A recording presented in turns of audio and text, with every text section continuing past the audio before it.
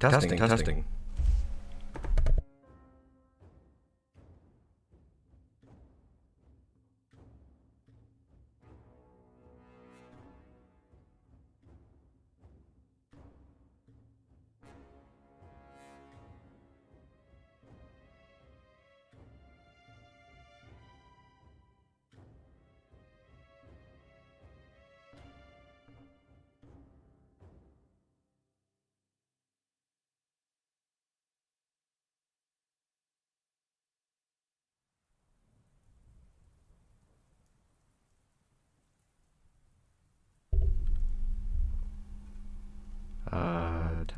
Test. Uno momento, my bearded bastards. Okay, that may have done it. Let me just wait 1 second here.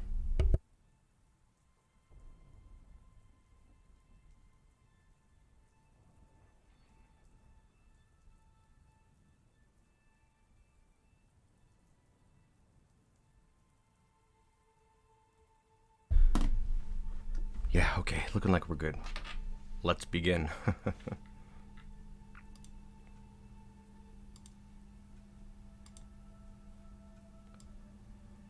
In the early spring of 250, a dwarven fortress was founded on the coast of Slaughter, at the eastern edge of the Cyclopean universes. They were of the Sword of Gliding, a people in decline. Until now.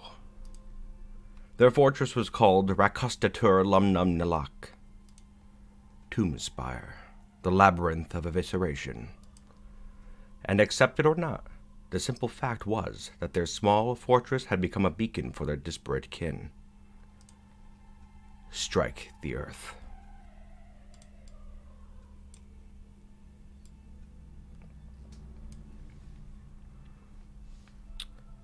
And yes, as you may well remember, last we left off, we were being accosted by the undead.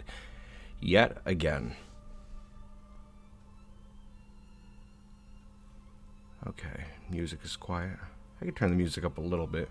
Kind of depends song to song, though. You know, you don't want the music blasting and overtaking. I'm not always listening to what music is playing, so I guess it's probably a habit I should make. But yes, getting attacked by those undead yet again. On that note, let's see what those bastards are up to, huh?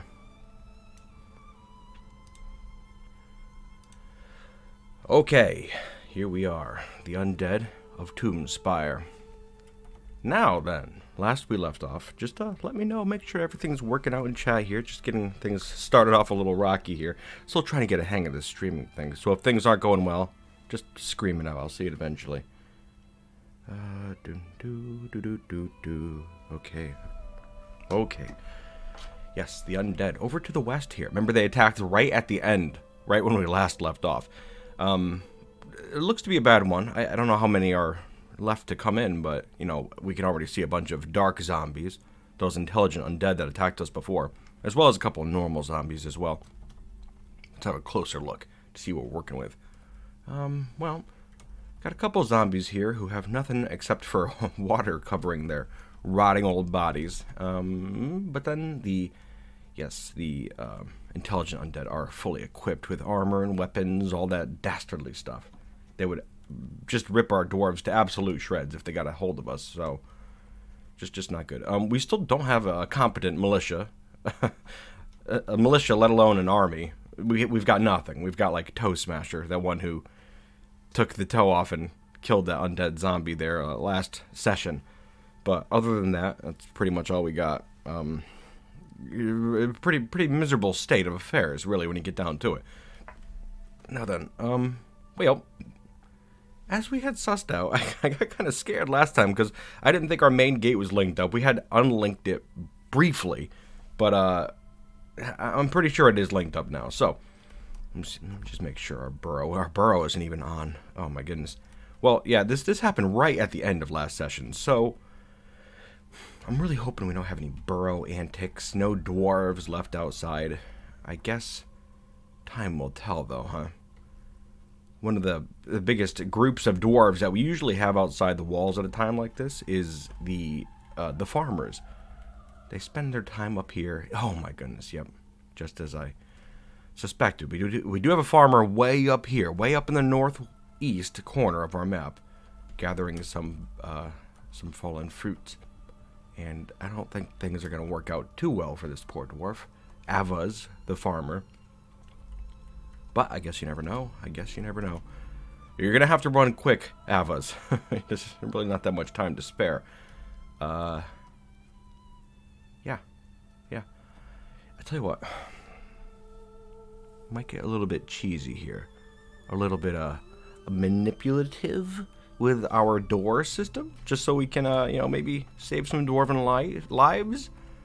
I'm going to lock all our doors right here. Right? You got 4 doors. I'm going to lock them all. So that the undead are going to be like, well, I can sense that those doors are locked. Maybe we'll just hang out in this corner for a second, okay? Maybe they'll go wandering off. I don't know. But, if they come rushing up towards our main gate, they're definitely going to get there before that farmer does. Let's see what happens. I'm going to unpause, and we'll just see what happens. Okay. There they go.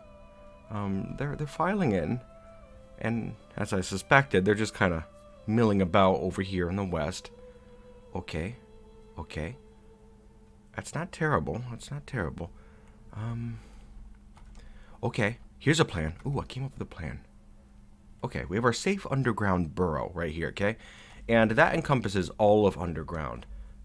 But if I make a little place right here, right in our trade depot, right? And I say, okay, everyone to the burrow, let's go. Which I've already got turned on. I'm thinking maybe that farmer will just run inside our gates and we can close them up, right? And after they're inside our little main gatehouse right here, then we can close up the gates, unlock the doors, like a little, an airlock, a zombie lock, we'll call it. How about that? $5 if the farmer makes it. Yeah, we're going to get that farmer. Don't you worry. Get in here, Avas. Just that one farmer outside right now, and okay, they're inside the zombie lock at our trade depot. And I think that's all we have outside our walls right now.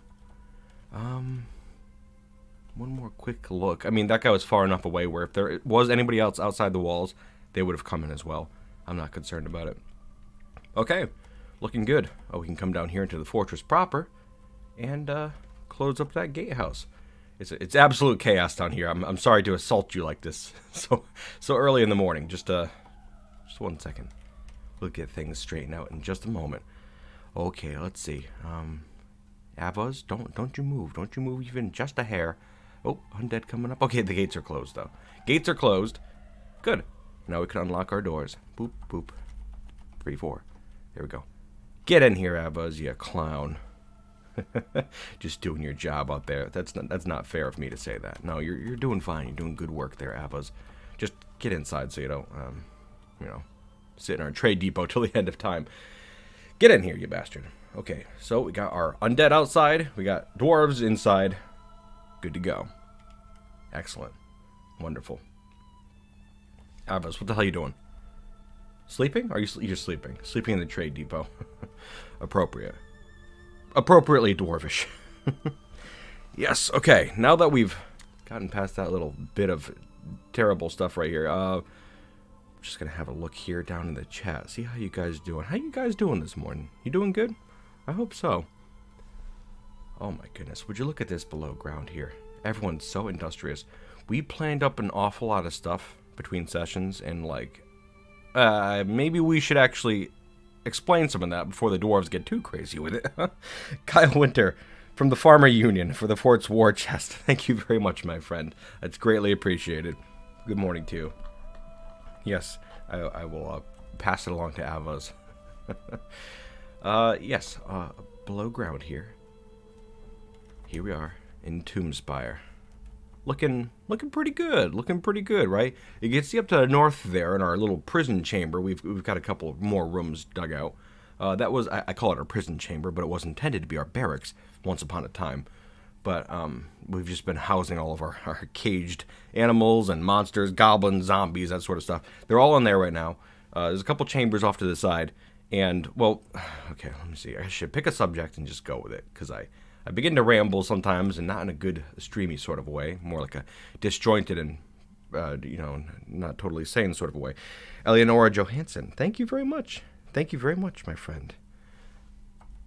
A real bearded bastard. Thank you. Up here, right? This was our barracks with all the undead crammed into it, right? And, well, I mean, I want a pretty big area to house our soldiers, right? I figured, like, my original idea was just to have all of our fighting dwarves crammed into one chamber. You know, they could all train together, but that really wasn't a big room. I didn't want to make one huge room, though. I figured I'd give every squad their own chamber to fight and train in, you know. So this prisoner chamber right here is going to be just a main hub for our barracks, or our barrae. And then off to the sides, those chambers to be dug out, those are going to be the actual barracks, okay?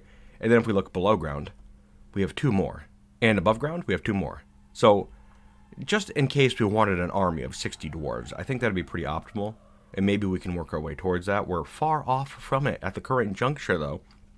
That being said, it is at the forefront of what we are planning to do right now. But yes, we got that all planned out. You can see we've already gotten this whole area smooth, our Coliseum area, and we can actually go in now and further nicen that up just a tad, just a little bit here. Put some more. You can see we've got fortifications now just around the entire thing. Let me see if we've got, because I'm going beneath it too, and we're digging out a little channel so we can get like into the arena from like a little side passage, but we don't currently have that done yet, so I'm not going to wall up the arena floor entirely quite yet, but we're going to get there. We're going to work our way towards that. Yes, just a moment. Gonna throw some walls up. I think this arena is going to work out very well. I did one like this long ago, and it worked out pretty well, and I'm kind of like, you know, doing the same idea, I guess, so I can't imagine it working anything other than perfectly, completely flawless. This is Dwarf Fortress, after all. What could possibly go wrong? I guess we will see soon enough. Let me check my jobs list to make sure there's nothing suspended that isn't supposed to be suspended. No, we're good. We're good. Looking good, my dwarves. Looking very good. Okay. Well, okay. Another thing we had done between sessions is, you can see our Stoneworkers Guild over here. We've got a lot of dwarves bringing stone over into the Stoneworkers Guild. I figured that'd be the appropriate place to start housing our stone. You know, we got a place for marble, a place for granite and gneiss, and also a place for diorite and other darker types of stone. So just so our stoneworkers have a nice selection of stones to work with, you know? I think that'd be good. If we have a look at our orders that we've got here, there's still quite a lot. Apparently we're still working our way through some cloth items, like, socks, dresses, trousers, gloves. Silk cloaks we haven't touched. I mean, that was 2 sessions ago I planned this, so I don't know what the holdup is. I might have to just go back and, like, reassign all these jobs or something. I'm not too sure what the deal is. But on top of that, we've also got some nice statues slated to be made, as well as some beds. We've got to do that. And then we have some iron gear that we'd start to make here. There's an awful lot of it too, an awful lot. Hundreds of pieces of armor and weapons, battle axes, war hammers. I'd like that all to be made. Yeah, there's a lot. There's an awful lot to do, dwarves. But we're gonna get to it. I figured I'd set up all that boring stuff in between, just so we could start pecking away at it. In addition to that, well, if we have a look here below ground, here's another chamber that's already surprisingly dug out pretty completely. Down here, under our meeting hall, we can go back up. Here's our meeting hall, and we got a couple of stairways. You can see, highlighted by this yellow cursor right here, they go down below ground right here to this level. And this level is intended to have completed meals stored and drinks as well. Completed meals and drinks. And then below that, we have raw foods. That's where all this is going to be put. Also, we got an area for a kitchen and a still, just so, we can actually start cooking our food. I'm pretty excited to have some cooked food here, not just plain old just raw plump helmets. We shouldn't be eating that. We need cooked meals, prepared meals. It's kind of foolish that we haven't had that yet, but we're dwarves, so it's completely in line with what we are. Yes. Oh, here's another thing to show off too. Here, one second. Had to clear my throat. Somewhat. Down here, this is right below the arena floor, right? Down here is where we're going to have our prisoner storage. Over on the right side of these stairs, I'm going to highlight it with the yellow cursor right here. Over here, this is where we're going to keep, like, it's going to be like general prison area. Might keep animals in here, might keep goblins, undead, that sort of stuff. And then over on the left, these little chambers, these are going to be like citizen prisons, you know? We're never going to need this many cells, right? But I figured we could just have them because sometimes, you know, you assign a sheriff or a security officer and they're just like, we need chains, we need places to store prisoners, even though it's completely unnecessary. But I figured we'd just carve out a couple of chambers here just to be ready for that whole inevitability, which is coming. Now then, let me see, what else do I still have to go over? Make sure those zombies aren't crawling over our walls like they did last time. It seems like they're relatively content out here, though. So, that's good. Might have a couple of them caught in cages, too. So, that is good. Let's have a gander. Got a human cage here. That's a corpse. A corpseified human. Over here as well. You have another human. A dwarf cage. Yeah, they're getting caught in cage traps. And there really isn't a lot of them, either. If they keep milling around out here, we're eventually going to catch them all in cage traps. I'm not too worried about it. But yes, as far as other projects go, well, okay. Maybe we should have a quick look at our agenda. What do you say? Here, just one moment. Let me pull that up, because I've gussied it up quite a bit. Actually, you know what? Before that even, I think we should have a little look, because I've prepared some other info screens as well. And we have our synopsis, okay? We'll go over that real quick. That's probably something we should have done first and foremost. Okay, just 1 second there, dwarves. 1 second. We shall return. Whoop. Here's a rough Tomb Spire synopsis. Well, we are ape-loving dwarves, ape and monkey, primates. We're very primate-centric. We settled in a new location here on the eastern coast, the coast of Slaughter, far from home, in an effort to start a new center for our civilization, which is the Sword of Gliding. That's the name of our civilization. It's pretty much a dead civilization, but we're trying our best here. Figured we'd just get a fresh start over here in this this deadly evil forest for some reason. Adventure. Now, we've constantly been accosted by undead hordes from a nearby necromancer tower, and goblins have started attacking recently as well. But we also have the humans. They're our allies, and the elves were a little picky at first. We had a little bit of trouble with them. I mean, they're elves. Bound to happen. But now they seem to like us quite a lot, and it seems we underestimated them too, because like they don't have a powerful civilization. The elves are kind of frail themselves. They have like one little settlement, and I think they're in trouble. So it's probably smart of them to not be so harsh on us. But yes, so it's kind of like I think this world is just very aggressive as it stands, you know. So it's probably pretty good of everyone to start working together somewhat. And I'm hoping to see some more of that. Actually, if we have a look here real quick at the map, okay? Over here, you can see the little flashing icon. That is the our fortress over on the eastern coast, and we have a necromancer tower right next to us, which we are reportedly at peace with, which I'm not sure if I believe that. These undead are coming from somewhere, and I don't know where else they could possibly be coming from. I've had a brief look, but I don't see any other towers we are currently at war with. Let's have a quick look. Yeah, no contact, no contact, no contact, no contact, no contact. How about this one? Oh no, that's like, I think this is where we hailed from. Over here in the abated land, in the adorable prairies, more than a day's travel away. The Dwarven Tower of Prince Sling. I think this is our capital right now. This abandoned necromancer colony, I guess.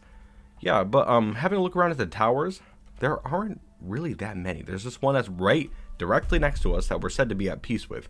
I think the undead are coming from here. I don't know why it says we're at peace with them. I'm not too sure.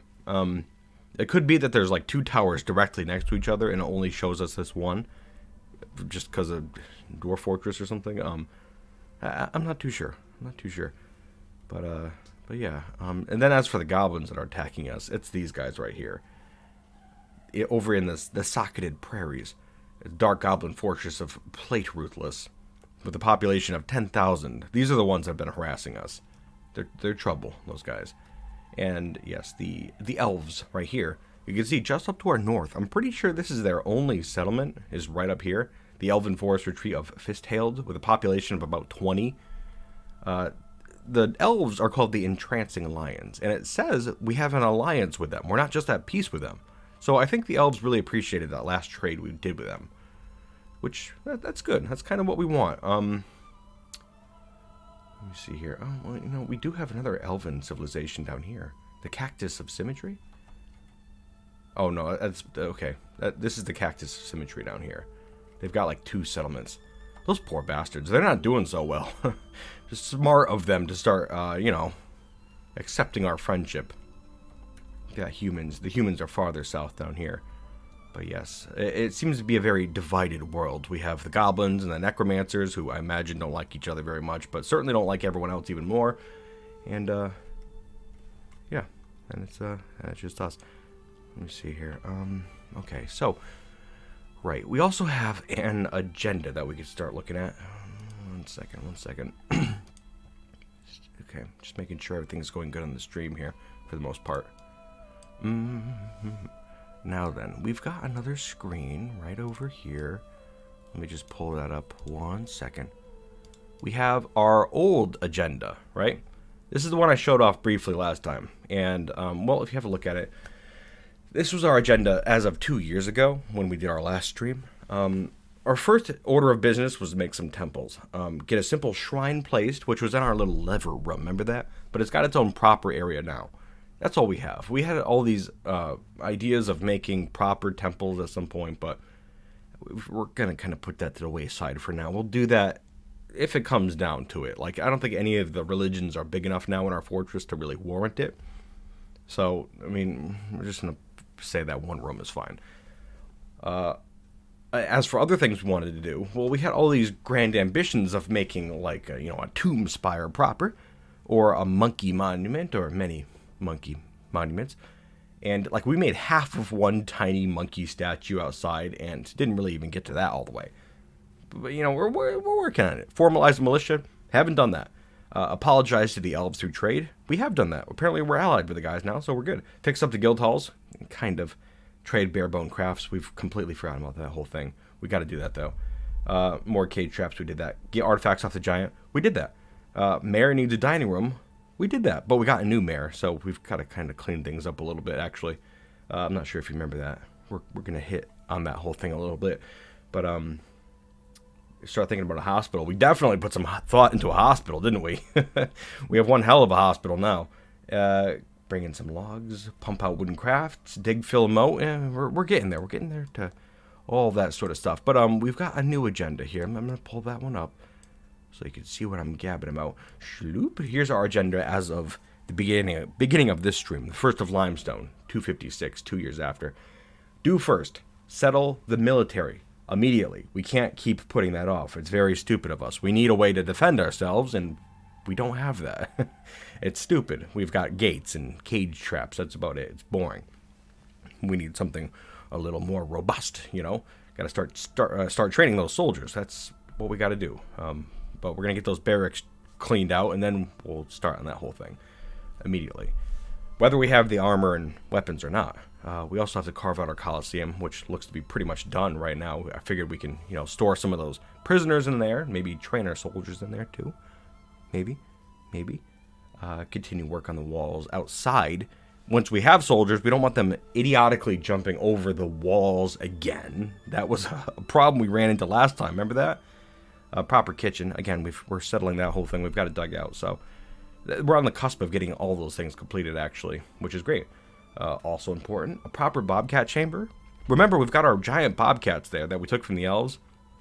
We've got them all crammed in our museum right now, which is great for museum defense, but not maybe so great for the bobcats. We want a place with scratching posts, wooden scratching posts, and wooden climbing surfaces. Want to kind of emulate their natural habitat a bit, you know, make them happy, right? I mean, they're going to be our war animals, so might as well. We got to dig out some more metal. And maybe on a fort parallel level. Instead of up on the surface, right now we've got that hematite mine up along the coast, and that's kind of far away. Dangerous for when zombies come in, you know? We don't really want to do that all so much. Let me see here. I'm going to, just so we're not looking at this boring screen, maybe I can make it so we can, like, shrink it a little bit and continue watching Dwarf Fortress. What do you say? I'm not sure if that would work so well, but we can have a stab at it. Yes. Okay.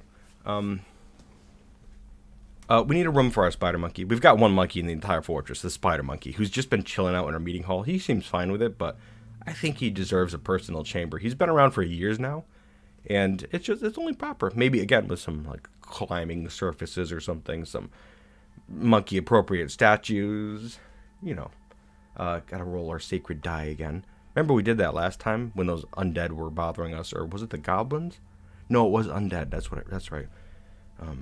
We got attacked by undead, and they were outside for a long time.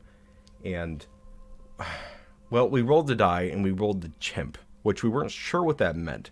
Usually the chimp's pretty aggressive, hostile. But it turned out to be great luck, because as soon as we rolled the chimp, the undead left.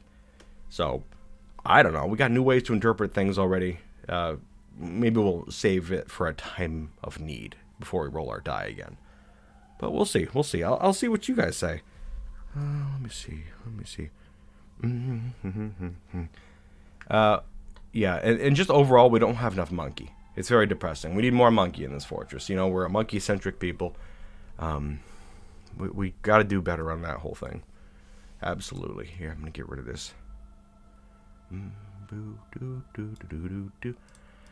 But yes, I'm not sure what that means exactly. More monkey. More statues, more carvings, more something. More murals on the floor. We need something. Because we really just don't have all that much. Now then, let's see here. I don't know why we're not building this one section of wall. It's a little bothersome. Get to it, my dwarves. Get to it. Boop. Some granite, please. Would be nice. Oh, and it looks like I made a couple of these sections of wall out of granite, too. That was unintentional. What's the holdup, dwarves, huh? Let's start getting to these walls. Granite walls, please. Thank you very much. Over here, I'm going to get rid of that one just so we can actually access it. And it's a big pain in the butt sometimes. How have I gone about making these walls? Very clumsy. Very, very clumsy. But yes. Okay. Okay. Having a gander. What are we all doing right now? Ooh, I was wondering why we weren't digging out some areas. And that is exactly why right there. We don't have them designated yet as a safe place to go. So I'm gonna do that. Right up here. Let's get these barracks dug out, dwarves. ASAP. Again, that's at the top of our agenda. It'd be nice if we could do that. And thank you very much. And I guess the same goes for over here. Yes. Okay, that's why we're not doing any of this. Dumb dwarves. There we have it. Okay, now we should start doing some of these tasks. Oh, we don't have our damn, our shrine isn't set as in the burrow either. I guess we haven't updated our burrow in a bit.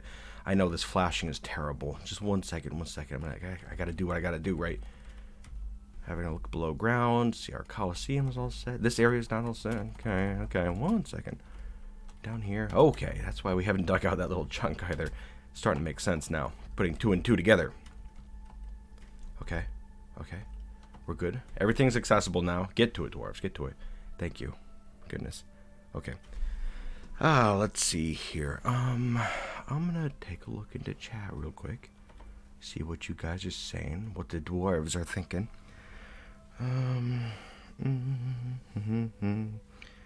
Let's see here. Okay, we got people talking about the price of the Steam release, $30. Yeah, it's a little higher than we originally thought. They had said it was going to be $20, or about $20, but they didn't say it is going to be $20 100%. They said it's going to be around $20. It's a $10 difference. I know it's a $30 game overall. It's going to cause them to get a little bit more scrutiny after it comes out, but you got to also remember too, they're going to have a completely free version of the game, classic version, available day one. I assume if that starts to change, then we might have problems. But yeah, you gotta remember that too. Like, how often does a $30 game come out, but there's a completely free version that looks a little different, you know? Like, take that under advisement, I guess. It's fine. It's fine. $30 isn't that bad. It's okay. It's fine. Especially when there's a free version. Keep it in mind. Let's see here. Just gotta get our walls all set. Just getting a couple little boring things done here just while I concentrate for a second. Okay. Granite walls. Let's get to it. Boop, boop. Having a look around our perimeter here. Yeah, I don't know why I planned it up like this. I've done some dumbs in the process of constructing this Colosseum, but we're getting it all sorted out. Won't be bad. Not gonna take too long either. Granite. Granite. More granite. Get it all in place, my dwarves. Thank you very much. Okay, down here we have the floor of our Colosseum. What are you doing down here? Why are you just chilling? Just one dwarf just chilling down in the bottom of our Colosseum, which we're going to get smooth. We're going to do that next. Thank you. Over here as well, we got to do all of this. Maybe we could carve out this one little passageway right here. Let's get to that, dwarves. I don't know what's taking so long there. Please, thank you. Goodness, gonna leave one little plug of stone in this hallway here. We got better things to do, dwarves. Oh, well, over here, we just had a dwarf get a strange mood, and like, as you may have saw, their profession is the gibbon guard. That's another thing I haven't touched on. So before we get into that too much, I got the game paused. I'm going to go into our professions. This is another thing I should have shown off earlier. 1 second. We've had to redo some of our professions. Where is it? Info screens. There we go. Jobs and stuff. That's how I've labeled them. Shloop. Here is our population and labor schedule as of 1st of limestone, 256. Total population, 143. That's really kind of crazy, isn't it now? 143. 4 miners who are in charge of mining only. 12 stoneworkers who are masons and gravers. 4 woodworkers. 10 smiths. 4 clothiers. 4 leatherworkers. 6 craft dwarves. 4 planters. 4 farmers. 2 cooks. 4 engineers. 3 medical dwarves. 4 jewelers. 1 animal trainer. 1 bookkeeper. 1 broker. 1 mayor. 20 peasants. Okay. This is a little bit different. Then we have 40 soldiers. So, I mean, really, when you get down to it, that's like 60 dwarves who would have nothing to do right now except for hauling duties. That's why I want to get our barracks all set up. Yes, 40 soldiers. That's to start, too. I want to get them trained up. They should be training right now. We need to get that done. And then for others, we have 14 dwarves. That's 11 children and 3 were-chameleons who are still locked up behind some walls that we built a while ago. A little dangerous. We still don't know what to do with them. They're starting to work with frayed minds a bit. I can't blame them. I feel bad for those guys, but our options are limited right now. Can't just release them back out into the wild, you know? That could be dangerous down the line, and for the rest of the world, for that matter.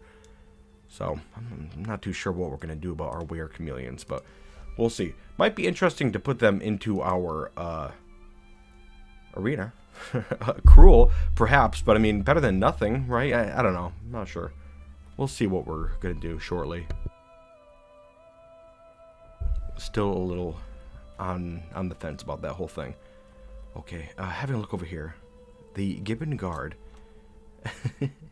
has claimed this workshop over here, a metalsmith's workshop. They grabbed some iron. They're off again. This might be a good one. This might be a good one. Let me see here. Where are you, my strange mood friend? I want to see what their top skill is.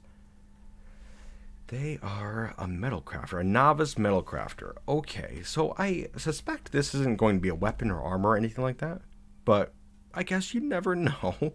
It's not going to be. It's going to probably be a ring or, an amulet or something like that, but again, well, I guess time will tell. Let me see here. I'm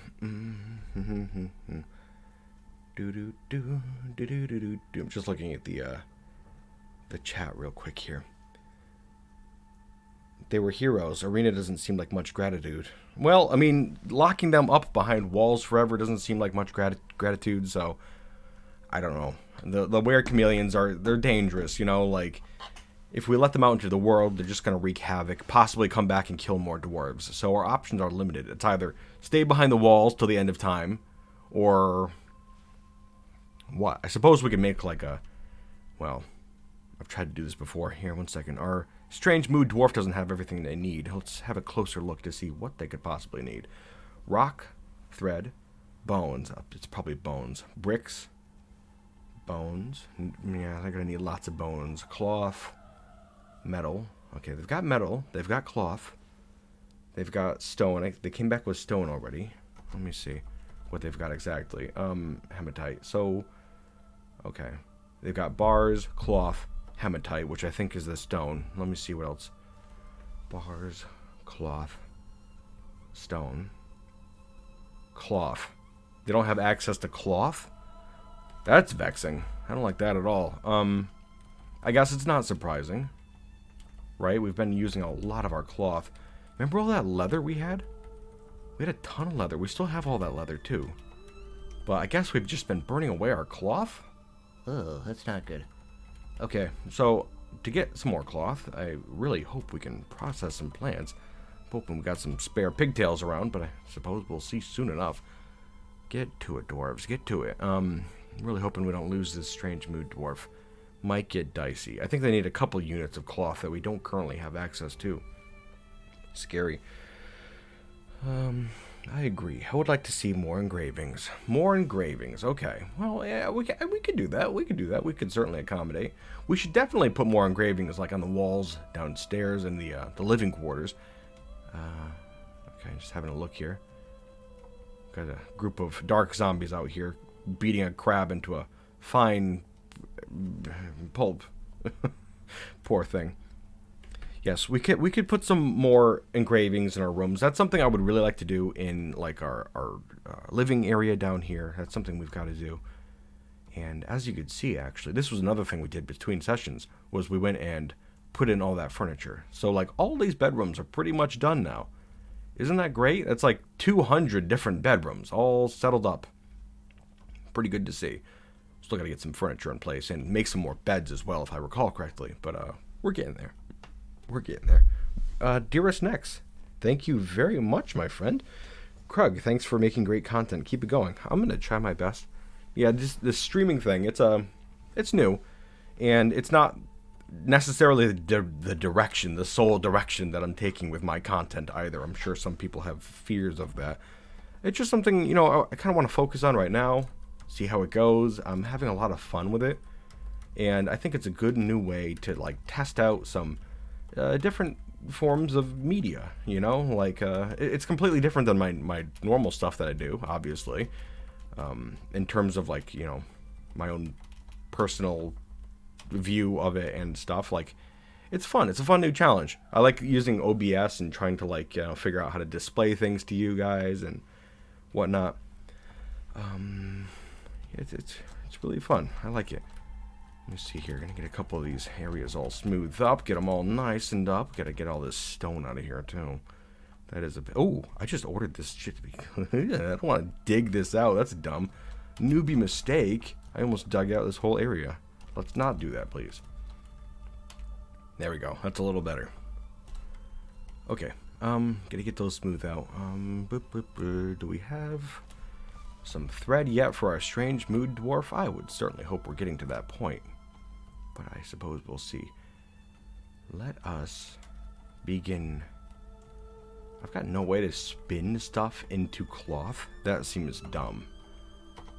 I'm telling you guys, like, you know, I'm sure some people look at this and are like, oh my god, I can't believe he's managing all these dwarves. And I'm like, I don't know how. It's like an actual ape learned how to play Dwarf Fortress. Like, I don't know what I'm doing half the time. There's really obvious things that I miss out on constantly.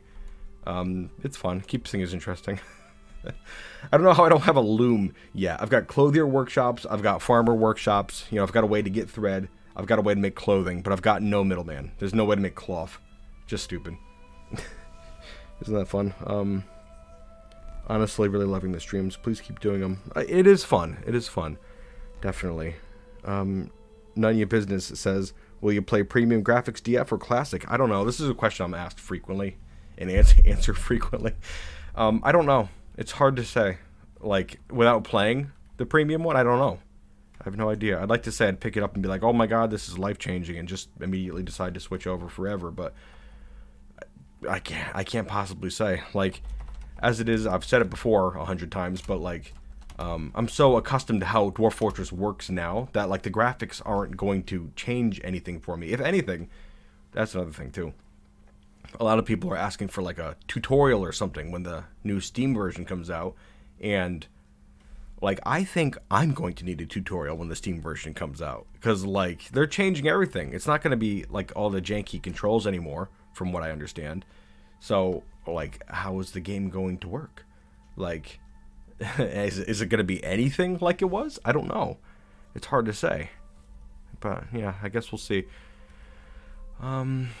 Now then, still gotta get some furniture in place over here. That siege up top really screws things up. I think a lot of our dwarves are being lazy. Look at these stoneworkers. These stoneworkers have such a strong guild over here, but they just hang out in their guild hall all day doing, their little teaching classes and whatnot. I don't know what the hell's going on. Like, they're just socializing. Got this guy meditating on mountains, watching masonry demonstrations. You all know what you're doing. You don't gotta watch demonstrations. They're just jerking around over here.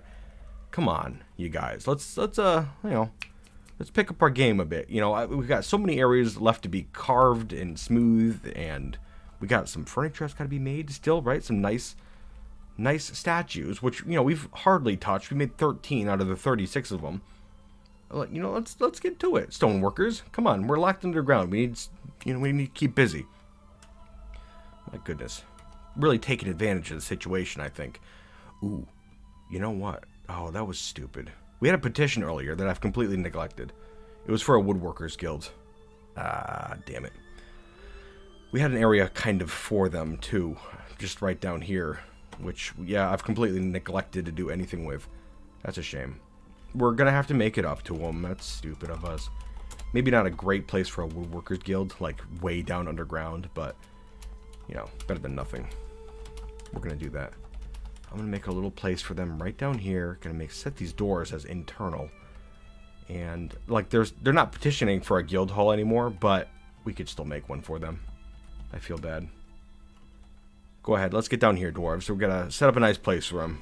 Nice woodworkers guild hall. Maybe get some wood stored in here too. I mean, it's a good place to put it, right? Just off to the side. Let's have a look here.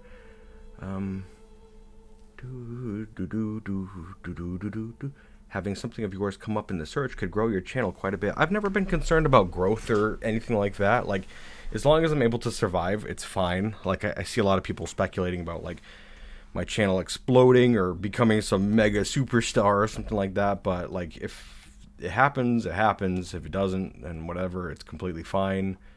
Either way, I don't know, it's not really anything I look to, like, try to what's the word, like, take advantage of, like, I'm not trying to, like, I don't know, capitalize on the situation or anything like that either. I'm just like, just doing what I'm doing pretty much, which I'm sure. What is this music? One second. This music doesn't seem like anything that should be playing right now. One second. Let me get us started back up at the top here of this playlist. There we go. Okay. But yeah, I'm just gonna keep doing what I'm doing, pretty much. And, if it happens, it happens. If it doesn't, it's okay. It's totally fine either way. I'm just pretty much having fun, I don't really see a reason to make this into something that I dread doing, pretty much. Like, I've already taken that path somewhat, and it's really not that fun. So, yeah, just gonna do what I'm doing, and it's just gonna work out. Let's keep going on this Colosseum, dwarves. We need to see some people fighting. Now, let's see. Down here underground, I really want to get some of this stuff more settled. Down here at the bottom of our Colosseum, We got some little prisoner chambers slated to be dug out. Down below that, we have our prison chambers. It's all untouched, thanks to our lazy stoneworkers. Come on, you guys. You could do better than this. I really don't know what to do in this situation. Like, honestly, like, I can't just, like, force them to work. Like, they just don't want to, apparently. I don't know what to do about that, right? Look at them. Completely uninterested. Lazy bastards. Strange mood dwarf, almost forgot. We've got our looms. And I think we're weaving right now. Get to it. Weave that cloth if you can. Let's see what this guy needs. Still doesn't have the cloth that he needs. Let's get to weaving. Come on, dwarves. Come on, come on. Let's get to it. Get to it.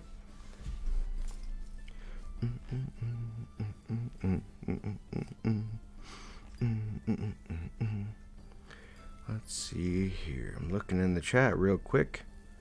Yeah, you guys are great. That's it. That's all. That's the only takeaway. You guys are great. Big fan. Thanks for being here today. Just hanging out and playing Dwarf Fortress. I think that's one of the things I like the most about this. I've said it before, but like, it just feels good to play Dwarf Fortress, kind of like, you know, like with someone that I get to show. I'll say a friend at the risk of sounding cheesy or something like that.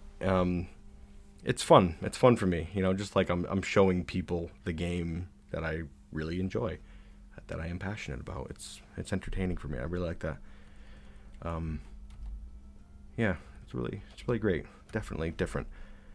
Now, okay. Hey, remember our well situation that we're draining water down into? Let's have a look at that. We haven't got an update in a little bit. We got 1, 2, almost 3 full levels of water in here. And then, well, we're gonna need more than that. 1, 2, 3, 4. After we get our 4th level filled up, then it will start going off into this little side tunnel down here, down to our hospital wells. It's been like 3 years. We still don't have water in our hospital. Remember, what prompted us to make this was that we didn't have water access for a couple of wounded dwarves that were cramming into a side hallway as a temporary hospital. So we're like, oh, we got to get water to them. So let's start a project that'll take 4 years to complete to get water to them. Stupid. Bunch of dumb dwarves. We're getting there, though. We're getting there. Just going to take some time. We have one stoneworker who's going and doing everything while everyone else is just lazing about. I don't know if I like that at all, my stoneworkers. Gotta pick up our game just a little bit, or else I don't know. Like, I made you guys this nice big guild hall over on the side. I was gonna make it even bigger, put some like tables and chairs in there, so you didn't just have to look at a field of stones all day. But is it worth it? Do you guys deserve it? I don't think so. I don't think so. Oh, that seems to have worked. We got a couple of them out detailing walls now. I'll have to remember to threaten the dwarves a little bit more. Might be appropriate. Still got our strange mood dwarf over here. Still, doesn't really have what they need, do they? Well, not too sure what to do about that. There's pigtail cloth on the ground right here. Several units of it. So, I don't know what this dwarf needs, actually. Cloth thread. Bones, yes. Blocks, bricks. Bones, yes. So, the last thing that they have, they have iron, they've got a unit of cloth thread, they've got stone, hematite, and then cloth thread again. So the next thing they need is cloth thread, right? Not thread necessarily, they need thread cloth, right? Which they've already got one unit of that, rope reed cloth. They need one more. And they won't use pigtail cloth for some reason. This is vexing. I don't like this at all. Gonna have a look at this dwarf here. I could swear at some point I had a dwarf that would, a strange mood dwarf that would only use items that they preferred, which, I'm not sure if I was like misinterpreting something. That could very well be the case. But let's see if this dog just likes rope reed cloth. This dog? Is that what I said? This dwarf likes rope reed cloth? I don't think so. Yeah, I'm not seeing that. I don't know why this dwarf isn't grabbing that cloth. Well, it could be that they prefer to use silk or wool. That could be a definite issue. I mean, that's going to be a problem if that's the case, because, like, you know, we don't have either of those. We don't got any way to trade currently. So maybe let's check our stocks. Maybe we've got some hidden away somewhere, and we can, like, access it real quick. Cloth. Okay, we've got hemp, rope reed, pigtail. No silk? Maybe that's a different category or something. No, it's just cloth. Well, not too sure what to do about that, frankly. Yeah, dog fortress, dog dwarf. Good morning, Krug Smash. How dare thee? I don't know how I dare. How fair thee is? I'll assume that's what you meant. I fare quite well, thank you. Thank you for asking. Doing pretty darn dandy, I'd say. Except for this one poor dwarf who's going to be dead soon. I'm really desperately looking around for any sort of situation that we could conceivably save this dwarf. Like, we don't have anything with wool.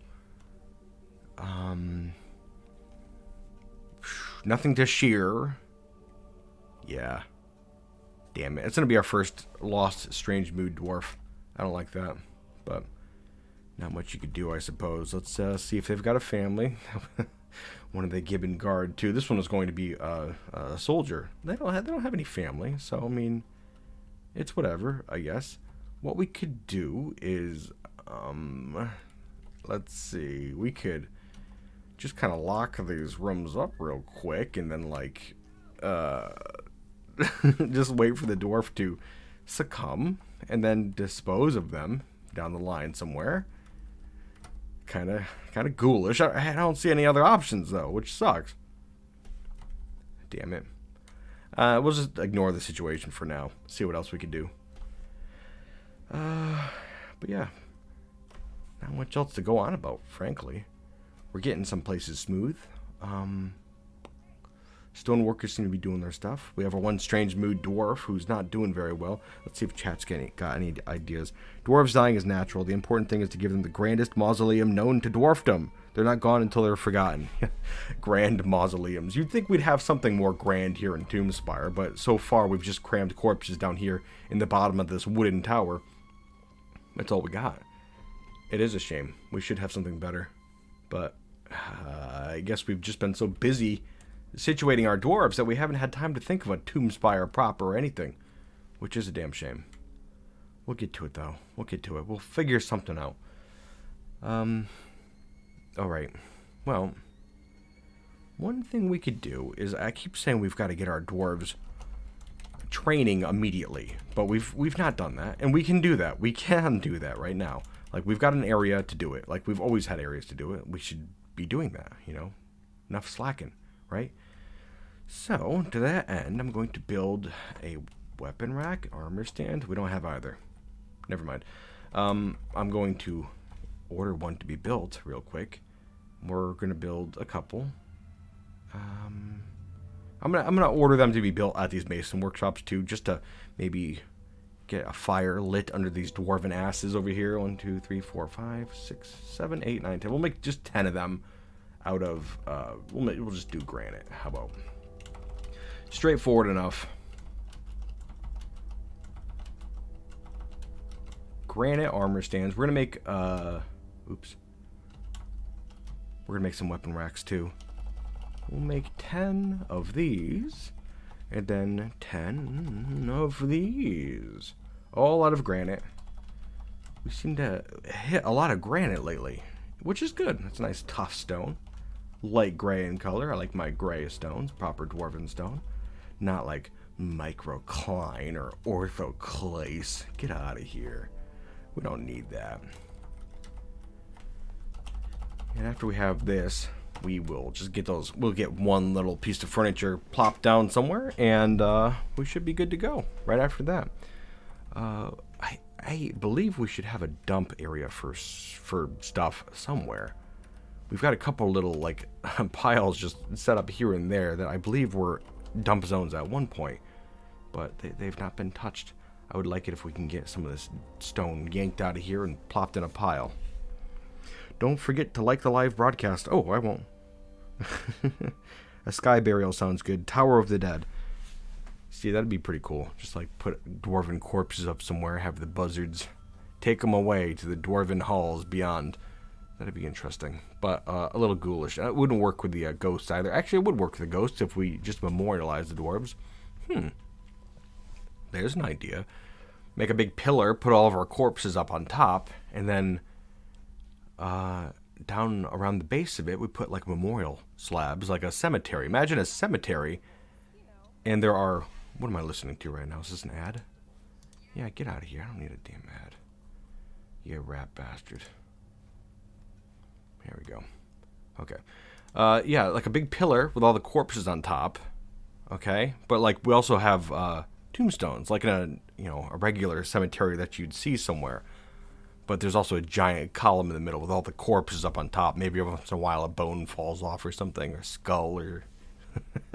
That'd be a bit grim, but it's interesting. I like that concept. I like that. I like that.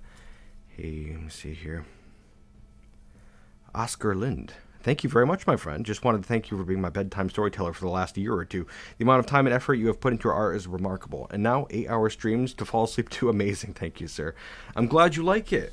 I'm glad you like it. I've been told a lot that my voice puts people to sleep, which at first I was like, boy, I don't know how to feel about that, but I've grown to love it. It's good. It's good. I'm glad to be able to provide that service. Unintentional ASMR, right? It's fine. It's good. I like it. Glad to help you fall asleep, my friend. Okay, let's get these walls done over here, finally. Enough messing around with that whole thing. Got a door made over here. Okay, looking good. Stoneworkers, you keep your stuff going. Over in these barracks, I believe we're starting to clean out some of that stone, but as always, we're being very sluggish about it. I don't know why the dwarves seem so sluggish today. Right now, we've got 22, 23 idlers. We got a bunch of stoneworkers who have no interest in doing anything. We've got all this stone here that's got to be thrown into a dump pile that I know I've got, and we do have some dwarves bringing stone there, but really not a whole heck of a lot. Let me see here.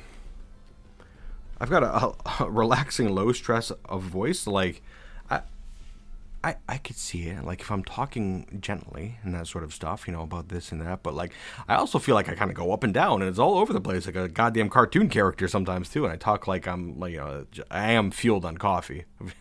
I drink too much coffee. And so maybe that's what's doing it. But, like, I don't know. Hey, to each their own. Maybe I just talk so fast that it's like white noise. Yeah, I don't know. I guess, hey, whatever works.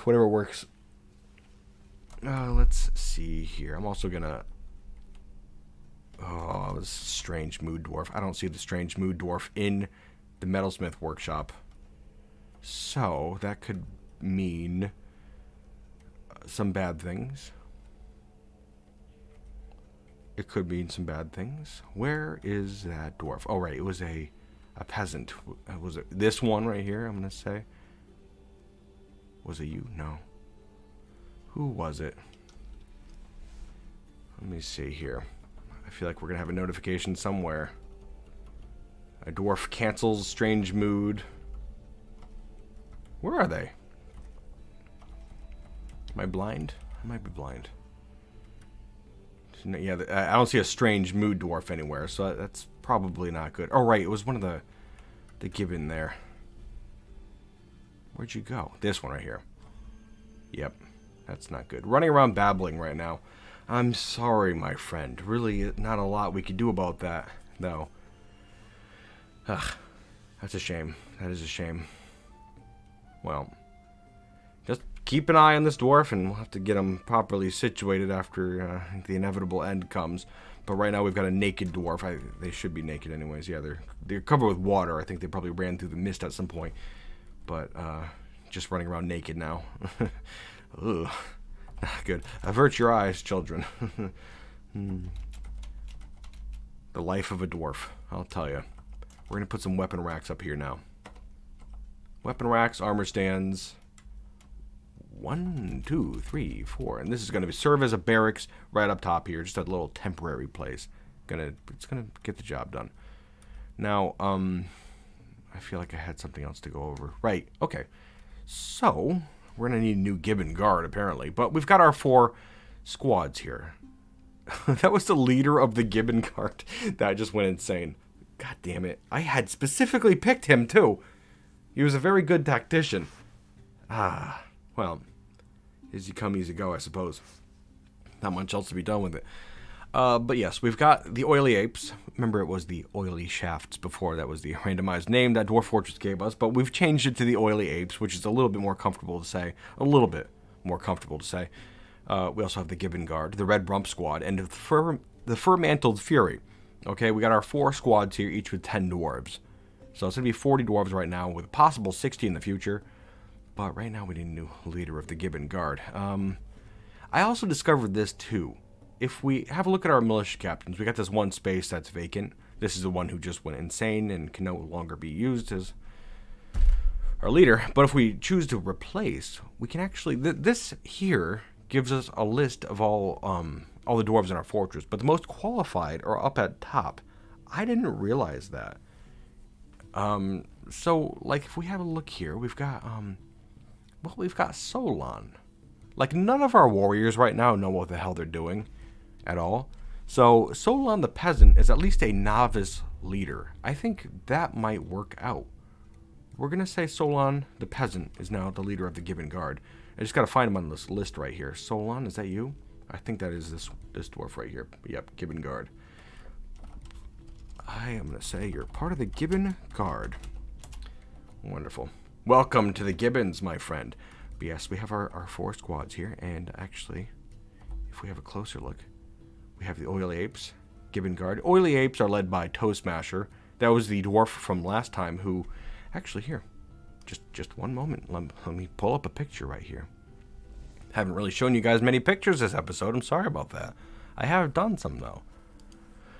Toe Smasher, where are you? Get up here. Let's show the dwarves what you look like. Here she is. Shloop. There she is.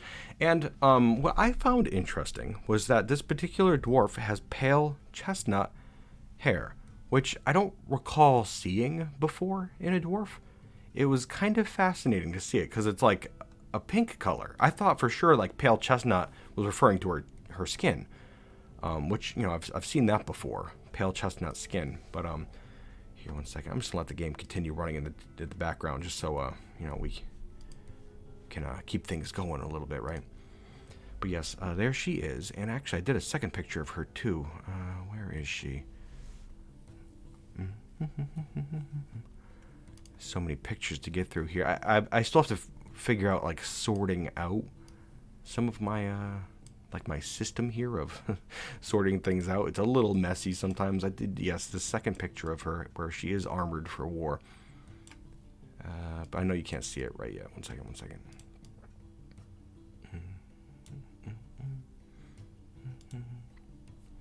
Here she is. There we go. And she has on that helmet that we had made, as well as that hammer. Remember, those are 2 artifacts that we made. And she is equipped with those right now, so she has those at least. As far as warriors go, she's probably our most well-equipped. I'm not sure how much of the other stuff we've made so far, but I don't think it's very much, if anything. But, yeah, we're getting there. We're getting there soon enough. That is Toe Smasher. Remember, she knocked the toe off that elf corpse last time. That's why she got that nickname. She was able to defend our fortress against that one zombie that crawled over our walls alongside the dog there. Actually, you know what? I'm going to take her and put her off to the side. One second there. There you go. Sit over there, Tomb Smasher. Boop. And we've got this other picture, which I will also put up. Not supposed to be that big. Right over here. And that's Tirist. Tirist the dog, who worked alongside Toe Smasher here, and they both defended our fortress. Tirist was shot in the leg, both rear legs, by this elf zombie corpse that was attacking us. And so that would account for the bandages that you see there. Now, here, I'm going to do this real quick. I'm going to, Toe Smasher, you get back to work. Go back to the barracks real quick. Thank you. And you, Tirist, I'm going to have you just come right up here in the middle. There you go. Now, let me try to find Tirist real quick. Tyrus should be on this list right here. Here we are. Tyrus Mengasad, the dog. And, well, if we have a look at Tyrus right here, I tried to draw Tyrus according to the description. Dogs in Dwarf Fortress seem to be pretty disjointed when it comes to the colors. But, well, as we can see, a medium-sized, highly social mammalian carnivore. It has a keen sense of smell and can be trained to obey commands. Cool. He is skinny and weak. His hair is light brown, which you can see that's an orangey color. His ears are light brown. We can see his ears are light brown. His tail is russet. That's that brown color. His head is flax. His front paws are pumpkin. There's a slight variation in the front paws. And his rear paws are chestnut. That's that weird reddish color you see back there. I don't know what kind of breed this is. And they all do look a bit different when you get into it. His eyes are azure, and you can see he's got a couple scars too, but those are bandaged up right now. He's doing fine. Doing fine. A great dog. I hope he lives a long and successful life here in Tomb Spire, though I guess we're just kind of going day by day here, aren't we? But, yes. Tyrus, good pup. Get back to it. And we're gonna go let you sit like a good pup. One second. Get back there, Tyrus. There you go. Here's a good boy. There you go. That's enough playing around. Got to get back to work here in Tomb Spire. Okay, everything is trucking along currently. Got some more things to show off too. Really, I guess this is an excellent time to show off some stuff. I got a little off subject right there. I was trying to focus on our military. Now we've got our 4 squads, okay? And I'd like to show those off right now. I've made some emblems for these different squads. Just going to take me a second to navigate to them. I'm going to get better at this whole process, I think. It's just going to take a little bit of time, as you can imagine. Well, first off, we have the oiled apes, is what we called them. Formerly the oiled shafts. And this is their emblem. You know, just a kind of a generic... You know, they work with the speed of a true ape. They're oiled, which means it's hard to catch them. They're slippery. There's some slippery apes, these dwarves. And these ones are going to be armed with hammers. That's the, you know, we made an art. We got that silver artifact hammer there from the giant that came. More on that in a bit, too. And, well, I figured, you know, we can equip the rest of the dwarves in the squad. If Toastmaster is going to be equipped with a warhammer, might as well make the rest equipped with a warhammer. This emblem here, we've equipped each of the dwarves with a badge, similar like this, made out of iron with a little praise eye like this one. We have access to praise in the fortress, so figured that'd be appropriate. That's not something we actually did. I just figured, you know, we have iron, we have praise. You know, for the sake of storytelling, we could make the emblem reflect that, right? I thought that'd be kind of cool. Now then, I'm going to shrink this down a little bit here. Put it up in the corner, perhaps. There we go. Excellent. And for our second one, put that up there now. We have the Gibbon Guard. One second. There we go. The Gibbon Guard, right? Again, iron. And for the stone there, you see in the eye and the belly, that's lapis lazuli, which I know I pronounce that incorrectly. All right, I heard somebody say lapis lazuli once, and for some reason, lapis lazuli sounds kind of like, I don't know, like one of those Americanizations of a word. For some reason, it just feels awkward to say lapis lazuli, you know, but like that's the way it is pronounced for the most part, not lapis lazuli. But I think I'm going to keep pronouncing it that way just to be pretentious and wrong, okay? So if you want to call me out on that, that's completely fine. But yes, the Gibbon Guard. They're tricky, these ones. The Gibbon Guard, they brachiate their way through the battlefield, swinging from enemy to enemy. And just, you know, they sow chaos in their wake. Get up there, Gibbon Guard. You guys are doing great. Let's see, number 3. We've got here here they are. The most fearsome squad. The Red Rump Squad. Signified by the mandrill and his glorious red rump. Got some red eyes there. That's red zircon. And again, iron with a metal there. I got a badge like this for everyone in that squad. Get over there, red rumps. They're doing pretty well. And then number 4, we have the fur-mantled fury. Signified by the ever-wise, ever-glorious orangutan. Look at that beautiful thing. Imagine one of these just like dangling off your breastplate. Pretty glorious, right? The orangutan. And for the gems in this one here, we have pyrite. figured that'd be, yeah, it's the closest to orange we had, so yeah, that's apt. Axe dwarves. We got the Gibbon Guard and the Fur-Mantled Fury are both axe dwarves, and the Red Rump Squad and Oiled Apes are both hammer dwarves. But yeah, it's gonna get us done pretty well right there. That's all 4 of our squads, and we're gonna hope to start to train them relatively soon. We have that barracks on its way to being carved out, and I think it's we probably got some furniture in place now. We could probably get started to training them. Let's have a look. Get out of here. There we go. Okay, so we got a barracks up here, up in the north. And for now, I think I'm just going to assign this one barracks to be used by all 4 squads, okay? And yes, Oily Apes, train. Gibbon Guard, train. Red Rump Squad, train. Fur-Mantled Fury, train. All ya training. Let's get to it. I'm also going to put them all on duty. Oh, here, I'm just having a look here. The DM, thank you very much, my friend. Hey, just want to say thank you for the years of great content, my man. Also ready for the drop of the new Dwarf Fortress game. Woo, I can't wait. Yes, it'll be fun, right? I'm pretty excited about that whole thing. It's gonna be great. I didn't realize how excited I was for it, frankly. Like, I've kind of sublimated it for so long. Is that a word? I think that's the right word.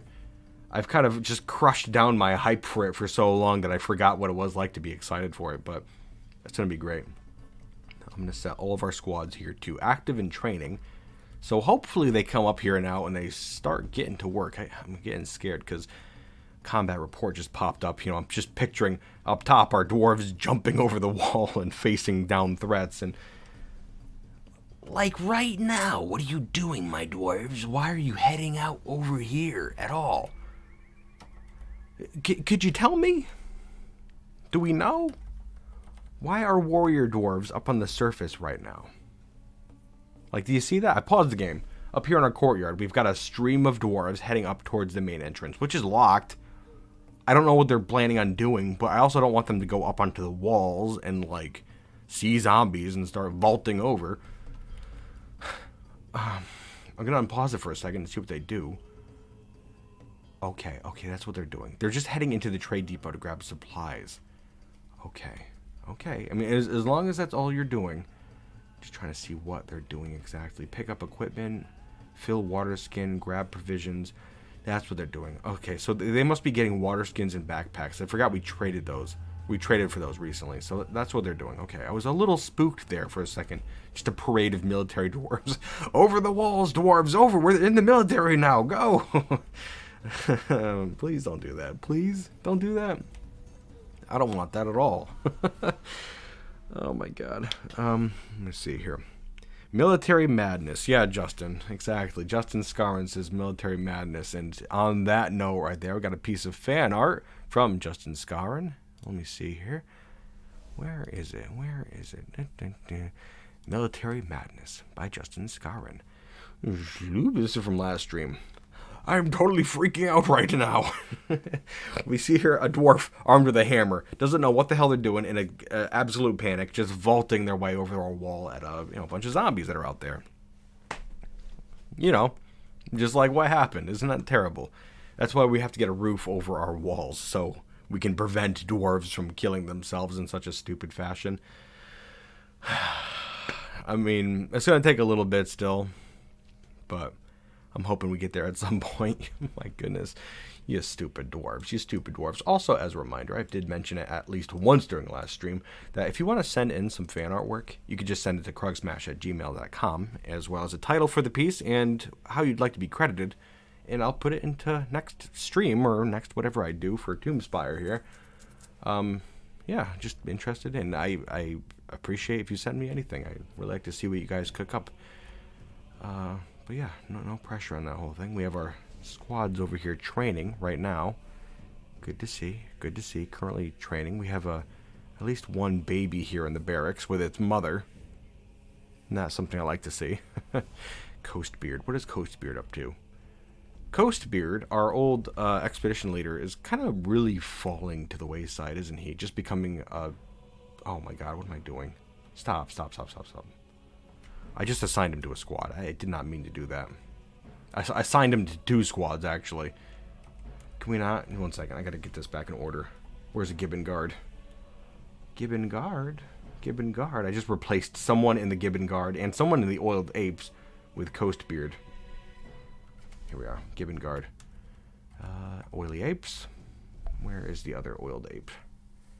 I think actually, okay, that wasn't, it's not one of the Oiled Apes, it's our oiled mare is what I called Iton, our oiled mare. I just to kind of signify that he's in the Oiled Apes and also our mare, he's called the Oiled Mare. What am I listening to? Is this another ad? Get out of here, I don't want your ads. Here we go. But yes. Things are going pretty okay. We have our squads. We got some military dwarves fighting right now, or training right now. So hopefully they know what they're doing, fairly short order. We got 2 spear dwarves, 4 marks dwarves, 1 wrestler, 1 mace dwarf, an axe dwarf, and 30 recruits. My goodness. I will guarantee that the axe dwarf also is not wielding an axe right now. They probably have a red rump. No, they've got a warhammer, if anything. Man, we've set up our army a little jankily here. What is this? What the hell am I looking at? Oh. Oops. I accidentally carved an image of Tyrest Lashbones on this wall over here, and I did not mean it. Tyrest Lashbones is that dog that helped out Toe Smasher against that zombie. I didn't mean to actually do that, but you know what? Why not? Sure. Right here in the mouth of our shrine entrance, we have an image of Tyrest just carved on the wall. Tyrest the dog. That's kind of cute, actually. I really like that. Oh, we had that dwarf die. The Gibbon Guard was just found dead. We gotta store that body away somewhere far away where nobody can see it right now. Right now it's just like I've got a dead corpse in the middle of our entire fortress that we don't want to be in the middle of our fortress at all. So I will. One second. Just really trying to think of things here. Okay. Well, actually, down here underground, I guess we can set this place as fine to go to. Our little crappy burial area. We got 1 coffin still open, so I guess that's gonna work. Yeah. All right. Yeah, we're gonna set this little tower tomb area. This is our Tomb Spire right now. Over here in the bottom right corner of our wall, we have this wooden tower built with a bunch of tombs in the bottom. I'm really hoping somebody gets that. Here we go. Yeah, somebody's grabbing the corpse and bringing it up right now. That's good. I was tipped off on it because I saw 1 angry dwarf just now. Oh, got a dwarf was just born in our barracks. Oh, that's cute. What a good dwarf. Anyways, what is this? Is this another dead dwarf? Kel, the leather worker, is holding Fath Aslan Uzal's corpse. Okay. One second. Okay. Fath? Why is there a corpse there? I'm going to take a look through this list right quick. Looking for bright pink text. One second. I don't see anything. Where did this corpse come from? That's a little suspect, isn't it? Why is a dwarf carrying a corpse out of our living quarters? Place item in tomb.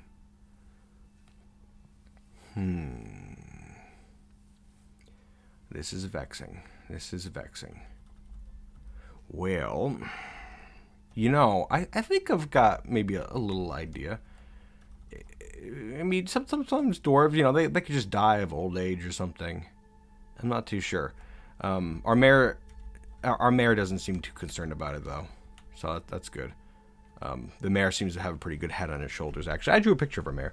Well, we have our picture of our old mayor. I'll put that one up here first. Oh, I've got that picture from Justin Scarwin still up on the screen here. I'll put that away for now. Thanks again, Justin. I appreciate that.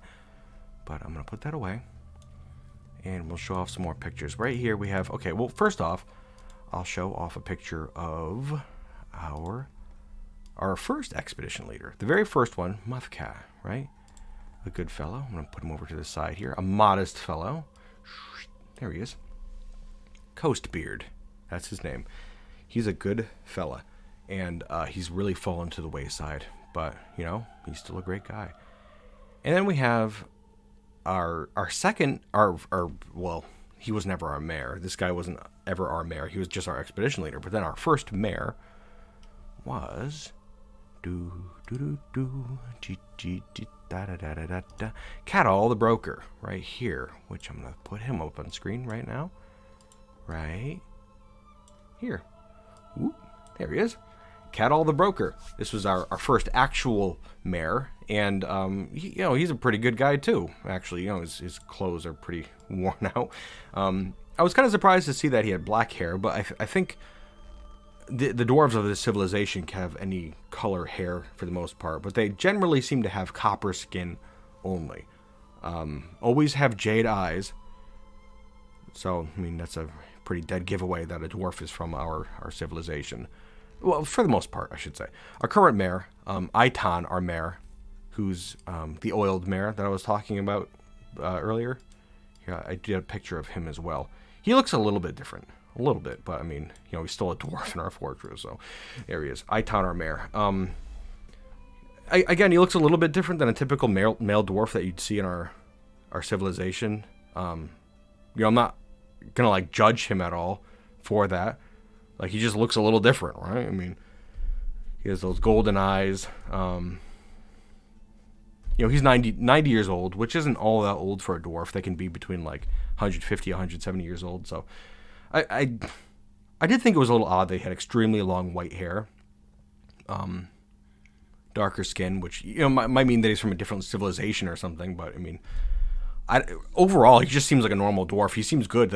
Everyone voted for him as soon as he arrived here in the fortress. So, like, he's got to be good, right? Like, really, there's no red flags or anything. He just seems like a great guy. Good dwarf. Likes catapult parts. Or, no, this was the guy that likes backpacks. He likes backpacks an awful lot. But, yeah. Seems like a good dwarf. I'd trust him. Definitely. I got one guy saying vampire? Who's saying vampire? Somebody's saying vampire stuff? No. What are you talking about, vampire? Get out of here. You're full of it. You don't know what you're talking about. You don't know what you're talking about. I don't know what you're talking about. I didn't get... Okay, joking aside. Have a look at this guy. I drew a picture of our old mayor because I was like, he deserves a picture, right? But then I was like, I should draw our current mayor as well. Then having a look at this guy, very suspicious. All these groups that he was a member of, okay, that's a little strange. Just the fact that he's a member of so many different groups. He's an ardent worshiper of Fergig, which that was when I first went to go draw him. That's what he was worshiping, Fergig, the god of dreams, nightmares, darkness, something along those lines. It says he's 90 years old. He has white hair, which is weird. He's got no beard. His eyes are where are they? His eyes are brass, which is different. Yeah, I don't trust this guy in the least, to be perfectly frank. But right now, we've got nothing really to do with him. Oh, that was another thing, too. Another thing that tipped me off to this bastard. Where is he?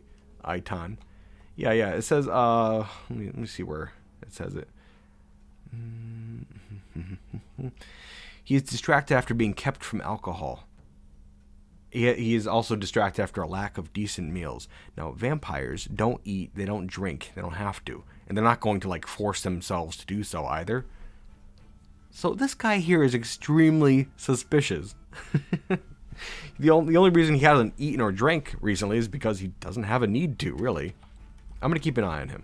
I don't trust him, not in the least. But we don't have a message that we had a dwarf found completely, exsanguinated, no blood left in him.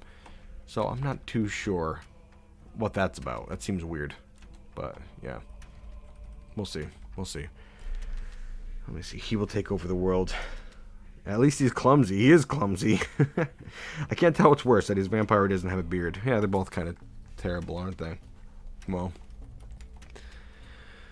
dwarves, I'll tell you. Fortress is steady. I guess, like, one of the things I'd really like to do is get all the weapons and armor and stuff made. I guess one of the first things we should have done is made, like, weapons, so we can get our military dwarves training with proper weapons, at least. We still don't have that, but we're pecking our way through. I'm kind of surprised at that, frankly. Now, let's have a look. Ooh, isn't that nice looking? It looks like the stoneworkers finally decided to do something. That's good. Let's continue. Let's get that ball continuing to roll. I'm going to smooth out down here. How about also get all these stones dumped away, all these gems dumped away, clean it all out. We don't need them there. We're going to get them nice and put away into a clean little area. PCW, going to get a little wall put over here real quick. Granite wall. Thank you. DZ, get this cleaned up. Now, what we're going to do with these little places on the side over here is I would like to make an area for some prisoners. How's that sound? Sound pretty good? I like it. I think it's gonna work. So, to that end, trying to figure out how to do this exactly. What's the safest way to do this? I'm gonna make the bridges go out, which, you know, could kill people that are out in the middle of the arena. But, it's a risk I'm willing to take. I don't want to, there's much less space for prisoners to be around in the inside. And I hate to crush prisoners if we're about to release them into our arena. You know, that might be a little depressing if we crush a giant or something on accident. So we're not going to do that. We're going to make some bridges. Granite bridges. Okay? Just like this. You're going to have them raise up into these little cubbies on the sides. Okay? Remember we made a lever room last time. That's going to, every lever in the room has a place that kind of it coincides with one of these chambers, if that makes any sense. You'll see what I'm talking about eventually. Don't worry about it. And now the idea is that we're going to have all these little chambers on the side that are filled with uncaged prisoners. And they're just going to be running around in these chambers completely free. And when we want to release them into the arena, we just have to pull an appropriate lever. And they are free to just run out and, you know, face whatever may be out there. Dwarven soldiers, most likely. Boy, it's not a lot of space in here for prisoners to move around, huh? Yeah, it's fine. That's fine. Here we go. This is an awful lot of prisons, too. Prisoner cells.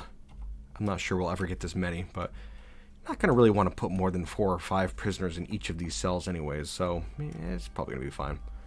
Just get one good, big goblin siege, and we'll have enough prisoners to keep us in arena entertainment for quite some time, I think. Man, oh man, is this, like, this arena is, like, totally off shape.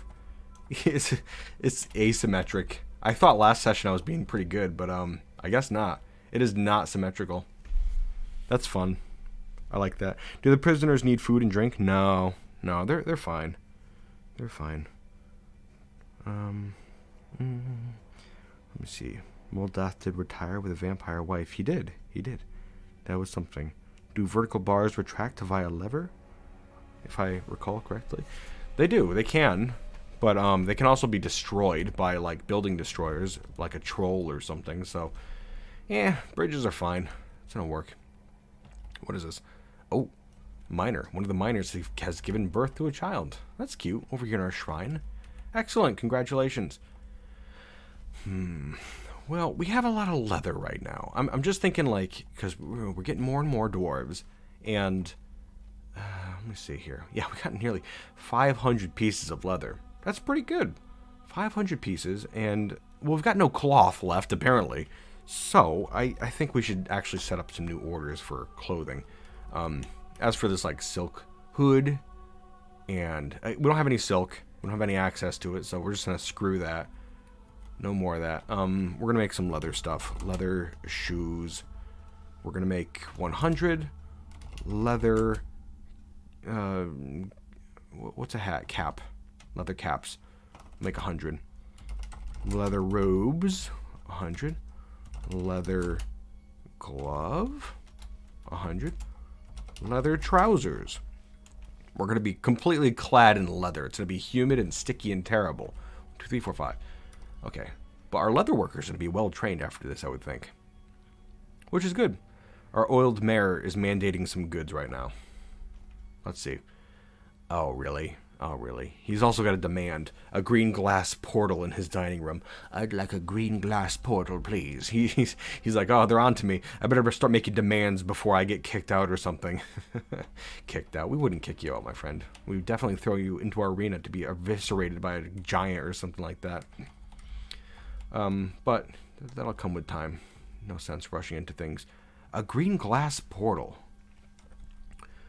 Well, we don't have a glass collection area, or a sand collection, but we do have sand up on the surface, so that's good.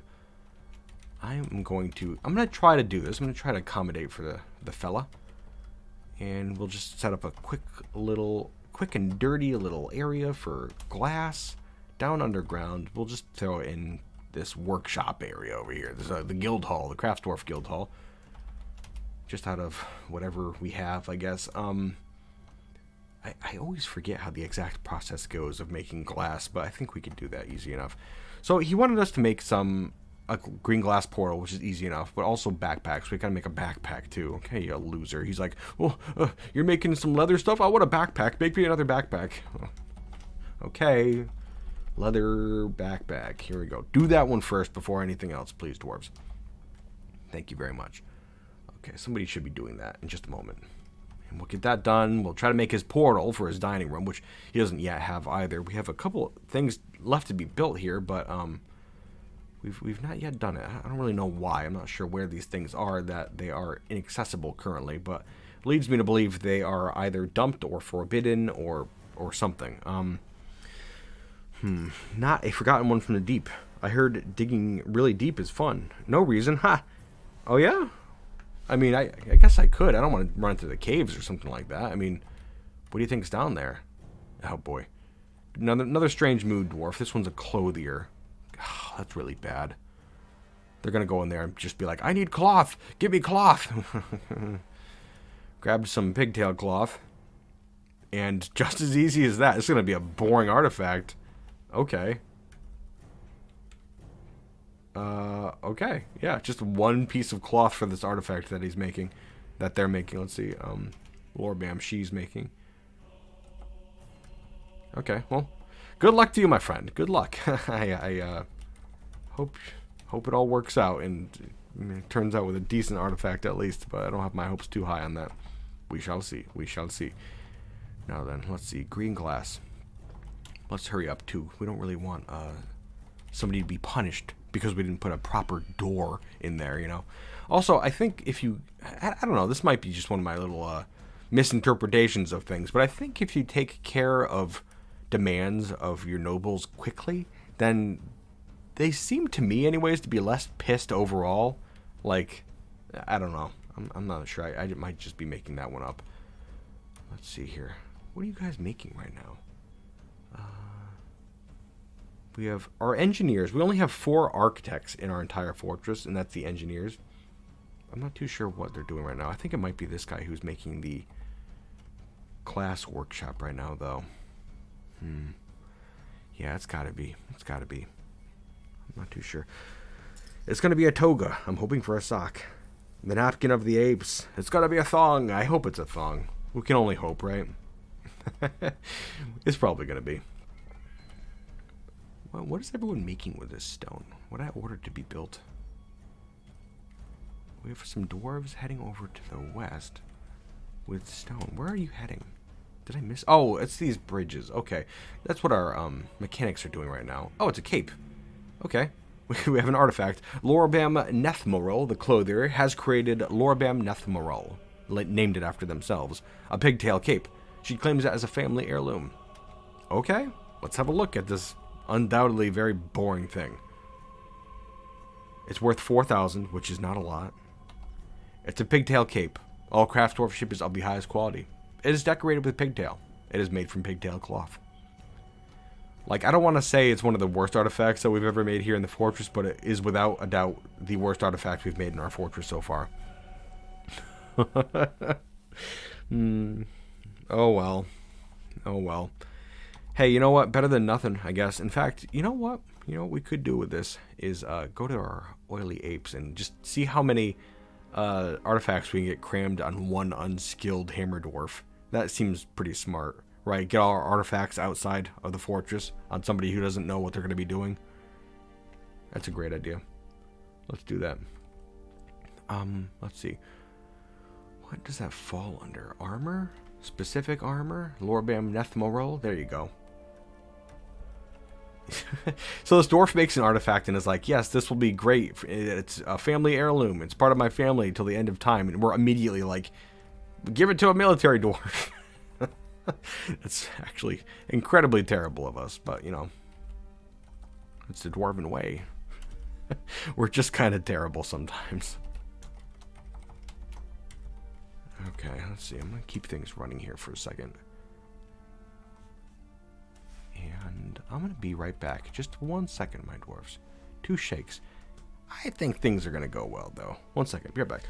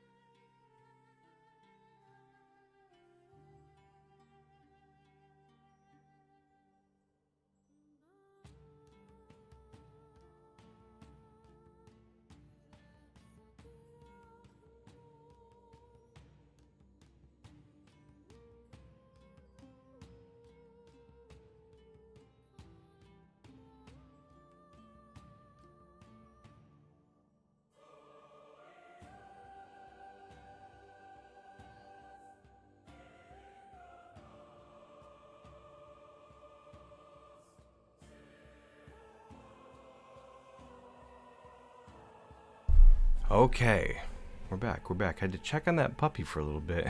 She's being good. She's being good. Good little pup. All right. Yeah, I'm starting to see more and more unhappy dwarves. And this seems to be how it kind of starts. Let's see what their problems are, though. We have Lightast over here, a peasant. Okay, I feel so good. Over the long term, she's been under a great deal of stress. Well, she's annoyed after having a drink without using a goblet, cup, or mug. I'm going to tell you what, that's actually a big problem that our fortress currently has, is the fact that we don't have any goblets or anything like that. It's a realization I'm making right now. We've never had any goblets or cups or mugs for dwarves to drink out of. So yeah, of course they're going to be upset. That's dumb of us. Okay, we're gonna get to that though. Just 1 second. Let's where we should. Okay, I'm gonna come over here. We have a craftsdwarf workshop, and we can make something out of. We'll just use some stone. How about some stone's pretty good. Marble. We got plenty of marble, and I think it's of higher quality than other types of stone, like slightly, anyways. Okay. You know, make some nice marble mugs, how about? And this, I forget how many are made each time you make one of these, every time the job is completed, I think you make like 3 of the mugs or something. Not 100% on that, but we'll see soon enough now, won't we? Marble and marble. Oh, we'll make one more too. The full 10. So I think this should end up being like at least 30 mugs after this is said and done. So that should be more than enough. I can't believe we haven't done that yet. It's completely skipped my mind the entire time. Not good. Ooh. Yeah, we'll have a look at that in a second. So that's one thing we could do. Another thing we could do is assign some of these bedrooms. I only just ordered some furniture to be put in place, but I don't think some of these bedrooms are actually designated as bedrooms yet, which is a problem. Okay, that's something we could do. Up here, the burrow that's up on the surface, we can order that to encompass some of these workshops as well, because I think a lot of our beds are up on the surface still. Let's have a look. Okay, we have a bunch of doors here. Where's our beds? We got doors, we got cages, we got cages. Got a lot of cages here. Beds. Here we go. Okay, these are our beds. I'm gonna make our burrow encompass this area. And now we should have a bunch of dwarves going up top to get some beds, I'm thinking. There they go. I'm heading out of the shrine, going up to the surface. Just, you know, don't fool around too much up there, my dwarves, okay? Please don't. I'd appreciate it. We don't need another incident. All it's going to take is one idiot dwarf to come up on the surface and be like, oh, zombie, time to panic, you know, and all the other zombies start getting riled up and vaulting over our walls. We don't need that. We don't need that at all. Let me see. What, you're telling me dwarves don't like to dunk their heads in the barrels and try to breathe booze? Surprisingly not. You know, you'd think it'd be straight up their alley with all the other stupid things they do, but no, I guess not. There they go. Okay, bringing beds down underground. I forgot. Hey, pause the game. We have a dead dwarf. Libash. Libash I could sharast. Let me see here. Now, this is a little bothersome. I'm not getting any sort of notification or anything that something is going on, though. Okay? Did you happen to see that right there? We got this dwarf. I'm not... What are you doing? You're picking up equipment right now. What do you mean picking up equipment? What equipment is there to be picked up? Oh, you're just like, you're going into this this bedroom and you're like, well, I need a new sock, so I'm just going to peel it off this corpse. What's wrong with you, you monster? I think that's exactly what they're doing. Yeah, they just grabbed a piece of clothing. This idiot. Let me see here. Minka. I put on an exceptional item. It pleases me. He feels pleasure after putting on an exceptional item. He doesn't feel anything after seeing Libash Rainwire's dead body. Just completely neutral about the thing. Well, I feel like there's a sock in here that I could put on my little tootsie and feel pretty good about. The earlier mood dwarf? No, we took care of that one. We've actually had 3 dwarves die, I believe. It says we're down to 142. I have lost track because we've had babies born too. I think we started this session here at 143, I believe, and now we're at 142. But I think this is the 3rd dwarf that died. So, yeah, we had 2 babies who were born so far. So that pans out. We're down 1 dwarf overall. And we're not getting a notification that we're finding corpses completely drained of blood. Which is very odd. Isn't that? Like, unless these notifications are popping up so very fast that, like, we just can't. Is 3rd of fell site? Okay, I think that might be what happening. Maybe we are getting a pop-up on that whole thing and just not seeing it for some reason. This just happened too, because we got all these dwarves in here streaming in just to grab the usable clothing off the corpse. Not doing anything with the corpse itself, though. Okay, you damn troublemaker. We have to do something. We can't just let this mare vampire reign over our fortress. This terror. This can't be allowed to happen. This is ridiculous. Rhina says, Krug! Hey, how's it going? Why are you yelling? Search the pop-ups. Like, well, I can. I got 79 pages here. And, well, like the earliest one is from the 23rd of Granite. Oh, yeah, okay, so let's have a look. I'm going to go through just real quick. Any discovery of a dead body should pop up in pink, okay? Got a miner has given birth to a boy. That happened a little bit ago. Okay. Got a masterwork item built. Most of this stuff here... Okay, this here is when our artifact was made. Okay, that last cape. So, I would assume... Oh, I got another ad playing here. Can we just not do the ads? Thank you. Okay. A discovery of a corpse like that should be between making that artifact and the current time. It should be around here somewhere. Got 10 pages left about. I don't see anything though. Doesn't that seem weird? There's no notification for that dead dwarf. That's very weird. Very, very weird. Yes, I'm greatly intrigued by this. I don't know if this Iton Mare is possibly a... I haven't seen this happen before in Dwarf Fortress, and this is like one of those little like speculation things that I could be completely wrong at, but like maybe that Vampire Mare is like a proper villain and is like recruiting these dwarves to like, you know, find the dead body and like not say anything about it or something like that. I don't know. I'm not too sure. I don't know why I'm not getting a notification on that, but it's very suspect, right? I don't know. We'll see. We'll see. I got some more plans here to set up.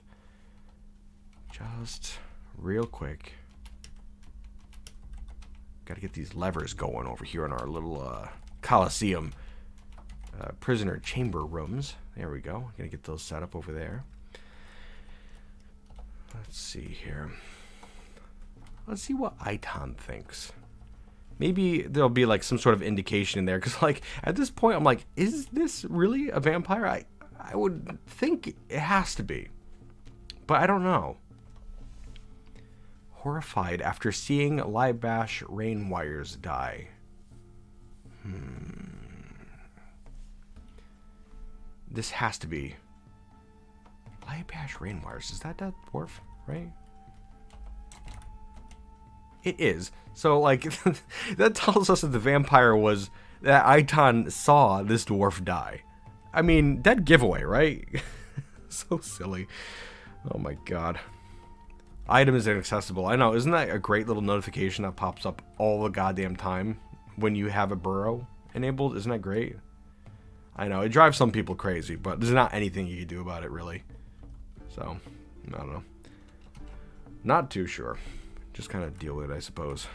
Looking down here underground. Okay, okay. Getting this area cleaned out. That's good. You know what we should do is make these areas some proper prisons. Maybe we can get that mayor down here underground and give him a real vampire test. You know? That might be a good idea. I'm surprised that we still haven't had a notification that we're out of either A, charcoal, or B, iron yet.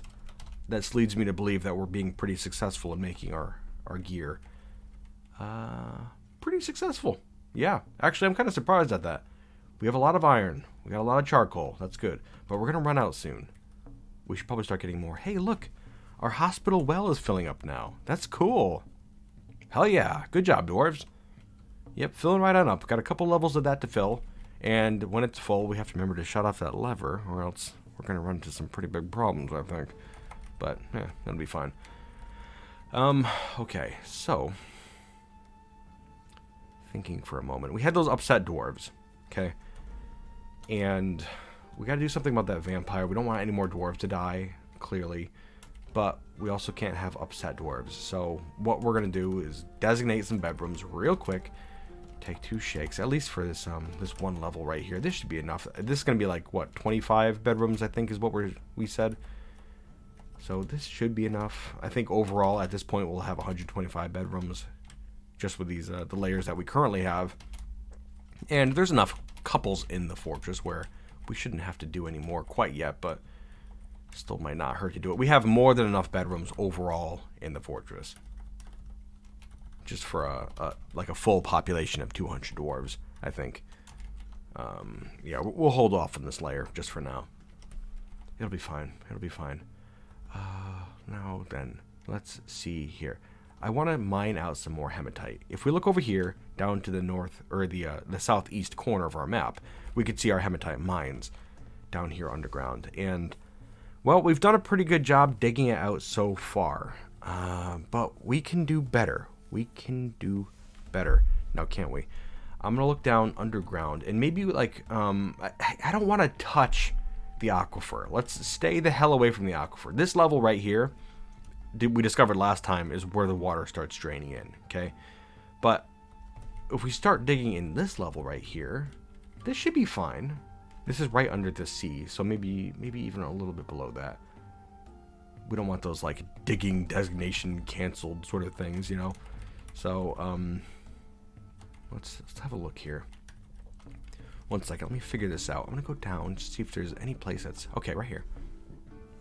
This is right nearby our Stoneworkers Guild Hall, too. So, like, maybe we can... I don't know. Just go exploring over this way a little bit. I think that'd be apt. Have the Stoneworkers Guild Hall be connected up to some mines, right? Some quick and dirty mines. I think that sounds pretty good, actually. Yes, let's get to that.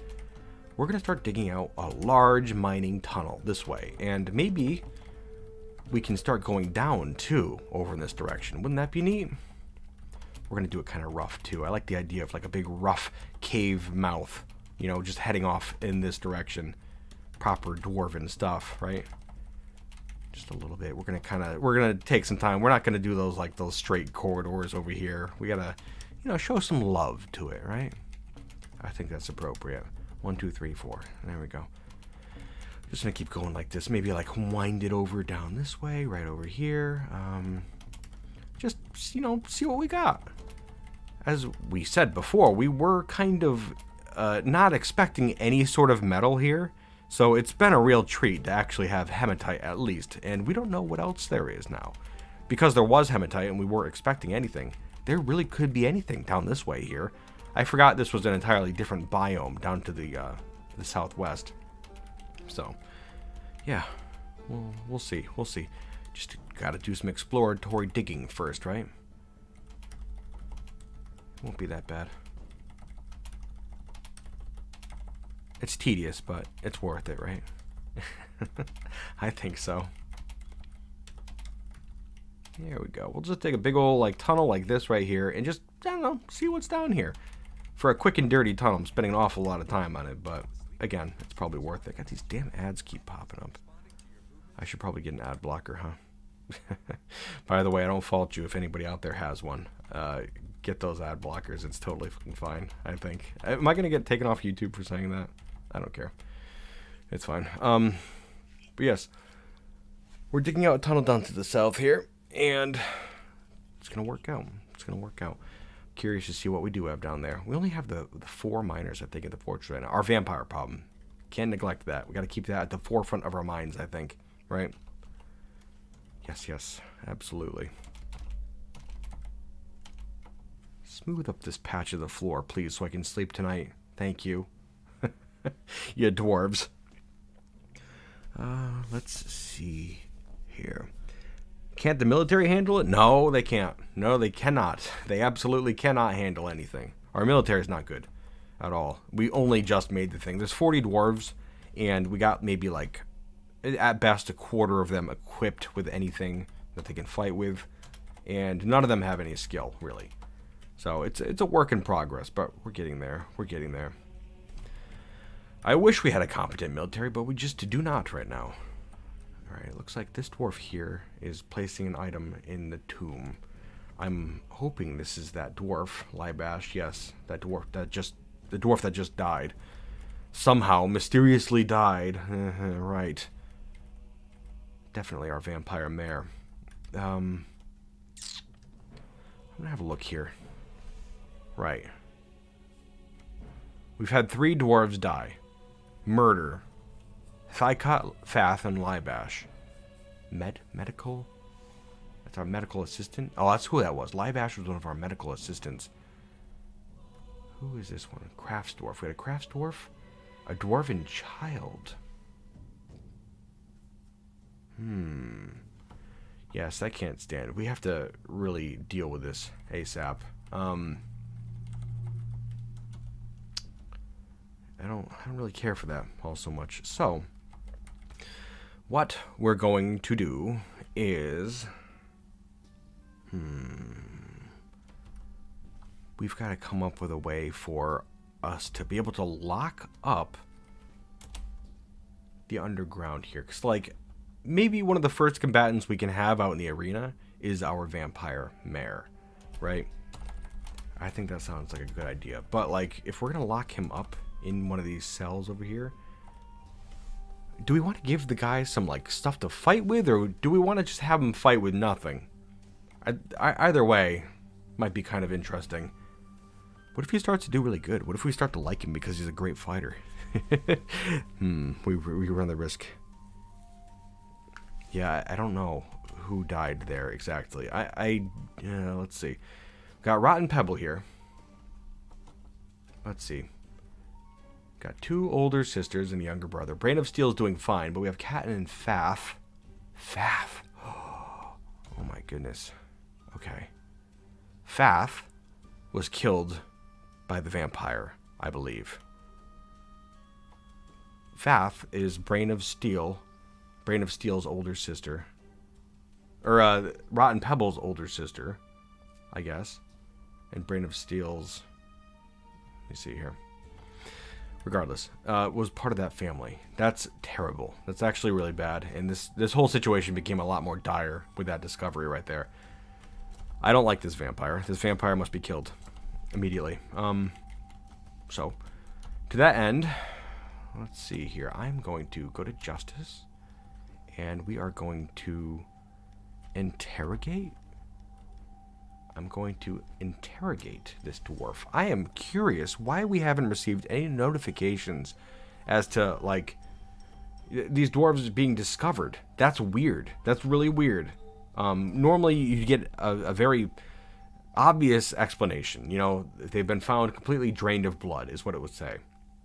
But we haven't gotten that even one time. Let's see here. Where is our oiled mare? We're going to convict him of all 3, or interrogate him for all 3 of these crimes. Let's see. Just 1 second. Mare. Oop, here we are. Aitan. Let's interrogate him for that. Did that work? I'm not sure if we're doing that yet. 1 second.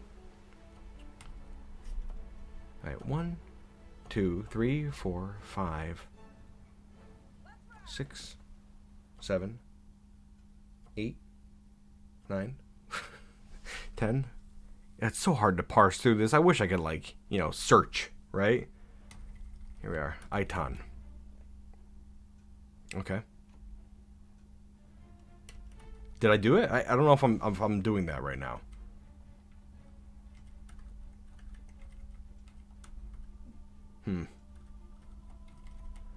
Well, I just hit interrogate, and then it lets me, like, choose someone, and then you hit enter, and it's just like, okay. I'm not sure if it's actually doing anything, though. 1, 2, 3, 4, 5, 6, 7, 8, 9, 10, 11. Okay, interview scheduled. Okay, good. At least it tells us that now. Cool. Yeah, we're going to do that for all of them, then. 1, 2, 3, 4, 5, 6, 7, 8, 9, 10. 11? 12? 12. 12 pages down. Okay. Good. 1 second. Such a janky menu here. 1, 2, 3, 4, 5, 6, 7, 8, 9, 10, 11, 12. Okay, I guess we're already interviewing him for this one. One second. Are we interviewing him for all 3 of these crimes, I guess? I'm not too sure. And I'm not too sure who does the interviewing exactly, either. Captain of our guard. I'm going to have just Toastmaster be the captain of our guard right now, okay? It seems like it's going to work out. You know, captain of our military right now, for the most part. Or not just not appearing on this list, I guess. Finicky. We got Coast Beard. Toastmaster's not popping up on this list. So, captain of our guard is going to be, I don't know. Maybe militia commander. Toastmaster will do it. Let's see. Where are you, Toastmaster? I would like to see this whole process take place, you know, the whole interviewing process and whatnot. But I do have a feeling we need like an office for Toastmaster or something. I'm not too sure. Attend meeting? No, it's just somebody who's upset. Yeah, I want to see this take place. I don't want to just, like, you know, look back in there and it was done like 3 seasons ago and I missed the entire thing, you know? Okay, I'll tell you what. I'll replace the mayor's office here. Yeah, I won't be so brash quite yet. Not quite yet. We'll make an office for our militia commander over here. How about just down to the south? We're not using this barracks for anything, so this will be a temporary little interrogation room. We got a table in there, and we need some more stuff made, my dwarves. Rock throne. Let's make some more thrones. We'll just make a ton more thrones, because why the hell not? Rock table. I feel like I always need them, and I just don't have them on hand, you know? What could we make them out of? How about marble? We've got so much marble. It's coming out of our ears over here. So, yeah, let's just go for that.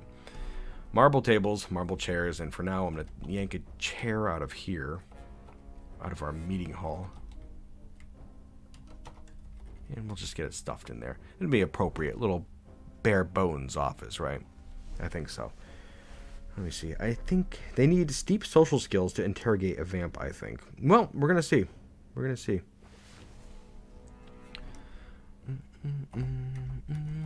Chair or throne, marble, chair.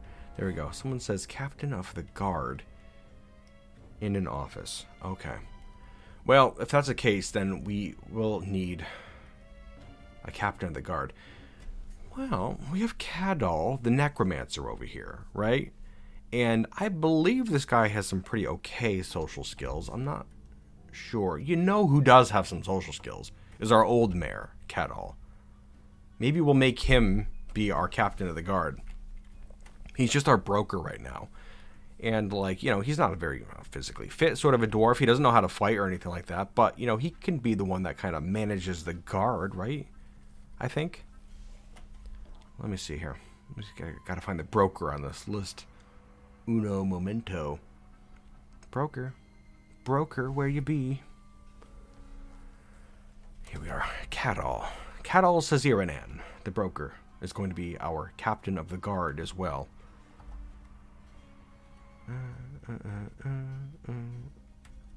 Okay. Okay. Let's see here. Where are you, Cadol? Cadol? Here, he's on his way to interrogate right now. Okay. Is that what he's doing? I think he might be interrogating right now as we speak. This is Aitan, the mayor. So they're like face to face right now, and they're doing it. The interrogation is taking place just right here, I think. Beat criminal. So Cadol is now going to beat a criminal. Right, we've got... Okay, let's see what happened with this interrogation real quick. Confessed? Aitan confessed to all 3 of these. Okay. How did this work? Counterintelligence.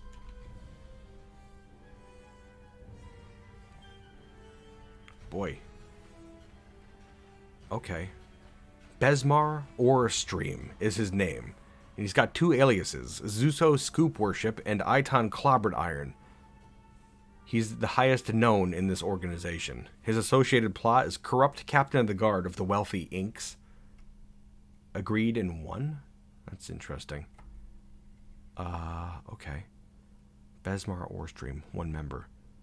Okay. He looks to be the boss of this organization. I haven't really seen any of these menus before. That's kind of cool, right? Plots. Corrupt captain of the guard of the wealthy Inks. Agreed in 195. 195, okay.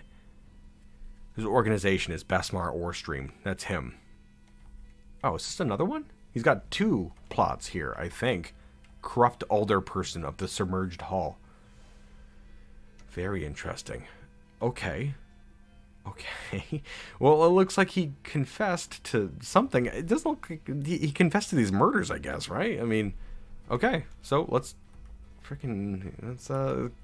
convict this guy, right? Yeah. To hell with you, you dwarf. And for all these other justice tabs here, like,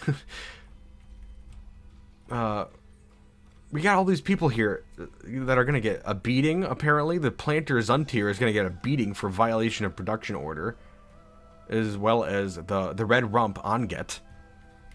That seems ridiculous. Like, the vampire over here is like, yep, you're going to have to beat this guy, and this guy, because we don't have the backpacks that I need. And so, like, we have our captain, the guard goes up and is like, did you kill these people? And the vampire is like, yeah, I killed them. I'm the one who killed all 3 of those people. And the guy's like, oh, okay, so you did do that. I'm gonna go beat those people you wanted me to beat. I'll be right back. That's so ridiculous. Maybe we can get our priorities straight here, Catall, please. Would be great. I don't know who's gonna beat right now. I really don't want him to, like, beat somebody to death, though. Like, oh, we have an interrogation report right here. Excellent. Okay. Officer, Catall Saziranan, broker. Met with subject. Appealed to subject's belief in harmony. Subject valued harmony. Subject confessed to multiple crimes. Subject revealed that Iton Clobberiron is in fact an assumed identity. Subject's true name is Besmar Orstream, as we knew. Subject has used Zuso Scoop Worship as an alias in the past. Subject revealed that in the late autumn of 104, Subject began embezzling funds as the older person of the Submerged Hall. Submerged Hall. Interesting. In the early spring of 173, Subject, as the dwarf, the monster slayer, Zuso Scoop Worshipped, of the Geared Confederacy, attempted to corrupt an unidentified creature in order to secure embezzled funds in Mind Confine. Subject met with offered immortality. Okay. An unidentified creature valued the law and refused, despite an unwillingness to accept death. What the hell? What are you into here, you creep? Subject revealed that in the mid-spring of 195, an unidentified creature began accepting bribes in exchange for leniency as the captain of the guard of the wealthy Inks under the influence of Subject. Okay. Subject met with an unidentified creature. Get that weird music popped up again. I should probably make my own playlist sometimes, huh? Ivan Dutch does all the music here, by the way. It's very good stuff. Go check the guy out on YouTube. Got more information down in the description. But yes, yeah, this guy's a real creep, isn't he? I'm glad he's finally going to meet an appropriate end. I just don't really know what to do with the guy right now. Actually, okay. He just head over into his bedroom. I'm going to lock the doors behind him. You bastard. I'm going to take him out of the military. Iton, get the hell out of the military. You're not in there anymore. And I'm also going to replace him as our mayor. You're not going to be our damn mayor anymore. In fact, Catall is going to be our mayor. Old Catall. Old faithful Catall is now going to be our mayor. Though I suspect people are going to vote this guy back into power. Who's fighting? The broker.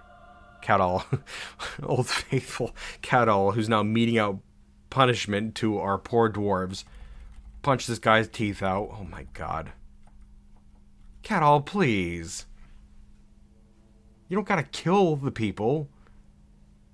Leniency. A little bit of leniency. Got somebody who cleaned up the blood already. Well, my goodness. Okay. At least the dwarf didn't get killed in that whole kerfuffle right there. And they're in the hospital as we speak. My goodness. My goodness. Yikes. Well. So at least we're not going to have any more dwarves die of vampire-related causes. That's good. Happy for that. Let's see. Oh, our mine over here. I was wondering why our mine was dug out in such a strange way over here, but I have to make our burrow a little bit bigger. That's right. There we go. Got another dwarf who was just beaten. Bruising the lower spine's bone. Yes, yikes. So our broker's just on the warpath right now, beating people who have apparently committed crimes in the fortress. I really don't like that. I'm not a big fan of that at all. I wish you could, like, set the style of punishments in your fortress or something. Like, this is a way to, like, punish the player for not meeting certain needs. I get that. You know, it kind of like lights a fire under your ass, or it's supposed to light a fire under your ass to get certain things done, you know. I don't know. I just don't like the idea of a dwarf being potentially murdered for not making a backpack in time. You know, it's kind of ridiculous. It gives this whole evil appeal to your dwarves, which, I mean, they're not exactly good guys most of the time, but like they don't really take them as like sociopathic murderers or anything like that either. So I don't know. I'm not too sure. Dwarves doing dwarf things. You know how they be. My God. Okay. Animals in cages. So what I'm going to do is set up this area down here as an animal stockpile and hopefully get all those prisoners taken out of that little barracks hub there. And we'll just get them put in here as like a little, like a makeshift prison sort of an area. Okay? We're going to do it like this too. Not going to make just one big pile because that's kind of messy. I think it'd be nice to do some aisles, you know, have it be a, you know, looking more like an actual prison. I also don't want to build the cages in here because that would be a whole bunch of more issues. But, yeah, I think that'll be fine. Our prison, that's where we're just going to keep things right now. All of these prisoners too, actually, I just forgot about that. All of these prisoners that we currently have in cages have been successfully disarmed, right? And I would like to keep them separate from dwarves or prisoners who are armed. You know, I want to be able to put appropriate prisoners in our Colosseum. You know, it's just hard to keep track of which ones are defenseless. Let me see here. A prison library. That's fun. More backpacks now. I know, it's ridiculous. It's not murder, it's justice. That's proper dwarf mindset right there. Exactly. You can't force certain punishments. The priority of punishments causes the jail time punishment to be the last one usually given. Yeah, I guess. I really don't understand the dwarven justice system in Dwarf Fortress, honestly. Like, seems to be a little bit of nuance to it that is beyond my grasp. It can be a little wild sometimes, though. Let's see how this well is looking. 4 of 7. It's getting there. It's getting there. If they use the water in here to clean up people right now, it's going to be a little dirty, I think, just because it's right next to the mud. That's according to the wiki, or used to be according to the wiki. I'm not sure if it's been updated or anything, but yeah. Looks like we got a couple of wounded dwarves in here now. So what we're going to have to do, Cattle is going to be our mayor now, not Iton anymore. Got another ad playing. I don't know why these ads keep playing. But I wish they didn't. We'll go with this one. Okay. We need a proper office for Cattle. I guess we could do that easily enough over here if we get this vampire yanked out and thrown somewhere else. But how to do that? Well, I guess if we're quick, we could throw him in one of these chambers down underground. That might be appropriate. I'm going to get a couple of these bridges linked up real quick, so that becomes an option. Right now, it's not really an option. Right here. There we go. You can see what I'm doing. Like, both those bottom ones right here, these two bottom ones correspond to the two lower chambers down underground right here, right? And then over on the left, we have 3 chambers. And over on the right, we have 3 chambers. Up top, we've got 2 chambers. And, you know, that each correspond to a lever that we have in this room over here. We just have to link them up to the appropriate ones. It's pretty straightforward. It's a good way to remember without having to name them all, you know. Just a little tedious. Boom. It won't be that bad, though. Remember, we were making that green glass portal in the mayor's office, but we're not going to worry about that now, because this is going to be the new mayor's office. Down in the floor of our arena, where he shall remain until his untimely demise. I think, actually, you know what? We've been wanting to do something with that giant for a while. Maybe we can have the mayor fight our giant. That'd be pretty cool, I think. The giant's just kind of been chilling out this entire time, just locked away inside the cage in our meeting hall. But, I think soon enough, the giant's gonna have some exercise. Doesn't that sound fun? One more. 1 second. There we go. Okay. There we go. Get to it, dwarves. They should be linked up in no time, I'm thinking. Now then, how to get the vampire safely out of his room and into one of these chambers without crushing him in a bridge or suffering any more death. Ah, this is a lesson we learned in Honeystoker, actually, now that I think of it. Well, he'll have the task no job if he's on his way to suck blood. So, I'm gonna have to come up with a way to get him to go to an area like that. And like, I've heard people, I don't really understand making a burrow and assigning a citizen to it, because like, it sometimes just doesn't seem to work. I don't really know why. Like, if I assign a burrow, here, I'll do it right now just as a test, but like, I'm gonna make a new burrow number 6, okay, right? I'm gonna call this one, I'll give it a name, citizen test, right? And I'm going to make this burrow be in this room right here. Well, I could be wrong. I could be wrong. This might work flawlessly. I'm sure it'll work flawlessly because I'm on stream, but we'll see what happens. Now I can add citizens to this burrow, okay? And just as a test, I'm going to add Coastbeard to this burrow. Now he's added to this burrow, okay? And so, I mean, that leads me to believe he should run there right now. Okay. So he's in the burrow, destroying a building, okay. But now he's running off doing his own stuff.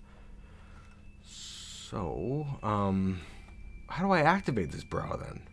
I guess I don't know. Maybe somebody in chat could tell me, because like this has always been beyond me. Keep up the good work, gotta go. A Lobo with ADHD. Thank you very much. Yeah.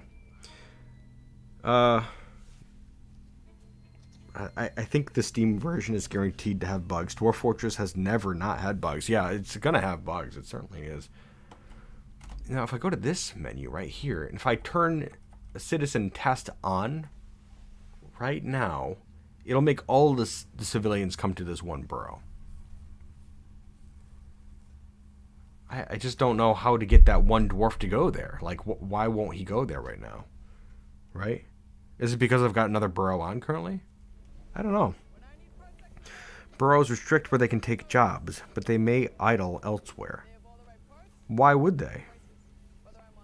Why would they idle elsewhere? Like, I wouldn't think they'd take the job to idle anywhere else than in their burrow, you know? That's usually how it works with other citizens. Like, we don't have dwarves idling up on the surface. Like, if I made a meeting hall up here, they're not going to go there, because it's not in the burrow. I don't know.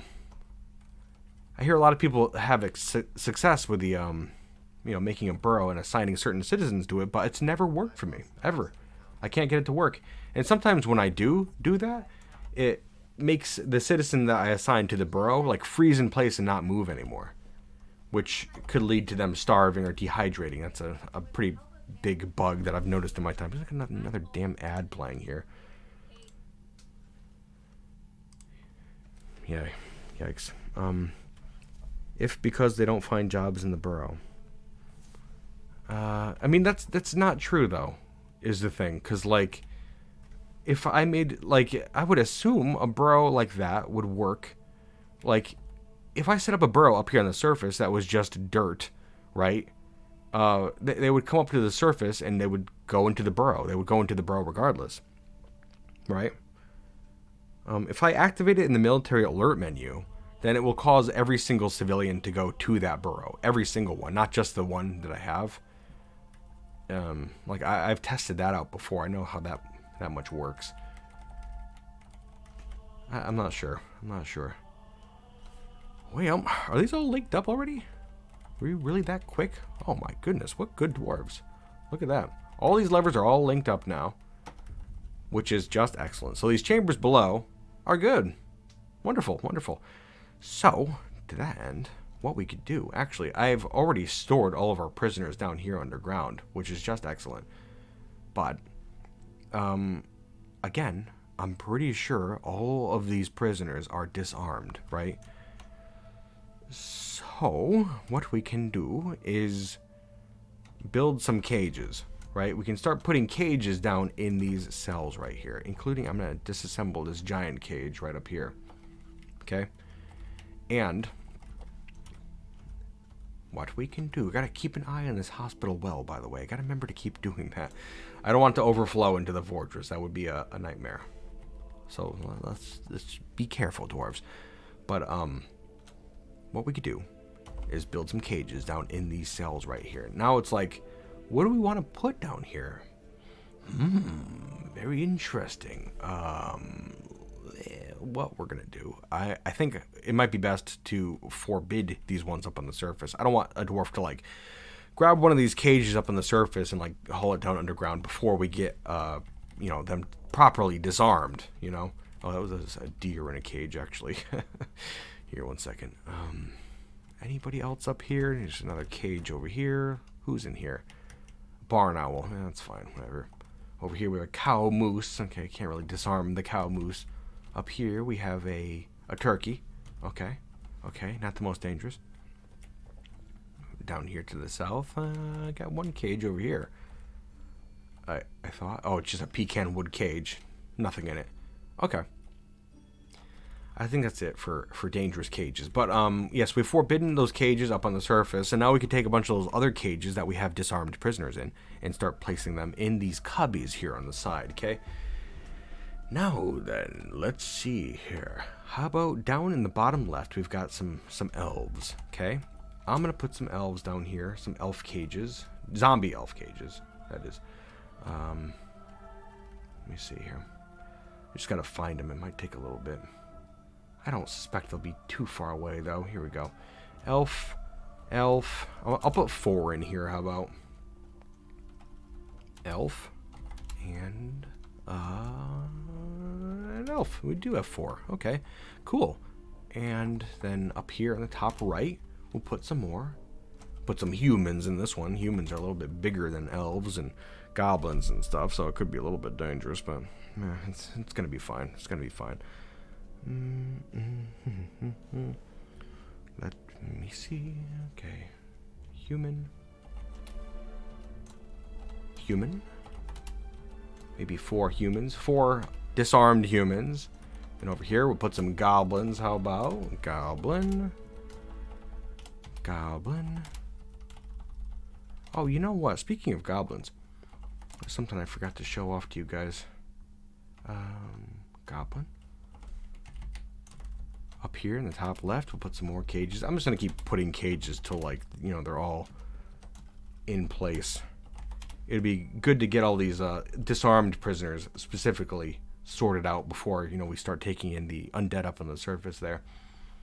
Actually, that is bothersome. I'm just realizing that we have intelligent undead too, and they're going to come up as goblin, elf, human. Damn it. Interesting. I don't think they'll display as a dark zombie or something like that, right? Damn it. Corpse. Oh, okay, that one did. Okay. That's going to be very dangerous if we have some sort of intelligent undead down in one of these cages. But you know what? Yeah, that'd be fine. Let's mix it up a little bit, huh? It's going to be fine. It's going to be fine. Here we go. Maybe in like some of these other cubbies over here, we can put some that are like specifically intelligent undead. Or just be careless. I don't feel like going through the process of checking every single corpse that we're putting into these areas here. So, yeah, let's just go wild with it. After we have nice armor and weapons and stuff for our goblins, our soldiers, then they'll be able to take on pretty much anything anyways. I'm not too concerned about it. It'll be fine. I guess we have more corpses in cages than I thought we did. Oh, you know, I'm realizing too that I'm like not differentiating between a human or like a goblin who's a corpse and a goblin who's not a corpse. So this is just going to be a giant chaotic mess when we start actually letting these guys out of cages. It should be pretty interesting, I think. Just cram them all in. Who cares? Wild abandon. That's the rule. Let's go.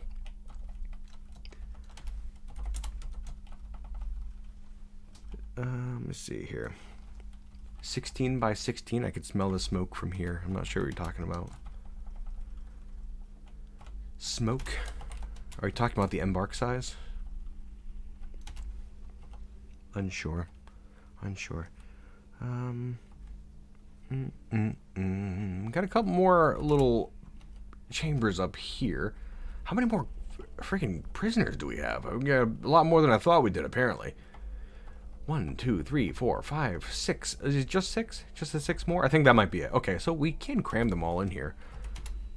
And it's gonna work out. It's gonna work out. Just gonna put, yeah, we'll cram all the rest in this one cell up here. And once they're all in place, we'll put that giant in the top left cell. 1, 2, 3, 4. I'll put these ones in the side chambers over here. Make them kind of roughly equal. It'll be a little tedious too to get all of these guys out of their cages, just because we're gonna have to link up every single cage to a lever in order to get them out of here. But it won't be that bad, really, especially if we just go chamber by chamber. And yeah, it won't be that bad. It'll be fine. It'll be fine. Get them in place, my dwarves. Let's go. Get to it. We could also, if we wanted to, put animals and stuff in the arena as well. Oh, I never really set one up for our vampire now, did I? That seems a shame. Maybe, maybe we just lock him up in the middle of our arena once we get it all in place, huh? Ooh, yeah, I like that. This here could be his bedroom, just the arena floor. Yes, this sounds excellent. This is exactly what we will do. Siege is still active, by the way. Not a big fan. Let's get a couple of hatch covers made, dwarves. Real quick. And we'll make them out of granite. How about? Thank you. Thank you. Hatch. Wonderful. Get to it, my dwarves. Thank you. Okay. Having a quick look down this way here. You can see our mine has not discovered anything. We got some gems in here, but other than that, just a bunch of stone. Just a bunch of stone. Nothing much to speak of, really. So, with that in mind, I know there's hematite up above. So maybe we'll make a couple of more paths off to the side, just a little bit, right? Little exploratory tunnels, and maybe like this way over here we'll start digging up from. Okay? Because like we know there's hematite up there somewhere, up above our heads. I just really don't want to dig into the sea. Maybe right here. We'll dig up to this point right here, and then, you know, we'll see what's under the sea, essentially. I guess it's gonna work out. It's gonna work out. We'll get up to this level, and we'll start exploring a little bit more. Assuming everything goes well. I think it will. Clear this spot out too while we're at it. Probably gonna have to designate this area though as a safe burrow area. There we go. Get in here, dwarves. Get to digging. Gotta keep busy while we're underground. Curious how our military's looking. Look at this. Look at this bastard over here. This audacious bastard. Aitan, the mayor. Everybody voted him back into office. Can we not? Like, at this point, like, we know he's a vampire. Like, there's no doubt about it. He even confessed to the crimes. Why are we voting for him? Stop voting for him, please. My goodness, don't get political in chat, please. Let's avoid that, okay? But yes, yes. We see all of our prisoners nicely interred over here. Wonderful, wonderful. Yes, I do like this. The bottom right corner looks to be a difficult one. It has a necromancer and an intelligent undead in there, as well as a couple of corpses. That one might give us some big trouble, actually. But no worries. I've got a cage. One last cage to get in place up here in the top left. This one here is going to be our giant cage. Yes, I don't suspect this giant is going to last much longer, frankly. But we shall see. I'm going to get a cage or a lever built in here, and from this lever, we're going to start designating cages to be attached to it, okay? And, yeah, it should work out. Actually, I'm not going to build it right there. We'll build it down underground. BTL, just to down this little undercarriage of this area here. We're going to need a lot of mechanisms, though. Way more than we need. We're going to need 2 for every single cage that's in place if we're seeking to unleash all of the cages in one fell swoop. You know? So, 1, 2, 3, 4, 5, 6, 7, 8, 9, 10, 11, 12, 13, 14, 15, 16, 17, 18, 19, 20, 21, 22, 23, 24, 25, 26, 38. So, 68. So is that 76 mechanisms we'll need. Whew. Okay. That's fine. We don't really have a mechanics area, so we can just put it at the mouth of our, our mine over here. Actually, we'll put it right here. A little bit closer. This will be fine. 2. We'll put 3 of them. And we'll start pulling granite and gneiss and stuff out of this stockpile. We'll have it give to these 3 workshops. And we'll just start pumping out mechanisms. It'll be pretty straightforward anyways. It'll be quick. We'll start getting those made, and yeah, it's going to work out just fine, I think. Will there be a corpse pit for all the fallen arena contestants? You know, that's a damn fine idea. Yeah, we're going to need a good way to quickly clear out the corpses, because, like, this is going to be fun for us, the whole arena idea. It's going to be fun. But the dwarves, in reality, aren't going to be a big fan of the whole process of watching people die, and it's just going to freak them out. So, yeah, that's a good idea. What we should do is build... There should be an area... Yeah, actually, I mean, just down here to the south, I guess we could do that, right? Just like a little space down here where we can throw some corpses or do something with them. What could we do with a corpse to get rid of it really quick? Magma is always a decision, but we don't currently have access to magma right now, so... Maybe we could just, like, oh, gotta stretch. Let's think. I guess we could do like we did up on the surface and just, like, make a big tube that we just throw corpses down into and they just sit down at the bottom and that's that, right? Might be interesting. I do like that. Wouldn't it be cool? Now, this is an idea I just had. What if we had our necromancer friend down there, just kind of like sitting in a caged up area in the middle of the arena and could bring things back to life all over the place during a fight? Wouldn't that be interesting? Would that be a terrible idea? What if we had a space up in the ceiling with a necromancer? With like a barred floor or something where they can like see down and we could just like uncover it?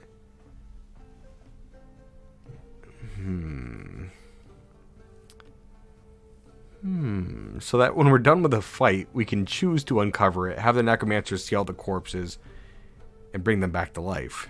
So we can get like a round 2 out of the whole situation. That's interesting.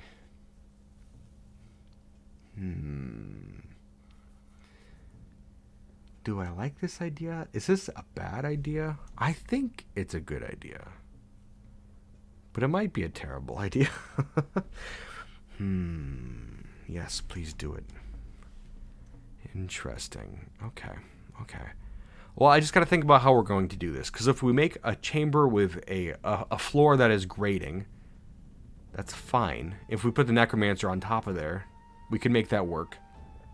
The only problem would be covering it and uncovering it, you know? Like, Okay.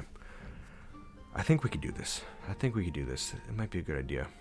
Hey, so we've got another baby in the fortress, back up to 143, our starting population this session. Good job, dwarves. Good job. I'm going to have a quick look at our armor and weapons, see how we're doing on that whole situation. Yeah, we're pumping through them. Really kind of surprising, frankly. I'm not sure we're much farther than we were, though. Can we, put a little hustle on this whole thing there, dwarves, huh? Maybe on these workshops over here, too. We're gonna have them accept work orders. General work orders cannot task the shop. Yes, okay. We're gonna have them be fine. Yes. Accept work orders. You too. Work orders, yes. I forgot I had a couple of those workshops not be able to accept work orders, which that's a little foolish. Let's just get to it, huh? Start pumping them out. We need to make this gear quickly. It looks like our weaponsmiths, our smiths in general, are doing kind of what our stoneworkers were doing. Just kind of like, I don't want to be bothered with everything. Again, let's get a little hustle there, dwarves, huh? Let's see if those miners were able to do any digging over here, actually. Here we go. We dug up a bunch. Up. Ooh, hematite. Hey, I just saw some water. Why'd I see water? I don't want any water. Is there? Oh, ew. There's an aquifer here. Okay. What is this? Right here. Is there a cave here? We have one level of moisture in the walls right here. Oh, is that because... I think there might be just because there's water on the stairs. Okay. Yeah, we have water flowing down into the mines now. Not the best. Weird. Yeah, that's a lot of water up where this hematite is. Well, it's not going to be a problem, because at this level right here, it doesn't look like there's an aquifer. So we can continue digging as much as we want with wild abandon on this level, uncover all the hematite, and no water will come in. But it looks like water is, yes, coming from these areas right here. But we can just, I think if you smooth up walls, it fixes the problem. I think, if I recall correctly. It seems pretty legit, right? I think that'll work. We'll get these walls nice and smooth and see if that works. It should. One second. There we go. Okay. Carve away, my dwarves. Carve away. Get those walls nice and smooth. Gotta get some more hematite now, don't we? I'm gonna auto-mine this hematite and just hope things go well. It should be fine. Also, should probably make more exploratory tunnels just in general, shouldn't we? Just off to the sides. Oops. Designating all. There we go. Get to it, my dwarves. Down to the south. A big long tunnel. There we go.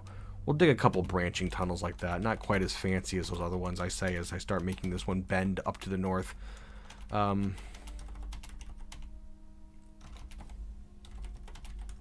we go. Do what you can, dwarves. Do what you can. Let's see what's up there. Gotta get some more hematite. I've got a feeling we're gonna start running out soon. You know? Bound to happen. Also gotta make sure our burrow is encompassing these areas. Did I not? Okay. One second. Here we go. Also this hematite. I know this flashing's terrible. One second. Here we go. Okay, so we're gonna get our hands on some more hematite shortly. Look at these pigs. I suppose we should probably be doing something with those too, instead of just letting them sit here on our farm. Those poor farmers. We've really not been kind to them, have we? Let's see here. I've been having a problem with light aquifers. Apparently they bleed down 2 Z levels now. Sometimes they do. They could be a number of Z levels deep, the aquifers. They're not always going to be guaranteed to be 2 Z levels, though. They could be wider than that too. If I recall correctly. But yeah, sometimes they're not always just 1 Z level deep. In fact, more often than not, they're going to be a bit bigger than that. But yeah, just keep that in mind. And if you dig below an aquifer, sometimes they can also leak like through the ceiling, like from the bottom of the aquifer, they'll kind of leak down too, which is a problem. I'm trying to make all these doors internal. I thought I did that already. Okay, I'm not sure. That's fine. I forgot we never made our woodworker hall over here, which is terrible. I feel bad for those guys still. Here we go. A location, add location, craft guild hall. We need a woodworker hall. Let's see here. I think it's, yeah, just woodworkers. There it is. Up top here. 4 workers in the Misty Hall. Okay. The Paddle of Stakes. No. It doesn't say anything about wood or monkeys. So we are going to call it the baboon. No. The gibbon? No. The gorilla? No. The chimp? Man. Not giving me anything to work with here. The monkey. The monkey of wood. Wood.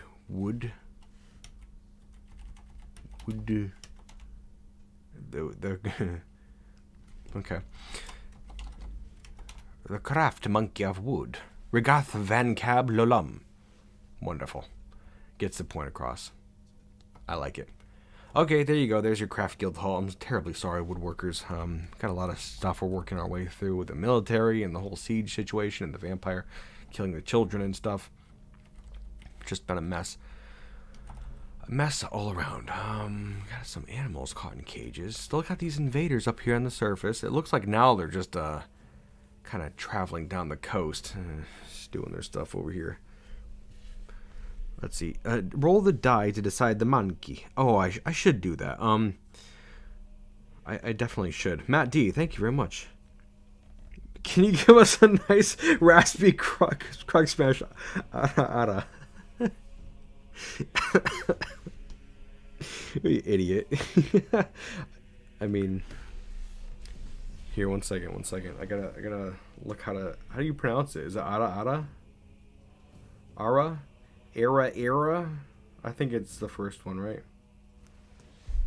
I don't know how to pronounce it. And there's like an inflection, right? Chat goes silent as it prepares itself. Oh my god. How do you pronounce it? I don't want to sound stupid. I guess I'm gonna sound stupid regardless. Ara. I hope you recorded that. Enjoy, you sickos.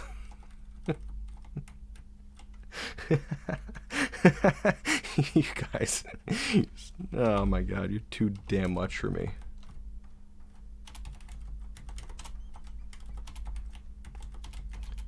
It doesn't seem like I should have to make this cavern entrance a little bit bigger, but here we are. You guys. Yes, thank you.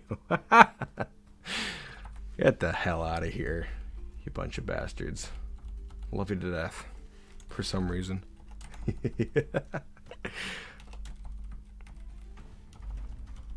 Ooh, okay. Up here in our mines, we're looking pretty darn good, I think. Ha-cha-cha. Yes, I like this. Keep smoothing away this stone. Make sure this water doesn't come through as much. My dwarves, we're getting there. Look at that hematite. That is wonderful. Hell yes. I'm gonna make this this burrow be a little bit bigger. A little bit. Because I don't know how far these veins go. And I would just like to get as much of this hematite as I possibly can.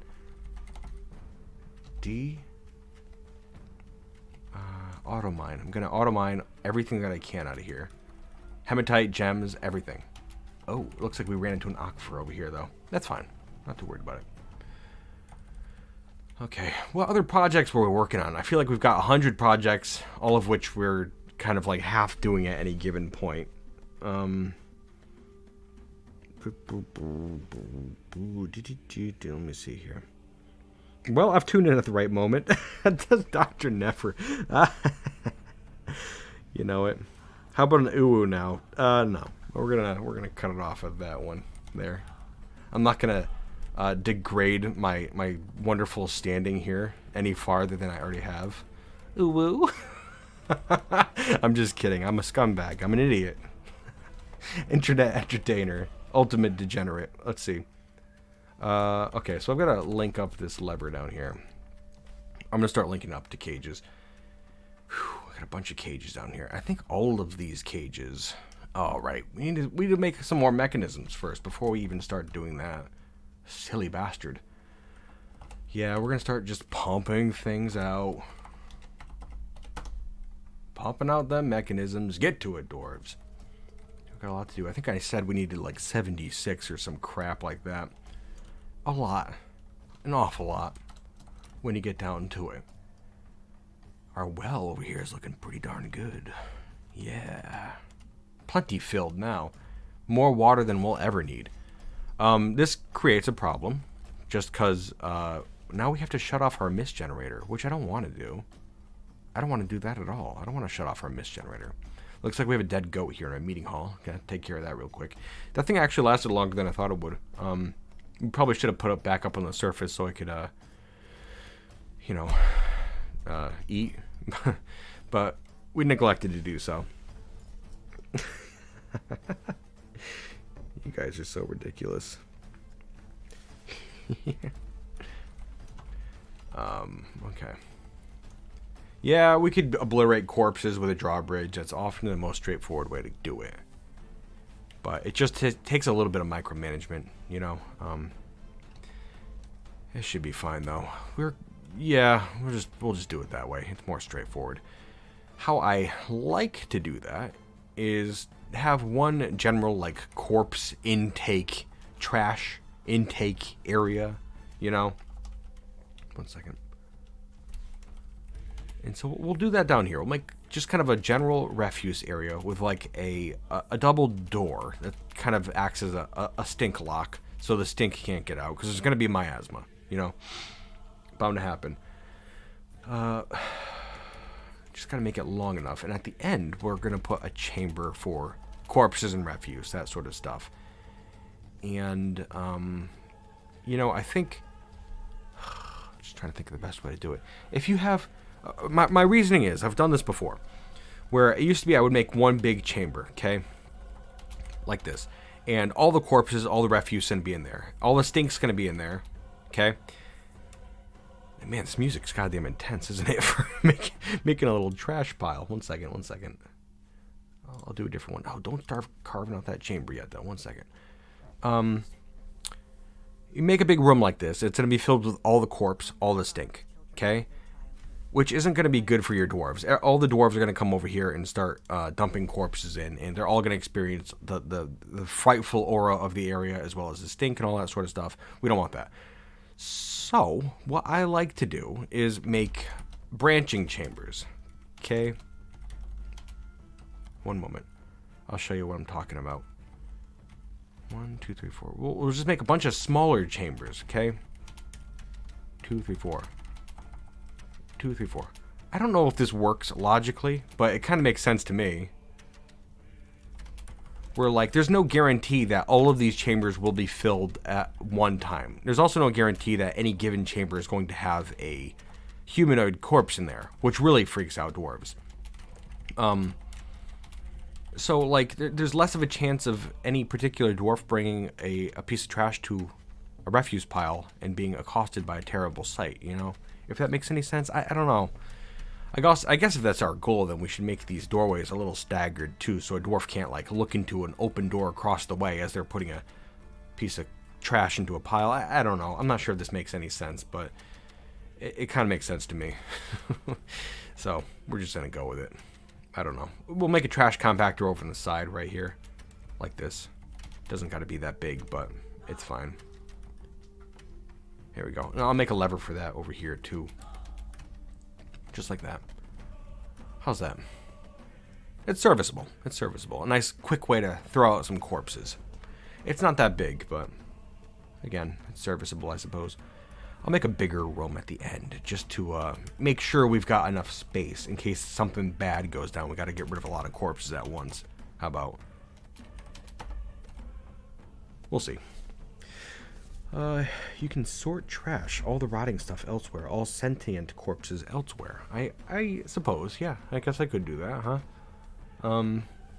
It's just like, you know, if I put all the sentient corpses in one pile, then any dwarf bringing a corpse to that pile is going to see all of the corpses and get absolutely slammed with negative thoughts, like in that moment, you know? Whereas if all the pieces can be brought just any old place, then, you know, it's more kind of spread out, I suppose.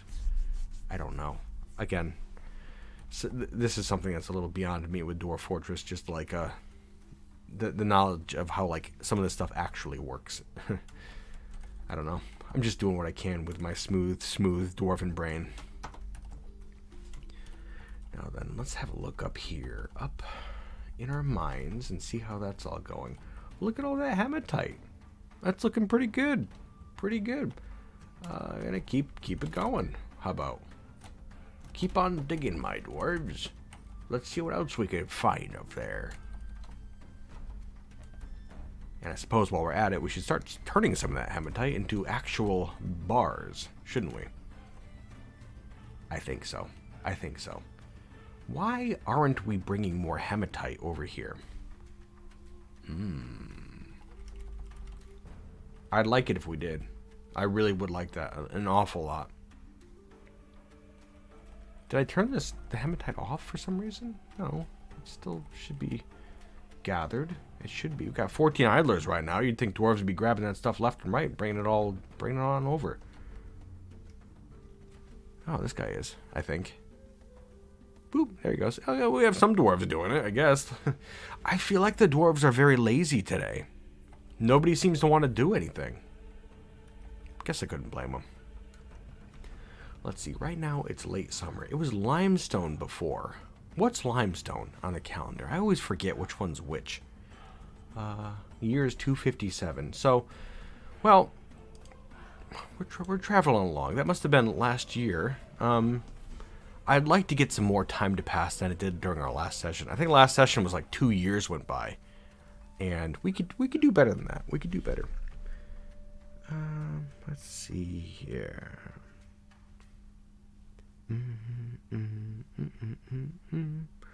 Seems like you need a corpse pit. The most modern in corpse disposal. Oh, modern, I suppose, right? Yeah, we're working on it.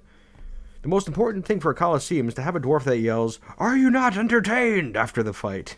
There are so many pigs, I'll tell you. It's the internet. Oh, and here, the farm, yes. That's the truth. That is the truth. It's an awful lot of pigs. I'd like to start butchering them or something, but like we don't have the best access. I'm a little concerned about putting my dwarves back up on the surface, even though we have these nice walls, just because like we had problems in the past. You know, if I open up the surface here, then we run the risk of undead sensing them and jumping into the walls, and it'd be a whole thing. I don't know if I want to deal with. You know how it goes. I don't know.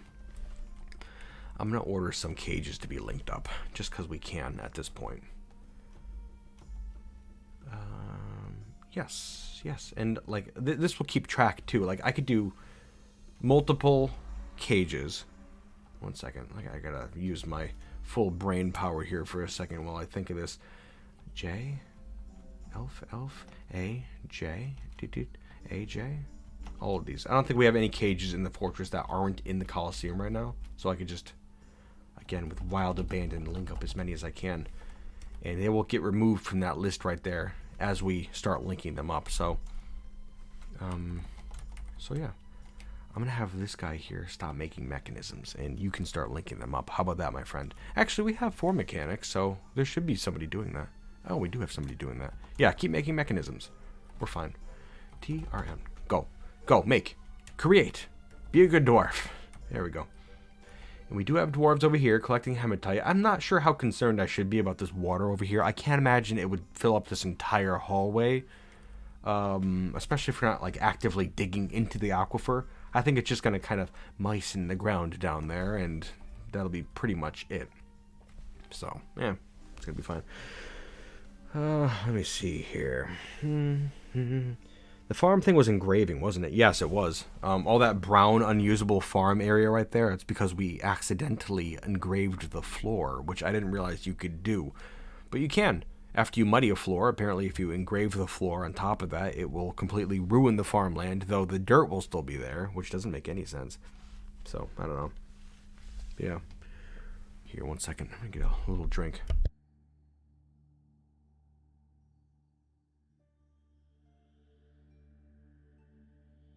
There we go. There we go. Okay. Yeah. Getting those cages linked up. How are our military dwarves looking? Oh, help. We got 24 wrestlers now, which is okay. Wrestling isn't going to be that useful for them, but it can be good. It can be good. Just, if you got a dwarf who gets in a tussle with somebody, a dwarf can be grabbed by someone if they're struggling to get free, then they have some wrestling skill, then good. Excellent. But again, I would like to really get them some appropriate weapons. I mean, we'll get there in time. It's just going to take a little bit. I don't feel like we've made much progress on this iron gear since I first looked at it and commented on how well it's been going. I really wish we would hurry up on that whole thing, my dwarves.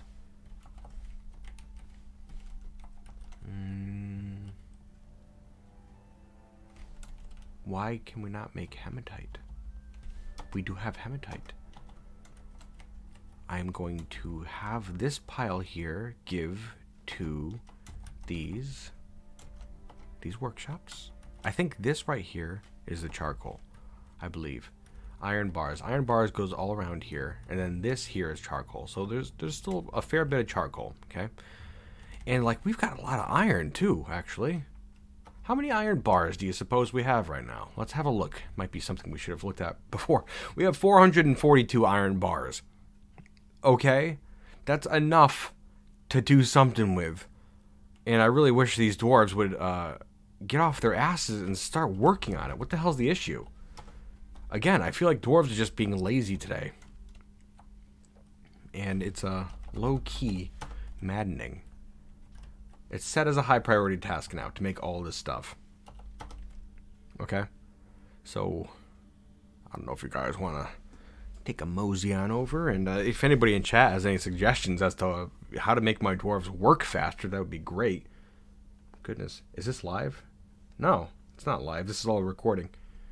I recorded this all before. I just happen to be talking and responding to things that are appropriate. It's live, yes. I don't mean to hassle. I'm only just learning what live streams are myself. What happened here? Ooh. Olin, the armorer, has been possessed. That's kind of cool. Let's see how this goes. This is one of our few smiths that we have. Get up there, my friend. I'm hoping for something cool. I can guarantee it's going to be like a low boot or something like that. It's not going to be anything good. But, yeah, I guess you don't know. It's probably going to be that. I just really hope they don't need, silk or wool or something that we don't have currently. I'm not sure where it's going right now. Where are you heading, my friend? Let's have a look at this dwarf, because I'd really like to ensure that this artifact is made. As an armorer, it's guaranteed to be a piece of armor. An armor artifact is always good. What are you grabbing right now? What is that? Is that... You're going to start your armor with a piece of quartzite blocks? That seems dumb. Unless there could have been an iron bar in the workshop already that is now being utilized. And, okay. Yes, it is. What is this? Oh. We have this one artifact. I guess we never actually put this artifact on display in our museum, which seems foolish. But yes. Actually, while we're on the subject, this particular artifact right here, Gebsokan Asshole's Hat. Asshole's Hat. Dented phrases. The seizure of stroking. It's an iron short sword. Remember this one? We have not yet assigned it to anybody, but this is another one that I had drawn. Let's see. Here it is. Boop. And whoosh. There we have it. Isn't that a lovely thing? I'm going to make it a little bit smaller. Or actually, I'm not going to make it smaller. I'll just kind of rotate it so it fits underneath here. There we go. This was from last session. An iron short sword. It is encircled with bands of pig leather and willow. You can see, as I think I said last session, that's on the handle, the where you grab the thing. It's menaces with spikes of iron, warthog bone, harlequin opal, and praise. Harlequin opal and iron is down on the very bottom of it. Harlequin opal looks amazing. If you've ever seen it, it's pretty crazy. Warthog bone, you can see that's on the cross guard right there, or whatever you'd want to call it. I don't really know sword terms all that well. You'd think I know it a little bit better at this point, but here we are. There's an image of pear cut gems and lapis lazuli. You could see that kind of like up on the base of the blade right there. And, there's an image of Zahn paddle squeezes a dwarf and dwarves in praise. That's on the very bottom right there, the pommel, I suppose. Just a big chunk of praise.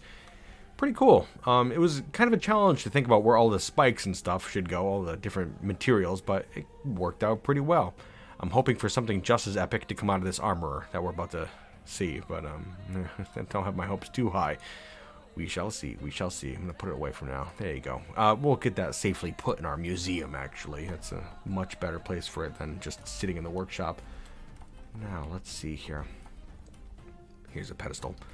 Gonna set a displayed artifact right there. Okay. Any others sitting around? We got the marble toy hammer being wielded by a child right now. That's fine. Silver Warhammer is being held. I should use their proper names. Dakasvagush, the Silver Warhammer, is being held by Toastmasher, and Lorbem Nethmarol, that's the cape that we just made. That's being held by Toastmasher as well. Let me see here. Can I weaponize stink like a gas chamber corridor for invasions? No, you can't. Like, I don't doubt that goblins actually do have a thought. What the hell is this? A diorite mechanisms? Mamat Stegeth? I don't remember making that one. That's a very boring artifact, though.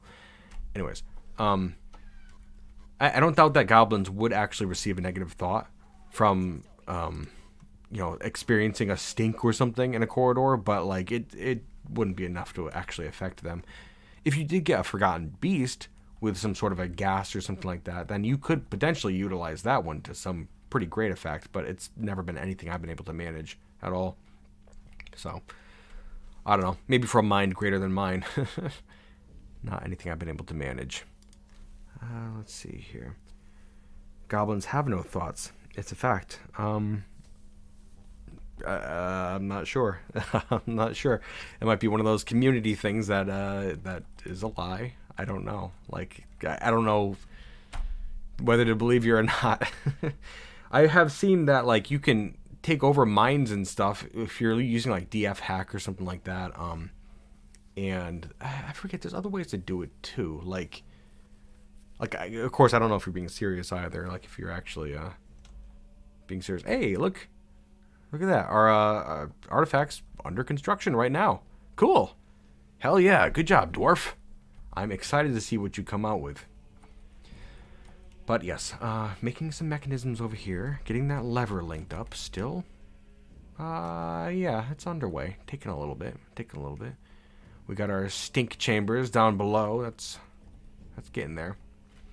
You know what I should do is actually unforbid some of these trash items.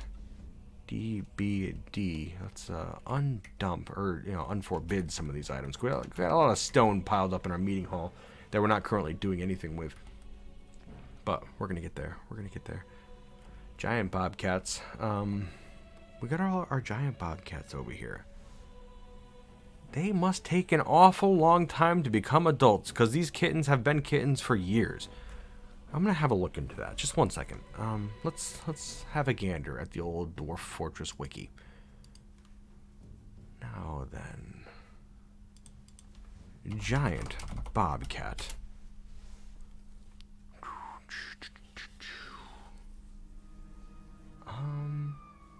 Adult at 3. It takes 3 full years for them to become adults.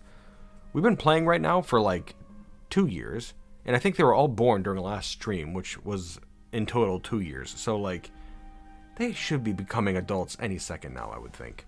Oh, what's going on? Ooh, another child. Hey, welcome to the Tomb Spire. We're at 144 right now. The siege is over. When the hell does the siege end? Right now it's the 12th of limestone, early autumn. Okay. It might have stopped just right at the beginning of this month, this season. Okay. Okay, siege is gone. Let me make sure everything's off the map. Got some caged prisoners. But yes, the siege is over. Wonderful. Let's get those gates open. We can go look at the sun for a couple seconds before we're locked underground again, huh? Open the gates. Turn off the burrows. We're safe once again, dwarves. And we gotta get our asses moving on the roof of our walls over here. I'll feel a lot safer. Hey, okay. 1 second. Right here, we have our artifact. Wonderful. Olin Ibesh Zuntir, the armorer, has created Borush Farash Zengodolin. I really pulled that off in one go right there. See, I can prove that I can do it sometimes.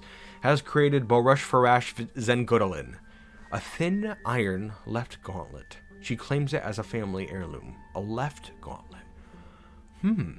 Interesting. Interesting. Let's have a closer look at that.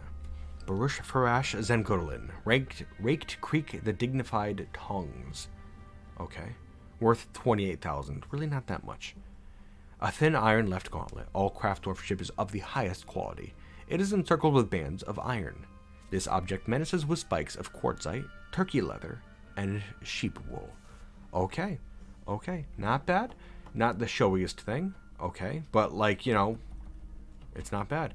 I don't really like the showy ones sometimes, so that's going to be just a wonderful artifact right there. I'm going to put it on display immediately so we don't have another incident. Thin iron left gauntlet. Baruch Farash Zengodolin. I really like saying that, too. It's fun. Kind of rolls off the tongue after you get used to it. I like it. Check that water level in our hospital. Okay. All right. No, we shut off the mist intake already, didn't we? We did. Okay. Okay.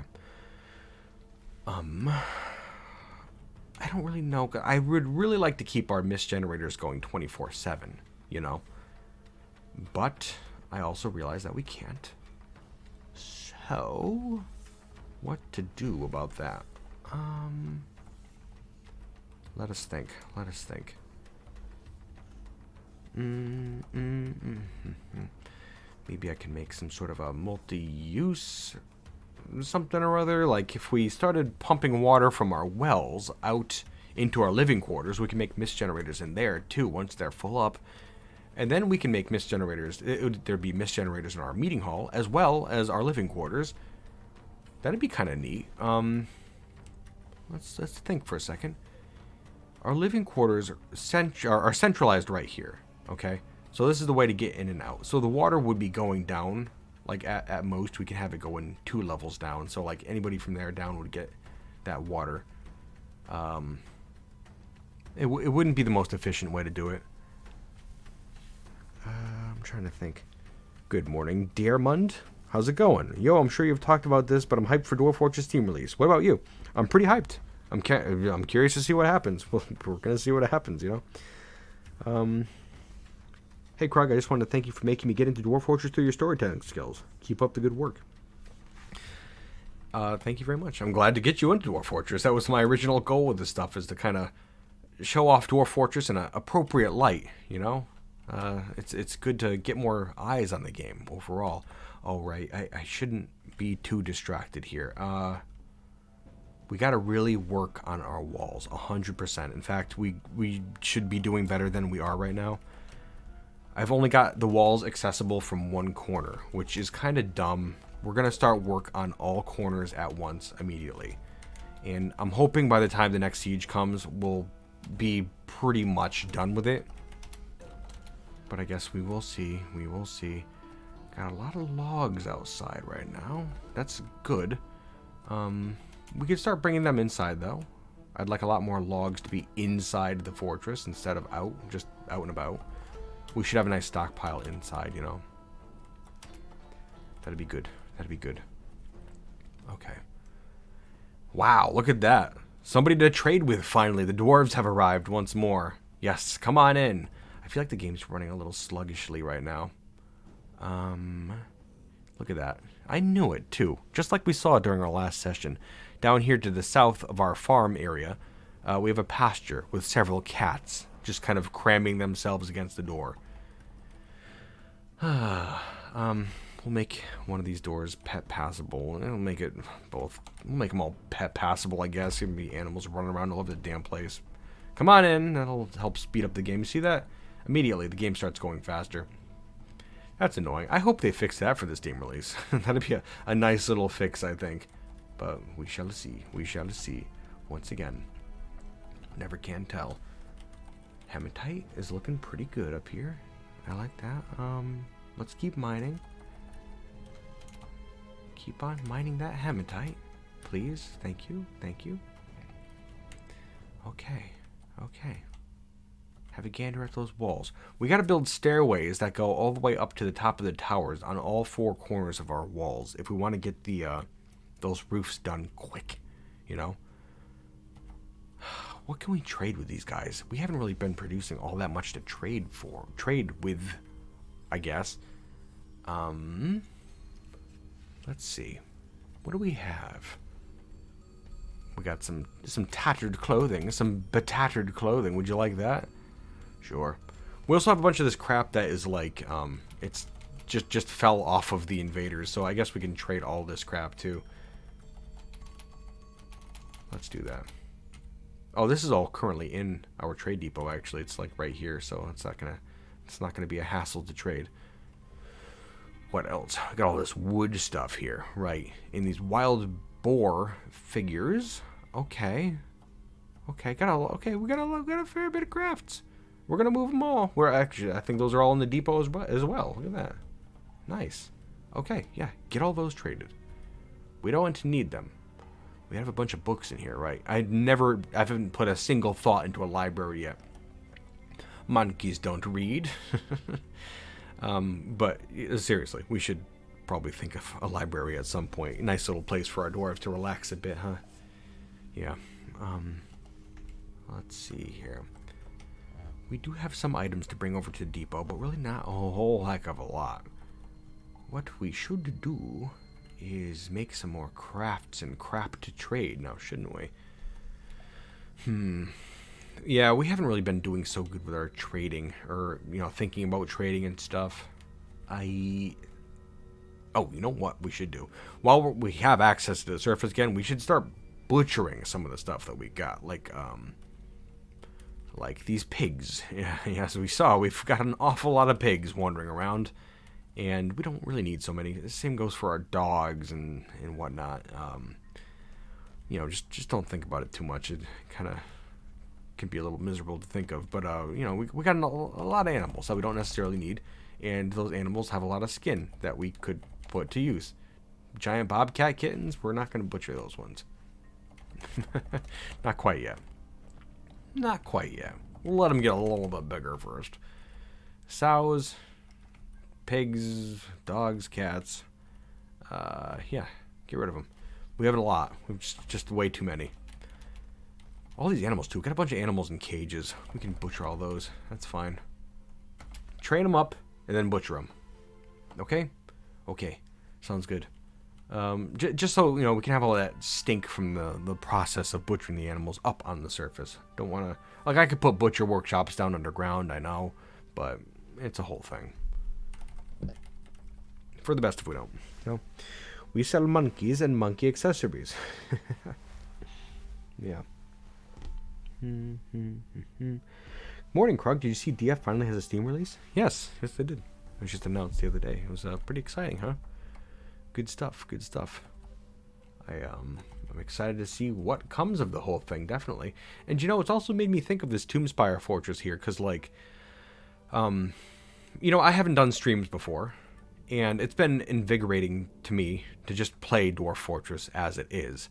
You know. I'm sure you can imagine. It's not like I'm producing the edited and, you know, all the music and the pictures and stuff. Like, that was a process, and like I talked about it a little bit before, but it's totally different than this. This is just like playing the game and like showing it to my friends and drawing pictures that I can then show you. Hey, migrants, that's cool. Let's see what we got. So it's completely different. You know, oftentimes too, when I'm making those videos, I have the blinds are closed to help cut out some of the traffic noise and, you know, engines of vehicles going by and stuff. Not a big migrant wave right here. It brings us up to 151. Not so bad. Not so bad. So, you know, it's kind of, it gets low-key depressing sometimes making those videos, you know, cloistered away, recording and stuff. And I've got to sound bubbly and stuff when I'm just sitting in my pitch black room here playing Dwarf Fortress and, you know, grumbling and stuff. Like, I like talking. Apparently, I'm pretty good at it. I never really pegged myself for one to be very good at talking, but here we are. But, like, you know, it's different. Anyways, I'm rambling. These streams have allowed me to, you know, feel a bit more reinvigorated with the whole process of playing Dwarf Fortress and getting excited about it and stuff. Plus, like, you know, in comparison, these streams are a lot more, they lack the polish that my other videos have, you know? I am doing drawings still, intermittently. I still have some more to show off today, actually. But, you know, they kind of have a steel clutches sort of a vibe, I feel. Like those videos I made back a long time ago, the ones that lacked all sorts of polish, and I was swearing left and right and stuff. So in a way, it kind of feels like we've gone full circle, you know? Like, I was making steel clutches videos that lacked any sort of polish. Then that went from steel clutches to monster killer to honey stoker, all the way up to scorch fountain and whatnot. But now I'm doing these streams with MS Paint drawings like I used to do during steel clutches, and I'm feeling greatly reinvigorated. And now we're right on the cusp of the Steam release coming out. Which is, it's kind of unexpected. I was really excited about Tomb Spire here, but I think, in a way, this fortress is kind of serving as a one last hurrah of old Dwarf Fortress, you know? Which is, you know, could be sad if you look at it that way, I guess. Sad or good, you know? Like, it's just, for me, showing off some of the best aspects of Dwarf Fortress and, like, the storytelling that it can entail and just the zaniness and whatnot. You know, it's been fun. I don't know what's going to happen after the Steam release comes out to Tomb Spire here, though. I'm not sure a lot of people would care, frankly. I mean, got a new Steam release to mess around with and stuff, so we'll see how much farther this whole thing goes.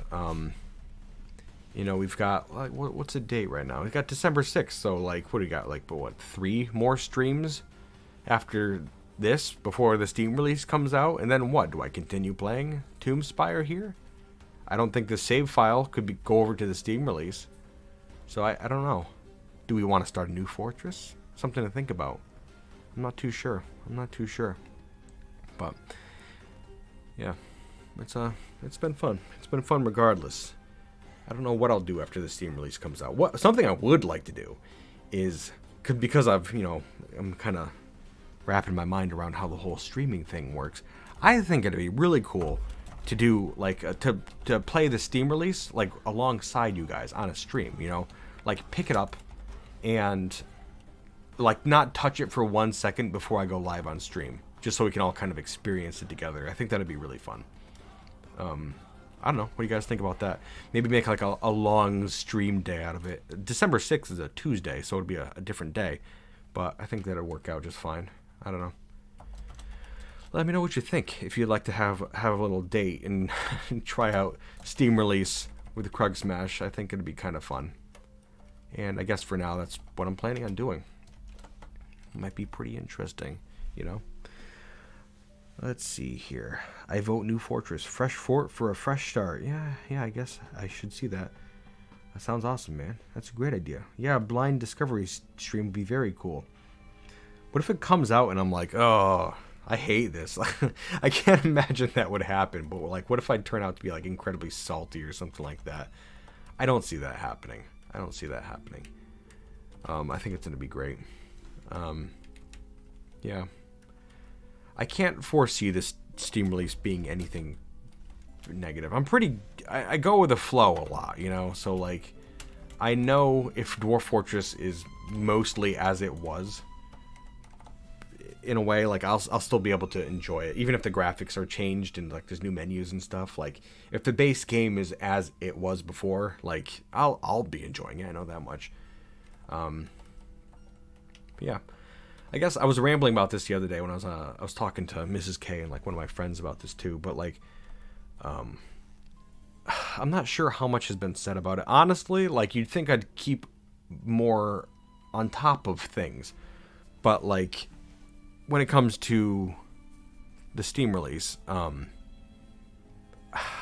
see Dwarf Fortress as having 3 major hurdles that it's got to get over for most players. You know, first off, people see the graphics and are like, whoa, I can't see what's going on. This looks like the Matrix. You hear that all the time, which I could see. You know, it's kind of hard to discern what's going on if you're just faced with a bunch of ASCII characters, right? But then, you know, there's a certain percentage of players who, you know, you explain like, oh, that's a dwarf, that's a tree, and they'll be like, okay, dwarf tree, I get that, understandable, excellent, cool. That's the graphics, right?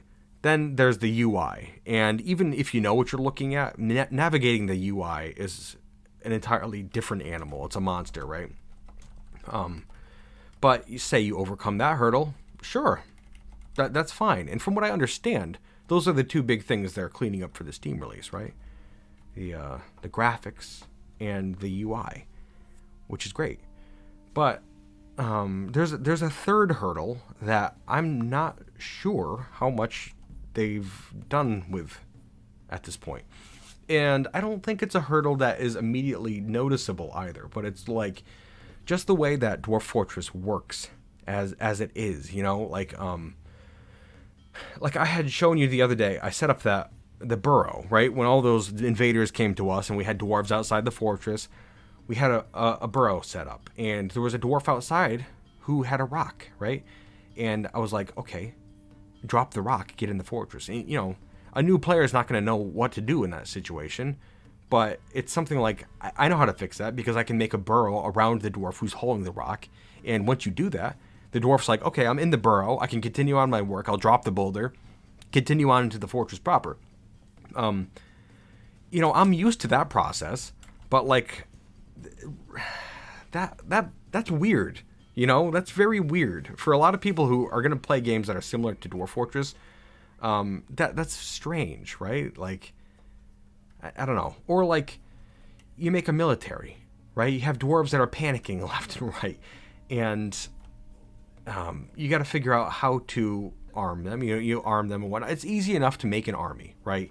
Hit M. Right? You say, create squad. It says that at the top. You know, you hit C, you see a bunch of vacant spots. You assign dwarves to them, you have a squad. Easy enough. Then you hit S, and you see your squad, and just, you know, you can see all the options down there. You highlight them, and you say K, kill things.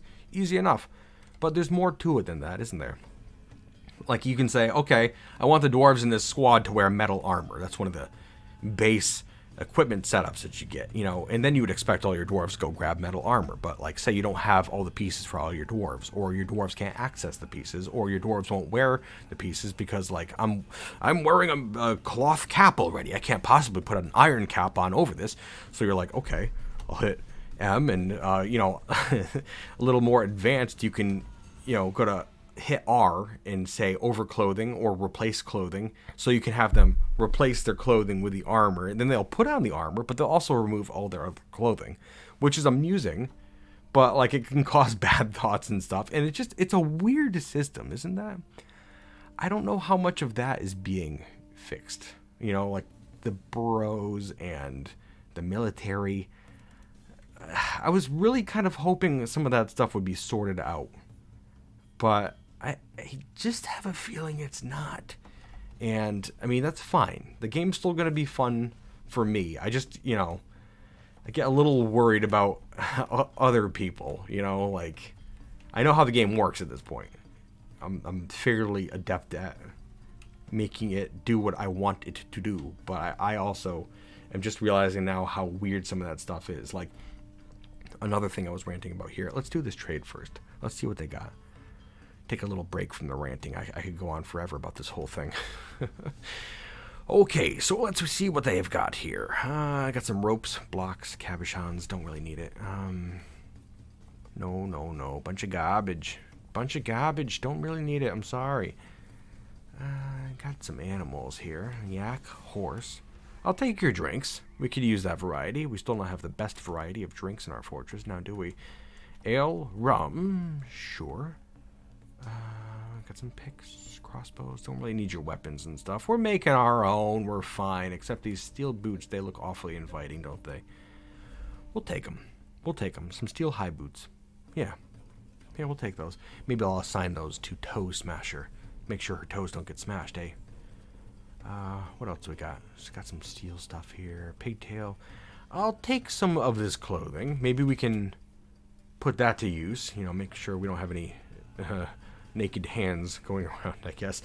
Dwarves appreciate new clothing, and, well, the trader dwarves come and bring some pretty nice things, so not going to hurt us. Cloth. We should get a lot of cloth, shouldn't we? Leather, don't need it so much, but, what the hell, it's cheap.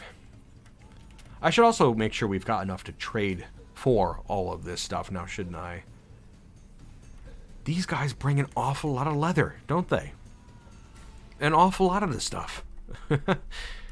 I like that. That's good. Silk, finally. Okay, we got some silk now. That's good. We need some wool. I don't think I've picked up any of that yet. It's getting kind of pricey. Getting kind of pricey. But, that's fine. A lot of leather. More cloth. More leather. Let's see, before we go too wild with all that stuff, what we can get exactly here. Finished goods bin. Yeah, we'll trade the entire damn bin. How about? Sounds good. This one, too. We want to trade a lot just so... I mean, it's been a while since we were able to trade anything at all. Okay, they're making a good profit off this. Let's continue our trade. Leather, cloth, leather. Leather. Leather. Leather. They brought a lot of textiles, didn't they? That's really good. That's really good. Maybe save a strange mood dwarf down the road, huh? And yeah, that's good. Oops, damn it! I keep doing that.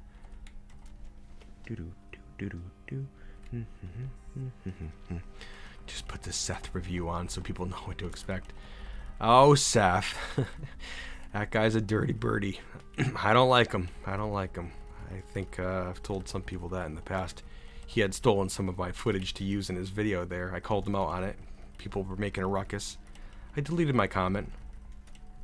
But, like, I low-key wish I didn't delete my comment. People should know he was kind of dirty with that video there. Didn't think anybody would notice. Even if he used my footage and didn't... If he had used my footage and didn't claim it was him playing, I wouldn't mind so much. But he definitely said, I tried all the tile sets. Dumbass. That guy was stupid. He used footage from a lot of different YouTubers at the time who were playing Dwarf Fortress. Just stole their footage and was like, yeah, nobody will notice. It's fine. He did apologize to me and credited me after the fact, as well as the other people, I believe, but it took him being called out in order to do anything about it. It's whatever, you know? Like, I don't care. If he didn't credit me and just used my footage and, you know, like that was that, it's fine. It's fair use. I don't care. It's fine. But just the fact that he said it was his footage, that kind of bothers you, you know? That's a lie, sir. That is an absolute lie. And, well, I like to spread the word whenever I can. I know a lot of people like the Seth review. It's very funny, very edgy. Let's see here. I'm going to trade them an awful lot for all this stuff because, like, we've got so many wooden crafts. Look at that. We have so many. Here. There you go. Lead seems ecstatic with the trading. Wonderful. That's what we want. Hopefully they bring a lot more next year.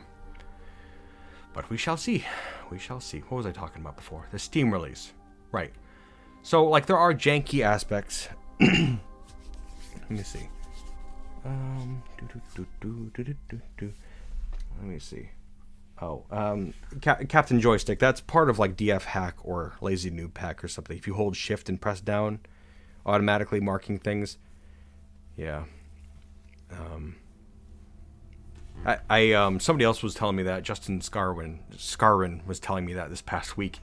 and I tested it out. We figured out that whole thing is part of one of those mods there that I don't have. I'm just playing vanilla, so it doesn't work in here.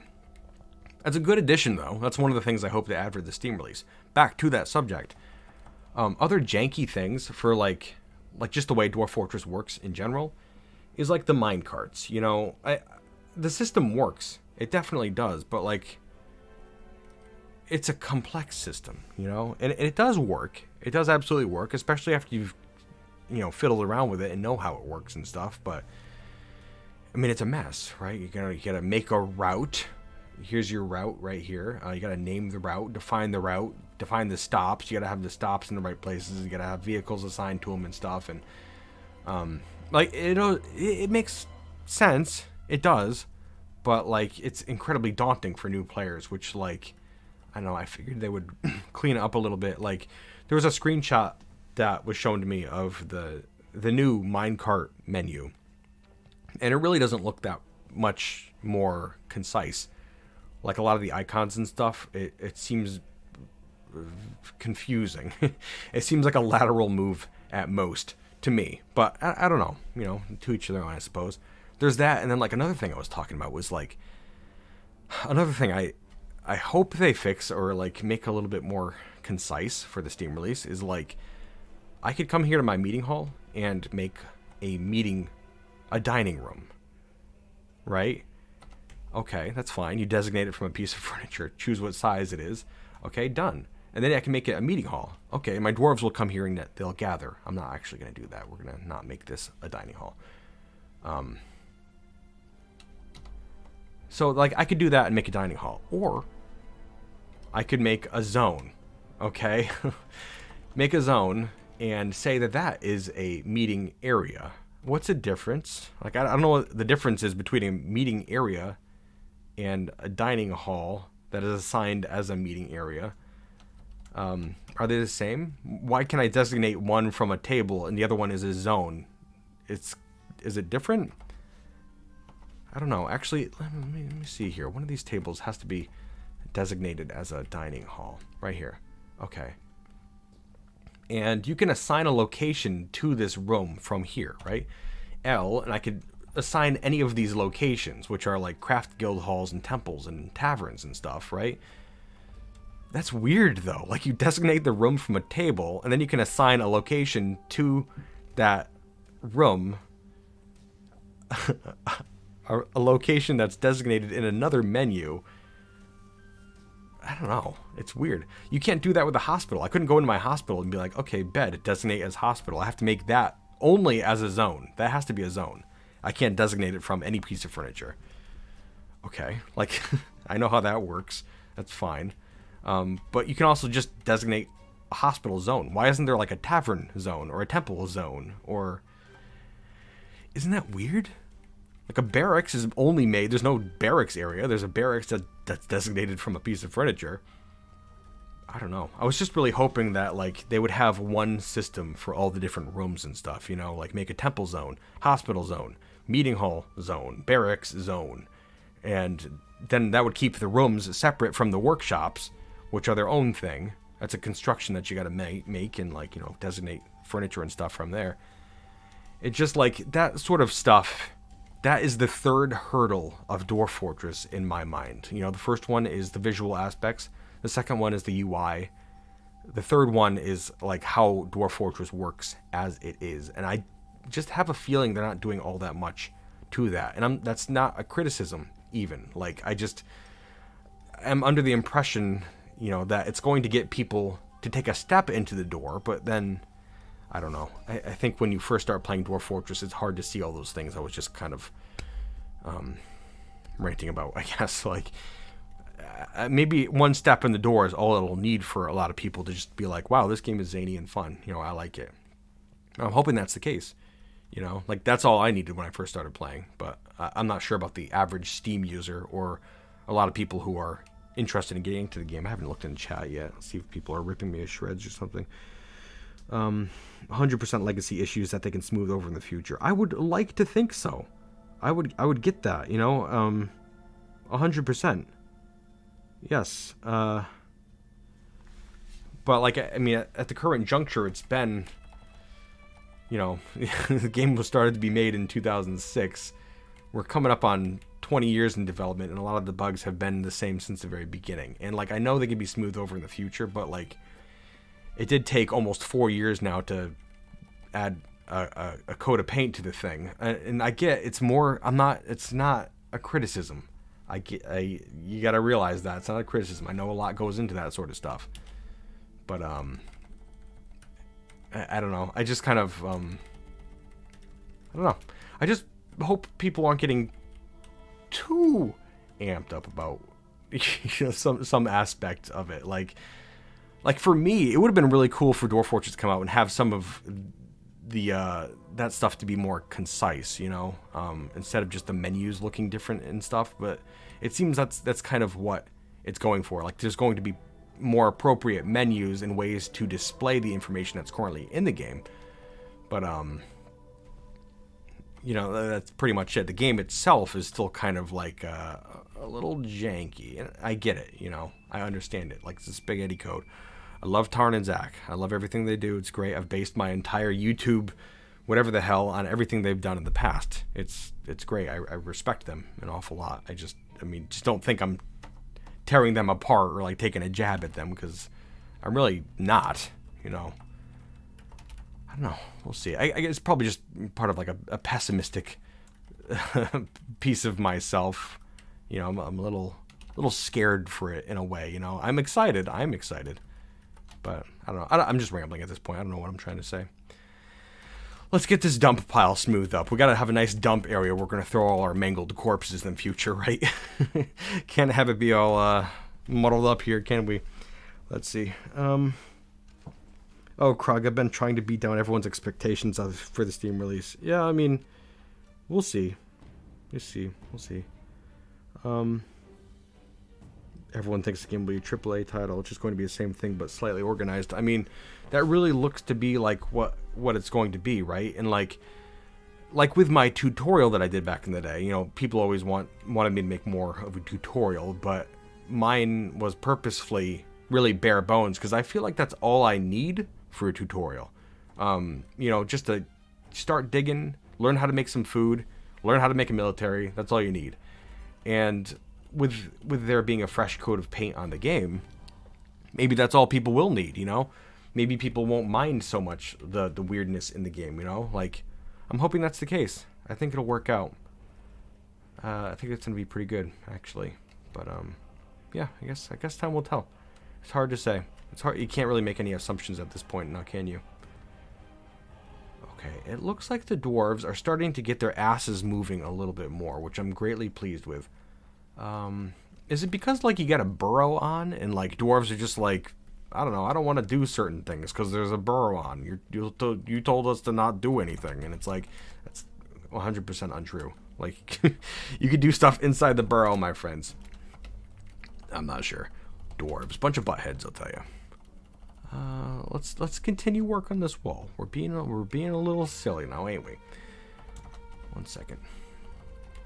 Okay, there we go. Yes, full circle with our ramps, please. Would be wonderful. Thank you very much. Thank you very, very much. Another ramp right here. A little ramp ski action right over yonder ways. Thank you. Right up this way, right here. Yes. Wondrous. Let's see here. Yeah, we can get this thing banged out. No problem. Look at that. We're sailing straight along on it. Wonderful. Throw one up here. Okay. All right. A little tedious. I'm sorry about that. But, you know, sometimes I gotta focus all my brain power on simple tasks. It's the monkey brain. I try to command it as best I can, but it often does not work so well. Oh, over here too. Another section of ramps up in this corner right here. I think after this wall is done, we could start thinking about a proper Tomb Spire. I thought it'd be cool to make like an angled structure, kind of like a leaning tower of Pisa sort of a deal. But I don't know. The construction aspect of something like that seems like it might be a little complicated. I'm sure it would be, but yeah, we'll see. we need a good project to be working on, something more than just the utility aspect of everything. We've really got to cover up this walkway, though. That's of utmost importance currently. I'd like to speak. Oh, this too. I was talking about this for like 2 sessions now. We got to start blocking up this little hole in here. Get this walkway done up in this top left corner. Hopefully you could see what I was talking about last session a little bit better. We got that walkway just kind of going along the inside of that fortification up on our main gate. Just so if we do get marked dwarves, which you don't currently have planned at all, they can go up there and just kind of press themselves up against the fortification and shoot out like that, I think that'd be pretty handy. Let me see here. Let me see. Chat, what are you doing? What are you doing? Tried to make a bridge, but it was all a folly. I don't know what you're talking about. I like to use the burrow to lure them into the fortress, then turn it off once the bridges are raised and they're trapped inside. Are you talking about like dwarves? That's kind of what I do. That is what I do. Use the burrow to get them to go inside, and then you lock it up behind them. Done deal. That's kind of what you're intended to do, I believe. Right? Unless I'm misinterpreting something. Look at these ramps. They're getting pumped right out. Yeah, I got to stay more on top of this whole above ground issue. We've got to do this. We have our dwarves underground right now training, our military dwarves. And, another thing I guess we should probably do is focus on getting all those cages linked up. We're making some pretty good progress on it, and it's not at the top of our priority list, but, we could pump it up a little bit. We've got a lot to make. And, at this point, I think we've probably got enough mechanisms where we can make some decent progress on it in short order. Let's just see here. Let's just see. Okay. Just taking a quick gander, seeing what we're working with. Okay, up on top here, we're going to continue on with this wall just a little bit.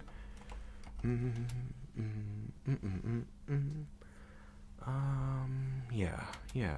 We're going to make like a raised wall in the middle of this gatehouse here, just so we don't have dwarves crawling up and getting stuck and crap. They kind of do dumb things sometimes. We all know this. Dwarven facts. If you make a dumb place for a dwarf to go, they will definitely go there. Dwarven rule number 1.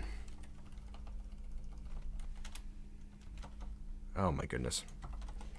Let's make this wall right here. Thank you very much, my dwarves. Boop. And a boop. Gonna take a lot of wood, but it's gonna be worth it. More ramps around the outside here. Gonna make a nice slanted roof for our gatehouse and all the towers on the sides there. I think that'd be perfectly apt. Need some more stone blocks if we're ever gonna make some sort of an appropriate Tomb Spire up top. And I think at this point we've got a lot of the sandstone blocks that we were going to use for a monkey statue outside, which we were kind of like slowly working away at last time. But we could also put those to the purpose of making a tomb spire of some variety, I suppose. Oh, not a wall. I didn't intend to make a wall here. BCR. A little bit of a wall ski action. There we go. Okay. There we go. And I'm also going to make a wall in the middle here so we can have a raised area. I think that'd be wonderful. 1, 2, 3, 4. Okay. Coming along. Look at that. We're blasting it right away. I actually didn't think we'd be able to do it this fast, but it's really not taking that long. It's probably kind of handy we brought all that wood inside the walls, because I think that's what we're pulling from currently. Certainly helping out. There we go. 1, 2, 3, 4. Yes. Wonderful. Some more ramps. Here we go. Okay. Looking good. Blink of an eye, essentially, huh? Gotta get rid of these walls. There are these floors over here. These are just paths so the dwarves can get from one side of the wall to the other. But we're gonna replace those with walls. There shouldn't be floors there.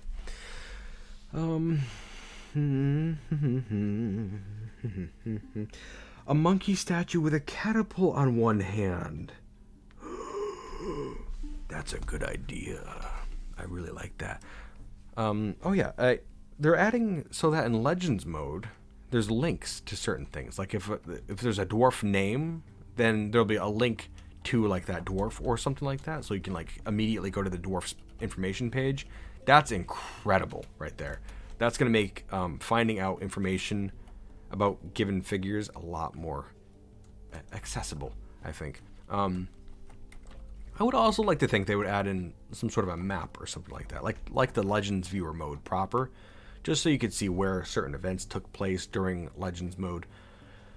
I guess I don't know. If they don't do it, then they don't do it. It's completely fine. But like, it would make things a little bit more parsable, a little bit. It is kind of difficult. Like, I mean, I know my way around Legends mode well enough. I don't use a Legends viewer all that much. It can't do certain things that Legends mode can do. So like, if I'm using Legends viewer, it's not like a all-encompassing good mod, in my opinion. There's some certain things it can't do. Like, you can't see a description of a forgotten beast, I think, is one of the things it can't do, which is kind of troublesome. I forget. I feel like there's more to it than that, but I can't recall off the top of my head. There's no easy way to do it anyways. There might be a way to do it. I don't have that much experience with it, but regardless. Yeah, it'd be nice if they added in some sort of a a map viewer or something so you could see where certain things took place. I would really like for an easy way to see my civilization's symbol, or the civilization of any civilization for that matter. You know, like, because when I'm going and drawing goblins or something for, one of my videos, I would like them to be holding a flag that shows their symbol. I think that's completely appropriate. But it's not information that you have very easy access to in base Dwarf Fortress, just seeing the symbol of a civilization. You can go to the civilization screen in Legends mode, and you're given a little icon of what their symbol is that is intended to represent their symbol. But there's nowhere you can be like, oh, that's the symbol 100%, Oftentimes, like, I find myself in having to go to like adventure mode and starting off as a member of that civilization and hoping that I can identify something, and I don't know. It can be kind of convoluted sometimes. There's a lot to consider, when you're making a game like this. Again, not faulting Tarn, not at all. There's a lot to do. He's made a big, amazing thing here. That's my favorite game of all time. And when it comes to considering all the different aspects that have to go into it, it can be a bit overwhelming. And I understand that he doesn't want anybody touching his baby either, like, I get that 100%. Take one look on Reddit and you see people all over the place getting salty that the game isn't programmed better. Oh, I wish you'd let a team work on it. You probably doesn't want it taken away by people, like, you give that information out too freely and, it could get yanked away and repurposed and modded, and it's not his thing anymore. So I understand totally why he doesn't want to work with other people. People can be dirty sometimes. We all know this. Doesn't want to risk it. I can respect it. And I think more people should. Definitely. Tarn and Zach are good people, I feel. Just let them do their stuff, Let me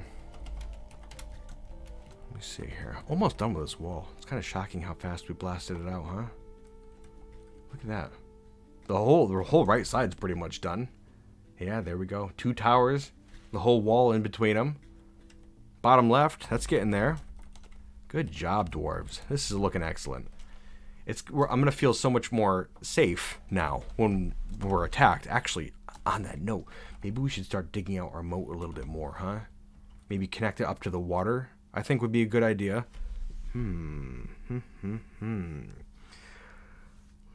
Let's see here. Got a lot of dwarves down there right now. Maybe we'll get this wall completed first, and then we'll start digging out a more dangerous moat. Oh, the cow moose has reverted to a wild state. Oh no. Whatever. It's fine. Who's butchering things? Can we get a butcher out here to do something with all these animals that we've got languishing about in cages? Have we been butchering them? No, we have not been. Butcher away, my dwarves. Hurry up. Goodness gracious.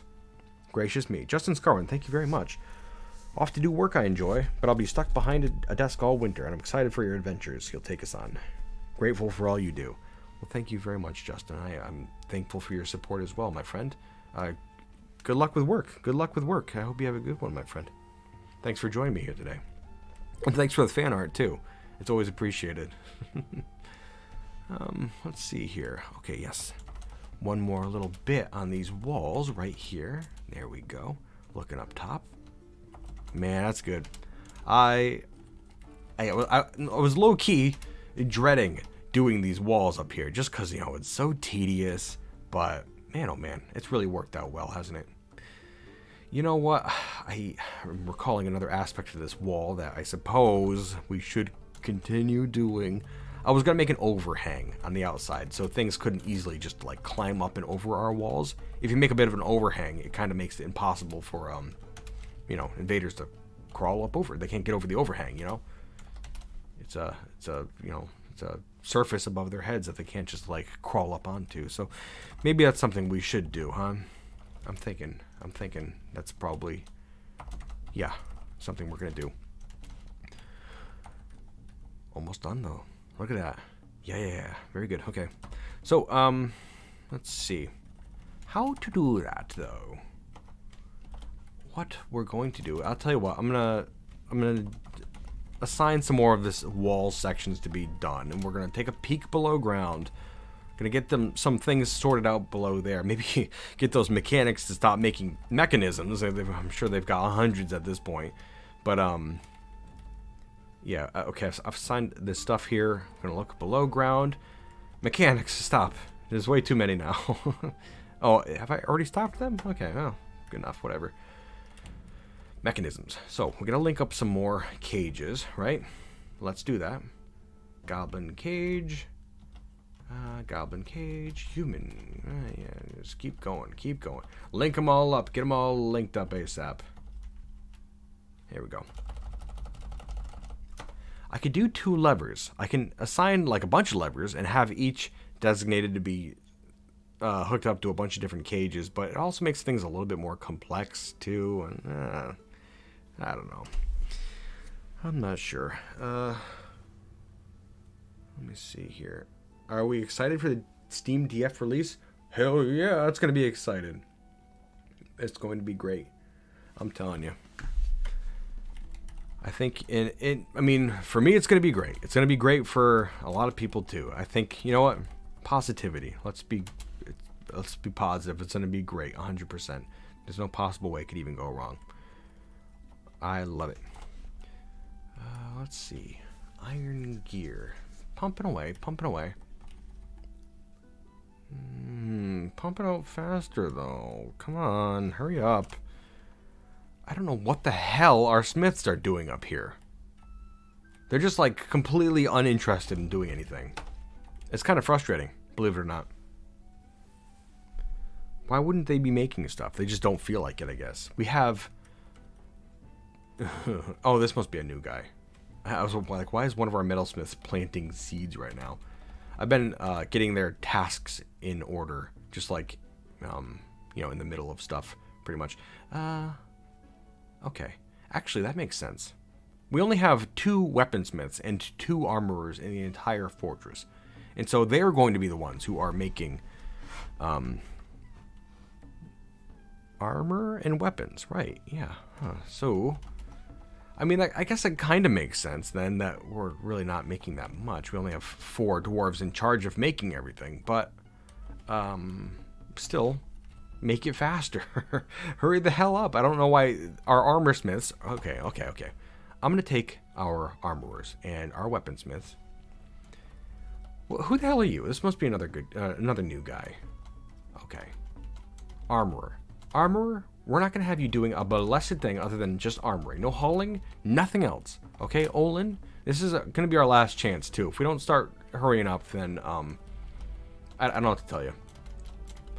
You're going to be out on your ass. How about, like, we keep you guys around so you can do your simple tasks. All you're going to have to do is make some armor and weapons. And then, like, after that, you don't really get that much on your plates. So, like, maybe save all of your demonstrations and crap till afterwards. You know? Kosov. Let's see. Who else? Got Udib and Kadal, right? Yeah, turn off all this crap here. We're gonna have you just armoring. There we go. And then Catall, the Necromancer, the original, the OG lazy-ass weaponsmith. Just weaponsmithing, no hauling, nothing else. And maybe this will speed things up. Maybe in the brief periods of time they're not teaching classes or learning demonstrations or something, they can get their ass on over there and start pumping some stuff out. What do you think, huh? Wouldn't that be good? Bunch of bastards. Goodness gracious. Hey, Krug question. Not sure if you have already done this, but have you ever tried making a series of different fortresses or adventures, but in the same world/timeline? Yeah, I did. I did a series of short forts, all in the same world. That was pretty fun. It was interesting after a couple of forts to see how they would interact, you know, and like I've been saying it forever, but like, I would like to do another series, and like at this point, I've purposefully been holding off on doing anything like that because, well, I don't know when the Steam release is going to be out. I didn't think it was going to be out this early, so I didn't think. I'm pretty glad I didn't go into a more proper series by now, you know, because like, how much would that suck? Do a couple proper series of fortresses, and then have to, the Steam release comes out. That would kind of suck. But like another reason is like let's give it a rest for a while, you know. The last real series I've done were last year. I did a bunch of shorter series, maybe 12 episodes each. I did one on the Long Night, one with Crimson Trumpets, which was pretty standard Dwarf Fortress, and then one with Pumpkins. And they did all right, you know. But this year I've been kind of like, just give it a rest with the series for a while, you know. Like, the way you got to look at it, you know, and this is from a creator's perspective. I did Steel Clutches, and that was fun for people. That's where I kind of started to, like, figure out what I'm doing with my content and stuff, and it was fun for people because, like, there wasn't content that was like that, edited content on YouTube before. So that's what made it interesting. It made it even more interesting when I, down the line in Steel Clutches, when I started making, like, the BIM Silver Snarl episodes and stuff. Like, because I was putting a lot more pictures, music, and that sort of stuff. That made it more interesting. And then by the time Steel Clutches came to an end, that whole series, I was able to do Monster Killer, which was my first one that was really polished and fun. That was that was a series that a lot of people were introduced to my content with, was Monster Killer. And then after that, Honeystoker. It was kind of like Monster Killer in a way, except it had a unique premise, that one that was kind of interesting. And a lot of people were introduced to my content during then too. But it was at that point then you started to have people comparing one series to the other. I like the old one, I like the new one, that sort of stuff. And that's fine, of course it's going to happen, 100%. I did short forts after that, which was a new, entirely different thing. This is the short fort thing I was talking about, where it was all in the same world, and that was kind of like a series in a way, except it wasn't as formal. That was interesting too, different projects for different fortresses, that sort of stuff. That was different enough where it was up a lot of people's alleys. That's also where my channel really started to take off, when I started making those short forts. Then after that, I wanted to go back and make another series, Scorch Fountain, which ended up doing very well too, big time. But like, you run into a problem when you make too many series, I think. You get people comparing one series to another thing, and the discourse starts, which is fine. I don't mind criticism. It's completely fine. It's helpful and helps me grow and whatnot.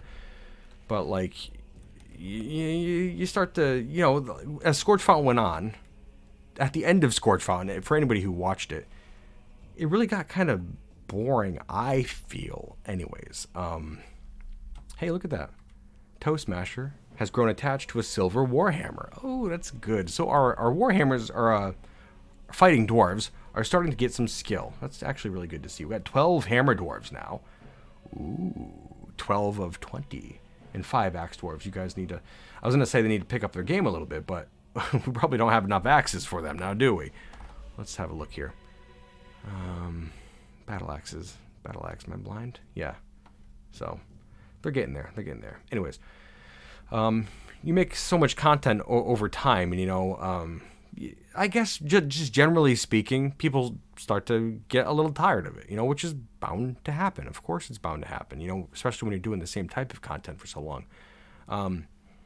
Scorch Fountain to me, by the end of it, if I had ended Scorch Fountain, like right before those adventurers, like like I think 3 episodes from the end of Scorch Fountain, if I had ended it there, it would have been a story of a beardless necromancer taking power and controlling a fortress, and that's it. Like there really wouldn't have been much more to it than that. Like, I don't know which angle I could have gone in than just like go down and dig into some demons or something like that. I don't know. Like, there really isn't that many directions. It would have been just like Monster Killer essentially, except without any monsters. So like I decided to take it off in a different direction and kind of do what I did in the Short Fortress series. You know, have another fort start out in the same world. But I don't think people liked that at all. And in fact, I know a lot of people didn't like Chamber Point when I started doing that one, because like right when the first episode of Chamber Point came out is when my channel started to drop down in like views and revenue and everything. And you know, I was like, all right, that's fine, bound to happen from time to time, but like it's continued to go downhill until like you know, Watch Flies came out. And it was kind of like after Scorch Fountain, the whole series came out, I was like, okay, I've got to reevaluate here. This content isn't up people's alleys anymore. So that's why last year I was like, let's slow things down a bit. It's not really working. I shouldn't be killing myself over making the content anymore if people aren't interested in it anymore. So like I should probably try to balance it out a little bit. Take a lesson from Bim Silversnarl, I suppose. So that's, you know, I did those like smaller series last year, and just essentially since the beginning of last year, I've been trying to figure out what kind of content I should be making and find that balance between like, you know, a happy work life and, you know, making stuff that people want to see, I guess, you know. And it's been a process. I still don't think I've got it hammered down, really. It'd be impossible to go back and make footage or make episodes like I used to, you know, and also maintain a healthy life. I wasn't living a healthy life during any of those times, during Monster Killer or Honey Stoker or Scorch Fountain, the entirety of the thing, you know. And I really don't like rambling about this sort of stuff all so much. I feel like I ramble about it too much. But just to give people some insight, some transparency as to why my content has changed so much over the years, like, that's pretty much why I guess I ramble about it from time to time. You know, I like to be open with you guys when I can. Fred Langan, thank you very much. In memory of Moldath, the Beardless. Yes, one hell of a dwarf, that guy. I did not like him at first, but he really grew on me. One of my favorite dwarves.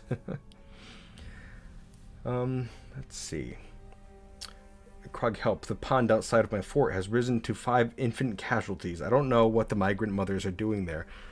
Man, I could not begin to tell you. The only thing I think of is if that keeps happening, there's got to be something around there scaring people and causing them to drop their babies into a pond. Like, as silly and mortifying as that is, that's probably what is happening. Hey, we got all those cages linked up already. That's pretty good. Keep it up, my dwarves.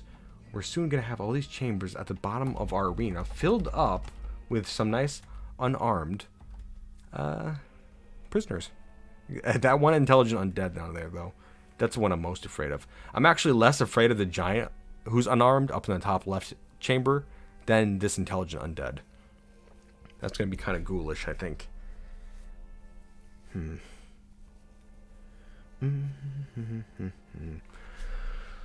Let me see here. So we're getting those linked up. Keep an eye on our walkways up here. Make sure these are done before we start ignoring them, you idiot dwarf. Okay, got a wall to put in place right here. Wall over here. Another section of ramps just right up yonder. There we go. Okay, okay. Looking good, looking good. Up in the top left, looking good. Just this top section right here. This is the last little part we've got to do. Almost there, my dwarves. Almost there. 2 shakes of a gibbon's tail. It'll be done. Got some more ramps on the sides. And would you have a look there? Yeah. Looking good. Looking good. Wonderful. Okay. Let's make sure all the roofs are on top of the towers. I mean, after I get these places that are designated in place, this the wood that's designated in place, then we'll be 100% good to go with our walls. I was kind of thinking about making a second layer of walls on the outside, but I think a nice deep moat would serve the same purpose, really. You know? I think that'd be fine. In fact, we should probably get to it on that, shouldn't we? I'm going to carve out an area at the very base of our wall down here, okay? And I think we're going to replace it with stones like we did above. You know, we're going to have 2 layers of smooth stone blocks and then some logs above it, just to really ensure that people cannot climb up. We had that one chameleon climb up once, and that really freaked me out. And I think that happened a couple times, right? We had a chameleon climb up, and then we had another dwarf who climbed up. Ooh, why am I channeling?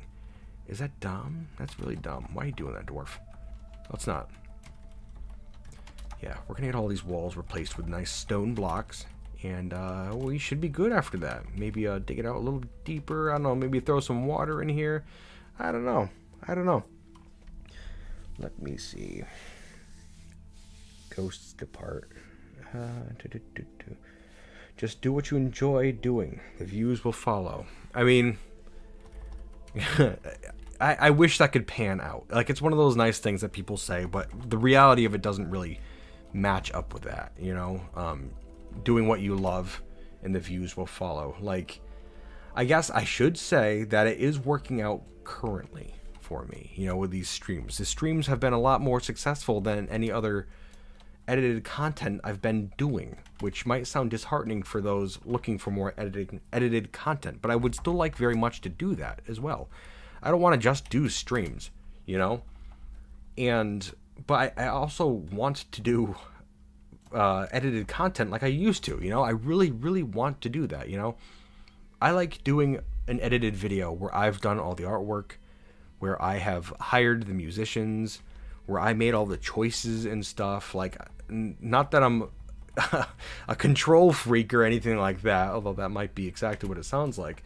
It's just, you know, I could be proud of it just to say, like, I did that, you know, that was me and Mrs. K, I should say, definitely. You know, like, we were the ones who worked on all of that. And it just makes me proud to say, but, like, if I want to make footage, or I don't know why I keep saying footage, if I want to make edited episodes like I used to, it's going to need some sort of a change. And I think the easiest, most straightforward change I could possibly make in a scenario like that is hiring an artist, say, you know, which I've done in the past with some success. I hired on North Dog, who made some excellent art for me for the prehistoric fort that I did back in the day. But, like, you know, it does take some more logistics to it and stuff to do something like that. You know, you gotta pay the person, of course. You gotta be making enough money to do that. Also, you know, I'd like to be able to do an awful lot of pictures for these episodes too. Like,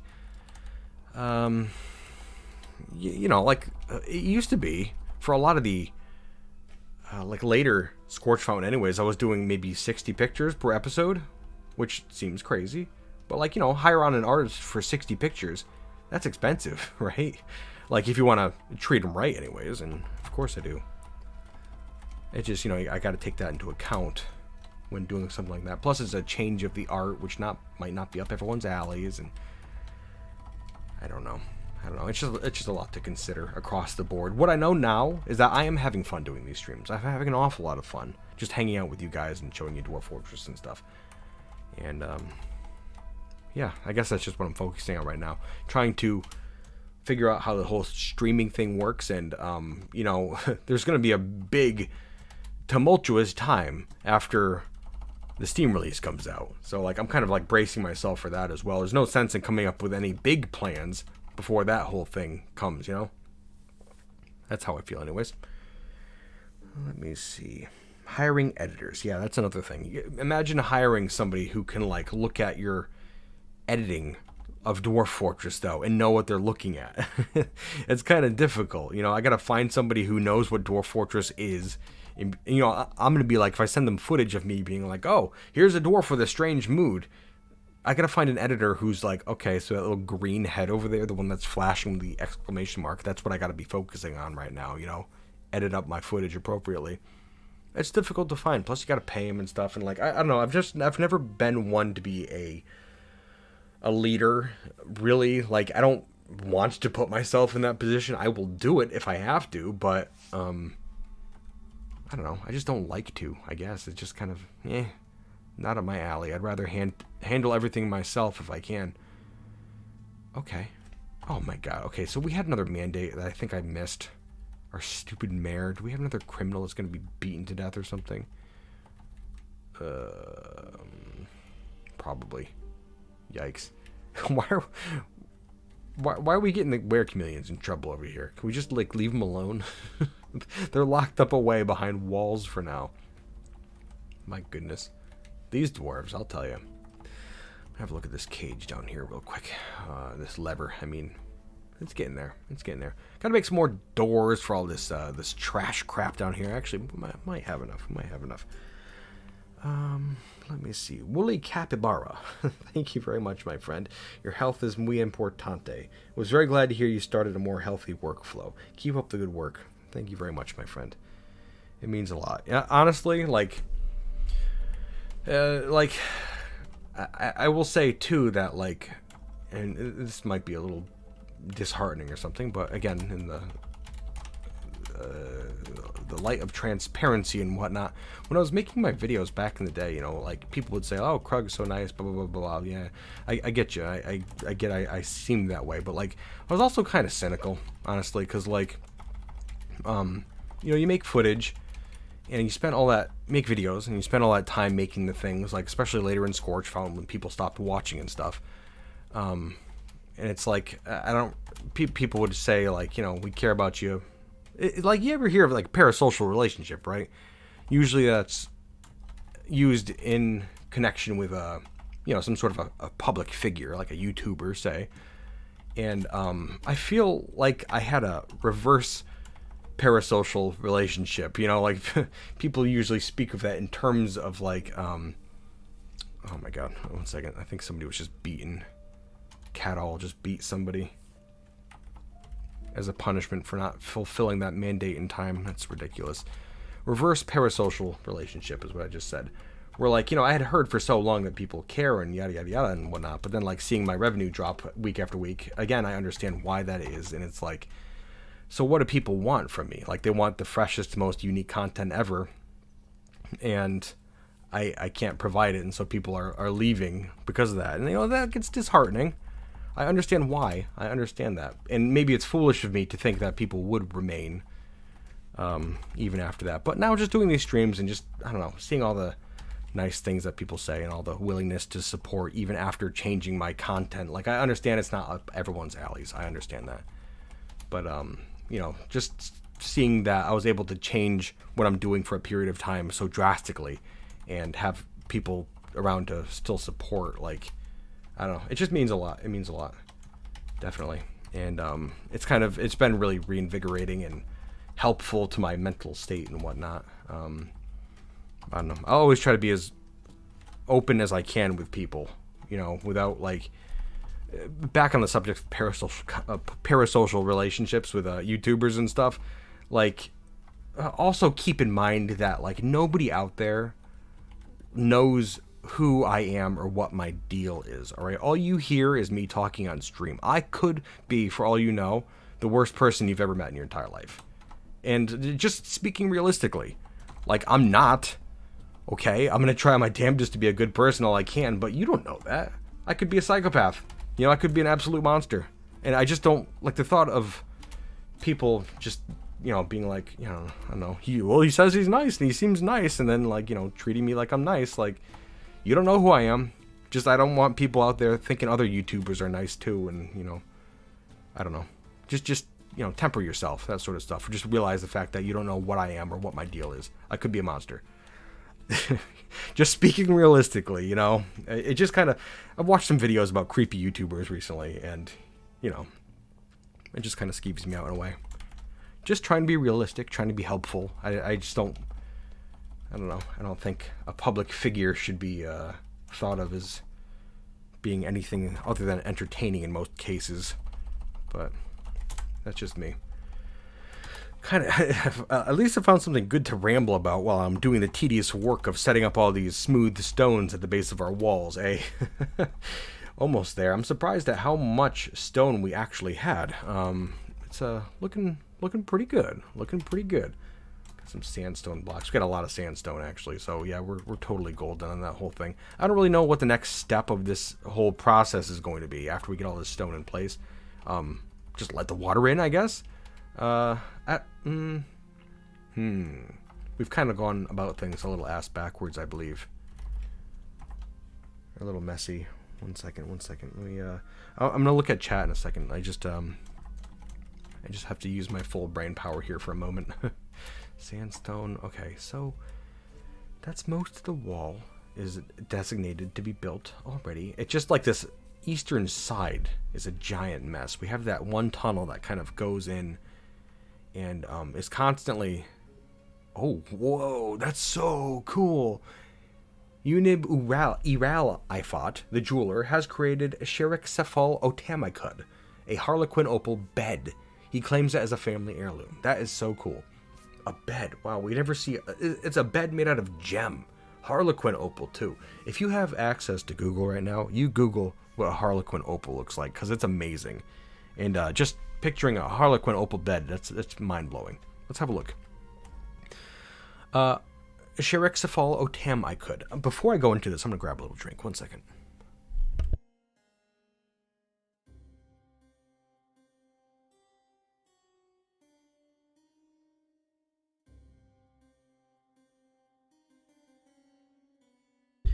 Okay.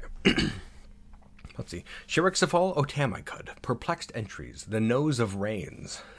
It's a terrible name. Worth 48,000. That's pretty good. That's pretty good.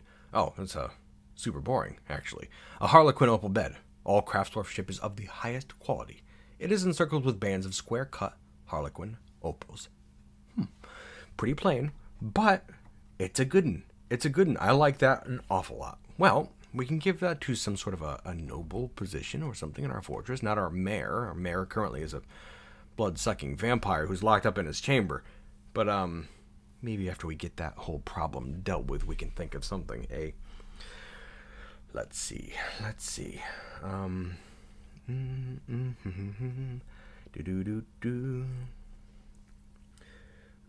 Okay.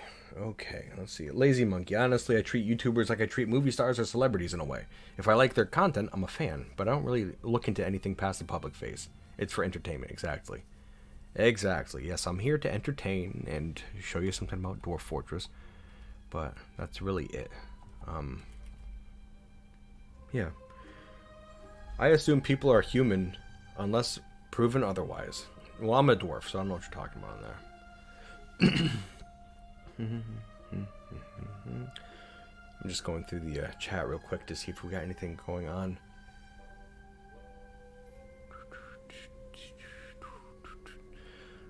So, Namira? I don't know if that's the name. So, during Scorch Fountain, YouTube started turning off the notifications bell on your channel for me. For a while, you didn't even show up in my subs list. Solved it when I searched you out again. That's weird.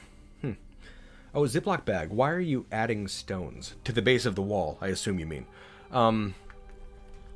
It makes it harder to climb if you have layers of stone, like smooth stone at the bottom. Optimally, it would be just smoothing out natural stone. That's the hardest to climb up. But constructed smooth stone blocks are pretty good too.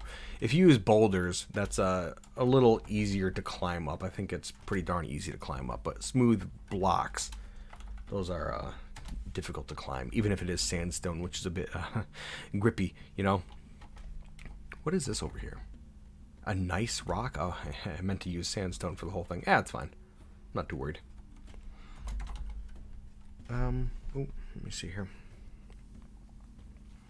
In Drakenel, your tone, your actions, and how you deal with others is why we judge you kind. Not just because you claim to be. People can have some intuition. I know, I'm not saying... I appreciate your support, by the way. I really appreciate it. I get that. But, like... I don't know. What if I was, like, a really good liar? You don't know.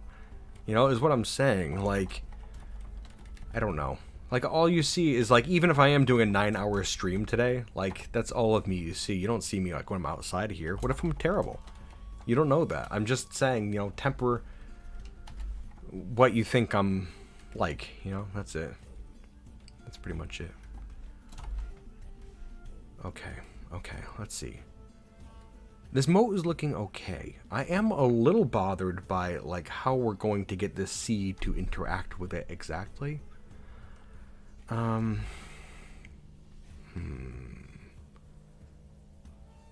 Let's see. I mean, optimally, like to carve away all of this stone to get the ocean to be right up against the side of our fortress. I think that'd be just impressively amazing. But I don't think we can reasonably expect to do that. Not safely, anyways. Not without losing a few dwarves, including, like, Coastbeard is one of our dwarves, our miners, I should say. I would hate to lose the guy to something that, you know, we purposefully planned out. What am I doing up here? Oh, I've made a dumb. I've made a big dumb. That's dumb. I started building a wall down here, and it's wasn't in an appropriate area. 1 second, I gotta get all this wall yanked out of here. 1 second, my dwarves. Get this out of here and get a nice smooth wall around here. There we go. Okay, get that all yanked out of here, dwarves. Thank you. But yes, look back down here. I'd rather accidentally treat a horrible person nicely than accidentally treat a nice person horribly. I like that. I like that. I don't know. Yeah, I don't know. I see a lot of discourse about the whole nice versus evil YouTuber thing, and, like, you know, you can do what you will. Do what you will is what I'll say. Do what you will. Just, you know, temper yourself. You never know. You never know. What if I pulled the wool over your eyes like Iton, our vampire mare? You don't know that. I could be a real ghoul in real life. Though I try my best. Okay, so, as I was saying, I would really like to make it so that the shoreline is right up against our fortress. But it could be dangerous, it could be dicey. I don't know if it's something we should attempt to do, but I suppose it's something I'm willing to try because I'm kind of risky and stupid sometimes. It's just how I be. We're going to try it. We're going to try to just keep carving away the shoreline so that it meets our fortress. So nothing can approach on the east anymore, at least. Just the north, the south, and the west. Wait, so you do drink people's blood, Crugsmash? I mean, yeah, I mean, when you know, time to time, I mean, gotta treat yourself, right? Get out of the water. See, this is exactly what I'm talking about. 2 steps in, and is this Coastbeard, do you think? No, it's not. It's Cog. Oh, no. Really? It's a baby?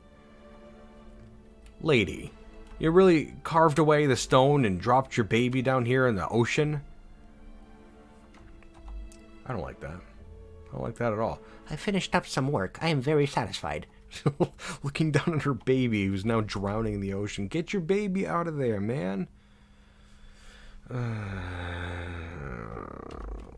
Let's see over here. Water is 7 of 7. The baby could very well crawl out. Let's see how this little child does right now. Little Cog cooped. 1 second. Before we go any farther. Mother and father. Mother is a miner. My father was a red rump. Okay. Well, may the monkeys watch over you, my friend. Let's get you up out of the water. Go ahead, child. Go ahead. Up. Out of the water. Oh, no. Okay. Got a breath of air right there. I saw that. Come on, child. Come on. Get up out of the water. Oh, my God. And the mother's just like, well, I got work to do. Come on, kid. Get up out of the water, will you? I don't want this kid to die. God damn it. Okay. Well, that's unpleasant. Not much I can do about it, though. Goes to the sea. The child now belongs to the sea. That's not good. Well, not much to be done now. Like, I hate to be so unceremonious about it, but it's like, I don't know. What do you want me to do? Yikes. Sorry. Why'd you drop your kid, you idiot? Damn it. You just get mad at the dwarves sometimes. Like, I don't understand why that happened. Probably a wave came up and pushed against her leg, and she was like, water, I don't want to get wet. I'll just drop my child. It's fine. Seems like a decent trade-off.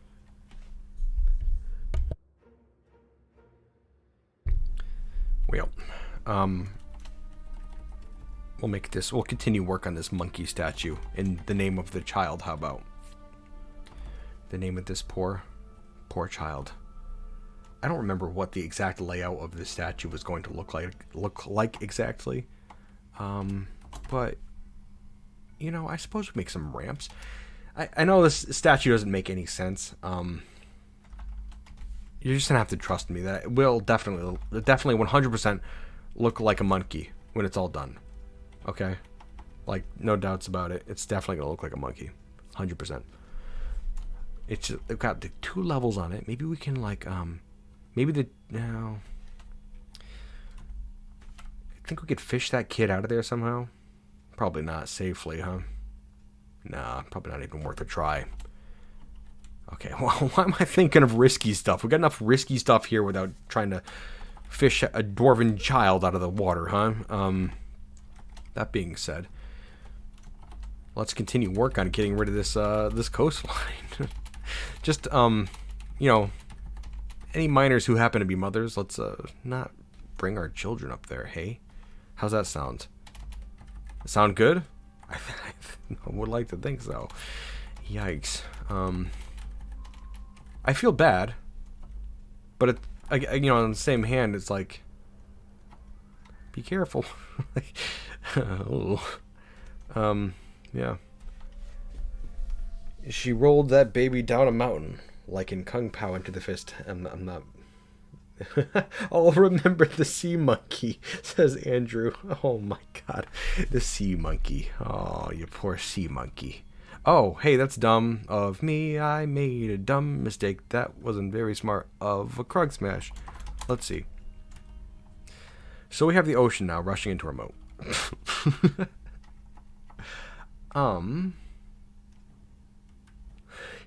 Well. Okay.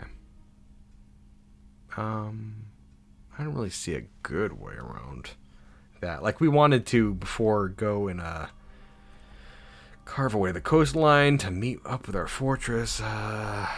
Okay. Here's a quick little remedy, maybe. I don't know if this is gonna work. I don't even know why I'm trying to do this. Like, do I care this much about making the coastline? It's like I'm stubborn. Like, this is what the plan was. We must stick to it. So what we're gonna do is I'm gonna try to build a wall here real quick. Maybe keep the seawater out. I'm hoping this miner gets the hell back in the fortress real quick. There you go. Good dwarf. Good dwarf. All right, guys. Let's get over here and let's build this wall real quick, huh? Let's build this wall to keep that sea out. The water's coming quickly, so hurry up. Hurry up, my dwarves. Get over here. Let's build up this wall real quick. Who's building this wall? I want some dwarves out here building this wall right now. Boy, it's taking them a while, ain't it?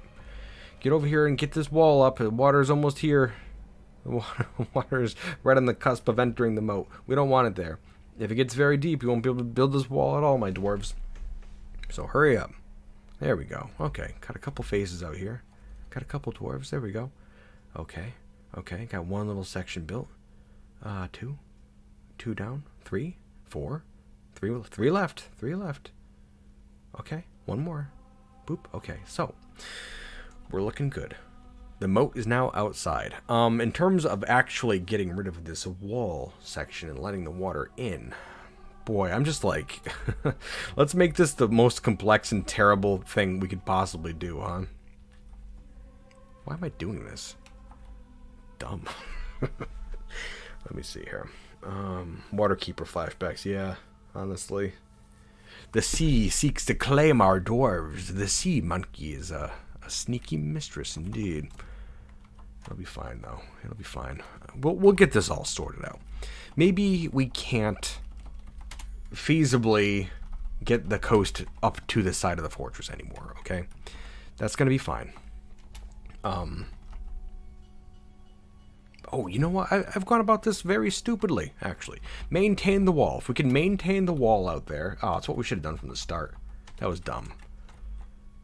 If we could maintain the wall, just keeping the sea out, carve everything away beforehand, I think that would work, actually. You know? But now the wall over here is going to be this, the left side right here. This is the wall that's keeping the sea out now. So that's made everything ultimately more complex. That being said, if we come up top here and say, I know I'm just like completely rambling right now, and people are like, "Boy, this guy is what's he even on about right now?" You gotta trust me; it all makes sense in a mad sort of way. If I dig out a channel like this, okay. And also dig out these things. Okay, we're gonna have a nice smooth wall keeping out the ocean on the south side of the moat anyways. Okay, this might lead to more death. I'm hoping it doesn't. But we shall soon see. We shall soon see. I think it's gonna be fine. For the record.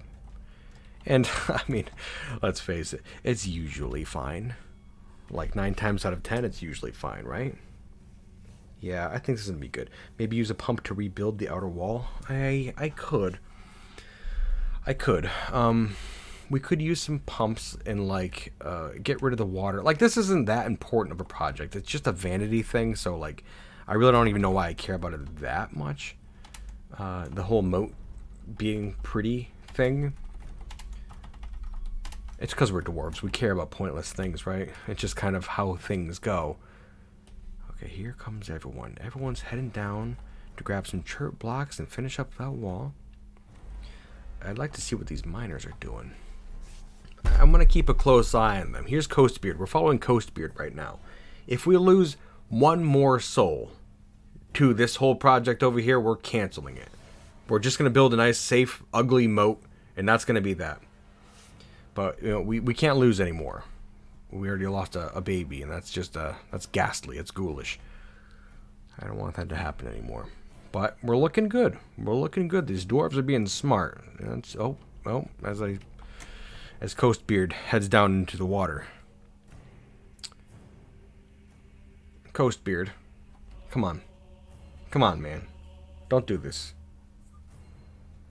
Get out of the water, huh? Get out of the water, Coastbeard. Come on, Coasty. There he goes. He's out. Okay. Is that a sign? Should we not be doing any of this?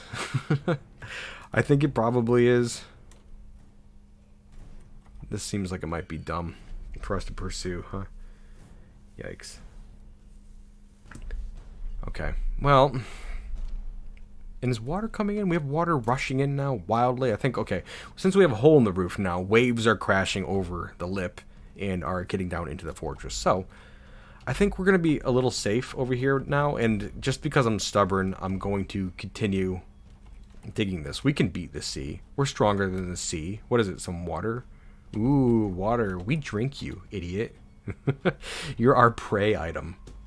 So yeah, okay, Marco, this is a channel. Is this not being marked? I think it's marked as a channel. I would like to think so. I would like to think so. Okay. Yeah, just keep going at it, dwarves. Good luck. Good luck to you, my dwarves. A lot of water coming in. Where's this water coming in from exactly? I think this water is all coming in from the waves, not the actual ocean. So, that's good. A lot of waves coming in, though. Again, it's going to be fine, I think. We just got to get them over here. I don't think that... It's not like drownable depth. So... They should be fine down there. Even if they do fall into the water down to the left side of this channel, it should be fine. I think it's all going to work out just fine for the dwarves. Let me see here. We are stronger than the sea. Krug Smash. I like that. That area is too huge to flood quickly from just tides. That sounds like some appropriate dwarf logic right there. I'll go with it. 100%. It seems sound. Is this, what am I looking at here? Why is nobody carving this away? I was under the impression that there was ground here, but maybe not. Open space. This is all open space then. Okay. Open space. It's kind of hard to tell sometimes, you know? Okay. Just keep carving this away then, dwarves. Okay. Okay. Okay. All right. Yes. There we go. Wonderful. We got this. We are stronger than the sea. You know that? I guess, see, this is what screws me up with this, the setup right now. Right here, what I'm over is open space, and you can see water down there, okay? But then down here, this is sandstone pebbles with water on it. They're identical. I can't tell that apart visually. That's now my biggest gripe with ASCII tile sets, I guess. I can't tell water below versus water on top, apparently. That's annoying. And dangerous, you know? And that's sea foam? You're going to tell me that's sea foam right there on open space? It looks like a boulder. Okay. Man, oh man. Yeah, that's tricky. That's a bad bit of this tile set right here. Not just this tile set, just Dwarf Fortress in general, I guess, the way it displays things. Yikes. Ordering the Legion to conquer the ocean. Is that a thing? Holy crap, my ad block has blocked 3,697 ads since stream start. Oh my god, is that a thing? Actually, I forgot. I can turn ads on my videos, and like there's a way to do it, and I did it on the last one, but I forgot to do it on this one, so I'm not sure what the ad situation is. I think by default it's turned off, so I'm not sure what your thing is blocking exactly. But it sounds like it's a lot of it. Okay. Yeah, just bit by bit. I guess we're going to keep carving it away like this. This seems a little tedious now that, in retrospect, you know, maybe we'll start doing something a bit more interesting, a little more engaging. Yeah, let's head back down to the fortress for a second. Let's see what's going on down there. Our cage situation. Still got to get all those linked up. Okay, we're getting there. We're almost there. Less than 10, I think, right? Good. Okay, there we go. There we go. Cool. 1, 2, 3, 4, 5, 6, 7, 8 more cages. And we're going to get those linked up promptly. And then after that, we'll have all of our little prisoner chambers on here good to go. Right, I made a couple of floor hatches to place right here. Okay? Just like that. And I guess while I'm thinking of it,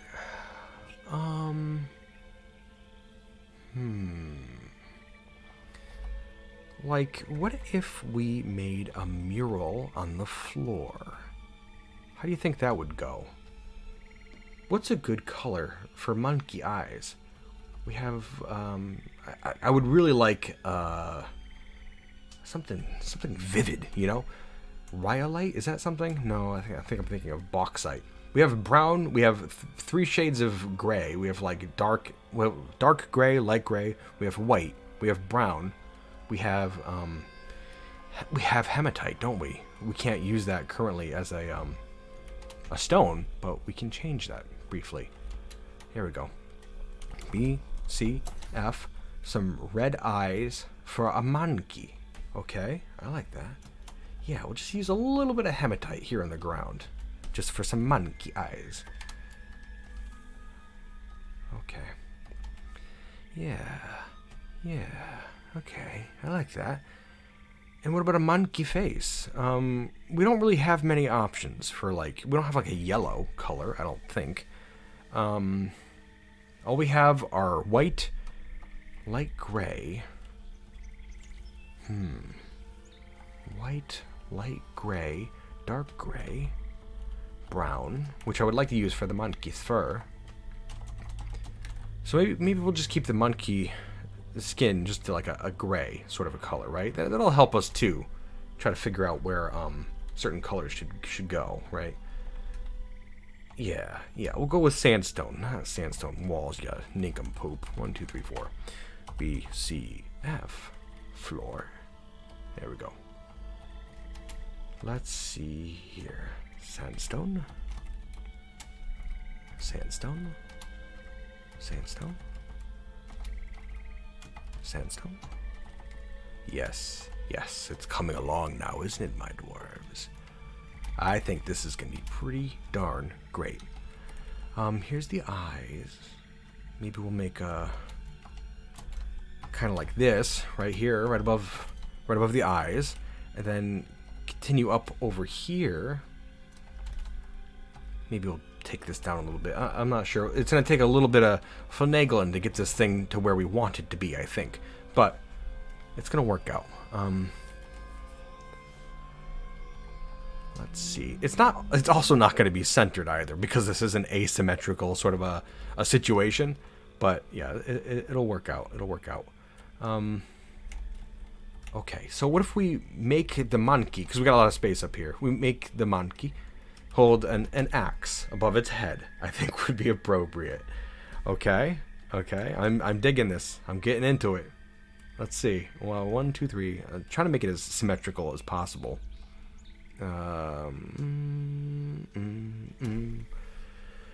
What's a nice color? We don't really want to do it. Okay. We're gonna do it. We got diorite. We got plenty of diorite. They're not blocks, but just relax about that whole thing. Diorite. And then over here, we'll make the blade of the axe be marble, because that's a nice white color, right? It's going to be distinct from the light gray. Okay? Where's the marble? Give me some marble. We're just going to use boulders on the floor. It's fine. It'd be like a nice cobblestone sort of a thing, right? Okay. Marble.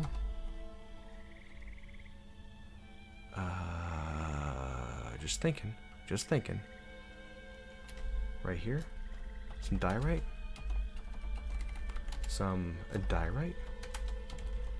I think this is going to be great, guys. This is going to be absolutely fantastic. It's going to be the most marvelous thing you've ever seen in Dwarf Fortress, I think. Same here, though.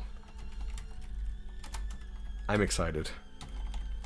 Okay, we have the handle is all done now. And we have a head.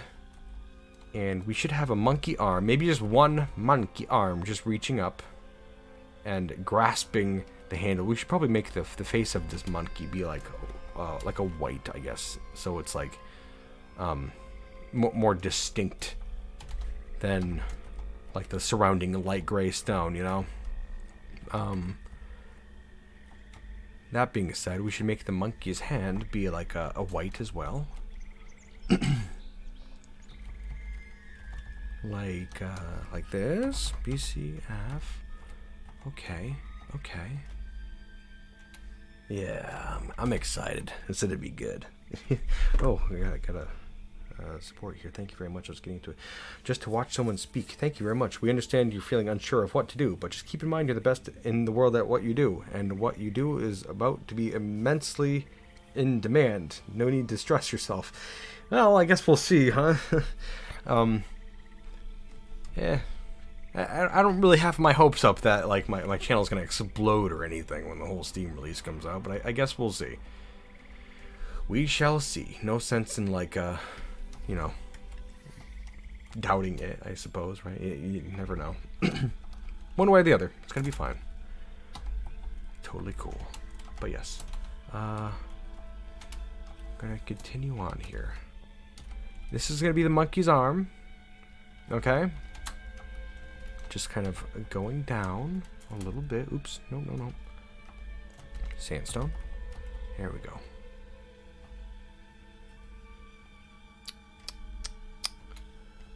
Sandstone. Looking pretty good, huh? I'm excited. It's so stupid. We should probably put some blood somewhere on here. And we do have hematite, so like it would be stupid of us to not use that for some sort of a bloody purpose, eh? That's what I'm thinking. So like the monkey's shoulder is going to be out here. Maybe we should... I'd like to keep the head distinct from the body in some way, you know?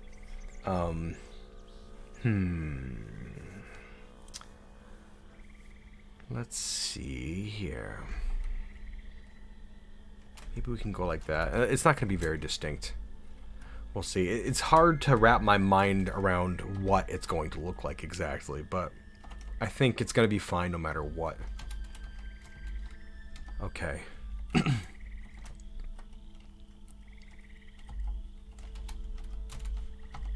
Okay. The other hand will be down here and just kind of like on the floor. How about?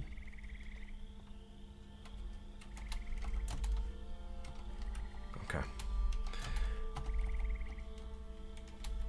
And we're going to go with like 3 by 3 with the other hand.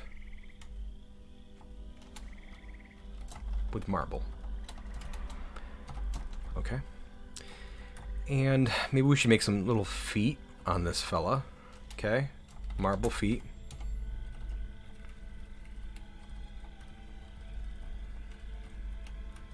Maybe put another foot out here, just like kind of like a asymmetric, right? And maybe we'll put some more brown. Just we'll bring the brown down to the ground. How about? Okay. I really am having a hard time imagining how this whole thing is going to work out in the end. But yes, I think it's going to work out just fine. Just get that sandstone in place. There we go, dwarves. Okay. Yeah. We'll make like a chest for the monkey. How about? Just like right around the middle here. Let's see. Yes, right here. We'll do like a proper little a monkey chest with we'll do it marble, I guess, like the monkey's face. Okay. This is going to take some modifications, I think, after it's done, but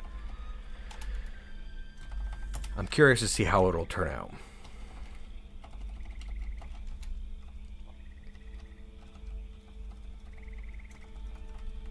I only have a very vague idea of how it's looking right now. It may just be completely monstrous, but I think it's going to be excellent, you know? Maybe that's just the optimist in me.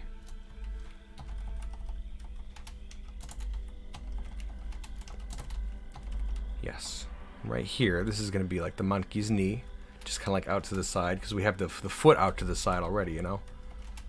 Oops. What are you doing, you monkey? Here we go.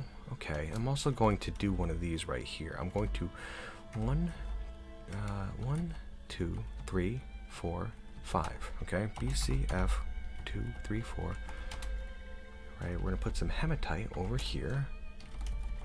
Just a little bit. Hematite. And we're going to put a little bit of hematite right here. And a little bit of hematite right here. Okay. I think we've done it. I think we've done it, my apes. Get to work, my dwarves. We have a lot to do. Oh, it's going to be great. Here, I'm going to leave it just as it is right now. And I'm going to be right back. Take a little bit of a lunch break. It should be no more than 5 minutes, okay? Enjoy.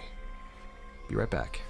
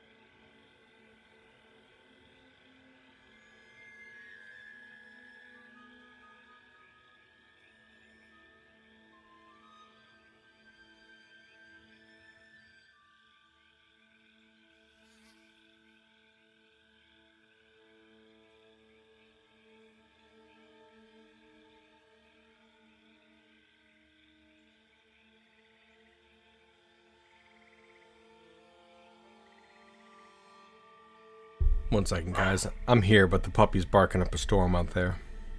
I think the UPS guy just dropped something up. Dropped something off.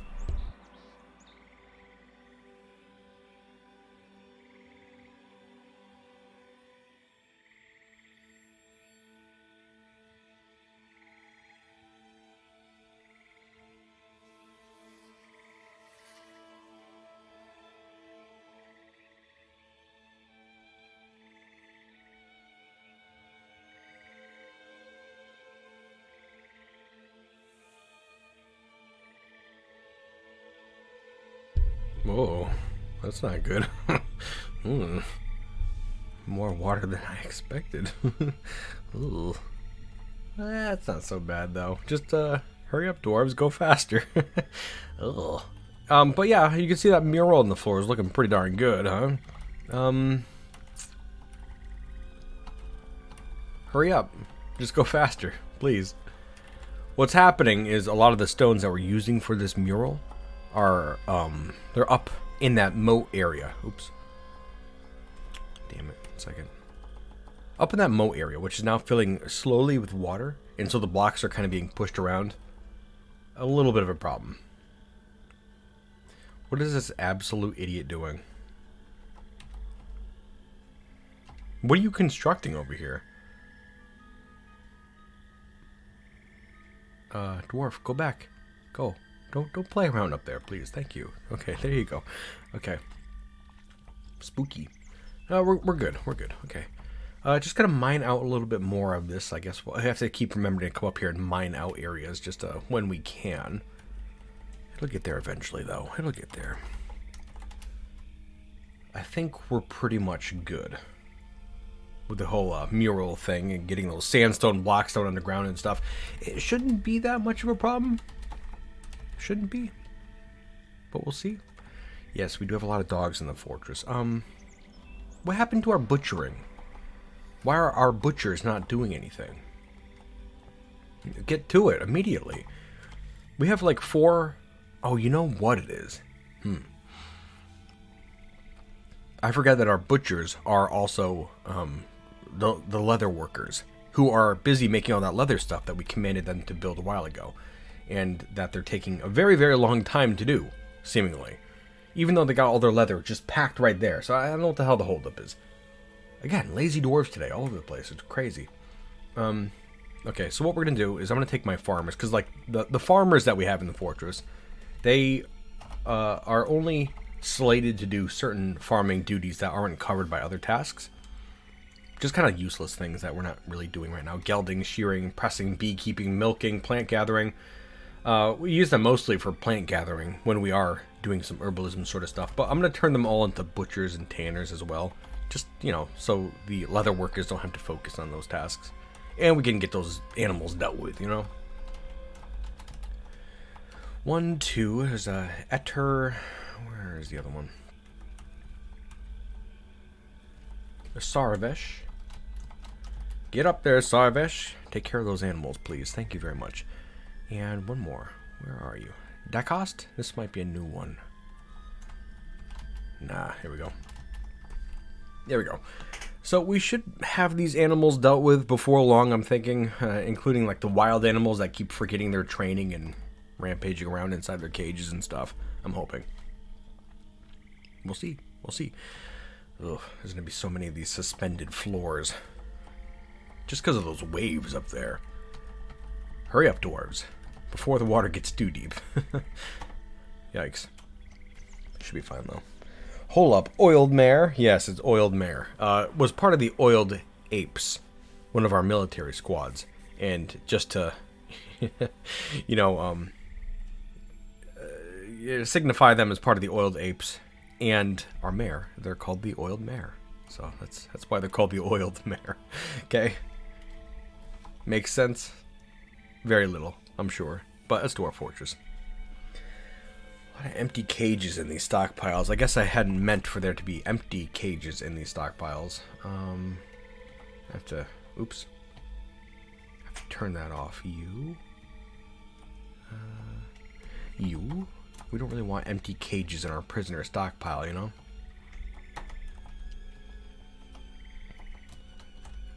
S-U over here. S-U. Okay. One more. S-U. So these ones in the middle here. 1 second. Here we go. Okay, no more empty cages in there. Okay, so we got these refuse stockpiles up here. They appear to be pretty much good to go. Gotta trash a lot of this stone that's in here just to get it all packed away somewhere nice and safe. We gotta work on our trash compactor down here so we can safely dispose of trash. That won't be so bad. 2 shakes. B-T-L. Lever. Throw one in here. Thank you. As you can see, we've got more mechanisms than we'll ever need at this point, which is great. B-D. I'm gonna get a bridge built right over here. It doesn't have to be this big, but why not? You know, granite bridge. There you go. Get another door put right here on the trash compactor room so we don't have stink coming out. There we go. Okay. Refuse stockpiles are all set. Well, they're not in place or anything, but the chambers are going to be all set soon. Mural's coming along. Coming right along, I'd say. Just got to really keep on top of these suspensions here. Yeah, there's a lot of them. Hopefully that water doesn't get too deep, you know? Or else we won't be able to build the rest of the thing. We'll have to find access to other brown stones, which we could do. There's a whole layer of chert, I believe, so wouldn't be a problem. I am pretty impressed with our military dwarves up here. They're looking pretty good. Let's have a look here. We have 17 hammer dwarves now. We have 20 total, so they're almost there. They're not probably the most skilled hammer dwarves, but they are considered to be proper hammer dwarves now, so that means better than nothing. You know? Let's see here. So I had planned for there to be like a little dining area over here at the side of the Stonecrafters Guild, and I suppose since they're behaving themselves now, we can work on that. There we go. Build some chairs in here too. I figured they can have a place for, you know, just to kind of relax and chat a little bit so they're not looking at their fields of stone, is what I had said before. Plenty of drinks. I see a couple thirsty dwarves, but that's just because they're hauling stones from the surface. It takes them a while to get down underground, you know? Ooh, what's this? A cow moose has reverted to a wild state. Big deal. No biggie. We should be getting that thing butchered shortly. Let's have a look right here. Some more suspensions to take care of. I think our walls up top are looking good now, right? They should be. Last I knew, they were on their way to be completely set in place. Another wall. That's a wall. Yeah, should be good. Manic Tornado. Hey Krug, just wanted to thank you for the great content you make. It has inspired a lot of my D&D campaigns and artwork. Also, what's your favorite dwarf fort you have made? Thank you very much, my friend.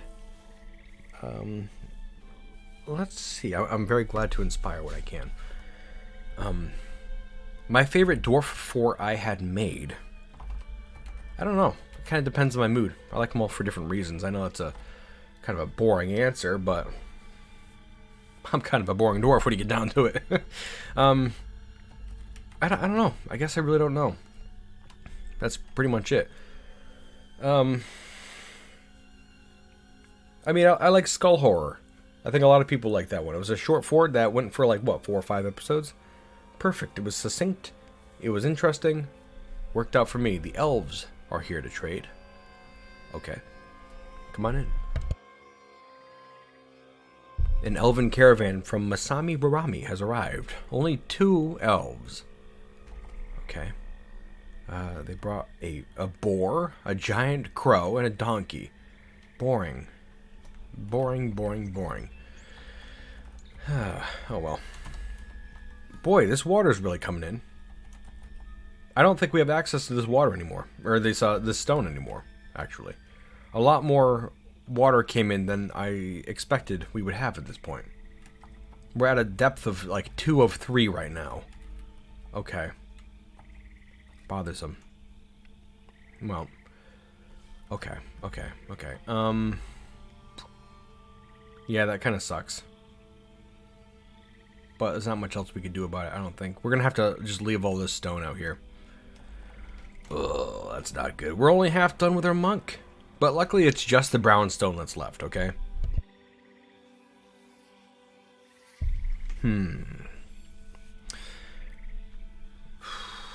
Mostly the brown stone, mostly.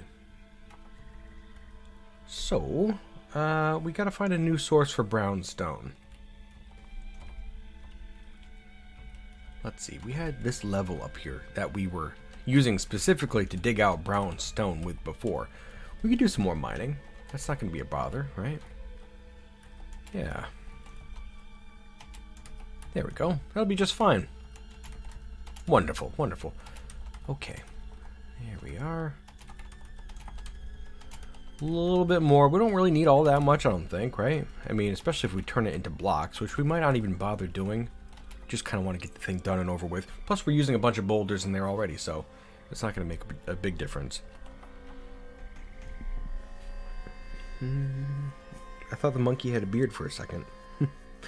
Does it? Does it look like that? Let me see. Oh, you mean the white, like a white beard? Or okay, I can see what you're saying. Yeah, maybe it does have a beard. Maybe it's a bearded dwarf, monkey, a monkey dwarf. Yeah, that works. Let's see. I think all of our cages are now set up down there, so we can release our prisoners. What we have to do is close up all of their compartments. Okay. We're going to close up all those compartments on the side, now that they're all linked up. Okay.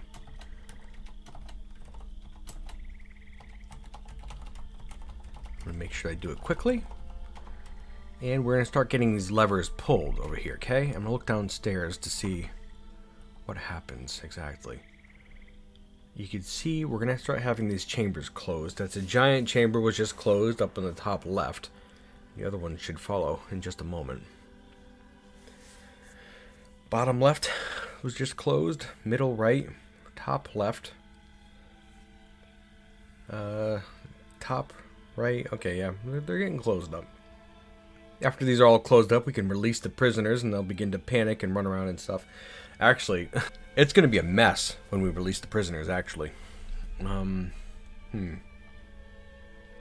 second. I see some damp stone which is found. Yeah, no biggie.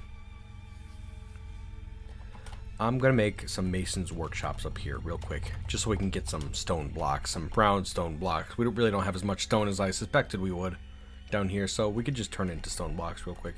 This is chert, okay?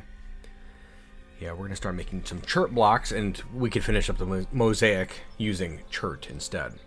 It's going to be a little bit of a pain, but it'll be fine. It'll be fine. Wait, it's a prisoner death arena? Awesome. Yeah, I mean, more or less. It's going to be interesting. I honestly want to make a dwarf fort. I'm reading a comment here. This isn't me. I honestly want to make a dwarf fort in the underworld and basically make a Doom-inspired fort. Good luck with that. I've heard people doing that in the past, and, like, I couldn't imagine it. Like, a single forgotten beast is a terrible thing to have to face. Imagine an entire underworld populated by forgotten beasts, but, like, some of them are, you know, even worse, like... Nightmarish. I couldn't imagine it. It would just be a micromanagement disaster in my mind. Okay. Looking at our entry hall. We haven't touched our entry hall in a while.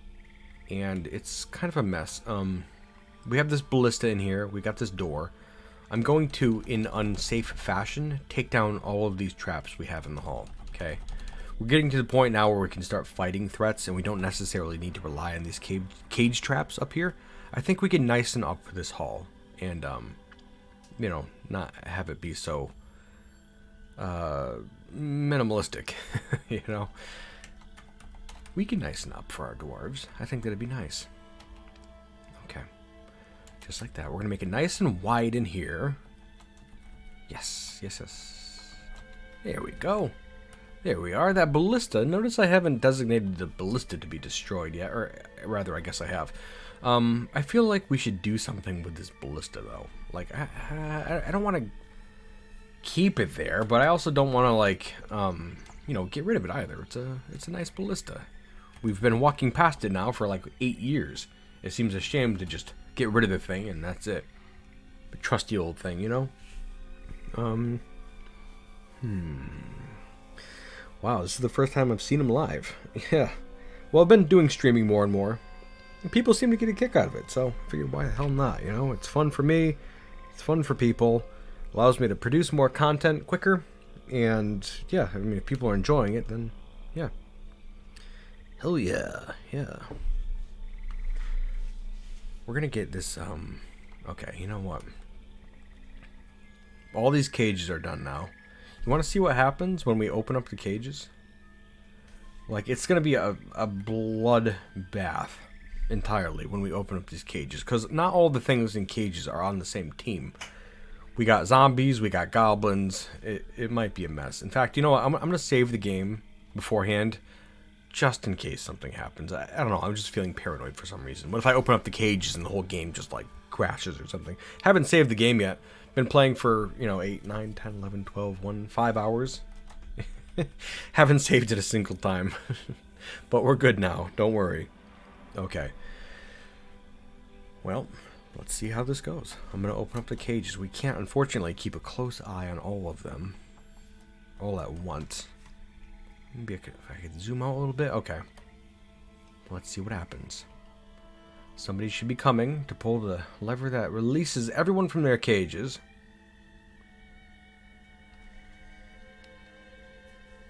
Here comes someone.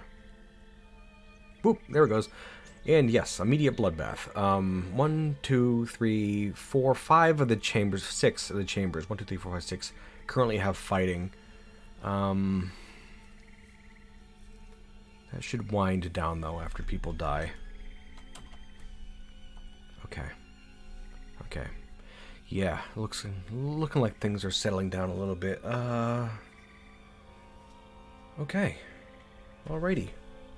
Gonna zoom in here a little bit to see what we're working with. Left side. Okay. Top on the left we have a cage with 2 humans and a goblin. Middle we have an intelligent undead as well as 2 zombies. Bottom we have 4 elves. On the top, we have, it looks like a live goblin being torn apart by a couple of zombies. Poor bastard.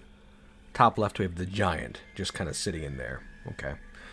Over on the right side, we have one with 3 humans. And the middle one has a couple zombies. Looks like 4 zombies, maybe? As well as a wounded goblin who's being ripped to shreds.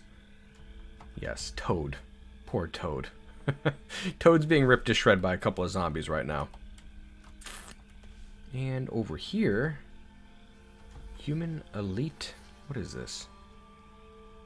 This is, oh, we have a necromancer. The necromancer, I think? No, I'm not sure what's in here. I think there's a goblin being ripped apart. I mean, like, all the goblins that were in here are all dead now. Just ripped to shreds by zombies. That's fine. That's fine. We left the more interesting ones. Yeah. Yeah. Let me see here. We have to finish up the arena before we get any fighting done in there, though. And I'm very eager to get that done. So let's hurry our asses up. ABR. Let's get that chirp blocked up. ABRN. Chirp, block it up. ABRN. Chirp. Again, block it up. ABRN. Okay, block it up. We're going to get some of the chirp blocks made. Let's have a quick look at our moat. Our moat is filling up surprisingly quickly. I guess I didn't really... It's ugly out here. I don't like the way it looks. Over the left side is okay. It still has a bunch of logs in it, but we can do better than this. All right, we could do a lot better than this. What I'm gonna do is I'm gonna order one little section of this ocean wall to be carved away, so that we can let like the full fury of the ocean in. Apparently, we can't beat the ocean. I was wrong. We cannot. We were fools to think we could take on the great sea monkey. Very, very foolish indeed. But yeah, we're gonna utilize it as a sea monkey. Okay. It is our ally. We can't forget this. The great sea monkey. Okay, okay. Are we gonna carve out a little bit more of the seawall? Is that dumb? It certainly is. I don't know why I keep doing that. It'll be fine. It's fine. Don't worry about it.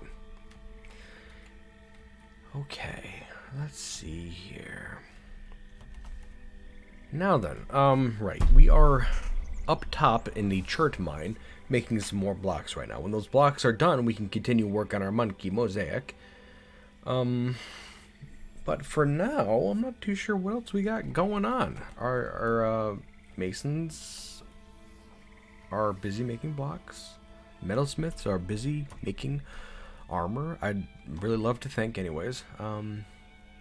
Like, it's like our necromancer is messing with us over here. Like, get to work, make some stuff. Cripes. They made a couple more pieces of stuff, but, like, really not a lot. It's a little frustrating. You know? I just don't know what the holdup is. Like, that sort of stuff, kind of circling back to what I was saying before about, like, some of the frustrating parts of Dwarf Fortress. Like, I've got no idea why they wouldn't be doing things right now. Like, anybody who's playing a game like this is going to be frustrated. Like, if it gave me some sort of a reason, like the weaponsmiths are currently, you know, they're just more occupied. Like, why wouldn't they be going to do this thing that I'm telling them to do immediately? Right? Like, is it really just because they've got to take care of more important needs? Why is it taking them so long to fulfill their needs? You know? I don't know. Let me see here. Where is the vamp? The vamp is still locked up in his bedroom. He's not too happy about it either. Iton, the oiled mare. Oh, man. What a dum-dum. I'm going to change his profession name here from oiled mare to, Oil the Vampire. It's apt. There you go. Nice and disgraceful. He's just an oily vampire. Alright, having a look up here in hematite mines. I want to see how this is coming. We've mined out a good bit of hematite, but we haven't really gone that far. It's fine. We've got a good supply of iron bars. As we saw, we have almost 500 bars that aren't currently being utilized, which seems crazy to me. Alright, we got this guy over here making charcoal, actually. I'll tell you what, stop making charcoal. No more charcoal. It's fine. Let's see how much charcoal we've got. It's probably a ridiculous amount. Charcoal, yes. A lot of charcoal. We got 469 nice pieces of charcoal ready to be utilized that aren't being utilized. Oh, we have our elf friends over here. Elves, what do you want, man? What do you want from us, huh? Want some metal crap? But let's see what we've got currently in our trade depot. We could take some metal chain leggings. Sure, we peeled them off an undead army that attacked us, but you know, if you still want them, that's fine. None of the wood stuff, I guess. Right? Yeah. I'm just trying to be very careful here. None of the wood stuff. We can do a little bit of a trade with them, but I really don't think they've got much of interest, frankly. Like, I'm starting to realize that we might have bigger problems than trying to make nice with the elves. Like, really, the only reason I'm trading with the elves right now is to just try to increase our standing with them slightly. But, I don't know. Like, I know you guys have got problems. I know that. But you're also kind of picky, too. And, like, I don't doubt that it's kind of your fault. Like, you're a little picky sometimes, a little hard to deal with. Cattle over here. I really wish he'd get up to that depot, but he's like, I've got to get a drink first. I'm really thirsty. Get up there, my friend. Is this... I'm trying to figure out who I'm following right here. Just looking down. Okay, yeah. Yeah, there's maybe like 4 or 5 displeased dwarves that I keep seeing in the fortress currently. I don't love it, but it's really not that bad. It's not that bad. Let's see. It's 2:58 right now. So time is trucking right along. We started today at 2:56. So I think we've already spent more time playing than we did last session, which I like to see. I like to see a lot of time passing. That being said, we've only had that one undead siege, which really isn't that bad, right? Not too bad at all. Cattle is heading up to the depot right now and do some trading with the elves. It's kind of cool, too. We can see a child playing in the depot. I think that's pretty cool. Yeah, let's get some trading done. And you know what? I'm just gonna be careless. I'm gonna trade it all. If the elves don't like it, then I'm gonna take their crap again. I'm sorry, elves, but, you know, you gotta kind of play ball with us. We're trying to be friendly with you, but you make it difficult sometimes. We'll take a little bit of their food that they have. What else do they have? Got some wooden armor. No thanks. No thank you, my friends. What else? What else? They have like crap. It's like nothing. Some buckets, some barrels. I'll take a couple barrels. Just empty barrels. Why not? We can always use some more drink storage, food storage, that sort of stuff. Giant crow. I saw bloodthirsty people in the comments there saying we need a new gladiator. A giant crow isn't much of a fighter, though. We're just going to decimate the thing. I'm not going to even bother. It's fine. Boy, they brought a lot of crap. A lot of crap. It's just garbage. We don't want it. We'll take some crutches, splints, because I'm sure we don't have any made in the fortress. Yeah, take it all. There you go. They took all of our garbage, and we took some of their garbage, and yeah, it's fine. It's fine. Did some trading. Good to do trading with you. Get the hell out of here. We're done. Moat is filling. That's good. Let me see here. I'd still like to carve away a little bit of this wall right here. Just, you know, we got these two parallel walls that are kind of encompassing this channel of water that's been here forever. I'd like to carve that away. It's going to be a little dicey, but I think it's going to work out. Let me see here. At Krugsmash. Maybe add the tile set name and or link to the description in the future. Maybe. This is my tile set. I made it. I just modified it slightly for these streams right here. That's pretty much it. Like I can link it somewhere. It's whatever. It's in a bunch of my other videos too. It's just been slightly modified. Like at this point, I've been kind of using the same tile set forever, and just modifying it slightly from time to time. And that's what I've done here. This one here. Let's see. I'm trying to remember what I modified. The little dwarf heads I modified specifically for this fortress. So they got that little twisted hat thing. I made sure they all had like ochre beards, or not ochre, like orangey beards, just because like I was under the impression most dwarves in the civilization had orangey beards, but that's not the case. And yeah, just made like a little warrior dwarf icon, and then the statues look like some sort of an orangutan or a gorilla or something. That's what I changed for this one as well. But yeah. Looks like the elves are about to head out. See you later. That's all I got to say to you. Having a look down at our mosaic. Yeah, I guess we can start replacing some of this stuff. I'm just going to try to do it like bit by bit, because I like how it's set up right now. And if I get rid of all that designated stuff right now, I'm not going to remember where everything was. One second. Here we go. Yeah, I'll try to do this whole left side bit by bit. I just got to replace the sandstone that we no longer have access to with the chert, which we do have access to. A little tedious, but it's going to be worth it. Imagine this giant, fearsome ape swinging its blood-hungry axe above its head. I love it.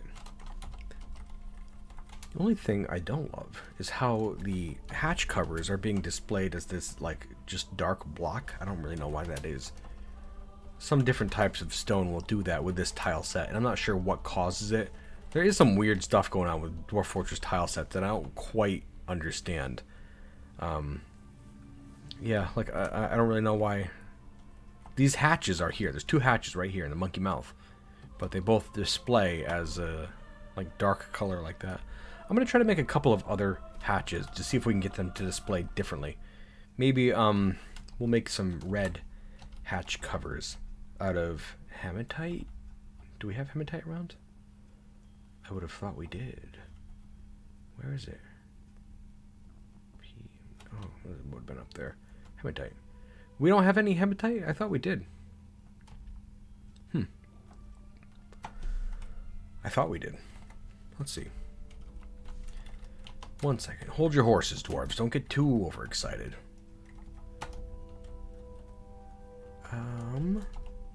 We do. We've got plenty of it, actually. Oh, we got a puppy barking in the background. Sorry about that, guys. 1 second. Okay. Yeah, maybe some nice red hatch covers will display a little nicer.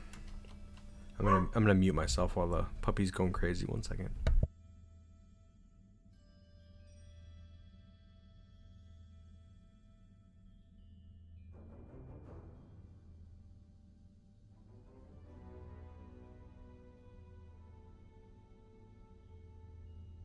Okay. Puppy's still going crazy, but yeah, we had hematite just because that one pile was giving to the smelters and not to the stonecrafter over here, the mason. I mean, so yeah, that's good. They're gonna make some new hatch covers, and we should be all set in that front. Now then, something interesting. Like while we're waiting for the rest of this thing to be built right here, something I would like to show off is another picture I had done, and actually it was of one of the goblins who was probably just killed in this kerfuffle when I opened up all the cages. Here, I'm gonna put a couple pictures on screen, right? 1 second. Let me see here. Tomb Spire characters. Right here. Okay. Gazru.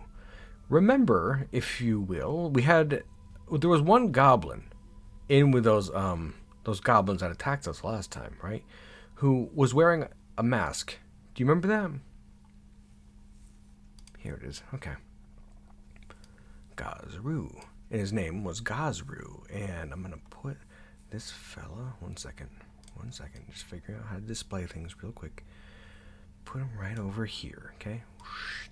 Gazru, and he was wearing a copper mask. And other than that, he wasn't wearing anything else. No sort of like armor, didn't have any weapons. He was an unskilled fighter, and all the rest of them seemed to be leading, or following his lead.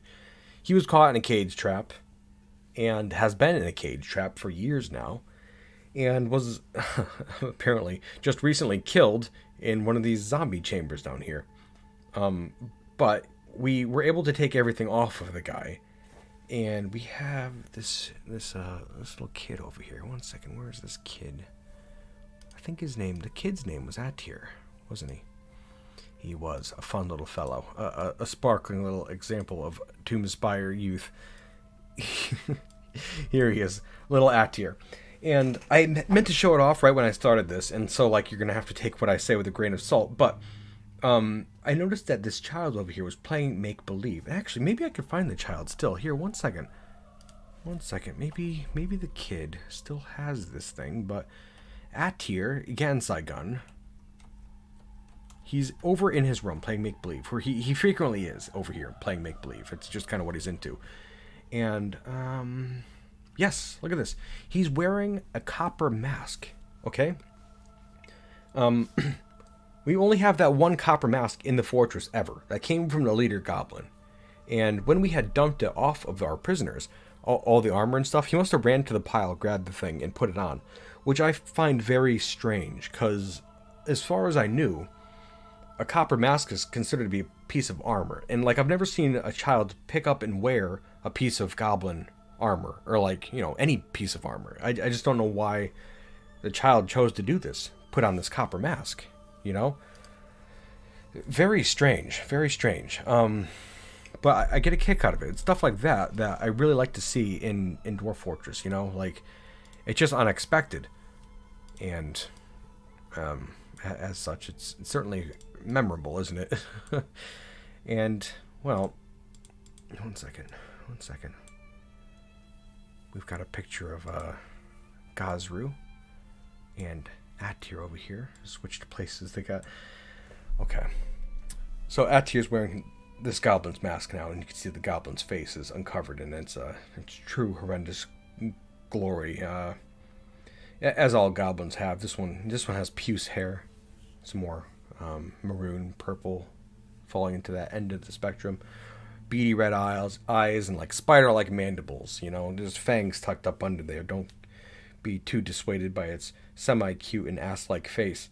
Those are some pretty devious mandibles that can just slash out and, you know, bite. And boy, you don't want to get bit by a goblin, I'll tell you.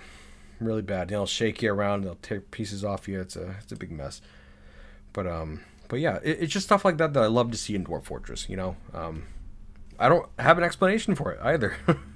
No explanation at all. And it's really just one of those fun little special Dwarf Fortress treats that you can expect to see from time to time. Now the game is unpaused, and I'm going to remove these pictures real quick so you don't have to keep looking into Gazru's terrible visage. Yeah, boom, there you go. Goodbye, guys. It's cool to see that the kid's still playing with that mask, too. I'm wondering how long he'll hold on to the thing.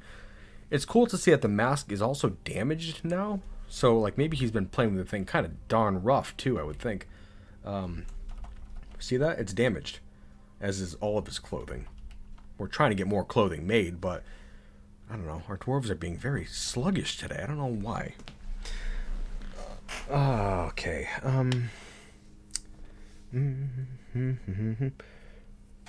The mask is stuck to his face. Beard amputation is unavoidable. Gotta do what you gotta do. Hey, migrants. Cool. Where are they? Where are they? Oh, over in the bottom left right there. There you go. Come on in, you guys. There you go. That's 1, 2 more. Got a horse full. 1, 2, 3, 4. Come on in. Come on in. I feel like the game's going slow again. This could be on account of us coming pretty darn close to our 200 dwarf cap now. That's going to bring us up to maybe 160 or so. Let's see, up to 157 right now. I don't know. This could be a big migrant wave, could be a small one. Honestly, I'm pretty surprised to see how many dwarves are coming to Tomb Spire here with our population being so stunted, you know? Got a couple children with them. Are these children? Oh, they're mechanic. That's a mechanic anyways. That's a child. Okay.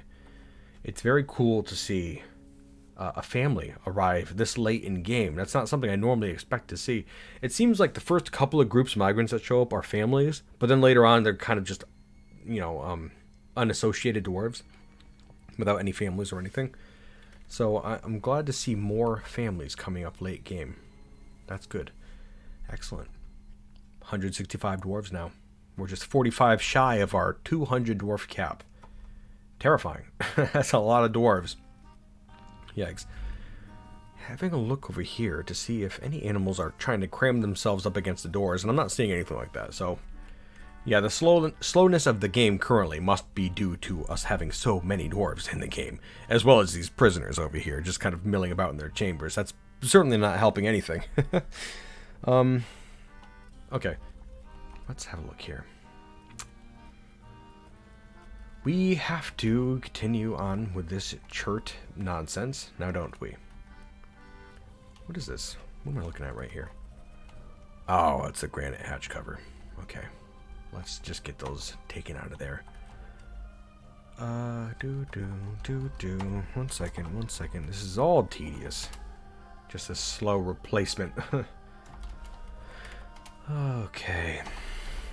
1, 2, couple chirp blocks right here. How's that music? It seems loud to me, but I don't know. If it's okay with you, then it's okay with me. I usually don't get a very concise answer from the chat, though. I love you guys, but I get people saying all kinds of stuff. Hard to parse through, you know? Oops, didn't mean to do that. 1, 2, 3, BCF. Put some chirp blocks over here. Starting on the monkey's powerful forelimb now.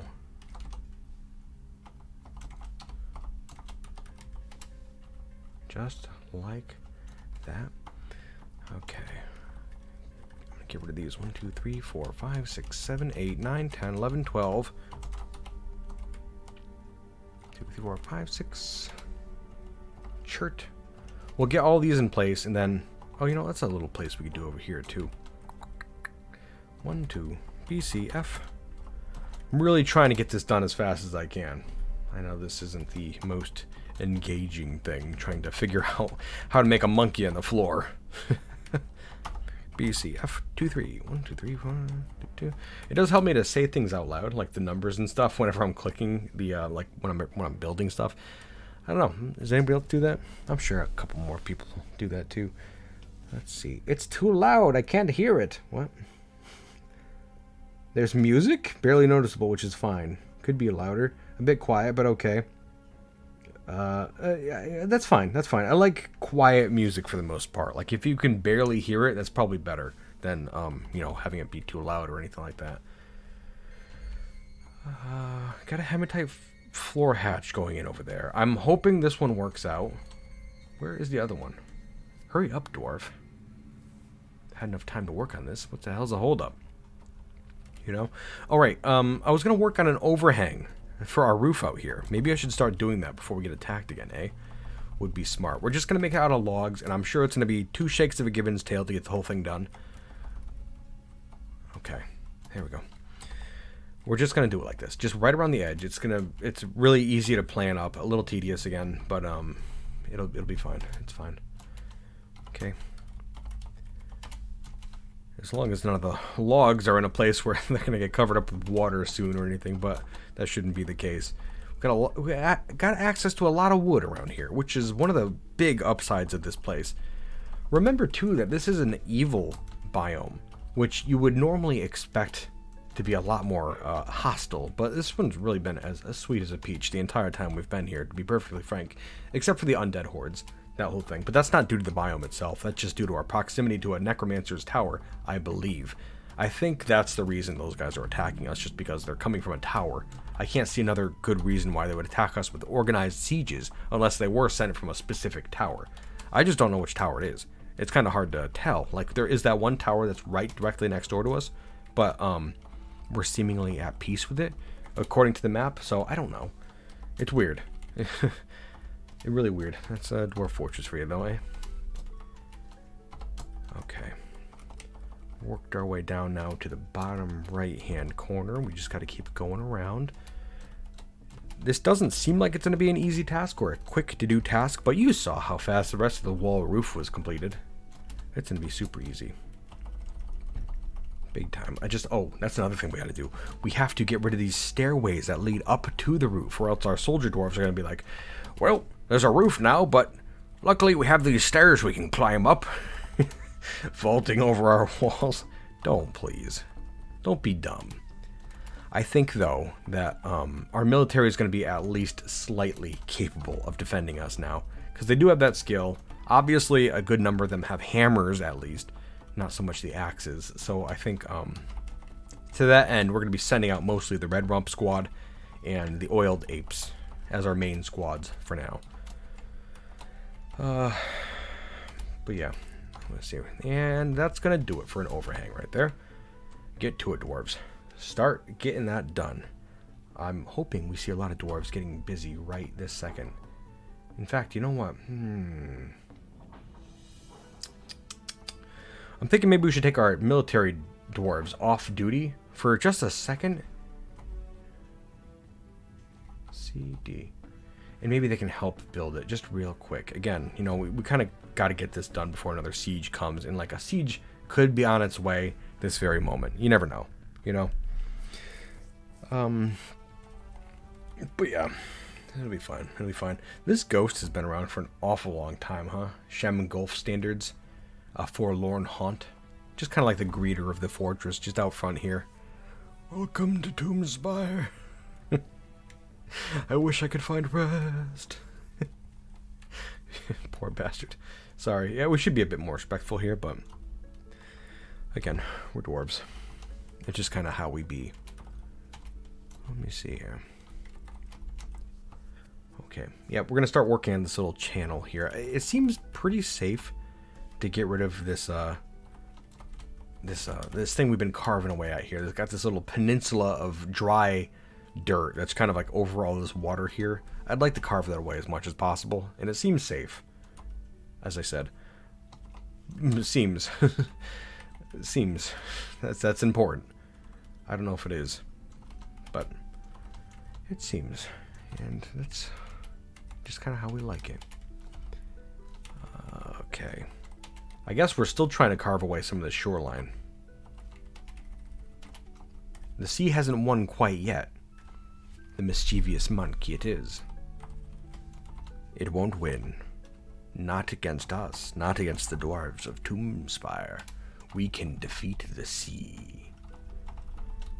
Alright, we're going to continue work on this monkey statue up here too. Just with chirp blocks now instead of sandstone. I was intending for this statue here to be 6 layers tall, okay? And we are struggling along on the second layer of it.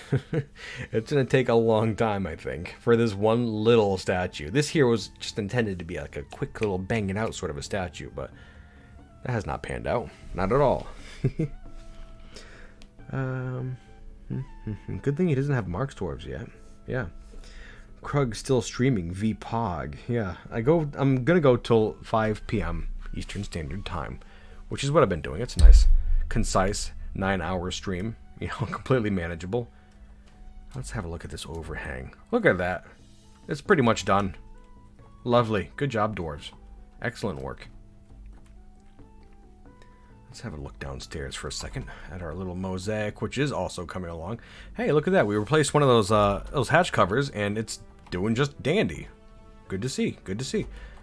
Also going to replace some of this BCF with chert, which we have an awful lot of. Where is the chert blocks? Ah, here it is. Wonderful. Okay. Okay. A little bit more chert right over here. Okay. A little bit more. Boop. A little bit more. Okay. Looking good. Looking good. I should probably replace this one with, oops, I didn't mean to do that. We should replace one of these spots on the floor with chert instead of marble right here. And then we should probably put some appropriate monkey-like nipples on this, and maybe a belly button too. Okay? How's that sound? I think that'd be great. And then after that, I mean, it's going to be good to go, right? It's looking good though, huh? I like it. Oh my goodness. Uh-oh. Somebody's canceled eat. Too depressed. What's wrong? Da cost? Haggard and drawn due to the tremendous stresses placed on him. Annoyed when caught in the rain. Didn't feel anything after seeing the nanny go Ilral Lantern Gilt's dead body. Okay. Self-pity after leading an unexciting life for so long. He wants to fight. This dwarf wants to fight. Dacost wants to fight. And actually, you just reminded me, Dacost. If you want to be a fighter, you can be a fighter. We are going to, here, just 1 second there, Dacost. We're going to change you from a smith, because, like, I mean, judging by how the smiths have been acting lately, I'll assume you haven't been performing your duties very well. So, to that end, you're no longer a smith. No, not at all. In fact, you are going to be you're going to be an oiled ape. Welcome to the squad, soldier. There we go. In the oily apes, Dacost, oiled ape, not a hammer dwarf, doesn't know what the hell he's doing. I'm not sure if this is what he expected. They expected me to see what we got. I'm not sure if this is what he expected, but you know that's what you get. Let's see. Who else would like to be a smith? You, Einod, new to the fortress? Yes, you could be one of our smiths. We're gonna turn on wood burning, metal smithing, not armor or weapon smithing, no crafts either. And yeah, you're just gonna be a smith. And see, that's kind of how I go about doing all the labors, right? Like this blacksmith, metal crafter, these are new ones to the fortress. They don't have names that I gave them and stuff, so those are gonna be changed in time, as well as a gem setter. I kind of know the faces by now. It's really not so bad. It's fairly straightforward. Over here, gonna continue work on this monkey statue. It'd be nice if we can get it halfway done by the end of stream, eh? But we'll see. A couple more units of chert. Let's check on our mosaic down here. Coming along. Coming along. Can we hurry up with the hatch cover? I ordered another one to be built, but like... Okay, let's go. Come on, come on. Don't got all day over here. Jesus.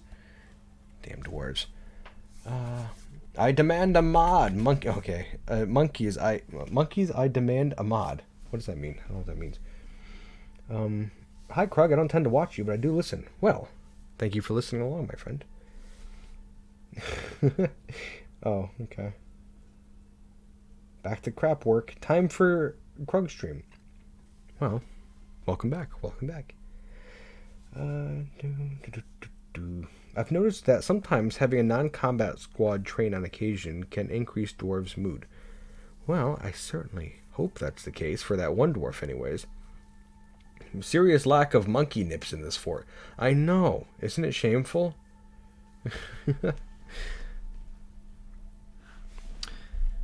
Yeah, we need more. We need more, definitely. And we're getting to it. Absolutely. Should I make, instead of a mosaic, should I make it a wall so they look perky? I won't do that. I'm sorry for even suggesting it. Let's see. For a monkey nipple, what shade should a monkey nipple be? I'm leaning towards a dark gray sort of a color. How about, yeah, we'll go diorite with the monkey nipples. Probably didn't think you'd wake up and when you woke up this morning, you didn't think you'd hear that phrase today, did you? But yes, we're gonna go dark gray on the monkey nipples. I think it's appropriate. More wildly inappropriate, I suppose. It depends if you're a dwarf or one of those regular humans. Belly button and a little bit down here for just a little bit of chert down here, round things out in the belly. Where's those chert blocks? Chert blocks? Where are you? Where ye be? Are we out? I know there's more chert blocks than this. Whatever. Throw that one there. It's fine. And let's see what else we got here. Got an iron battle axe on the ground. I don't know why there'd be an iron battle axe on the ground right there. But it is there. Weird. Look at that. Glorious. Oh, man. Yeah, I'm a big fan of how that came out. I didn't have high hopes at first. I kind of thought I'd flub it up, but no, this is primo. Big fan.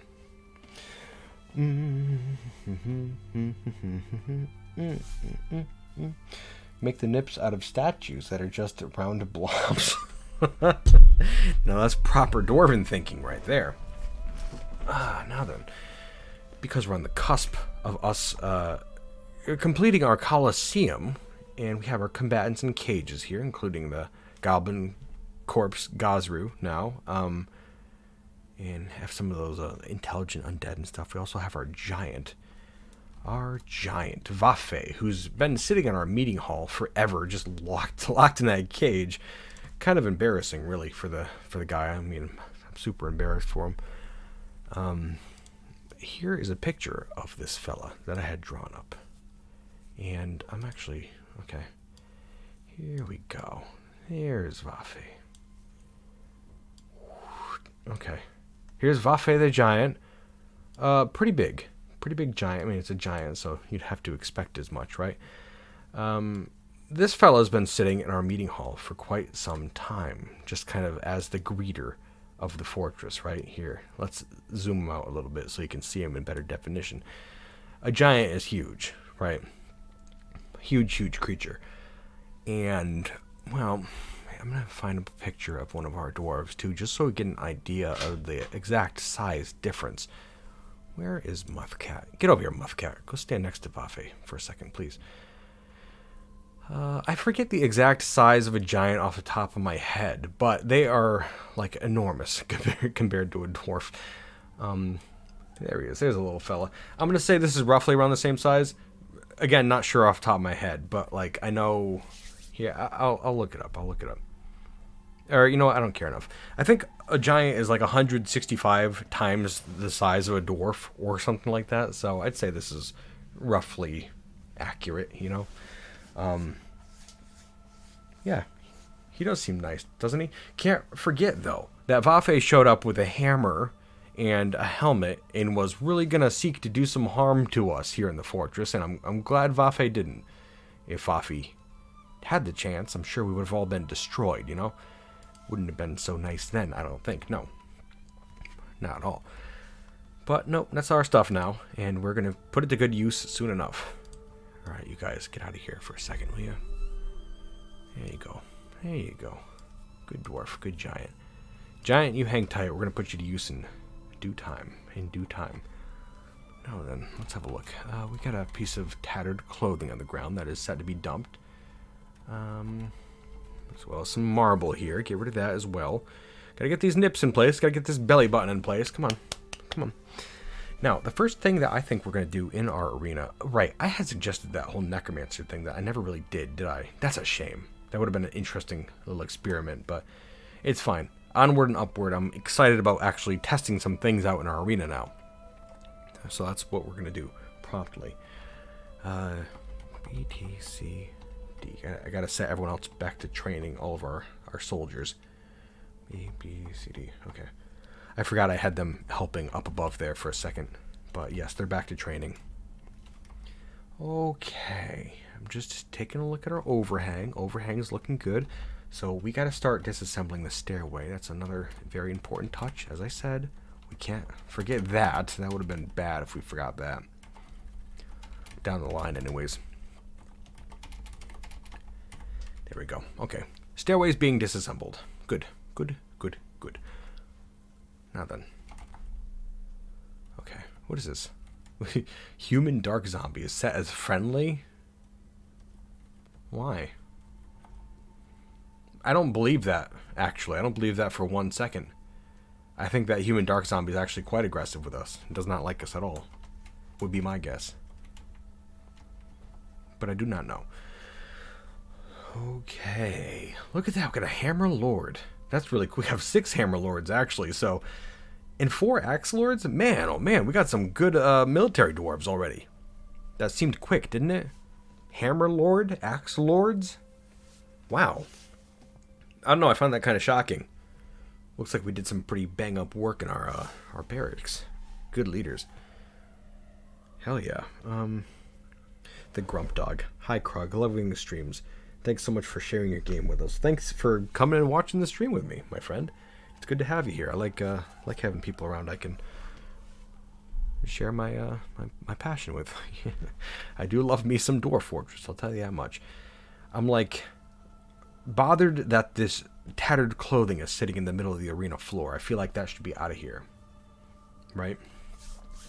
Get rid of it. Somebody grab that. Get that the hell out of here. I don't want it here. Alpaca wool right glove. Go ahead, take it out. I don't want it. Okay, so then. First order of business, my dwarves. Our vampire mayor. They keep voting him into office, and I do not know why, because he's killed 3 people, including a child, by sucking their blood out. What I would like to do is deal with the vampire first. So, we gotta get the vampire into this room. Now, the question is, do we give him armor? Do we give him weapons?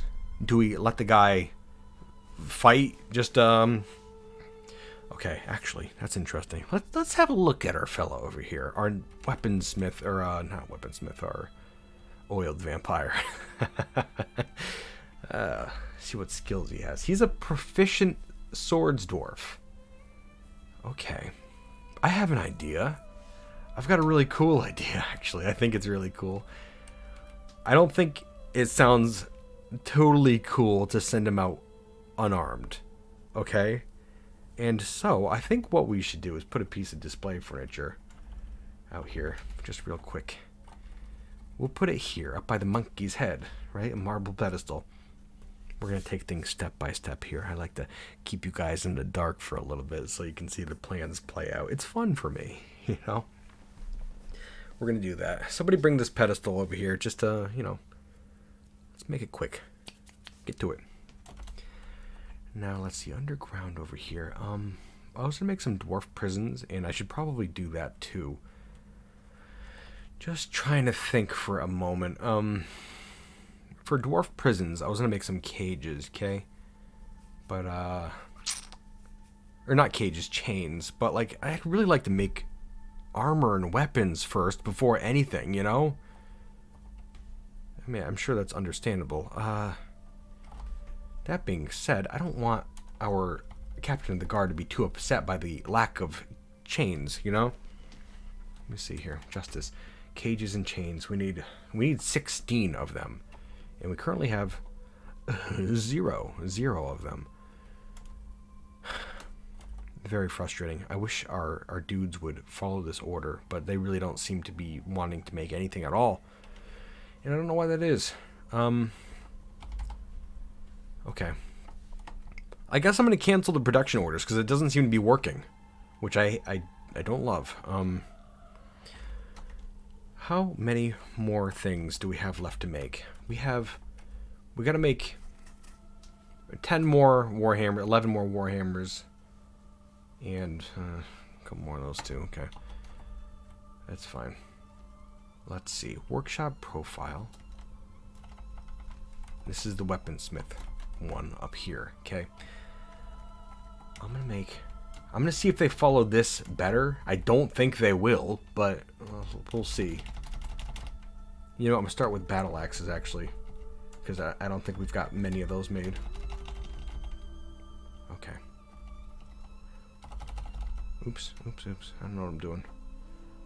A, weapons, iron, battle axe. A, battle axe. Okay. Boop, boop, boop, boop, boop. Make a bunch of battle axes, please. Somebody make battle axes. Promptly. Come on. Stop jerking around, will ya? We have 2 weaponsmiths, right? Primarily weaponsmiths, and they just don't seem to have any interest in doing anything, which I don't understand. Frustrating. Whatever. We'll see what happens, I guess. I don't have high hopes, though, I guess. Alright, that pedestal is up over here, okay? We're going to display over here.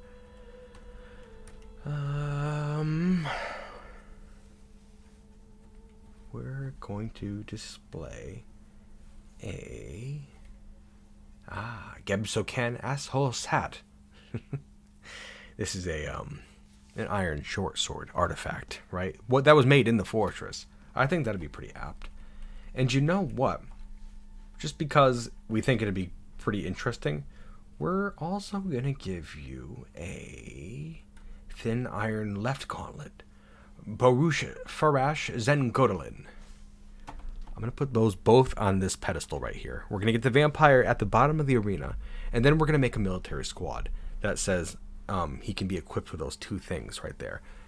And I think it'd be just really interesting to see this vampire equipped with a short sword that he can use, as well as a gauntlet that was made in the fortress, so that it's more than just having him compete in the arena. He's also got these artifacts that were created in the fortress on display, in fighting display. I wasn't going to even use the iron short sword for our military, just because we're focusing mostly on axes and hammers, but it'll be cool to see it used down here, huh? Let's just see how much things you could take out. Zombies aren't that bad, especially unarmed zombies, so I'm thinking he might be able to get through a couple of these chambers. But yeah, we'll see. Maybe we'll start him off easy with one of the smaller chambers of zombies. I think that one up in the top right there only has an elf and a goblin. Or it's an elf and a dwarf zombie. So yeah, we'll start with that. Looks like the sword is now on display, so that's good. Let me see. I'm going to look in chat here while we wait around here. Vampire zombie mare? Bleh, he's actually going to do good. He needs to be eaten by ghouls. Like, if I open up all these cages at once, he's definitely going to be eaten by ghouls. He's going to be eaten by ghouls. His luck can't last forever. So, I wouldn't worry too much about it, my friend. That vampire will meet his end. It's just going to take a little bit of time, I'm thinking. Now then. Alright, anybody in chat have any clue why the hell my weaponsmiths and my armorsmiths aren't doing a blessed thing? It's really dumb. Like, I've got enough supplies. It's not giving me like, oh, we canceled order, not enough iron available. I know we've got iron, I know we got charcoal, so I just don't know what the hell the problem is. I'm going to start a prepared food stockpile right over here. Oops. Okay, cancel that. Enable, I'm going to block all of these except for prepared food, okay? And I'm going to start a stockpile right here, okay? Another stockpile, no prepared food. This one's only going to have drinks. I'm sick of seeing all of our food just kind of like piled outside there. It's really kind of dumb. Okay, drinks, we got prepared food. Down below, we have some more stockpiles. This is going to be for other like unprepared foods for the most part. Plants, somewhat, we're going to have some plants in there. Fish, meat, cheese, fruit, milled plants, bone meal, sure, why not? Just a bunch of this other crap, sure. No lie, I don't need that. Yeah, okay, that'll be fine. We're gonna get all this stuff here crammed down underground. Okay, just like that. Ooh, puppy barking. Sorry about that, 1 second. 1, 2, 3, 1, 2, 3, 1, 2, 3, 1, 2, 3, okay. Oops. And down here we're going to put a kitchen, 2 kitchens, 2 stills. Should be more than enough for our needs, I'm thinking. Quartzite blocks. Quartzite blocks. Kitchen. Quartzite. There we go. I want to get our food stored away. Sorry about the puppy barking. 1 second.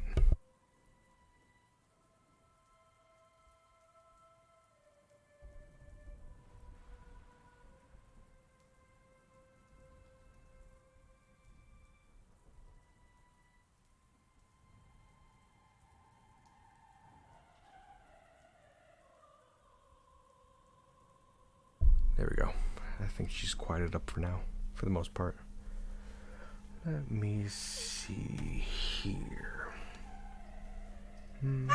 Try building the workshop. Rebuilding the workshop. Are the workshops restricted? Well, are they idling? Because it seemed like a lot of your metalsmiths were in squads. No, they're not. Let me see here. These workshops up here. Okay, let me go find these metalsmith workshops. Where are they? Right over here.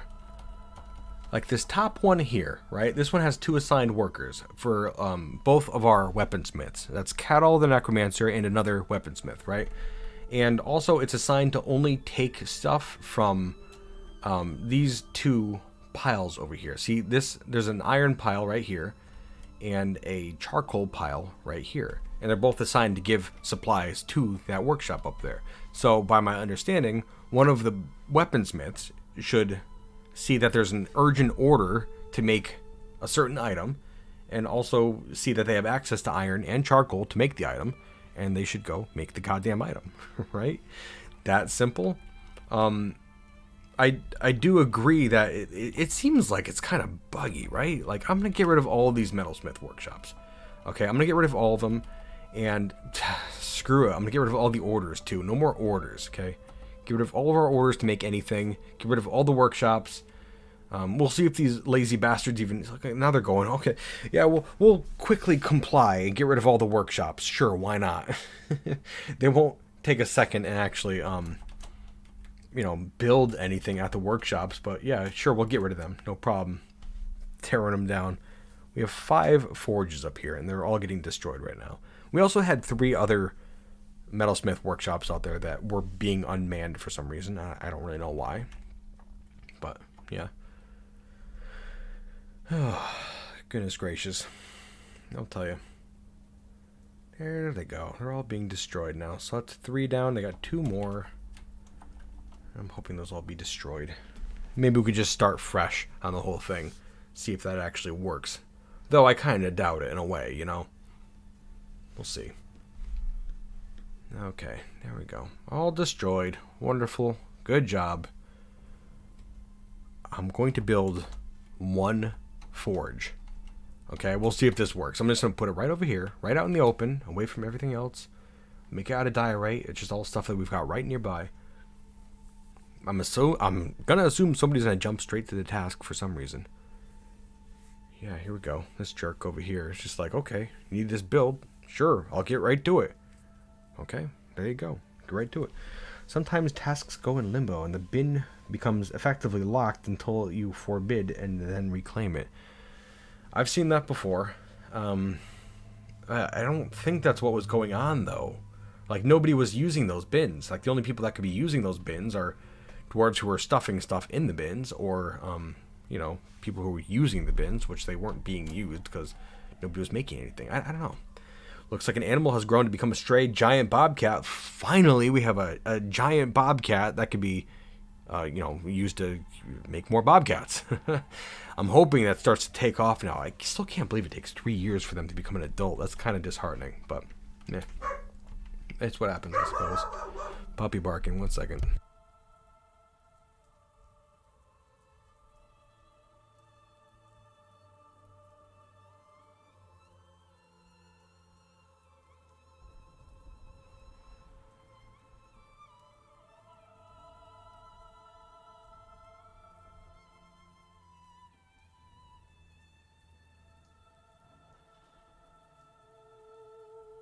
my goodness. Why is nobody doing it? Somebody make it, please.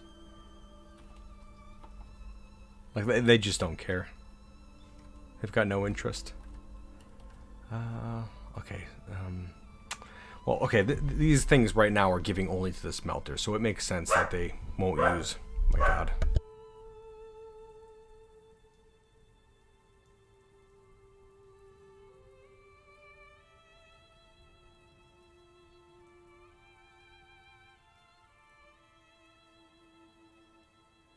Okay, so I got a stockpile giving charcoal to that forge, and one giving iron bars to that forge. Oh my god, 1 second, guys.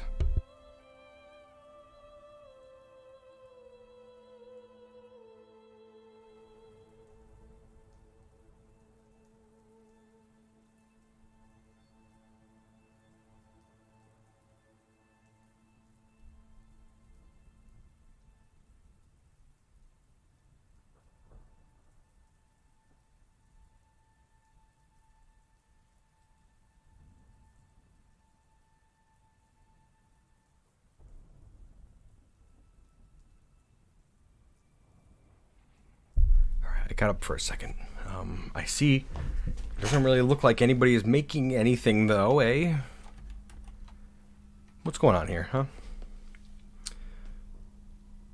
Do you actually even need those stockpile links? You don't need the stockpile links, no. But here, I'll get rid of them.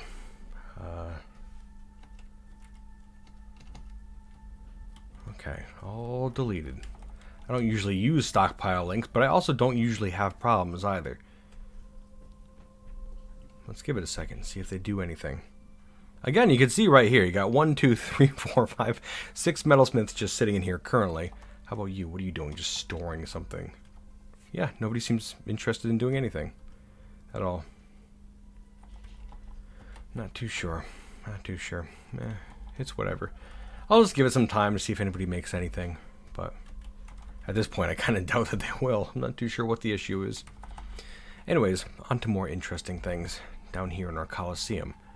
Now then, over here on this pedestal, we could see Gebsuken Ashol Sat and Borush Farash Zengorlin, the Iron Gauntlet. Now, the next thing we have to do is get our vampire friend over here, okay? How to do that, though? That might be an issue. We'll try it out, okay? We just gotta... I'm gonna put him in his own squad, okay? We're gonna make a new squad with no uniform, the Tomes of Symmetry. We're gonna call it the Oily Vampire. And we're gonna put in Einod, okay? Where are you? Get over here, you oily bastard. Where are you?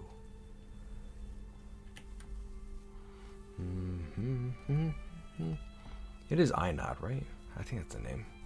Pretty sure. Iton, that's what it was. Iton, the oiled vampire. Okay. Is now assigned into a military squad. So, what we're going to do is unlock his door. And I'm going to have him, the oily vampire, move to the bottom of the arena floor. Okay? I'm going to have him move right over here, away from the hatch covered there. Now then, let's see what this idiot does. I'm sure he's going to go and try to grab a quick drink before he gets to his spot, but we'll see. Moving very sluggishly. I think this is because he needs a drink, or thinks he needs a drink anyways. Hey, that wasn't fun. He leaves his room, and Cat-All the Broker just slugged him in the stomach a couple times. I guess I don't blame the guy. The bro... God. Okay. No, it wasn't that bad of a fight, I don't think. Cat-All, the guy's gonna get a punishment. You don't gotta jump on him like that so quick. Let's see here. Right hand is mangled. No broken bones. That's good. A little something to remember us Tomb Spire dwarves by. Okay, get down there. Go ahead, you. Oh, he's off to rest now. Really? We're going to go to the hospital. I need medical treatment. Somebody help me. What a jerk. Okay. This is a game you want to play, huh? What a jerk. Okay, what we're going to do is I'm going to get rid of this hospital over here. You want a damn hospital so bad, I'm going to put it at the bottom of the arena. You got no way out of this. Here you go. Get to the hospital. It's right over here. Where are you? Oiled the vampire. There he goes. He's off to the hospital. I'll put that in quotes. No, not now. Now he's just off to a station, I guess. He just stopped caring about a hospital altogether. Okay. I mean, it works. I gotta go make our hospital again, though. 1 second. Flow. And there we go. Okay.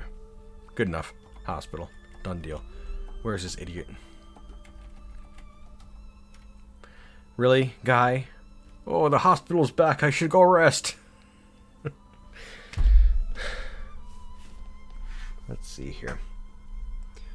No bed in the hospital. You don't need a bed. You don't need a bed. They'll still go to the hospital if they're injured. What is this? Oh, the humans have arrived. Okay, good. Good to see you, humans. We kind of are in the middle of something, though. Who are these injured guys? Why is there 2 other injured dwarves now in the hospital?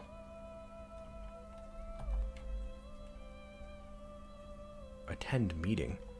Oh, we got somebody going up to the mayor who's in his hospital bed and is like, well, I don't like this place. I'm so stressed out lately. The vampire's just like... Okay, I think that the vampire's blood is being washed off now. I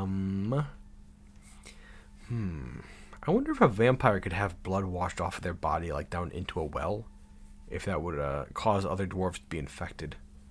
That's an interesting little experiment. I guess I wouldn't doubt it. Very interesting. Luckily, this bed's a little far away from the well. I bet the humans would love to watch the bout. Probably. Probably. They might start shooting down into the arena and stuff, eh? That'd be interesting. Okay, you damn vampire. Let's see here. Tired. Ability to grasp somewhat impaired.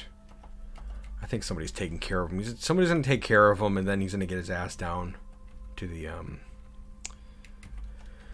arena. He just got to get sutured up first. That's fine. You know what? I'd rather have the guy in as good a condition as we can get him in before he goes down there. Might be for the best.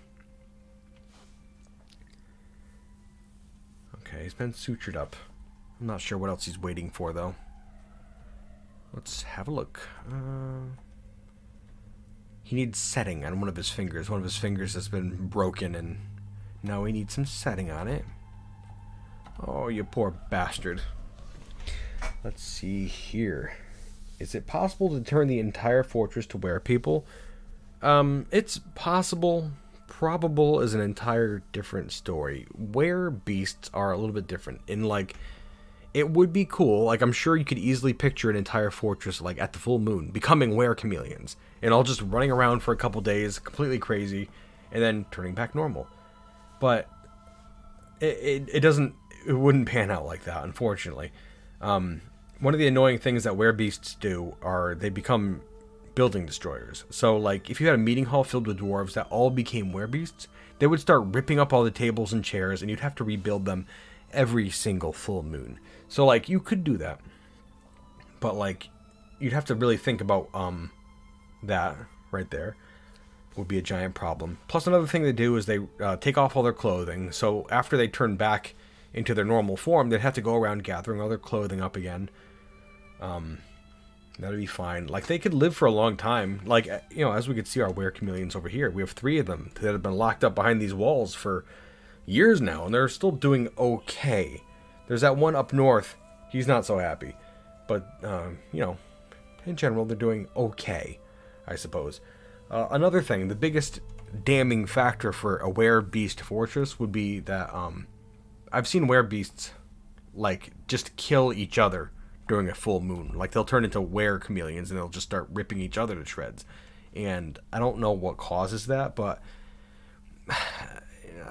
I'm not sure. I'm not sure what does all of that sort of stuff, but something gets screwed up in, like, their loyalties and junk, and, like, they don't know what is what or something like that, and it just causes them to kind of go a little crazy, and yeah, that could be a problem. So, we have Aitan over here is now going to a station, I think. I don't know what station he thinks he's going to, because this isn't the right direction at all.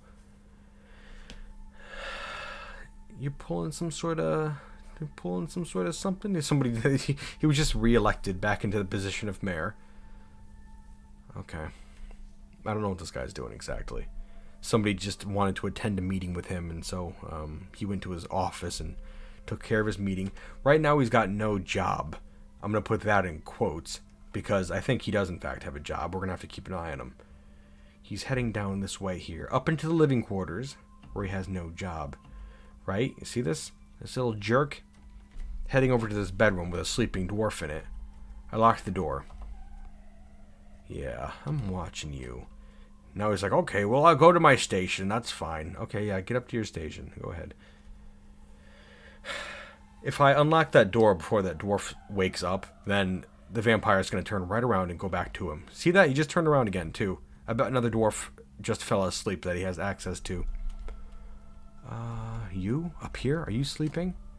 Datan? Yeah, I'm going to lock your door, too. I just got to remember to unlock these doors after we get the vampire in place. Because these dwarves can't get out and will die if they don't have access to food or anything, you know?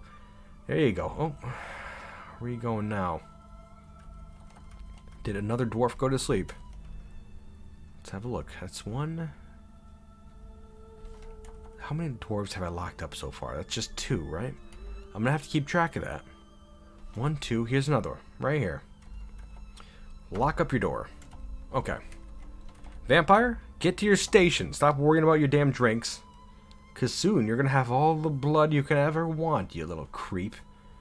Ooh, actually, right as soon as he gets beyond those 2 doors over there, we can lock it up. So he won't be able to get out at all. He won't have any choices. If we put a couple doors at the entrance of the meeting hall, it'd be really easy to just lock the whole thing up at once. But we can't do that right now. 1 second. Who's sleeping? You? Yes. Locking this door. That's 4 so far. I gotta remember to unlock these doors, or else it's gonna be very bad for a couple of dwarves. You. There you go. Heading on up. There we go. There we go. Just beyond these doors, and you can lock these doors behind him now. Lock, lock. Okay. And now I can lock or unlock those doors that are in the living quarters, okay? And he has no more food to get. There was 4 dwarves, right? Is that correct? I think so. Start yelling at me in chat if I'm incorrect, but I think it was just the 4. So 1. Where you at? Where you at? Here's 2. Yeah, here we go. 3 and 4. Okay. Go to your business, dwarves. Go to your business. Okay, and then this jerk should be heading down to the arena now. He has no more choices for blood, so he just has to go up top there. No options. There he goes. He's on up. Wonderful. Lock up these hatch doors behind him. And you know what? These doors too. Just because why not? Just to be petty. Why not? There's no way for him out now.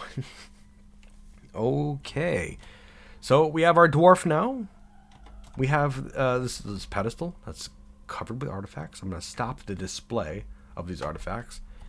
And for our oily vampire, I'm going to say for your equipment, we are going to have a weapon, a specific weapon. This one here, our iron sword, Gibsuken Asol Sat. And we're going to have a glove, a specific glove, Baruch Farash Zengodalin, the thin iron gauntlet. Okay? Okay. Now, hopefully, he should grab these things. Might take a little bit to get him to do that, but there he goes. Yep, he's going to say, okay, I'm going to pick up the sword, pick up the glove, and he's now wielding them. Okay. Okay. He's covered with sweat. He's got sweat all over his body. Yeah, that's apt. The guy is just soaked in sweat right now. He doesn't know what's going on, but, he knows it's going to be bad. He's got his sword. He's got his glove. And my bearded bastards, I think we're pretty much ready to go here. Who's ready for a little show? What do you think? Vampire against zombies. It should be interesting, shouldn't it? Okay. Now then, welcome, one and all, to Tomb Spire's arena. I gotta change up the music a little bit. This is too lax. We gotta get something a little bit more, a little spirited, eh? How about this one? No, that one's suspenseful. Yes, I am. 1 second. Blood on wolf's teeth. That one sounds exciting. I know you probably can't hear it, but it's fine. It's good enough. Okay. Well, what do you think, vampire? Okay, so what we were saying is that the chamber up in the top right there, it's got 2 zombies in it. There's an elf and a dwarf. I'm going to take a look at them real quick. One of them is covered with clothing. It just has clothing, a turban and some clothing. Wool, cloth, it's whatever. The dwarf over here is completely nude, so we don't have to worry about that. Okay. Awesome. Now then, what we could do next is open up that chamber and see how things go. That's up here. Remember the top right one. We're going to get that lever pulled and unlock this door over here. Now the vampire can't get out. Let's see how this goes. I'm going to follow the vampire. Okay? How about that? You know what? Good luck to you, Aitan. I truly do hope for the best here. As he recruits the zombies and starts to form an army down in our Colosseum floor. That won't happen. I don't think. I guess we shall see. There we go. Okay, he's off. And he's fighting. Boom. And he took the dwarf down, no problem. The elf is a little harder. Oh, and he killed the elf too. Huh. Good job. Quite skilled. He's also enraged, which is very exciting. Let's take a look at that combat. Okay. The oiled vampire, Aitan Eved Detan, is fighting. Okay. Let's see. He was punched. Then he slashed the dwarf in the head, cutting its head off. Excellent. Okay. Then the elf started punching him. Okay. And he stabbed the elf in the head. Okay. It seems the elf put up a decent fight, but yeah, he started beating the thing like crazy. Okay. Oh yeah, he just started slashing the thing. He really does know how to use that sword quite well too. That's amazing. Free the sleeping dwarves, says Dalid. David Salazar. Thank you very much, my friend. Thanks for your support. I did free them. They're out now, all 4 of them. I did that. Thankfully. Thank you for the reminder, though. I appreciate it. But yes, completely hacked apart. That was actually pretty exhilarating. Our mayor is just like, bring it on, I could take it all. I'll tell you what, if you can kill everything in these chambers, you can have your freedom. How about? What's next? We should send another chamber out. He didn't really have much trouble with that, did he? We have 1 chamber there. The middle on the right has 3 zombies in it. There's a human and 2 elves. I'm gonna have a gander over at them. We have an elf lasher with just clothing. We have an elf mace man with just clothing, and a human. All just clothing. Nobody has any armor or weapons. That should be the case all around, but this is Dwarf Fortress, and I am apt to miss things too, so just double checking there. Let's see how he does against that one. I'm hoping he does good, honestly. It's kind of exciting. Was it the middle one? I think it was. Yeah, okay. Open the gates. Gonna follow once again. Okay, Aitan, let's see how you do against 3 zombies this time. Just waiting now. Covered with sweat. He has his iron gauntlet and his sword. Let's see how this goes. The gate is down and he's rushing straight in. Okay, he runs in at the human. Oh, he's taking some hits. Oh no, this fella's going down, I think. Man, really, vampire? I had some high hopes for you, but He's not dead yet, but he's not putting up a very good show at all. That's 5 pages, and more often than not, he's been being hit. One of the last things he's done so far was bit the elf maceman in the corpse, in the right foot. Yeah, he can't be lasting much longer, I don't think. Look at that. Yeah, he's taking a lot of hits here. I don't think he's killed anybody either. Let's see how the rest of this goes. He's trying his best, but he's getting clobbered. Oh. Oh. Actually, incorrect. He seems to have survived. Okay. Okay. Well, he's shaken after suffering a major injury. Ability to stand lost. He can no longer stand. Okay, so I mean that takes down his fear factor a little bit, I think. He's been paralyzed. But you know, he's still functioning. His arms work, so that's something. Let's take a look at his skills. He's a proficient swords dwarf still. He's very rusty, to be expected. But, you know, he's still standing. Interesting.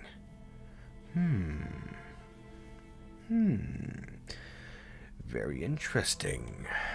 Well, I don't really feel so positive about his prospects anymore. At all. After becoming paralyzed. His legs don't work so good anymore.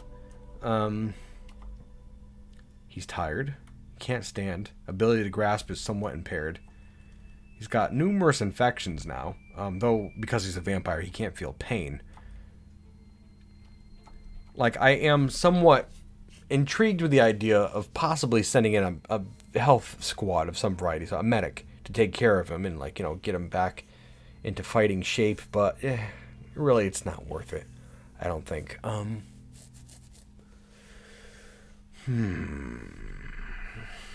Well, I don't think he could face down any of these other chambers of multiple units at all. Most of them have 4 in them. I think the one in the bottom, yeah, he couldn't fight any more of these, I don't think.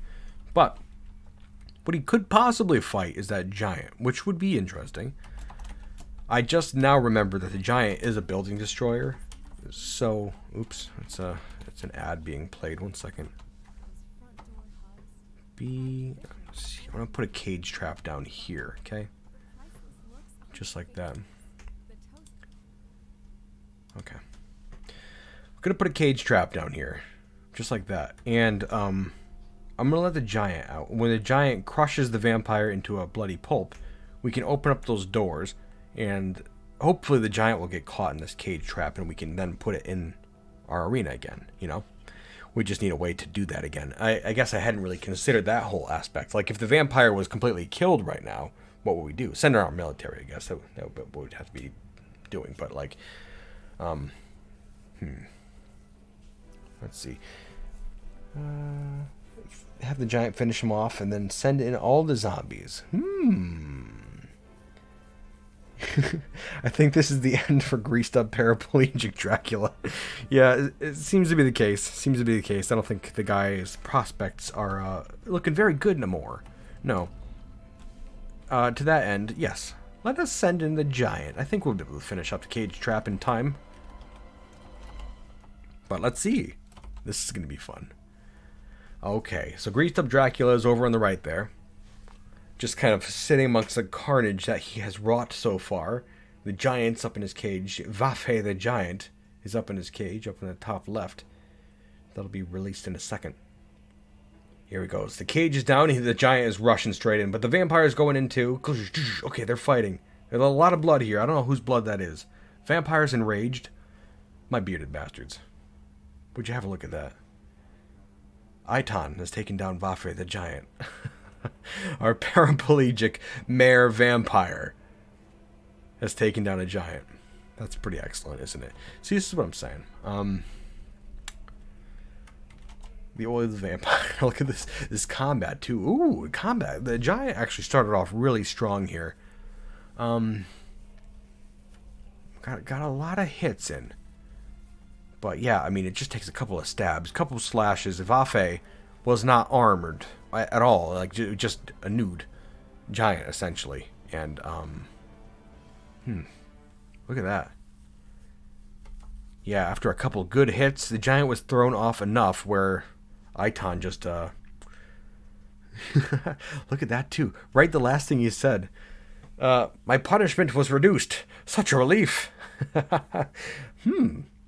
That's interesting. I mean, he wasn't saying that in relation to us putting him in the arena, okay? He was saying that because, I don't know, some sort of a reason with the justice system and stuff, how it works in Dwarf Fortress, but, like, it seems awfully fortuitous he would bark that out right as soon as he killed the giant, right? Very interesting. I don't know, guys. What do you think? Like, we've got this vampire here now who took out, what was that, 3, 4, 5 zombies and a giant. Do we just keep going like this? Are dwarves obviously like the guy that keep voting him into office even after he confessed to numerous crimes? What do you think? Mercy or combat? If we send him against any more, he's pretty darn likely to die, I think. There's one more cage that I can conceivably see him pulling through with. That is 2 more. We have 2 more cages that are just filled with nude zombies. But the rest either have 4 zombies or intelligent undead. Which, that would be a lot more dicey. Let me see here. Combat. We hear combat. Keep on keeping on. Combat. Combat. Release where chameleons. Combat. Combat. We got combat all across the board here. Okay. Sorry, Iton. You'll be remembered well, but the dwarves call for blood, as you once did. Combat it is. Keep pulling those levers, dwarves. Let me see here. I'm gonna send. We'll ramp it up. We don't want to exactly destroy the guy, not quickly, you know. Bottom right chamber. It's got 3 zombies in it. Let's see what we got. I'm gonna pull it. And actually, while it's being pulled, I'm gonna have a closer look at these zombies just to see what we're working with. Okay, we have a goblin crossbowman with a quiver, and that's about it. We have this goblin bowman with a nothing, just some crappy armor, and we have another goblin over here with just clothing. Okay, so they don't really have that much. Let's follow and see what happens. I can't foresee this going well for the guy, though. Let's see, though. We don't know. Okay. Iton, standing up here, floor of the arena, waiting for the door of that chamber to drop. And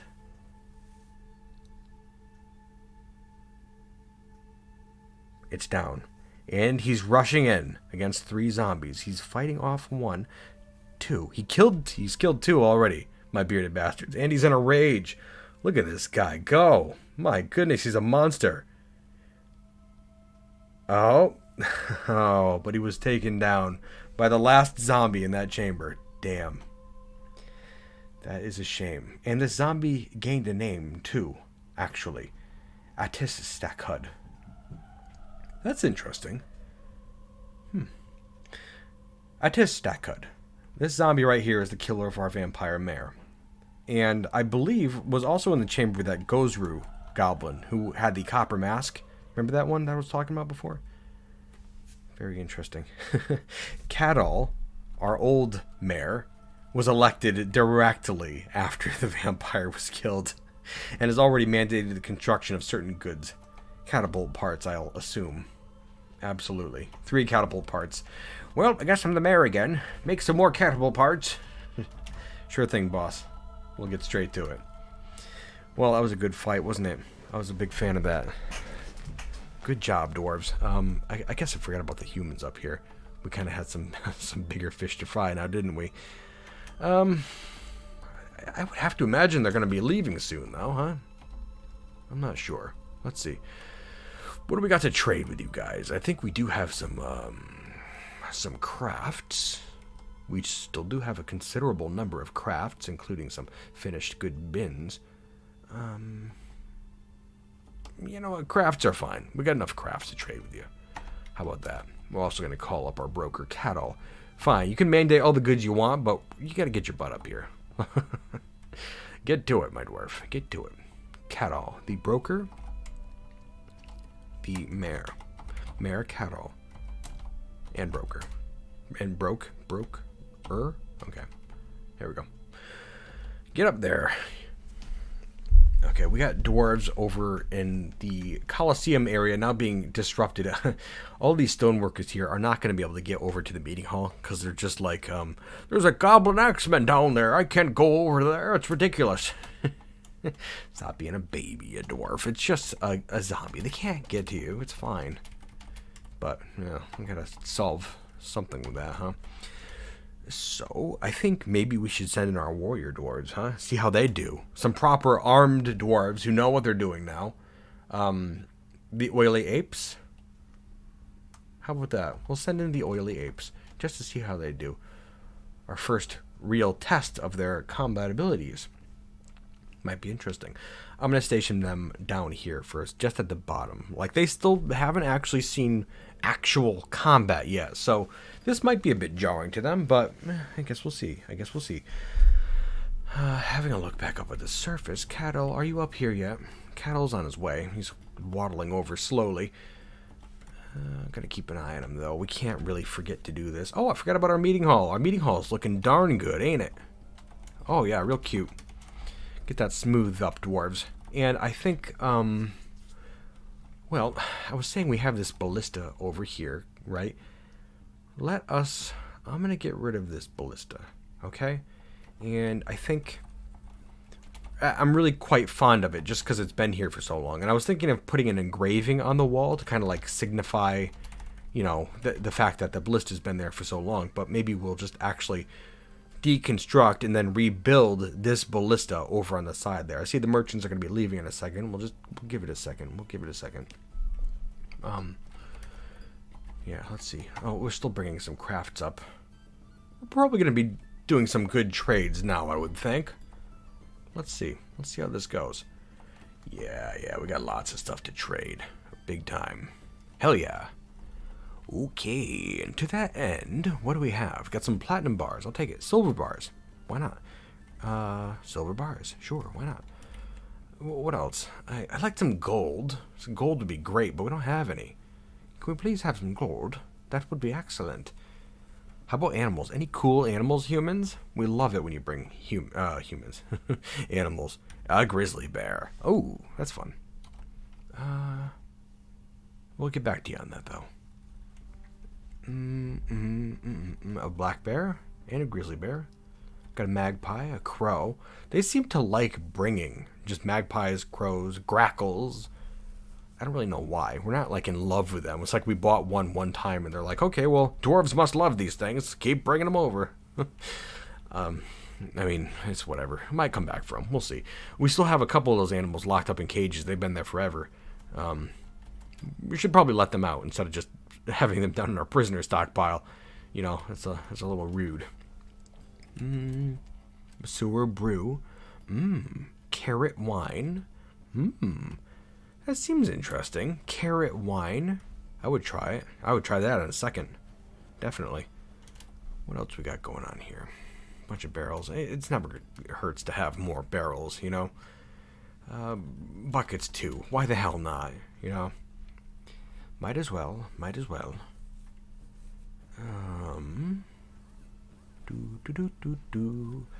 Got a bunch of weapons here. I suppose we could take some weapons and fashion some weapon traps out of those. I don't particularly love weapon traps, but I do like seeing their effects. They're kind of funny, in a way, just to see how they eviscerate foes, you know? So maybe we'll scatter a couple of those around. Couldn't hurt, right? Couldn't hurt us. Could certainly hurt invaders. Let us see, though. Morningstar, mace, warhammer. We'll take all that crap. We can cram it all into a weapon trap. A great axe. And we have a lot to trade with, too. This much? Probably. But we shall soon see, now won't we? A mace, a scimitar, a great axe, a flail. We'll take it. What else you got? Bunch of armor. Yeah, you can't really fit into it. It's too baggy. It's human stuff. bolts, arrows, anvils, human anvils. Ugh. Crappy. They don't really know how to make anvils. They think they do, but they get it wrong every single time. And I guess it's good enough for the stuff that they do, but for, you know, proper dwarves, human anvils just don't cut it. Elephant intestines. Oh, that's the good stuff. That accounts for its price, you know. Elephant intestines. It's just great. It's got this snap to it, you know. It's just really good. You don't find it in other things. That's why it's so pricey like that. Got the herring, salmon, spotted ratfish, seahorse. Ooh, delicacy. We haven't really done much fishing over here, have we? The idea of a fishing fort is really cool, but I don't know. I find it hard to stick with an idea sometimes when I start a fortress. Like if you say I'm gonna do a fishing fort, like what does that mean? Like you're just gonna fish more than usual? Are you going to rely solely on fishing? You can't necessarily do that unless you also gather plants and you know, brew that into stuff, or at least trade for drinks. But that becomes dicey too, because like say we were just solely relying on trade for this fortress, like we'd run into trouble when we were locked underground. We couldn't really manage it, you know. Like you're locked underground for so long that your dwarves would start getting thirsty, even if you had access to water. Like it wouldn't be good. But I suppose like for a super challenge it might be good too, just to be like, okay, we're only going to rely on traded drinks 100% or water, you know. I don't know, and just like only get food from fishing. Though I've heard that has some bugs associated with it as well, though it's again, I don't really make fishing fortresses, so it's nothing I've really encountered. I've heard that it's possible to overfish an area and actually run out of fish in like the entire ocean, so you can't catch them anymore. But again, I don't know if that's possible or what. Might be. It sounds dwarf fortressy enough where it has a ring of truth to it, but again, I don't really know. I'm trading for an awful lot. I hope we have enough to trade with, but I guess we will see. Brought a lot of cheese. I do like my cheese. And I suppose we should start cooking as well. And we can cook now. We got food stockpiles, proper food stockpiles down below. We do have the food stockpiles. I'm trying to think. I'm not sure. I'll get back to you in a second. Let's figure out some stuff to trade. We'll trade all this crap here, and then we can start working on the bins. I think that those are just like loose items there up top. Bin items. Yeah, I guess we've probably got more than enough to trade, would be my guess. Boop. Yep. Looking good. Looking good. Got some tattered clothing there. Boop. There we go. They've got a little profit already, and boop. There we go. We should probably start working on some more wooden crafts. These things seem to be going for a good amount, and we have an awful lot of them. Can't trade them with the elves, of course, but yeah, it's fine. It's fine. Now, let's see. Classic dwarf. A copy. This is a well-crafted giant albatross parchment scroll. The rollers are made from limestone. Written on the item is an essay entitled Classic Dwarf, authored by Sazyr Plain Diamond. It concerns the learning of the secrets of life and death by the human necromancer Atir Chained Echoes from the teaching of the dwarf necromancer Sazyr Plain Diamond in the late autumn of 157. The writing is fairly cheerful overall. The prose is not awful, but not very good either. Okay.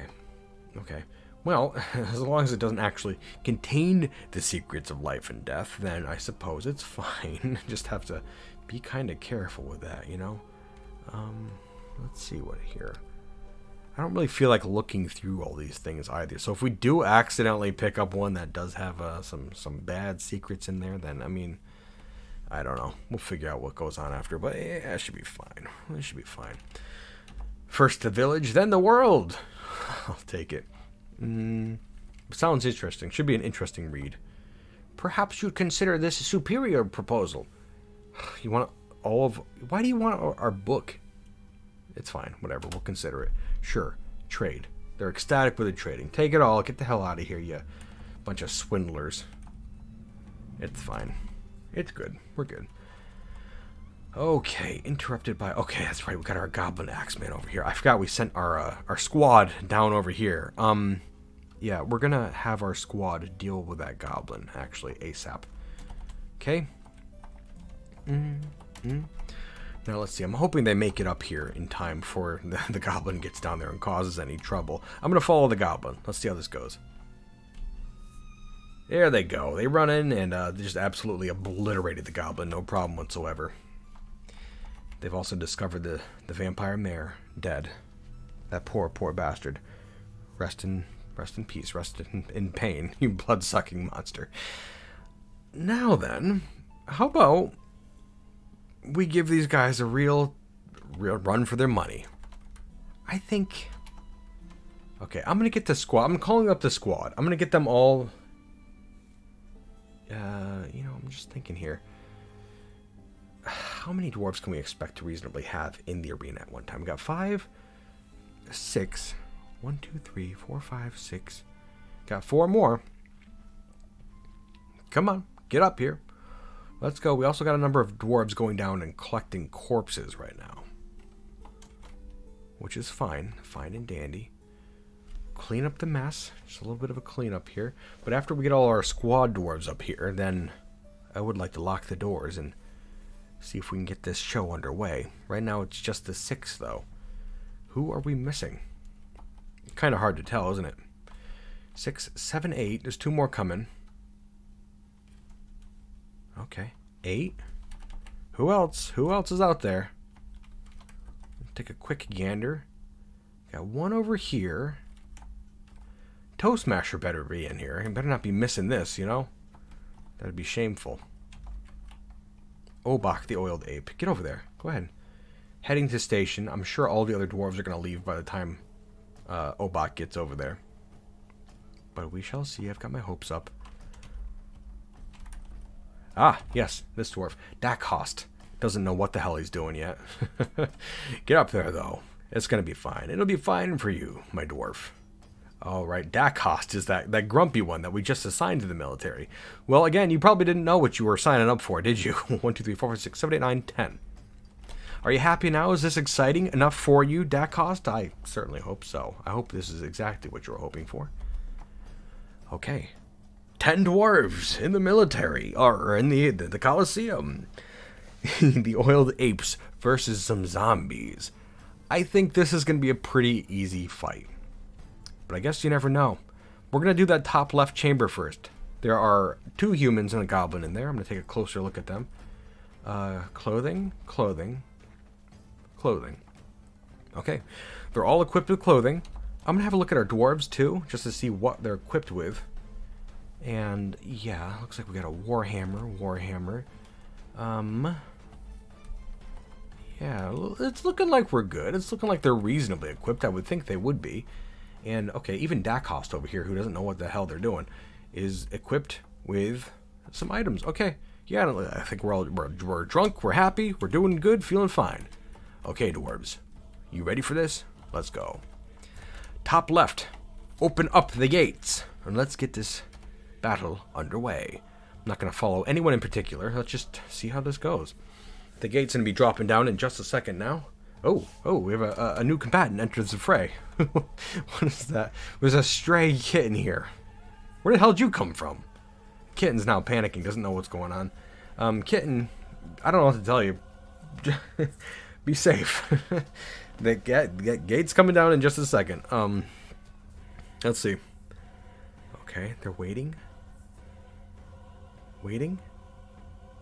Gate is down. There go the dwarves rushing into combat, and they are fighting, and I believe they just obliterated every single one of those zombies. No problem whatsoever.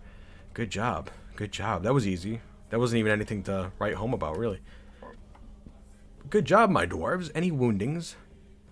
No, look at that. Nothing to worry about right there. Dakost is still whining. Was that exciting? What do you think, Dakost? Dejected after a lack of decent meals for too long. I've been eating raw plum pellets for 6 years. Not exciting enough, it doesn't sound like.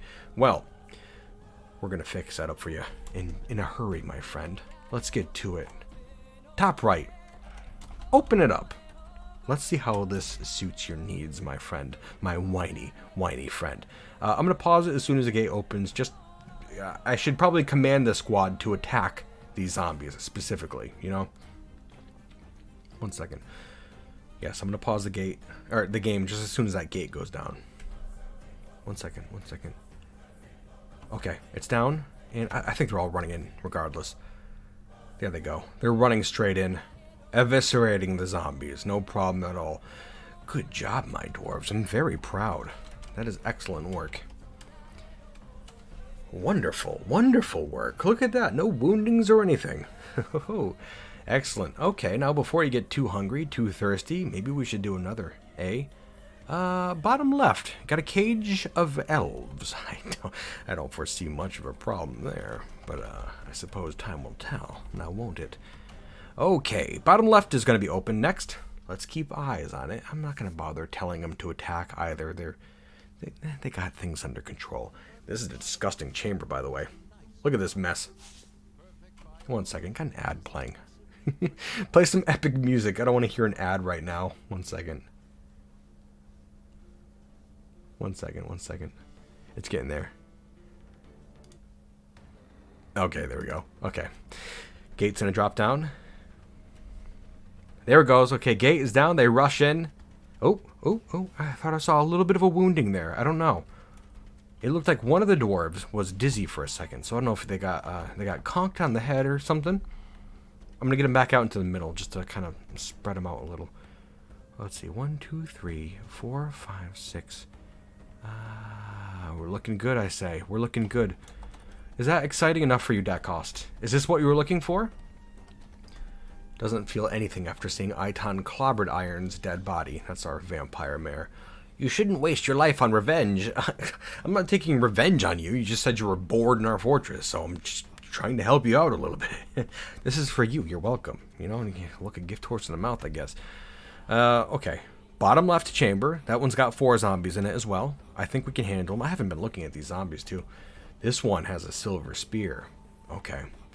That's why I was looking at these things, just to see if one of them had a sneaky beaky weapon like this one here.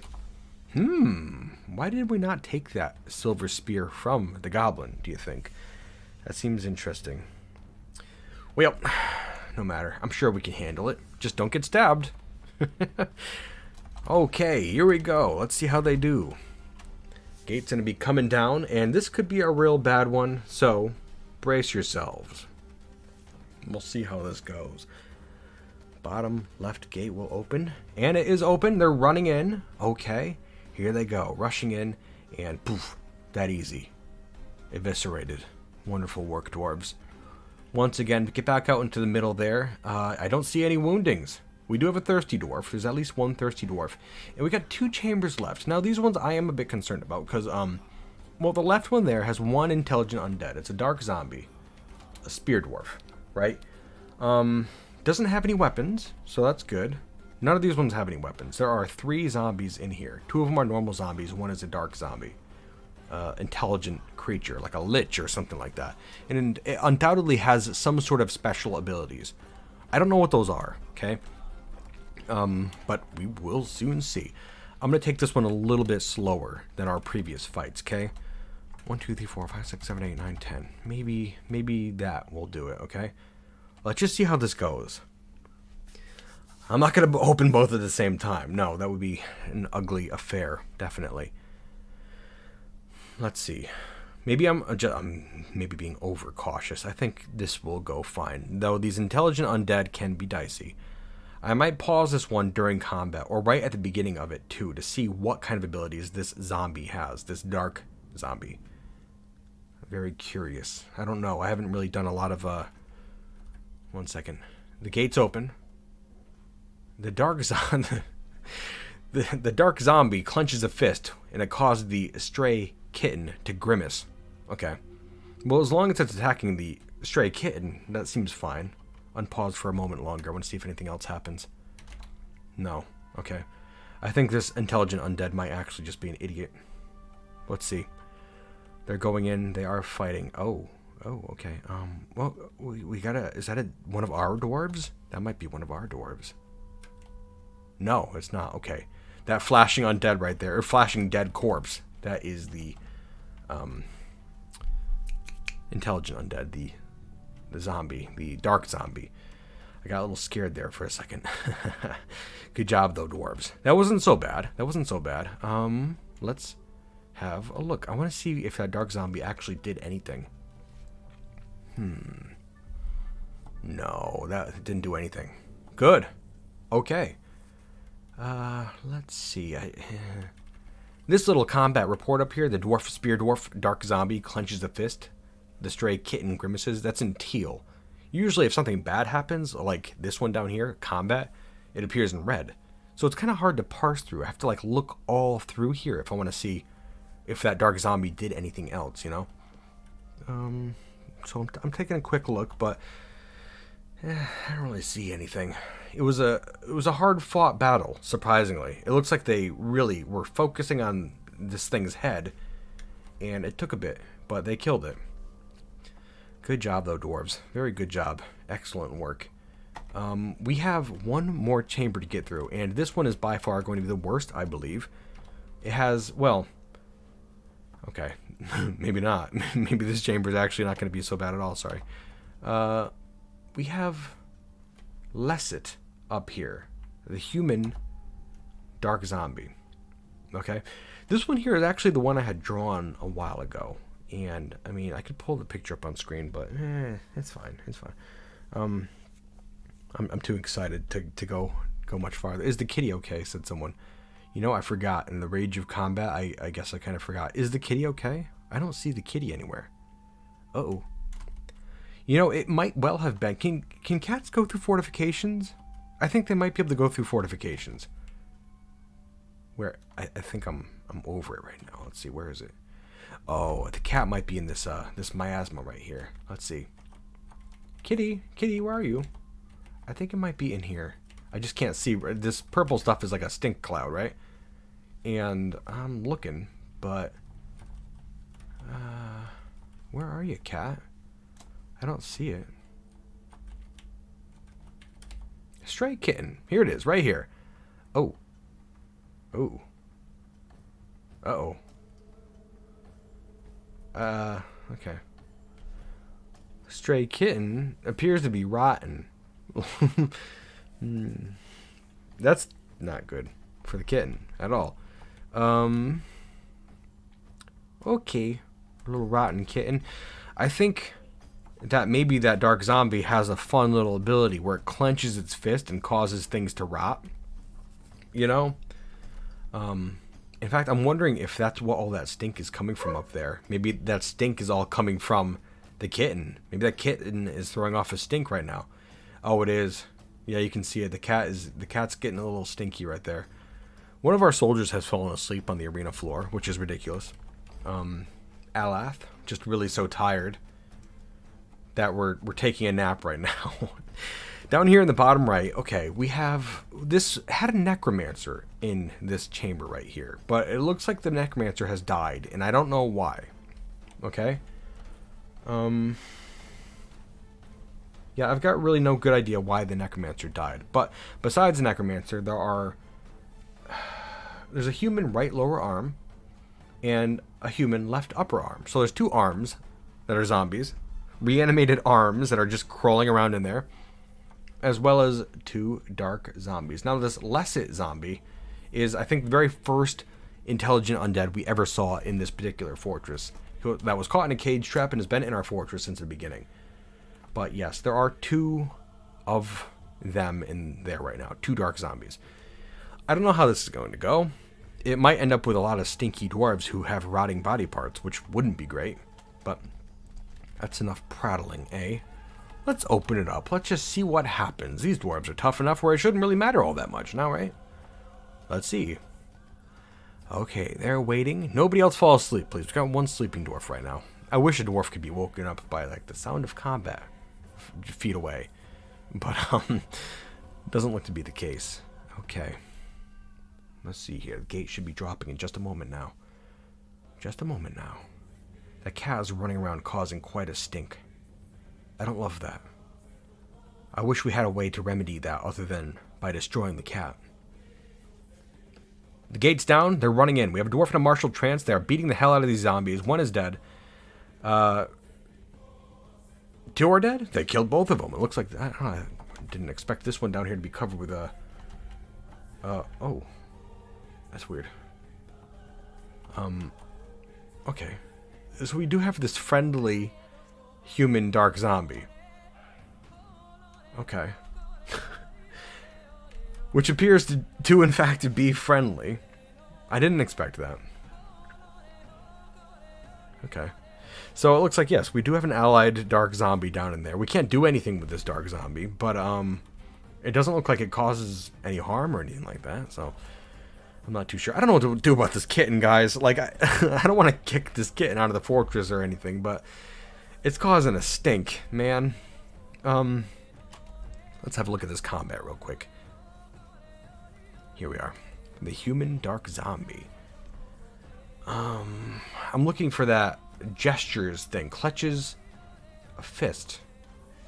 Is this that same dark zombie that we just killed? 1 second here. Lesset. Okay, this is the one that we just let out. This one, too, clenched a fist, and the stray kitten grimaces. Why are they causing this? They're casting this spell at the stray kitten. That doesn't make any sense. That's terrible. What the hell's wrong with them? Bunch of monsters. Interesting, though. Very interesting. It looks like the rest of the combat was pretty straightforward, frankly. Got maybe 4 pages of attacks on this creature, and yeah, I don't see it gesturing anymore, so maybe it was just the one. It's kind of interesting that that kitten really saved our dwarves from being clenched on by that dark zombie, you know? It could have been pretty bad for them if that happened. I have opened the hatch cover now, and they're all going to be heading back down to the fortress now, including the kitten probably. And I'd like to think these corpses are going to be picked up in pretty short order too. Oof.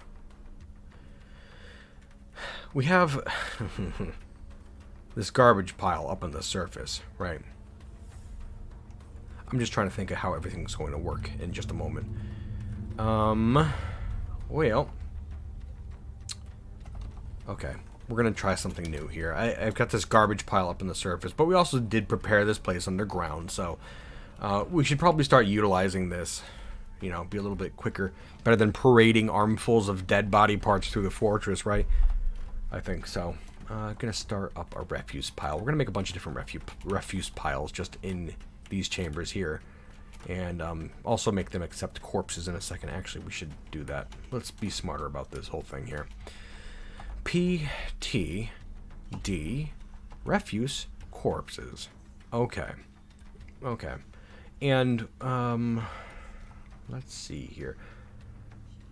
I guess it's just going to accept. We're going to accept all corpses in this pile, which seems a little gnarly, but you know, we could be like, don't accept dwarf corpses, and then all the, like the dwarf zombie corpses, which there were plenty of in the arena just now, like those won't be collected in here. I don't want to put our civilians in, our citizens, I should say, in the refuse pile, but I don't think there's really a good way around it, you know? I don't know. Yes, I'm hoping to get all that stuff just kind of packed down here underground. Let me see here. Dwarves gather refuse from outside. Okay.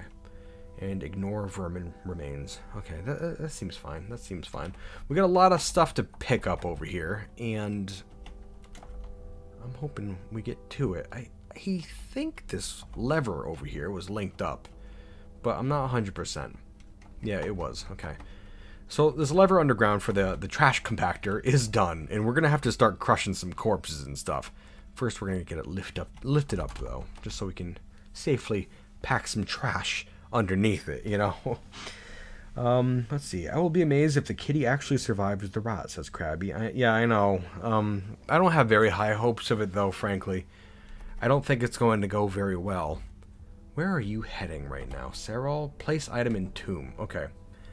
So yes, we have some dwarves going and placing items in a tomb now, which, you know, it's down underground. Our singular Tomb Spire over here, this disrespectful, terrible little location where we've been storing corpses. Not very good, you know. We could do better than that. In fact, why the hell not? Why don't we do better than that instead of just talking about maybe doing better one day? We need a proper Tomb Spire. We got a couple more streams, and like it would be a shame if we got to the end of things and didn't have a Tomb Spire proper, right? So to that end, I'm trying to think what to do, because we don't really have the best amount of space in here, you know? We don't have a awful lot of workspace. So, you know, ideally, we'd make something kind of centralized in the middle of our above ground area up here, right? But we got these ponds all over the place, and so we got some wood stockpiles, which we could move, but, like, what we could do is we could carve out an area to serve as kind of like the base, right? I guess if we carved out an area that was big enough here, what I'm going to do, I'm going to start cleaning stuff up a little bit. Our surface area is really unloved, big time. It's a mess out here. Got a couple workshops all over the place, got all these wood stockpiles. It's not bad, but it's certainly not good either. These staircases, I almost forgot to finish getting rid of these. That would have been bad. Potentially bad. Although, our warriors seem to be able to handle themselves now, which is just great. I forget sometimes how quick it can be to get your warriors trained up. I think it really makes a difference if you have a leader that knows what the hell they're doing. Yeah, big time. So we're going to continue getting rid of those. I think what we could do is, like, carve out an area. I'm just trying to think.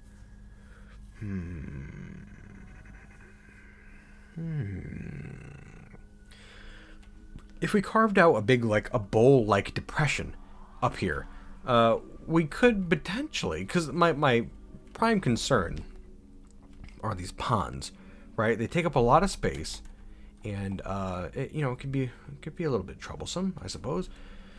So if we carved out like a bowl in between where those ponds are, and let the water kind of drain into the ponds, then you know, we wouldn't have to worry so much about that. We can kind of like work with them, because every time it rains, it fills up the ponds. That's how it works in Dwarf Fortress. Like, I couldn't just carve a little bowl-like depression and have it fill up with water next time it rains.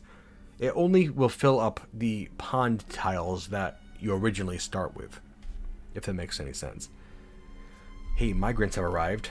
Come on in, you bastards. Come on in, you bastards. We're just starting a new project. You get to see it. I'm very happy about that. Just trying to think.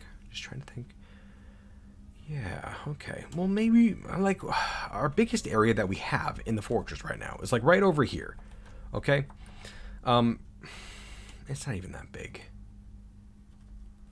One second. I'm working through things. Okay? Maybe we shouldn't make it too big either. I tend to go way too big with my projects and they just don't get finished. So, yeah, maybe we'll be a little bit smarter. Let me see. First things first, we're going to carve out an area that is like 1, 2, 3, 4, 5, 6, 7, 8, 9, 10, right? And we'll go like that. 1, 2, 3, 4, 5, 6, 7, 8, 9, 10. 1, 2, 3. 1, 2. I think this will work for like a little basic idea. Okay. Sorry, I just gotta put my brain power towards this. 1, 2, 3, 4, 7, 8, 9, 10.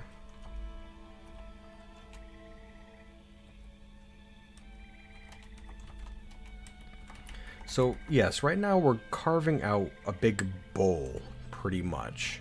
Okay? And, like, I know this channel here is connected to these ponds, but this is just for my own reference right now. One second. You'll see what I'm talking about. I promise. Just give me a second. Stop yelling at me. Stop hassling me. 1, 2. Oh, boy. It's going to intersect with some of these workshops now, ain't it? This is too big. This is way too big. 1 second. Yeah, these ponds really do muck things up, don't they? Okay, what I'm going to do is I'm going to set up some wood stockpiles over on the side, because I like to have all this wood nearby, but it is an awful lot of wood just to have scattered around just within our walls, you know. So I'm going to try to get some of it piled up, like, against the sides, okay? How does that sound? There we go. That should be good. And after we have that wood just kind of crammed up against the sides, maybe then we'll see what we can do with it. Water and corpses in a big bowl at the bottom. Yeah, wouldn't that be ghoulish? Yeah, I don't think we'll go with the whole soup the corpse soup direction, really. That does sound really quite terrible. Up to 175 dwarves now, and they still haven't finished coming in yet. That's exciting. Come on in, you dwarves. I got plenty of room for you. Okay, looks like we made all those beds we were going to make. That's great. Excellent, excellent. How about those weapons we had slated to be built before? I'm curious to see if our weaponsmith deigned fit to make them. Look at this ridiculousness, guys. I've got nothing else I could do about this whole thing here. What's a dwarf to do? They just won't build the things. So I don't know. I'm at a loss. They won't build iron battle axes. It's really weird, right? Like, I'm not too sure. Huh. It's a little disheartening. If I gotta be honest. I'm sure you can see what I'm talking about. So yes, a Tomb Spire. We're going to make it small, okay? We're gonna make it not relatively small, anyways. Let's see. We're gonna be sensible with it, is what I'm trying to get to, okay? Let's see. 1, 2, 3, 4. Okay. 1, 2, 1, 1, 2, 1, 2, 3, 4. Okay. Oh, it's not gonna even work, is it? I'm just trying to wrap my mind around what size we're working with here. Maybe we can make it out over here, like a like outside the walls. Maybe like a big monument sort of a thing, right? And just have like a path leading out to it. There's plenty of space out here, isn't there? I kind of like that. I don't like the idea that we'd have to be so far outside our walls while constructing it, but I don't know. Maybe it could work out. What do you think? I don't think it's bad. Yeah, we'll start it. I'm feeling reckless. I'm feeling stupid. Let's get to it. Okay. Let's have a look. Where's that damn aquifer? Okay, this is where it starts leaking in. This level should be safe, but that aquifer is kind of crazy. You can see like down here, we're still connecting up to the aquifer right here, which isn't stupendous. So we are we're gonna make a little path. You know, I was gonna make a path leading off our entryway, but we don't want that either, because then invaders can come in and like, you know, start touching our stuff. We don't want that. We're gonna make a path from the lower fortress up to where the Tomb Spire is. Okay? I think that'd be apt. Just one moment. I gotta figure out the logistics of that. I do like this nice big flat area over here, right? And I think we should build something. Maybe that goes out over the sea? I think that sounds pretty excellent now, doesn't it? Yes. Yes. As you know, we're dicking around complaining about seawater before. 1 second. I'm gonna see how far these the waves come in here. It's really not that far, really. So yeah, I think this will work out. Okay, gonna go down, down, down, down. Where's the main fortress level? I think I passed by it. 1, 2, 3, 4. Right. 1, 2, 3, 4. Okay, right there. Right here. This is where we're going to go up to the Tomb Spire. Okay? And to that end, I'm going to plan out a little something. We can't be calling ourselves Tomb Spire, not have a Tomb Spire of some variety, right? That's like shameful. Here we go. I kind of like that shape. And, ooh, maybe we'll connect it up to our temple. I think that sounds pretty good. That seems like a damn fine idea. I do like it. I do like it.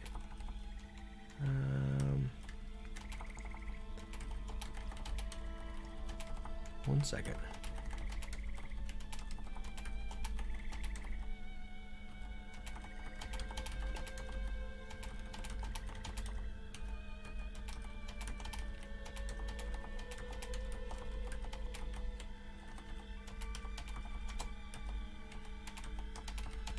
Full brain power mode engaged. Do you smell the burning rubber? We're getting there. Okay. All right. Yes, I think that's serviceable. That's serviceable. Oh, I think I've got to make this corridor a little wider, though, if I want to sleep at night. Nah, it's fine. It's fine. Right there. We're going to head up just right there. Okay. And there's going to be one stairway that leads up. That seems a little dumb, actually, in retrospect. We'll make there be a couple of stairways that lead up. Okay, here, here, here, here. Or not up, down. Right here, here, here. And a D. And there we go. We're going to head up from here, just like this, and hopefully we won't encounter any aquifers or anything. We'll have to be pretty quick to crush those things out if we do hit an aquifer, you know. We don't really want to deal with any of that water, I don't think. Boo, boo, boo, boo, boo, boo, boo, boo. Okay, now we just got to make several stairways like this. It'll take a second. Not too long, though. Not too long. 2 shakes of a gibbon's tail. Yes, there are going to be 4 stairways that go all the way up, and maybe we'll connect them up in the middle somehow, like, you know, just so they're not, like, totally disconnected from one another. But I think that'll work. And then up at the top, when we get to the top, I want to make a big tower that, that is, like, slanted, maybe. That seems like an interesting idea. And, like, the exact logistics of that, like the actual construction of it, seems like it might be a little complicated, but maybe we'll make it more narrow as it goes up. We only really have like 15 levels to work with up in the air. So 1, 2, 3, 4, 5, 6, 7, 8, 9, 10, 11, 12, 13, 14, 15, 16, 17. That's 17 levels, okay? And I think we can work with all of that. It should work out, I'm thinking. Won't be bad. Yeah, we'll carve our way up to the top, and then, and yeah. It'll be good. It'll be good. Now then, let's see here. Having a quick little gander around. See what we're working with. Got a lot of pigtails in the field over here that I don't... Or cave wheat that don't seem to be being collected right now. Little bothersome. Got a lot of plants down here in our stockpile that aren't being stored in barrels. I don't know why that is. I was saying before that we could use a lot of barrels. Are these empty barrels up here? Meat barrel. These are all barrels that are currently occupied. Yeah, I think we need a lot of empty barrels. I think we're letting plants go to waste, and we've been letting them go to waste for a while. Yeah, make some barrels. A lot of barrels. We'll, make some wooden barrels. Make 100 of them. More than we'll need for a while, I think. And, well, yeah, I think we're looking pretty good. We're looking pretty good. Let's see here.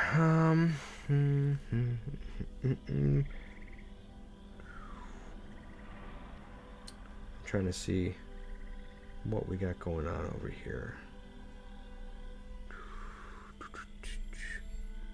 Did Iton die? Yes, Iton died.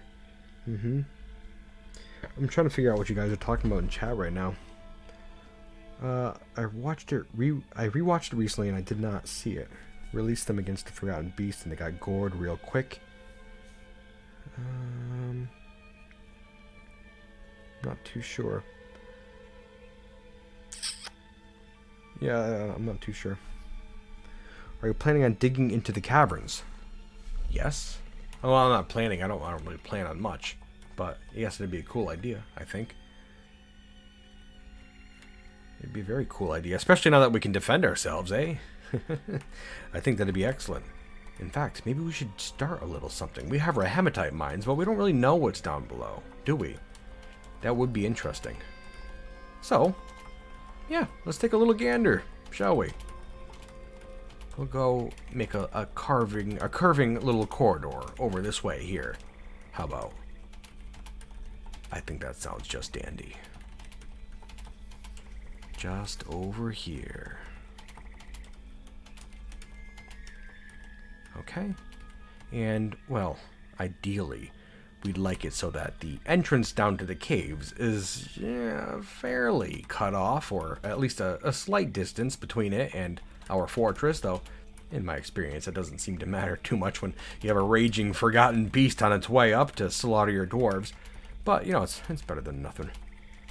Set up some bridges in here, just for safety's sake. But we got an army now, my dwarves. I think we're going to be fine. We're going to be just fine. I'm not even slightly concerned about it, to be frank.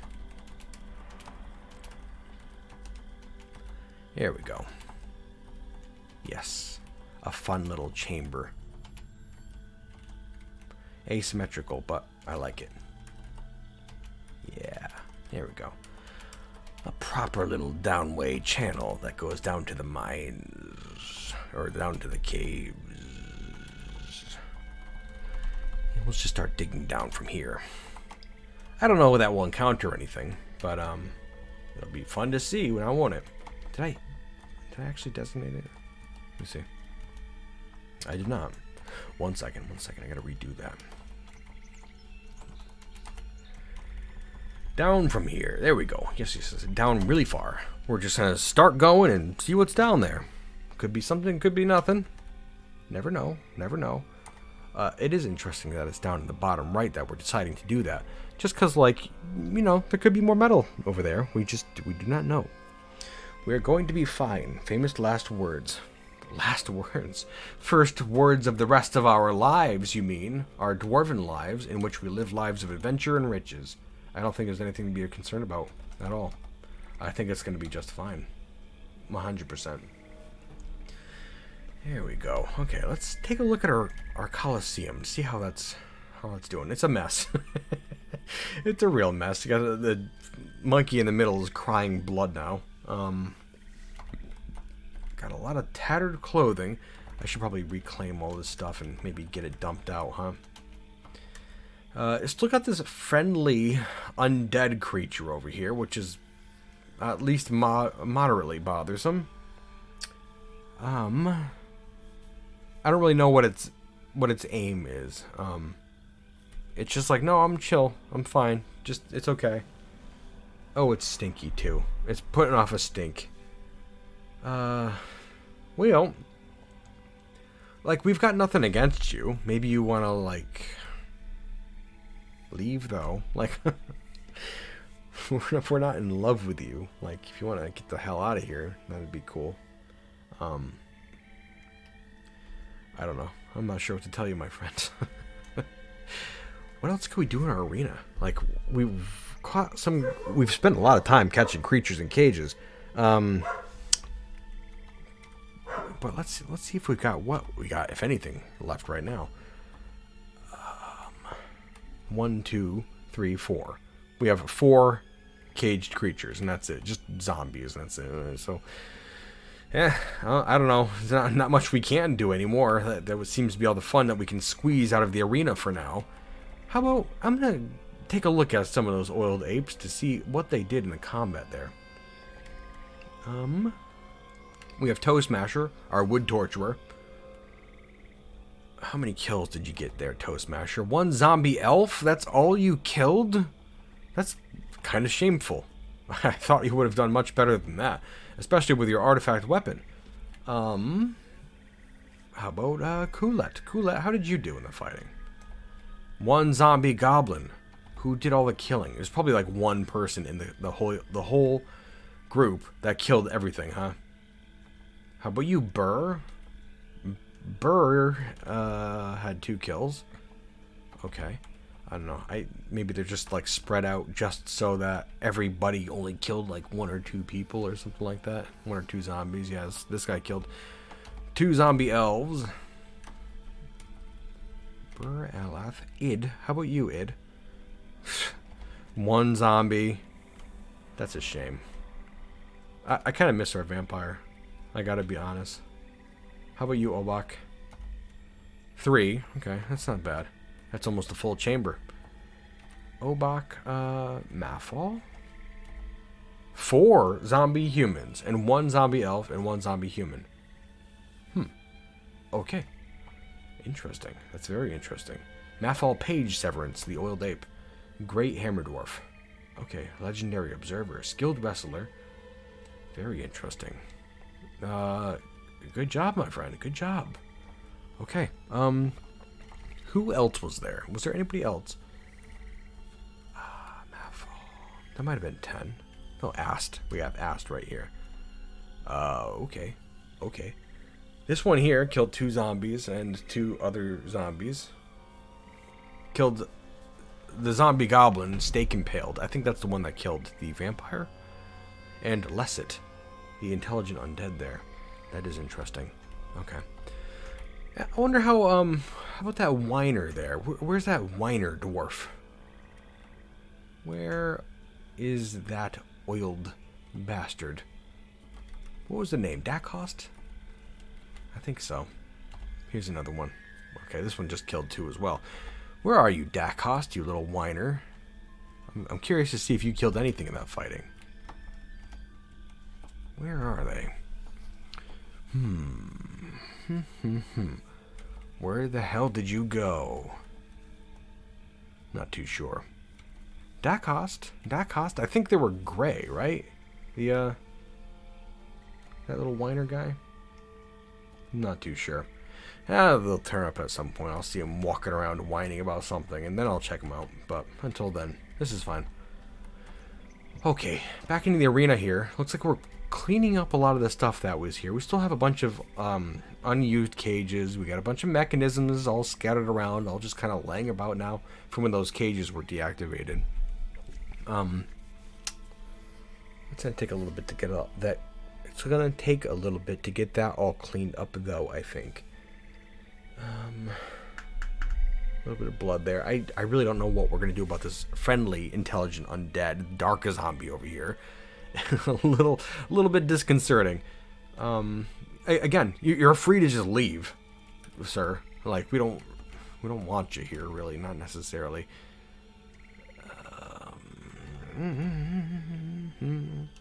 Ooh, right. I almost forgot about all of our antics down below here. Okay, so I'm gonna set up a little trash pile right over yonder ways. Okay, not a pen or pasture. No, don't do that. That'd be bad.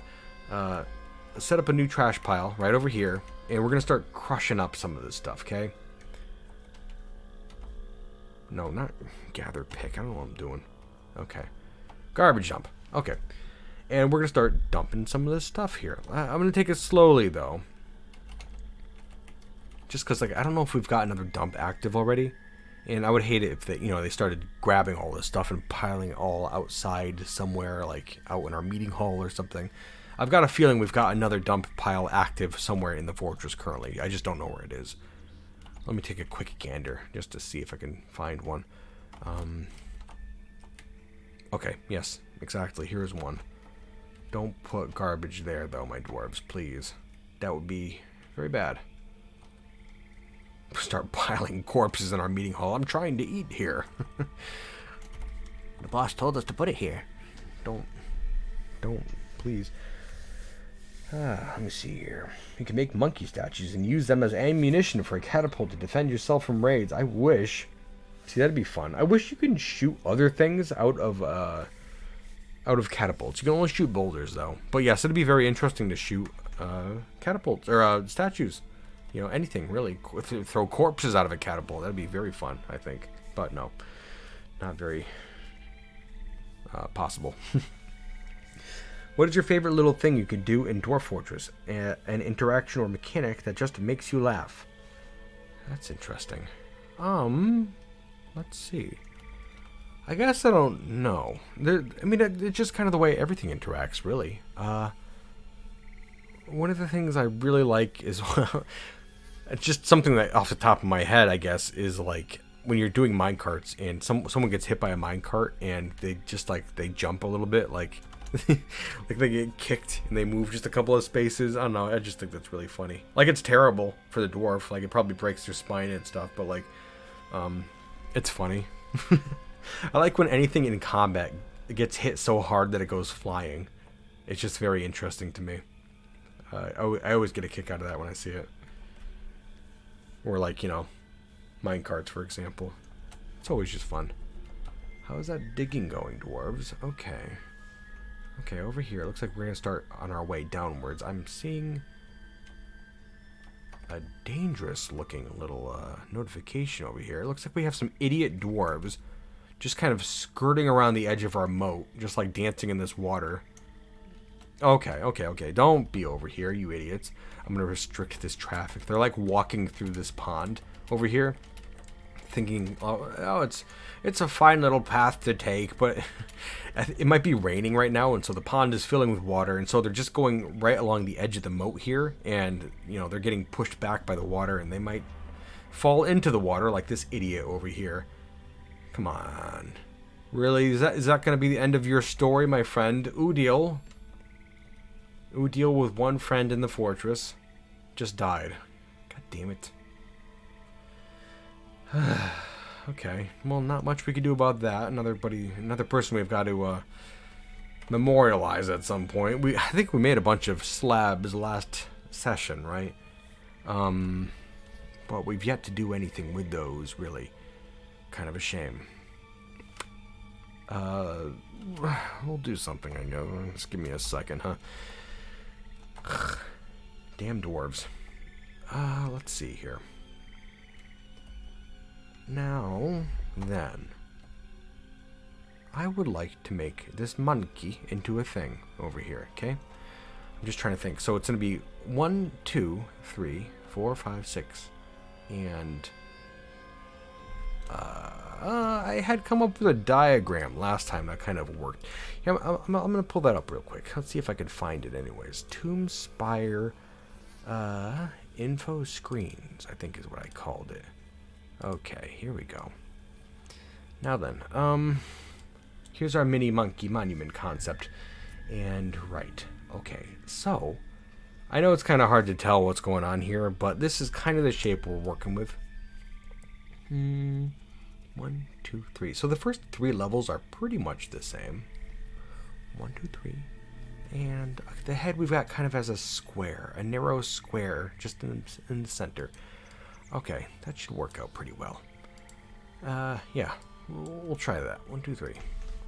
3 spaces for the head. So we're not going to start on the head quite yet. We're just going to keep working on this monkey body. Just like this. Okay. Wonderful. Using chert blocks now, I guess, because we don't have that sandstone anymore. It's all underwater. And we'll put some more chert back here for a nice sloping posterior. And yes, after we get this one done, this is like the first one that we're going to be doing, so it gives us a nice idea of like how it's going to look in the future, you know. It's going to work out. It's going to work out. I like how the blood lets a person know what it is without all the gore of modern games. Yeah, I get that. Just like a red tile can show you that it's blood without going into full detail. I can appreciate it. I can appreciate it.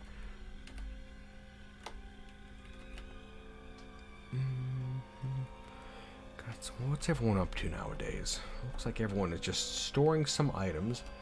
Our leather workers are trying their best. It's funny because our leather workers seem to be really trying to fulfill all those orders, right? But our smiths are just like, we literally don't care about anything. We're not going to make anything for you. I feel like this is a... unless... Are we making something? No, I thought we were. I got this smith over here just like sitting at the craftsdwarf workshop or in the forge just like, yeah, I'm just relaxing over here. Don't really need to make anything though. What's wrong with you guys? Wait. 1, 2, 3, 4, 5, 6, 7, 8, 9. I think we made one. I think somebody made an iron battle axe finally. And we just had that warrior dwarf. This guy right here. Cadal. I think this one here just grabbed an iron battle axe. Let's see. I was hoping there'd be just acquired a new battle axe sort of a thing, but I don't see that. It is holding a battle axe. Yeah, I think somebody just made a battle axe. Why is it taking so long? It's crazy, right? Like, oh, here's Dakost. This is the complainer from before. It looks like he's got some skill now, so that's good. How many kills did you get? Just one. One zombie human in Tomb Spire. Not so great, but better than nothing, I suppose. It's a start. You'll get there in time, my friend. Gotta dump out some of those stones. Let's see here. Dakost. What is Dakost's skill? I'm curious to see how fast this guy is getting trained. He's a competent hammer dwarf already. That's up from doing nothing at all. Knowing nothing at all, I should say. Yeah, good on you. Good on you. Keep at it. Keep at it. Head back up to our entry hall. I keep forgetting about this place. We don't regularly pass by our main entry hall here. But, yeah, we got some work to do, I suppose, huh? Certainly do. I'm going to smooth out this little nook right here. I'm going to rebuild this exact ballista over in that corner. Not that it's going to serve any function, but I think the dwarves would appreciate seeing it from time to time, you know? I think so. I think so. Let's see. Let's try getting rid of the stockpiles and forbidding and unforbidding the stuff inside, says somebody as a solution to our workshop issue. Okay, well, just as an example, I'm going to have a look at the stockpiles themselves. And, like, there are iron... Okay, I'll tell you what. I'm going to just get rid of these stockpiles entirely. No more iron. No more charcoal. Get rid of all these stockpiles, okay? I'm also going to get rid of these orders. I'm going to make some new iron battle axes. 5, 6, 7, 8, 9, 10. Okay. Because why the hell not? Make them all immediately, please.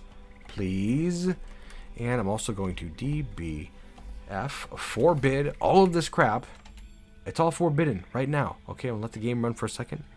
DBC, gonna reclaim it. It's all reclaimed now.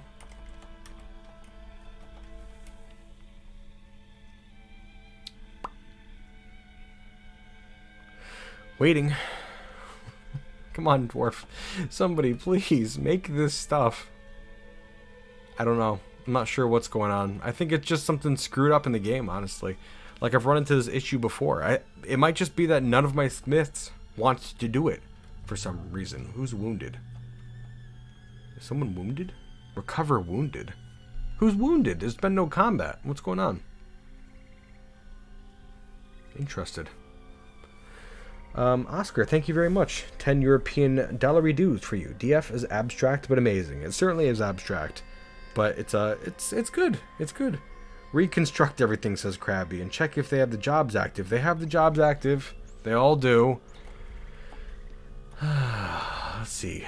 Our weaponsmith. We've got 2 weaponsmiths in the fortress right now. We've got this guy, Kosoth, with weaponsmithing active. Okay? And then we also have Cadal, the necromancer, right over here, who's leading a metalsmithing demonstration, who's got weaponsmithing active. Weaponsmithing is the task that you need to have enabled in order to make a weapon, like a battle axe, like all of these battle axes. Okay? Yeah, so that they can make that. Change Smith Guild to no entry? I don't know. I'm not sure, man. Hauling. I don't think they need hauling active, right? If they need hauling active in order to make some stuff, then that's ridiculous. Right? Like, hauling is just the job of hauling something from one place to another, I would think. And no, I mean, they just made a battle axe, too. Somebody just made a battle axe. So I wouldn't think they'd need to be able to have hauling enabled. They can make it, they just don't want to make things. Which is a shame. I'm just about to give up on, like, having our weaponsmiths be the primary weaponsmiths of the fortress, just because, like, they seemingly won't do it. You know? Alright. Yeah, I'm kind of over that whole thing. I'm going to make all of our smiths be weaponsmiths, because why the hell not? Maybe someone will do it eventually, right? I don't know. Let's see. One second. You, metalsmith, I'm going to have you be a weaponsmith. How about? You, a blacksmith, new to the fortress, be a weaponsmith. You, a smith, you're going to be a weaponsmith. Because I need this crap made. We've been going all session now, and they've made essentially nothing. They started out making a couple of things, right? But then they were just like, oh, that's enough. Nothing changed between then and now, so I have no idea what the holdup is.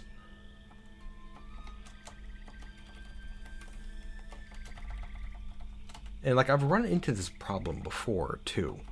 I don't know what causes it. Sometimes you just get those lazy dwarves. Like our stoneworkers for a while weren't doing anything. They were just like lazing about. And then all of a sudden they were like, okay, we're done. Let's go to work.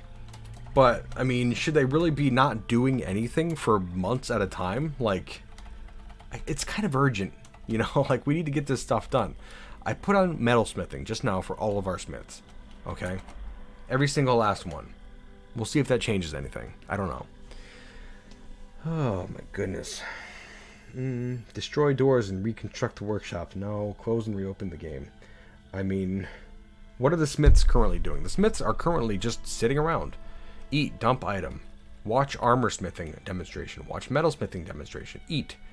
Watch armor smithing. Sleep. Lead metal smithing demonstration. Drink. That's it. They seem completely unbothered by the idea of having orders that they have to complete ASAP. I'll tell you what, I'm going to try this just because I feel like it is strange. I'm going to save the game. I'm going to close the game. And I'm going to reopen the games. Just 1 second. If this works, then I guess confirmed bug, right? Like, I don't know. Here, 1 second. Okay, quit the game. Okay, I just quit out of it.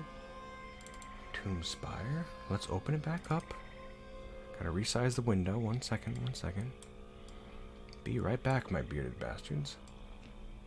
I am going to be upset if this works, because there's just no reason this should work.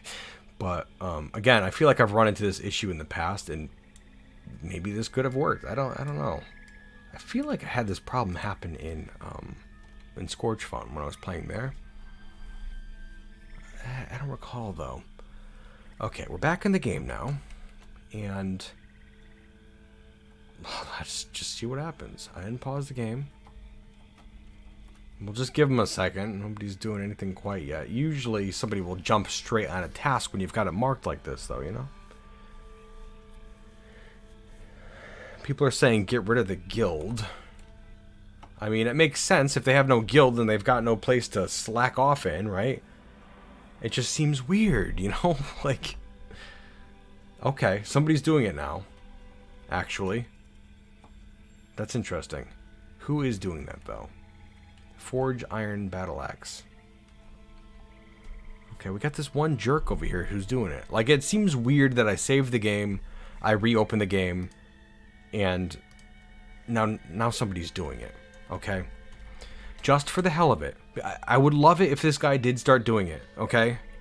But, I would love it even more if one of our weaponsmiths, our trained weaponsmiths, could do it, you know? So we can get some good quality stuff. I might be looking at gift horse in the mouth here. But, let's see. I'm going to put Kosoth and our necromancer on the task. 1 second. Where is he? Cat all up top here. Okay. I'm going to cancel this. Make a new task. Iron. Battle axe. Let's see if this changes anything. I'm hoping one of these guys will go be like, oh, well, since you restarted the game, I'll go and do this task now. Reinstall Windows. Yeah, on my way. We'll just give it a second. Give it 1 more second right here, okay? Nobody's doing it quite yet. I don't have my hopes very high. It might just be that those guys are idiots. Dwarf Fortress and all. You know how it goes. Hey, looks like our Tomb Spire tunnel over here has encountered an aquifer of some variety. There is quite an amount of water now rushing down. Ugh. It's fine. Okay, so this here is going to be the ground floor of our Tomb Spire. We're going to make it a little bit bigger. Just a little bit. We don't want to go too crazy with it, which I am apt to do. Okay. Just like this. I think this would be fine. If we make it several Z levels tall, just like in this sort of a configuration, I think it'll be fine. Okay? And what I'm also going to do, just in preparation, is make a wall above ground, okay? A chert wall, a wall of chert blocks. This is going to be the wall of the actual Tomb Spire, okay? because this is going to, it's going to be open to the air. I just want to make sure everything is nice and secure before I open up our fortress, like open up a back entrance that could be completely breached, you know? Let's see here. I'm just going to put in a couple church blocks over here. 1 second. Just try to be smart about how we build this, you know? Right here. There we go. Here we have it. We're going to build this wall above ground, and then dig out a chamber below ground, and then we're going to carve out the floor that is in between, okay? And that should work out pretty well, I think. But time will tell, now won't it, my dwarves? Chart blocks, okay. And then the idea is that we're going to make this same configuration, this same roundish configuration, just offset by one tile to the side, and just repeat that again and again and again. And again, I don't know if that will work. I might be making it out to be a little bit more straightforward than it is in reality, but I guess I don't know. What am I doing? Am I already screwing things up? Am I already gunking up the process? Oh, I certainly am. I certainly am. 1 second. BCW. Okay. Yep. Okay. Just like this. That's a little bit better. Just like this. Okay, and it's going to be completely enclosed for the time being. Safe. Safe and sound. There we go. It'll be nice to have a place to actually put our dead bodies instead of just crammed in the basement of that one tower. Super shameful. I don't really love it. But, meh, it's fine for now. Let me see here. Maybe that dwarf that went to build wasn't watching a demonstration. Yeah, it could be the guild. I'm not too sure. I don't really want to get rid of their guild, though, and have them be like, "You got rid of our guild? Wow, that's terrible. I'm gonna go crazy now," or something. Oh, no. Look at this guy. This is ridiculous. Okay, you weaponsmiths, you idiots. I'm gonna tell you what, Kosov. You're not going to be a weaponsmith anymore. Okay, I'll tell you what. Yeah, you guys don't deserve your guild. There you go. No more guild. Get the hell back out there. Look at that. Immediately, somebody starts building an iron battle axe. There you go. I'm sorry, did you like your guild? Tell you what, you should have, you know, got your asses grooving a little bit there. So, I don't know what to tell you.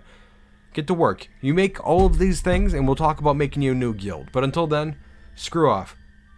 That's it. You gotta lay down the law a little bit with these idiots. Absolutely ridiculous. How ridiculous is that, though? He just runs off to work immediately after that.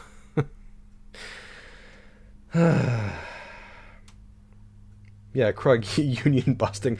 Seriously, though. Like, it's not union busting so much as it is like self-preservation. Like, we need to be able to defend ourselves. Holy shit, I'm just seeing this this cat over here. I think that's what this is, yeah. This cat right here, this stray cat. Kitten. Really stinking up the joint. Oof. You know what? I feel like the game is moving faster. Does anybody see that? Maybe that's a problem with guilds too. Maybe, do you think guilds can like screw things up sometimes? Like since I got rid of that guild right there, I feel like the game's moving faster. That's interesting. Am I just making things up? Look at these guys going straight to work over here. This is ridiculous. Why would that be, my bearded bastards? Pfft. Okay. I guess I'm going to make a couple more workshops and we can actually continue on now. Absolutely ridiculous. It'll be nice to actually have some armor made, won't it? Okay. Get to it. Get to it. Restarting the game probably fixed the FPS. That's not something I've seen in my my time playing Dwarf Fortress. Just simply restarting the game. But it could be. It could be. Maybe it did something. I don't know. I don't feel like the game was running this fast moments ago. But maybe that's just me. Okay, this water, the water on our moat is now really deep. It's incredibly deep. That's great. Excellent. A vile force of darkness has arrived. Okay. Looks like we have some goblins here, my dwarves. Mildly worrisome. We were just constructing the Tomb Spire walls, which look to be done now. We have a bunch of herbalists up in the northeast now. It looks like farming is our fortress's most dangerous task right now. I've got the safe underground burrow active currently. Okay, and we're going to have to modify that slightly. Just a little bit. Just a moment here. I want to be able to encapsulate all these new tunnels that we've been digging, you know? So we can continue safe work. Let's have a look over here at our new mines. This flashing is terrible. I don't love it. I'm hoping that's something that's fixed for the Steam release, frankly. I'm sure it will be. Let's have a look down underground. Oh, I got a whole bunch of layers here of stone we have not yet seen before. And, what is that? What kind of stone is that, I wonder? Kimberlite. Okay. Okay. Okay, well, maybe we won't do so much digging quite yet. We'll give it a moment. We'll just situate ourselves for a moment. Burrows are on. I think now we can safely make a little place over here. What are we talking about? The corners are accessible. Are you talking about the Tomb Spire thing? It's not open to the underground right now, if that's what you're talking about. It's fine. It's just like flat earth. They can't get down underground, if that's what you're talking about. Is that what you're talking about? I'm not sure if that's what you're talking about. This little enclosure up here, it's completely fine. Unless it's something else. I guess we will see. Okay. But yes. Okay, so our above ground compound up here, right? I think it's completely safe to go in here now. We did put those walls and the overhangs up top there. So I don't... The roofs, I meant. The roof on top of the walls and the overhang. So I don't think anything can get in here now. That being the case, I'm going to designate this entire inside wall area as being safe for now. With the assumption that zombies can't get in and that dwarves can't go up on the walls and start riling things up unnecessarily, you know. Yeah, might be a bold assumption knowing dwarf forgers, but we'll see. We'll see. I think it's going to be fine. It's going to be just fine. No worries, my dwarves. No worries. Yes. Okay, so down there is good. I'm going to designate this little place right over here, this little nook. Down underground, too. We should do our whole entry hall. It's all safe. It's all safe right now. If we get those gates closed, we're fine. This whole area, this place is fine. There we go. Except, like, we don't really want these to be open. Sorry, the flashing is bad. Oops. I want to get that entryway straightened up, you know? It's been a long time coming, getting this place nice and clean. Gotta get that barracks, it'd be a barracks. The ballista remade over here. B-I, is it I? I thought so. Ballista, here we are, yep. Right over here. Gonna put that in this nook right over here. I think that'd look very nice. It's gonna be the same exact ballista too. We only have 3 ballista parts, so it's using all the same original pieces and stuff. And yeah, I just unpaused for a half second. I didn't really mean to. I think everyone's going inside the fortress right now. This is what I'm concerned about. These 3 dwarves running back. They, I believe, are farther away than these goblins are. But the goblins seem to be moving a little sluggishly. That might work out well for us. It might. I would love to have our warriors go out and do some fighting.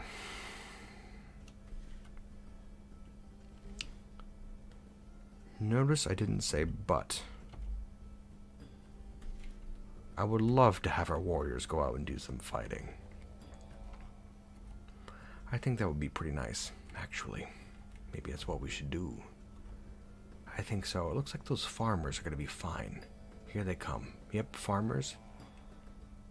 Wood hauler. Yep, they're all in. So everyone's in the gates right now.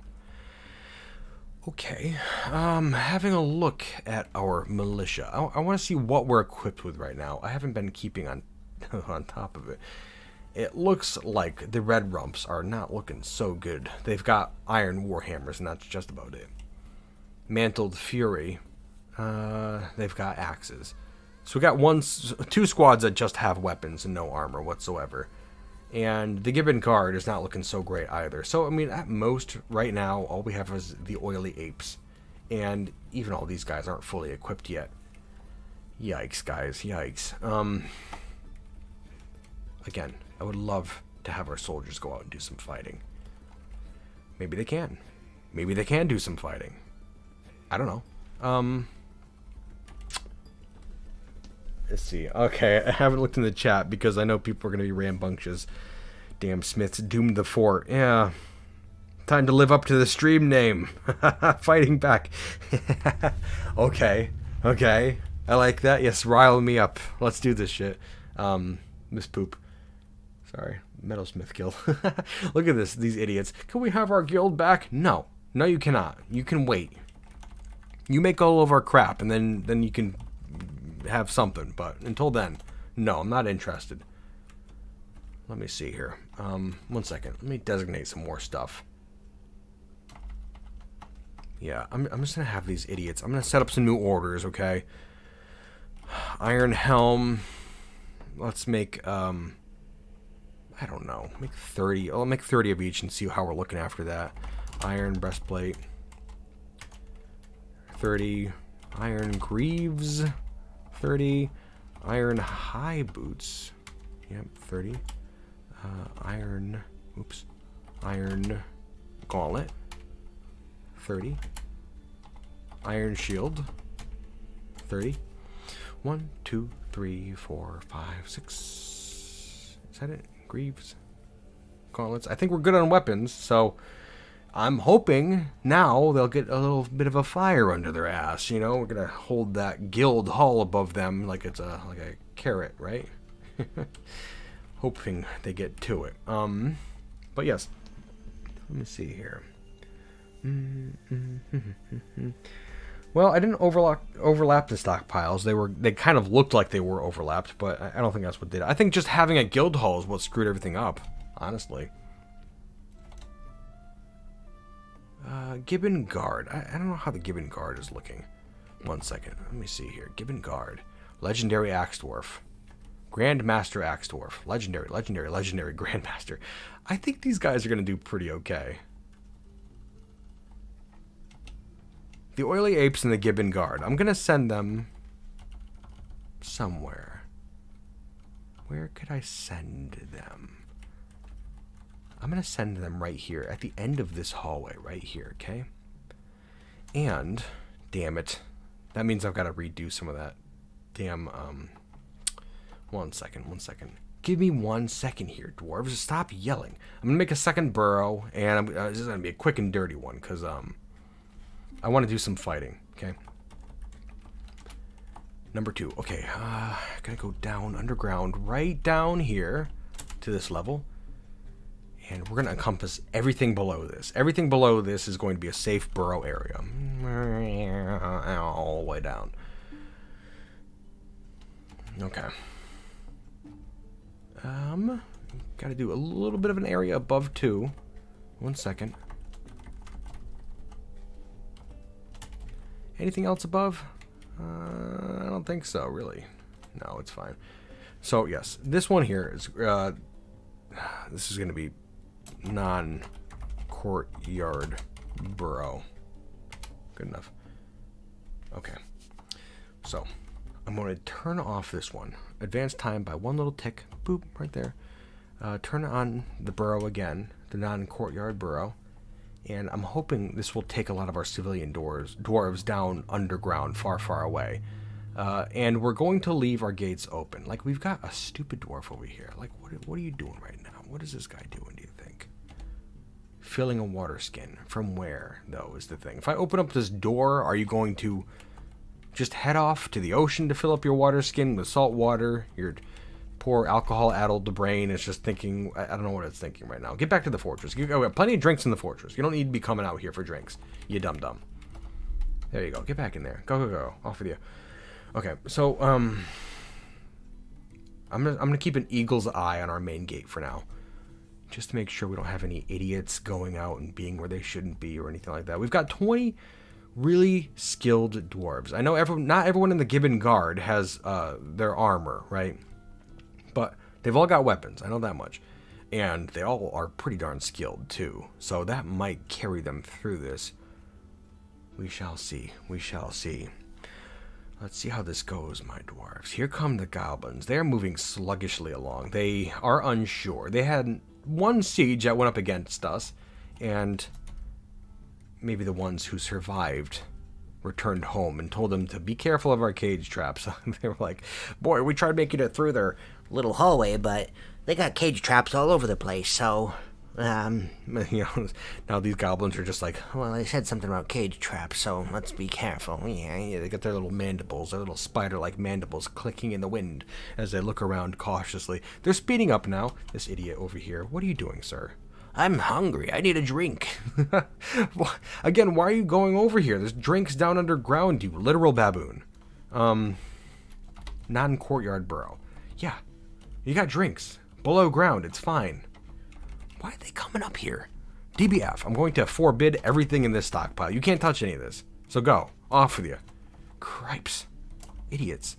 1 second. I'm going to lock up our main hall again because this person wants to get a drink. Turn around. Turn around. There you go. There you go, you idiot. Okay, they're off. Good. Okay.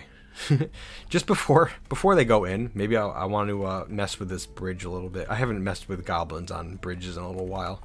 Let's see how this goes. Where is it? Okay, lever right here. Main gatehouse. Somebody pull this real quick. I want to see if we can get a goblin to like flip up in the air. Yeah, we got these goblins coming in who are like, ooh, look at all these goods. They just leave them out in the open here, huh? Free for the taking, I suppose. Bunch of assholes. Down in the water. Down to the drink with you. Have fun. It's our pool. Enjoy that, you jerks. But yeah, let's open up that gate again. Main gatehouse. Pull the lever. They're like, okay, so we weren't told about that. We heard about the cage traps, but we didn't hear anything about the bridges. So, noted. I like to imagine there's a goblin out there with like a little notebook like, bridges, beware. Bridges are down again. Okay, bridges are safe? Question mark? He's writing. But yeah, let's see here. Where are our soldiers? Our soldiers should be assembling down at the north end of this hall right now, and they are. They are all assembled, ready to go. And it is a bit of a mess here. You know, I'm going to clean this up real quick. DBH, I'm just going to hide everything in this hall, just so we don't have any interference as we depart on this orgy of chaos and violence. I'd like to be able to see this in its full glory, you know?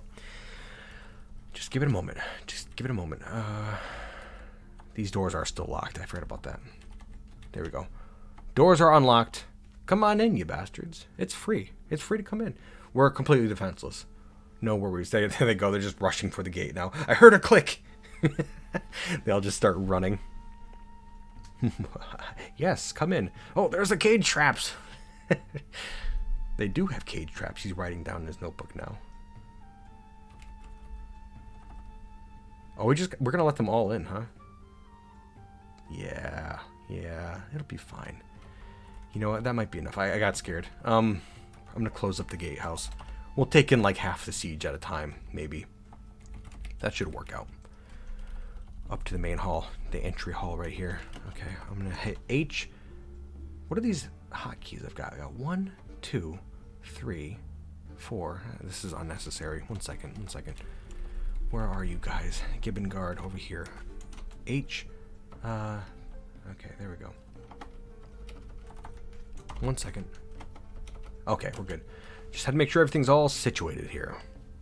Now then, we have our muddy stairway, and there's some goblins eager to come down. Watch that gatehouse. Oh, looks like we've Probably got a couple more goblins drowning there, but we missed it. That's fine. Okay, now we have our entire hall here is corked up with warrior dwarves who seek a little bit of bloodshed from those goblins and beak dogs. A lot of beak dogs in there too, but beak dogs ain't nothing. That's easy. That's like a troll. Pfft. No armor.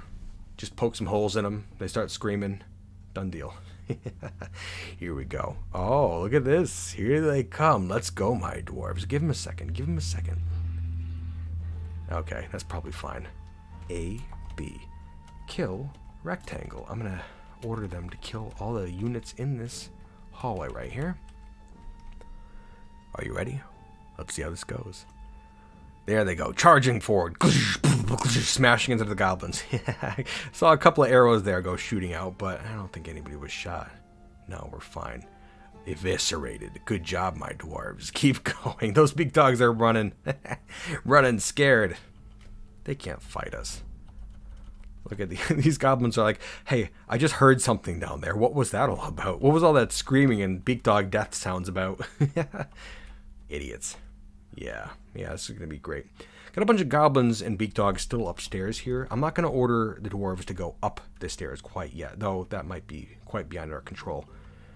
As soon as somebody looks up those stairs, they're going to see all of the goblins and beak dogs and stuff upstairs, and they're going to go rushing up. I'm going to try to pull these guys back a little bit, okay? We'll see how that goes. Looks like the siege is over. So we have successfully combated this siege. That being said, those who remain in our courtyard up top can't go anywhere. They're kind of like locked in unless they vault up over the walls, which they might think twice about after looking down and seeing the ocean down there. Yeah, look at all these guys in here just like, the gate's closed. What do we do? We could open up the gates and just let them leave. That might be merciful, which it sounds very distasteful to me at this point. They came here to destroy our place, so we can't let them survive. That's completely beyond question. Yes, let's get to that. A, B, K, R. I'm just going to order our entire courtyard here to be murdered. And I'm hoping that, we get to that soon enough. Sooner than later. Okay. There we go. Get to it. They're going to be heading up in a moment, and I wish them great luck in this endeavor. One goblin dead. They don't seem to be having any trouble whatsoever, which is great. Having a look up top here. I'm going to keep an eye out here. The only thing, my biggest concern right now is them fighting next to these ponds. I don't really want any dwarves doing that because, it's just one step and they're down in the drink, drowning, which wouldn't be great. One moment, though. I'm really hoping all the dwarves come up the stairs kind of in a joint effort. If they kind of come up one at a time, there's going to be a problem for our dwarves. Okay, there we go. Got a whole handful up here now. We have arrows flying. That's something I'm quite concerned about. But there we go. There we go. Yep, they're doing fine. They're doing fine so far. A little concerned about this one down here. Id, kind of by himself right now. Where's this arrow coming from? Oh, there's a bowman right there. Yeah, you're gone. There we go. Erased. This is going pretty well, isn't it? Good job, my dwarves. That was excellent. I think they erased every single one of those goblins just there. Oh, look at that, too. We got a lot of beak dogs now for our arena. Whoa. Wonderful, wonderful. Yes, and get some goblins, too. What a combat. Wasn't that great? Invigorating. Totally invigorating. Yeah. Oh, man. Did you know you can cause depression to invaders? Capture a goblin and release it in a pit of miasma-filled sentient corpses. Yeah, I suppose that makes sense. It makes sense. The merchants need a trade depot to unload their goods. Aww. The dwarves arrived, but we had our gates closed. Damn it. Well, that's a crying shame. Not much we can do about it now. We can open the gatehouse, though. That's one thing we could do. Open the gatehouse. Get to it, my dwarves. That was brilliant. I really liked that. Burrow is off. Look at that. We can defend ourselves. Tomb Spire is able to defend itself from invaders now. I love that. You love to see it. You really do. Hell yes. Could that end? I think we should head over to stocks right now and maybe unforbid some of this crap here. Crap that the invaders brought with them, and, oops. We can trade some of this garbage that just fell off of the goblin invaders, and probably some of the stuff that fell off the zombies previously, too. You just kind of got to go through and forbid things one at a time. It's a little tedious, and, like, this is just the body wear, but you know what? Trades for a good amount. Plus, it gets it off our map. We don't need it. Let's see what else we got here. That was armor, so body wear. It just seems weird that it's marked as armor. Like, armor and body wear are in the same category, you know? Let's see here. What else do we got? What else? Fish, flasks, floodgates, footwear. Yes, yes. Footwear. We can get rid of all this crap if we can. I'm going to unforbid it. I don't see a reason why any of this stuff should be forbidden. Unless it's something that we had dubbed as a forbidden item in the past because we had dumped it on accident. Or dumped it to clean it up or something like that. But, no, I think most of this stuff can be safely traded now. Footwear, handwear. We've got some iron gauntlets here. Maybe we should put those iron gauntlets to use dwarves instead of just forbidding them off in some stockpile somewhere. A little silly. I'm pretty stoked now that we're gonna have some actual gear to use for our army, you know? It seems weird that having a metalsmith guild would prevent them from wanting to make anything for our army, you know? So silly. Toss the corpses into the soup pond. See, I was kind of torn. I didn't really want to make a garbage compactor originally because I like the idea of a corpse soup pond down underground. But I'm kind of leaning towards just getting rid of them now, using the garbage compactor. It's a little bit more permanent, and the idea of a corpse soup pond, you know, it can be a little disgusting, you know, to think that we have in the floor of one of our wall towers just a filthy slush pile of bones and just gunk and sludge. That's gross. Imagine that. Yuck. I actually don't imagine that. No, that's terrible. Imagine how terrible everything in Dwarf Fortress actually is if you actually picture it, you know? Like right now, seeing a red G sitting on the ground, it's like, oh, a dead goblin, yeah, so whatever. But like, you know, if you really put your mind to it, it looks terrible. It's a dead body, right? Really, this game is what you make out of it, I suppose. Like, if that's up your alley, I suppose you can really picture the dead corpse like that all you want. I don't really know where I'm going with this whole train of thought, honestly. Let's see here. Shields and bucklers. Okay, those are done. Is that it? Did I miss anything? Leg wear? Did I hit leg wear? I think I may have hit it. Weapons, I guess that's one area I haven't really touched all so much. We can get rid of a bunch of this stuff. All of it. Yeah, get rid of it all. I remember, too, just remembered that we traded the humans, I think, for a bunch of their weapons that we said we're going to put into weapon traps, but we haven't even revisited that. And apparently we don't need to either. We could just take everything and we could just fight things now, you know? Let's see here. I'm going to start trading some stuff. Let's see. Now we're going to trade, I mean, like everything, I guess. Trade this entire category, like, I guess. Not like our artifacts. I wish you could, like, sort out the artifacts, right? Like, choose to trade artifacts or not trade artifacts. Seems a little silly that I can just accidentally trade an artifact. There should be some more precautions on that, I feel. Body wear, I guess just trade everything, right? I would like to, I mean, I wish also, like, you can sort out tattered goods or, you know, goods that aren't sized for your people or something like that. Might be a good idea. Like, I don't want to trade all this stuff. You know, like, some of this stuff we could conceivably wear. Like, I don't know if we were running into the same issue with... No, that's not true. I don't know what I'm talking about. I'm just rambling. Just talking to myself. Don't worry about it. Just talking to myself on stream. Don't worry about it. Completely normal. Okay. Yeah, I've just designated every single piece of clothing or armor or weapon to be traded right now. And then we'll just sort through it more, when we're actually trading. I'm going to take all of our armies, our squads, off duty, so I can help bring crap up to the depot right now. That should make things go a little bit quicker, I'm thinking.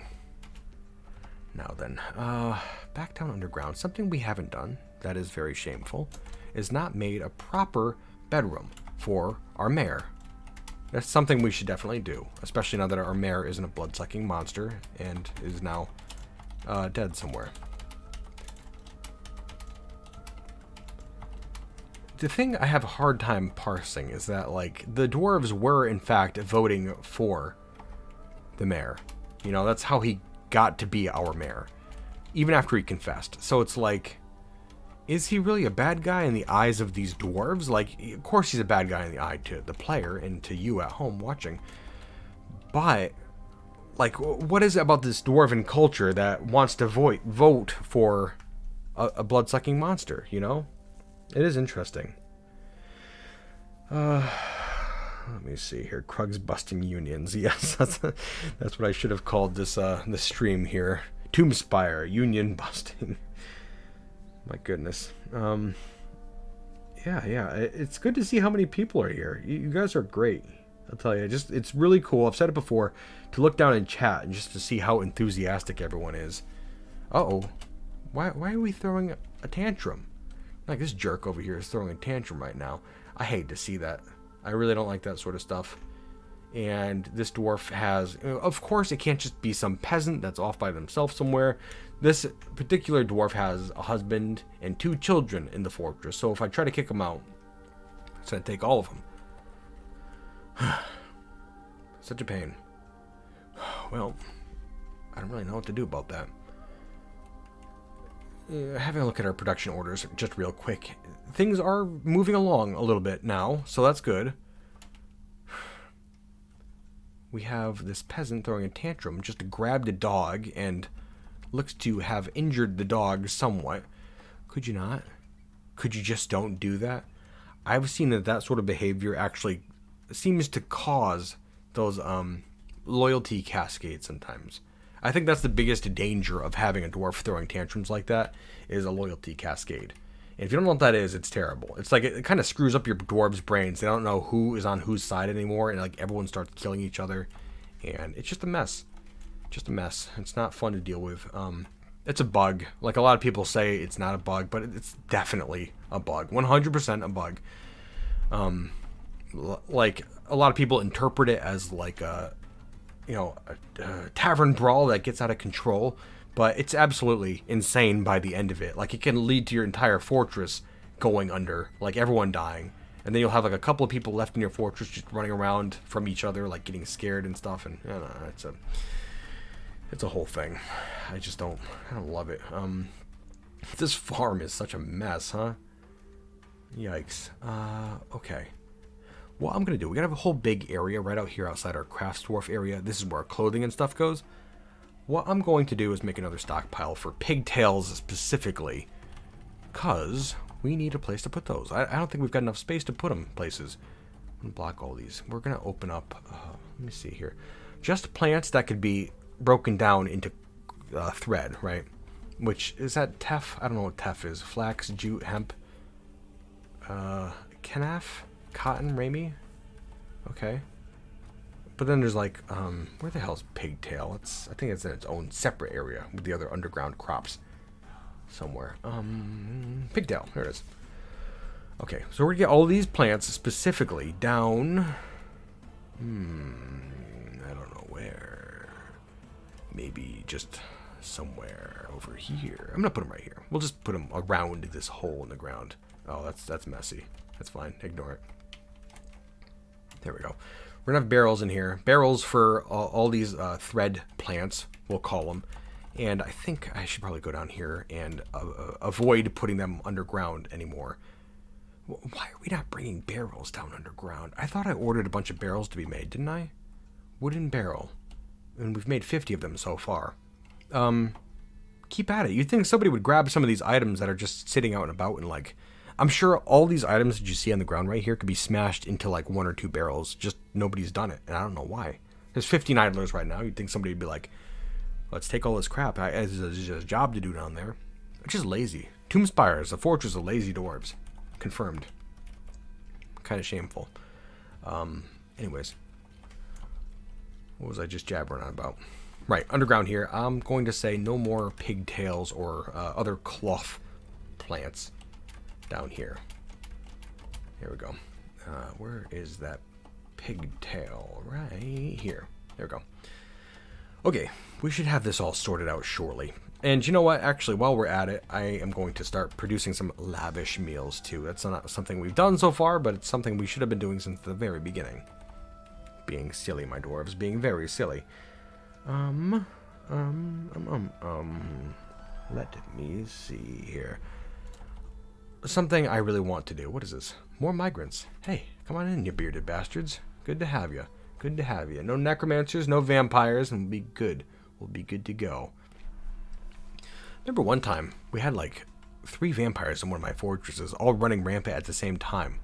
And that could really screw you up, because like usually it's pretty rare to have, you know, one vampire, let alone 3. So like you got dwarves dying left and right, and you don't know if it's one vampire or what. You know, you finally get your hands on one, and it's like, oh, that wasn't the vampire. Someone else was just found dead. So it can really kind of screw you up. You know, especially if, oh, stray cat was just found dead. I wonder if that was that kitten. It had grown into an adult. Unless, yeah. No, I'm pretty sure that cat was the rotten kitten right there. That's a shame. The poor thing. Oh well. But yes. Let me see. Back to on to other news. That poor kitten there may have saved a good number of our squad's dwarves, actually. Just because we put it against those intelligent undead there, and, you know, if they had got clenched on by that intelligent undead, then they may be the rotten ones. They may be dead right now. So, yeah. That little kitten there saved our dwarves. Oh no, stanky cat. Yeah, it's a shame. It's a shame. Poor little bastard. No, then, weren't we trading stuff? Where'd those the traders go?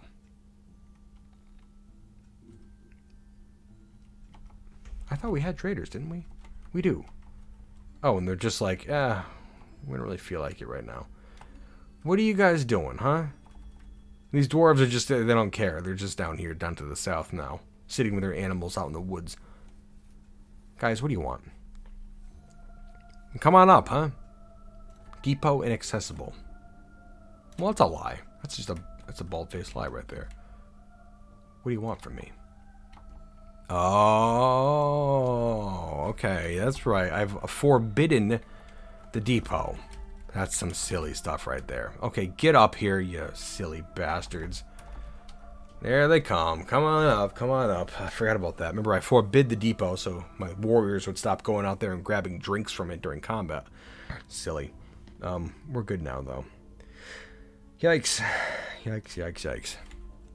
There's stuff like that. It's just kind of silly sometimes. You gotta love it. Looks like everybody's running upstairs now. Okay, now they're bringing clothing to the depot. That's what everyone's doing. There you go. Come on up, dwarves. Get those clothes stuffed in the depot. We gotta trade everything we can. Got a bunch of crap we do not need. Let's have a look here. Well, we have the Tomb Spire proper, kind of working its way up from the ground. What I think I'm going to do is, well, I'm going to start carving it out. Just bit by bit. How about? We could be... Do we want to be risky with it? We always want to be risky with it, don't we? Okay, I'm trying to think. Because, okay, so if we have this sort of configuration right here, okay? I tell you what, I'm just going to finish up the walls. Maybe I could talk about it a little bit more coherently once we have a shape in mind, okay? Chert. Some chert blocks.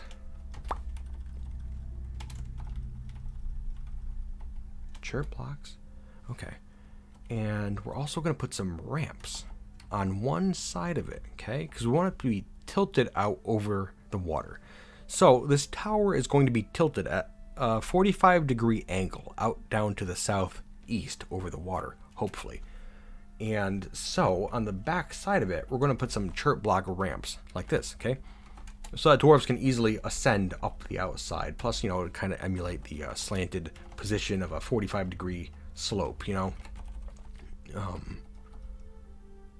Just like this, I think. And what the plan is that, like, this configuration that you see right here with the walls going in this circular sort of pattern, and then the ramps that are going on the outside like that, it's going to be this exact thing, just like offset by one position down to the southeast every time we go up, you know?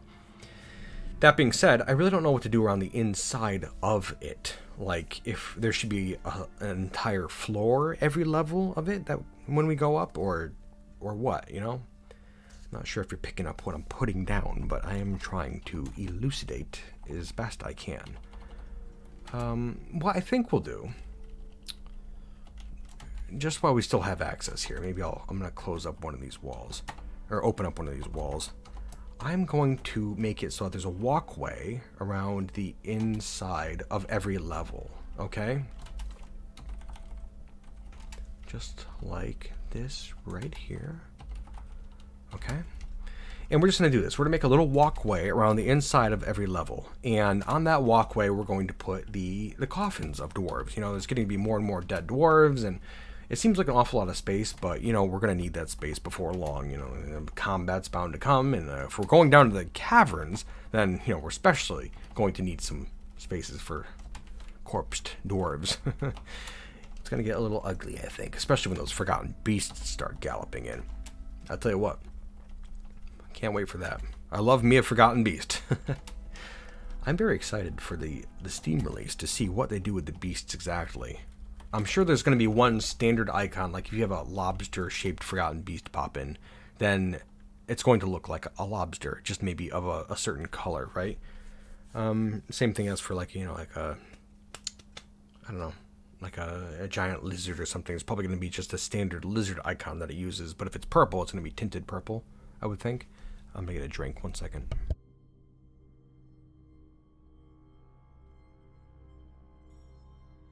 "45-degree cannon to fire corpses into the afterlife." See, I like that.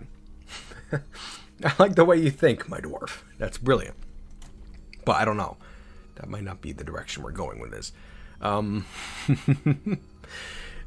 It is kind of interesting to think, like, we can get this thing to go up over the water and then, like, maybe throw corpses and stuff off the edge into the sea. Hey, what am I doing? What's going on here? I didn't mean to make some downstairs. I don't know why we're doing that. That's silly and dumb. Must have been rambling too much when I set that part up. Okay, there we go. Get rid of that. Get rid of that. Off with you. That being said, how are we intended to ascend level by level through the Tomb Spire itself? Just trying to think here. Well, if it's offset every single level down to the southeast, we could have...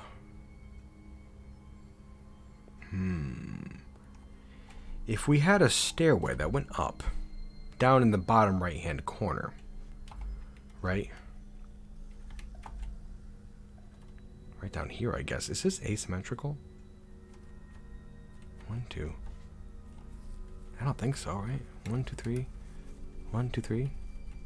No, I feel like I'm missing something. No, it'd be right here. Okay, no, we're good. I don't know what I'm thinking. We're fine. If we have a stairway that went up, B, C, U, just right over here, okay? We're going to start work on a nice block, chert block, staircase, okay? And every single level that goes up, it could kind of stay in the same spot, you know? Like, it's kind of hard to explain. But it's going to work out. You're going to have to believe me on that one. You know, the tower itself is going to be tilted one way, but the stairway is going to be down in the bottom right-hand corner, so that, like, The stairway's gonna run up through the middle of it and not be slanted, I guess, if that makes any sense. Guess it's hard to explain. You'll see what I'm talking about in time, though. Shut up. It's fine.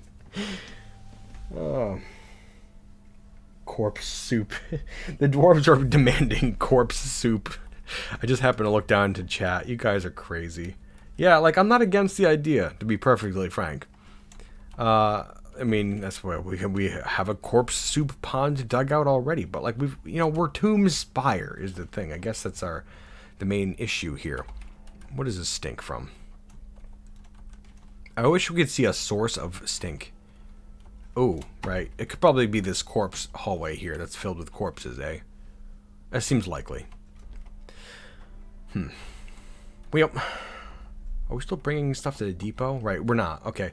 We have to get our trader over here real quick, so we can trade away all this garbage that we no longer need. Where are you, Catall?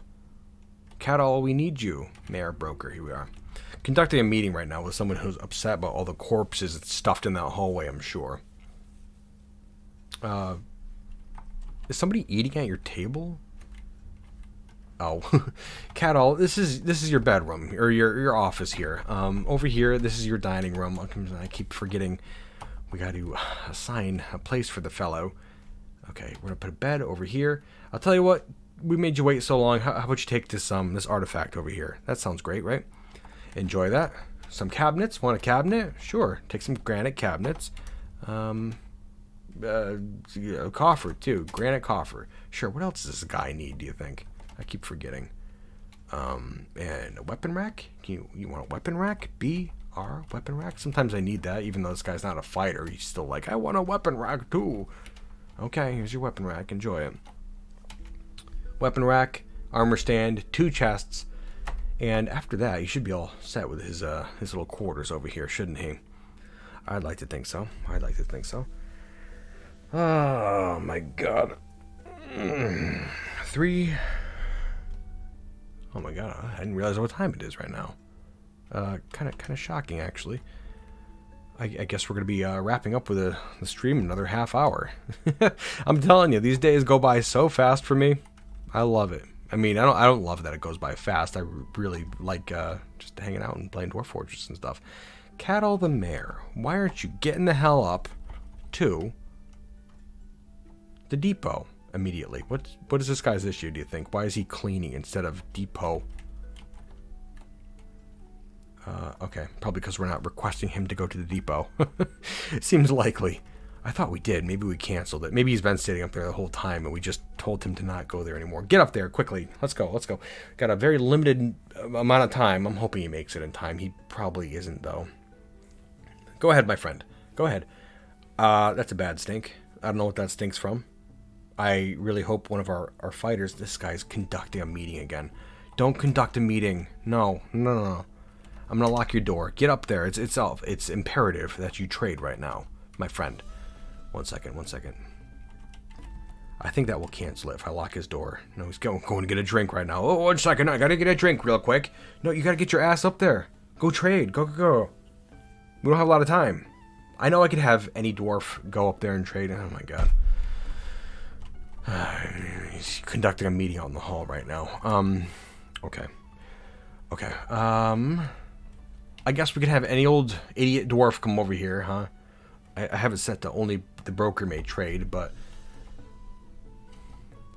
we're going to have it so anybody can trade. Somebody get up here. Somebody go trade real quick. Let's see. Godin, the manager / stoneworker. Oh, good to see some pepper on your ass, my friend. There you go. Let's go. Get over there. Some pepper on your ass. I just made up that one. You can feel free to use it. It's a little Tomb Spire euphemism right there, I guess. Okay, let's see. Trade. We got a lot of stuff to trade, and it looks like, thankfully, our what was this guy's name? I forget what his name is. Whoever this dwarf is knows what they're doing, which is good. I would like to trade a good number of these things away, because, you know, it's we don't need them. That iron battle axe, though, that's something we can keep our hands on.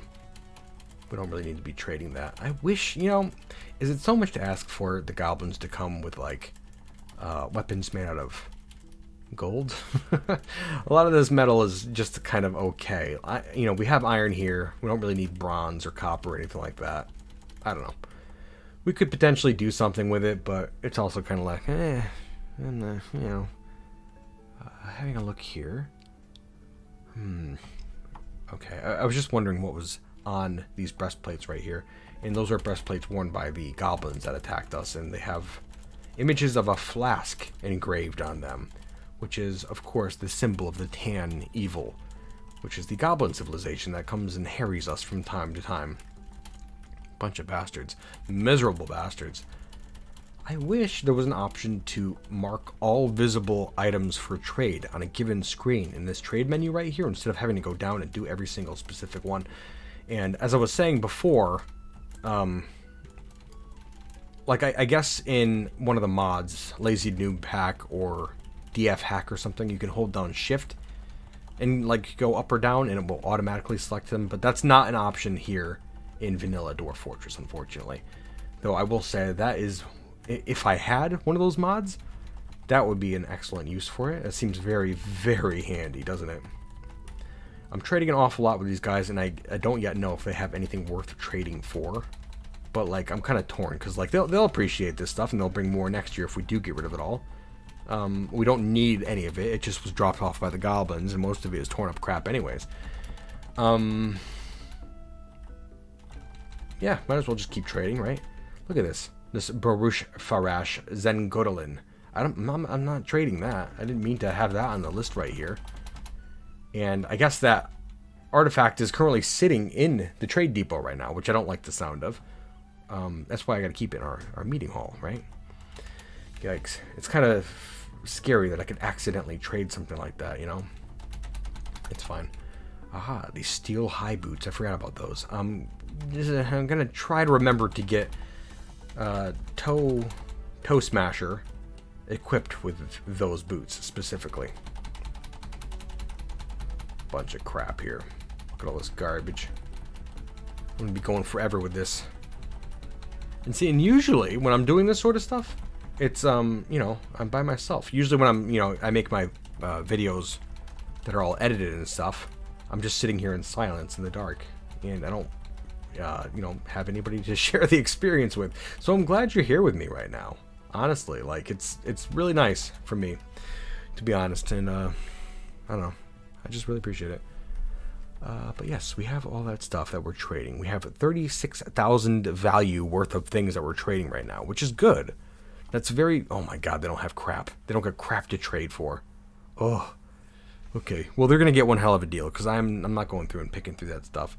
They brought a steel stepladder that looks to be very good. A steel stepladder encrusted with point-cut red spinels, and an image of a finely designed circle in marble, as well as an image of octagon cut gem in lapis lazuli. I don't want it. Whatever. What else do we have? I'm like hoping they've got something interesting. Oh god, got a couple pieces of cheese. Okay, menacing silver spike. Don't really need it. Got a couple of plants here. There's a handful of raspberries. Okay, throw it in, I guess. We got like two little merchants here with a just an armful of crap. Okay. Cave crocodile bone ring. That's kind of cool. What the hell? We'll take it. I don't know. Maybe we'll probably end up losing track of it or something like that. Large cushion cut wood opal. That's cool. I do like that. I wish I could draw every single item that I see in Dwarf Fortress, just so I know what it looks like, you know? I really like that. Just knowing what things look like. Dwarven wheat flour bag. We can get that cooked into some nice biscuits or something like that. That would be good. Oh, yeah, they got some clothing. Mittens. We could take those. Absolutely. Mittens. Water buffalo cow. Yeah, I guess. This is the last page of stuff that they brought, huh? Oh, God. That is ugly. Yeah. They're making away like bandits. And I don't want any of this crap that we have right now that we're trading with. So, I guess it's probably just fine. Right? Here. You know what I'm going to do? I'm going to cancel some of this stuff here, and I'm going to instead offer it. You know, I can't offer it because we didn't produce it here in the fortress. That's ridiculous. Fine, fine, fine. You guys are just gonna have one hell of a trade. Just take it all. I wish I could take so much, but my animals. Oh my god. We got to take a couple things back. It won't be bad though. Iron Maul, Copper Maul. There we go. Here you go. They seem ecstatic. These poor animals.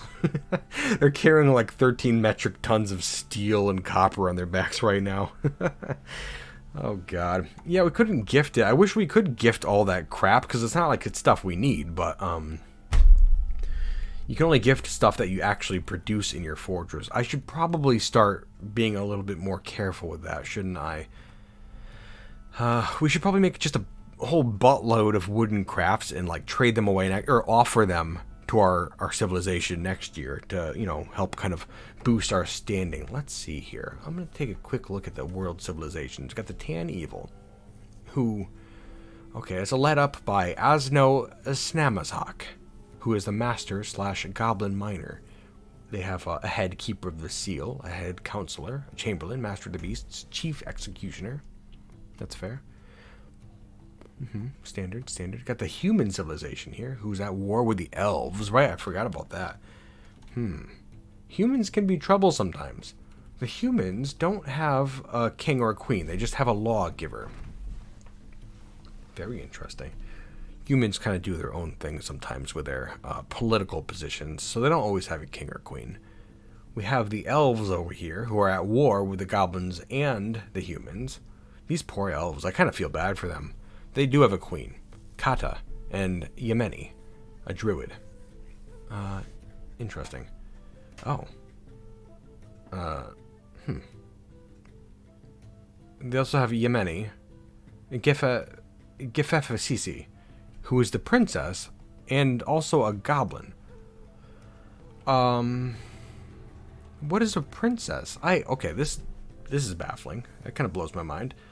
So their queen, they have a queen and they also have a princess. Okay, you would think they'd be related, but the queen is an elf and the princess is a goblin.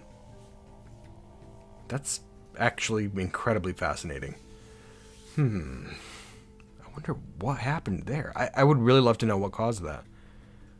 We have over here the Sword of Gliding, which is our civilization, which always seems kind of surprisingly robust. Whenever I look in here, we have a king who doesn't live here. I assume the king lives in that necromancer tower where our civilization is currently centered. It just seems weird, doesn't it? Having a look here, well, we can see all the surrounding settlements. Oh, we could do that thing too where it's like holdings and tribute. That's what it is. So, yeah, look over here. It says we're at peace with this civilization, but it's also surrounded by the red, which means we're not at peace with them at all. So I'm not sure what's going on. I think there's two necromancer towers right next to each other, right here. And one of them is at war with us, and it's only showing us the one that's at peace with us. Heading over here to the west, we have the Dark Goblin Pits. Man, oh man, this place is spooky. Plate Ruthless with 10,000 goblins.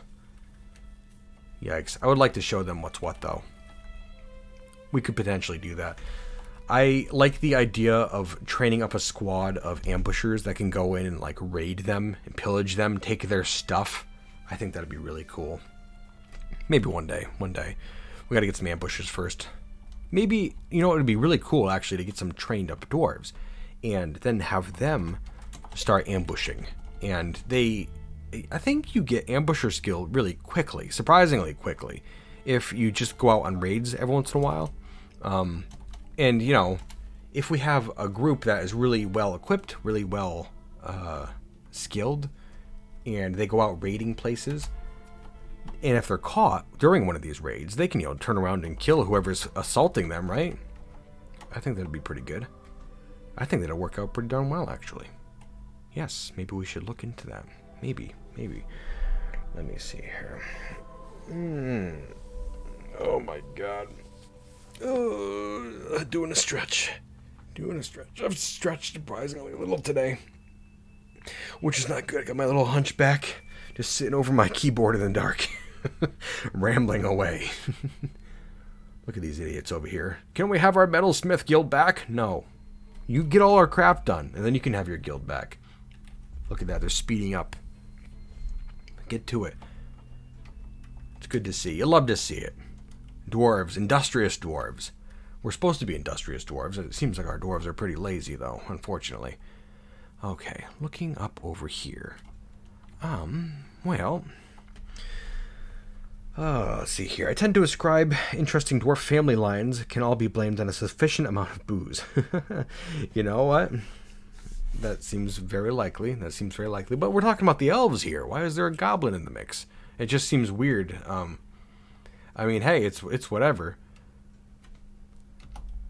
Let me see here. I'm gonna dump out some items, and I'm really hoping they bring these things to that little dump area that's right up there. They should. But if a dwarf grabs one of these little pieces of junk and, heads out into the fortress, we're going to have a problem. I'm going to smooth up this area right over here real quick. There we go. Look at all those beak dogs in the cages over there. That's kind of cute. Who's a good beak dogs? There we go. Yep. The dwarves are cramming all those pieces into that one room right over there, which is just excellent. We have that dwarf peasant throwing another tantrum. Could we not? I'm going to order all this crap down here to be crushed up. Get to it now, dwarves. And of course, this defeats the entire purpose of having these separate rooms because, well, I'm ordering all these rooms to be dumped out right now, and all of these corpses are going to be in that crushing trash compactor room, right? So, I mean, all the dwarfs are going to see them. Oh, well, yeah. I do what I can. Just a simple dwarf. Thank you very much, by the way. I don't think I thanked you, did I? Sorrel Sol. Thank you. It means an awful lot that you'd support like that.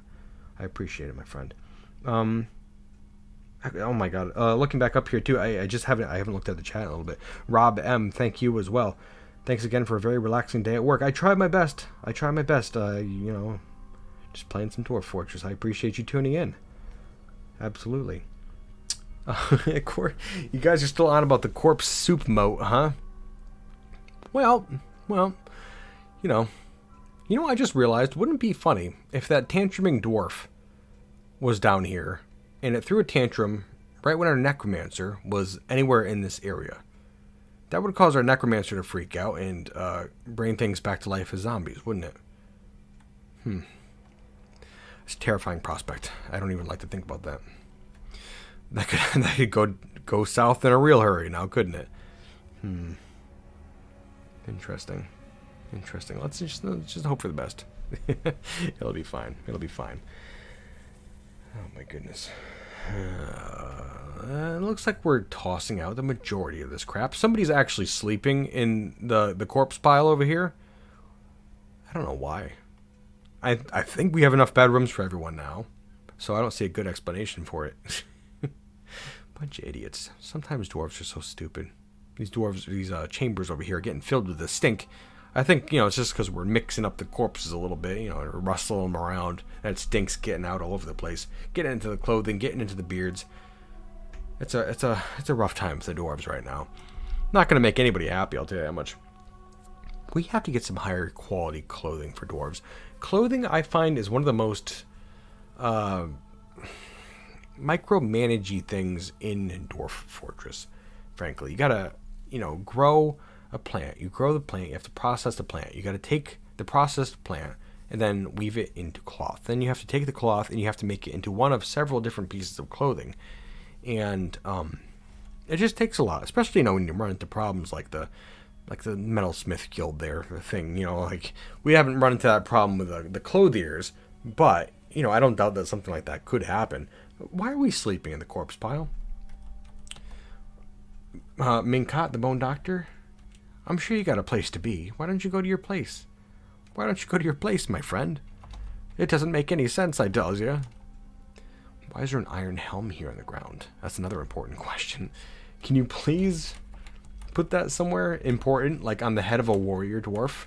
Would be great. I think that'd be a great place to put it. Actually. The stink gets engraved into your soul, says George. Yeah, honestly. Tedious. Very tedious, yes. Says Michael.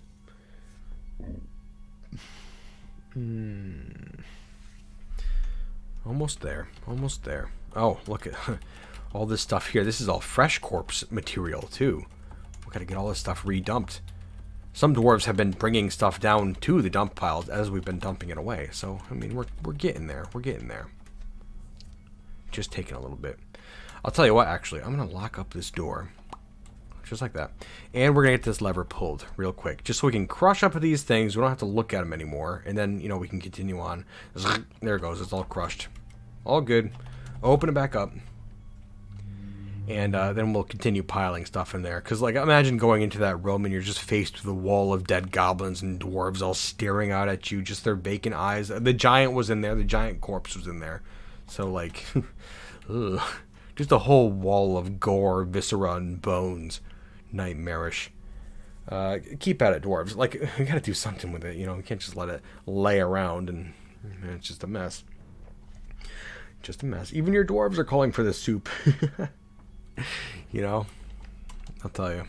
Oh, okay.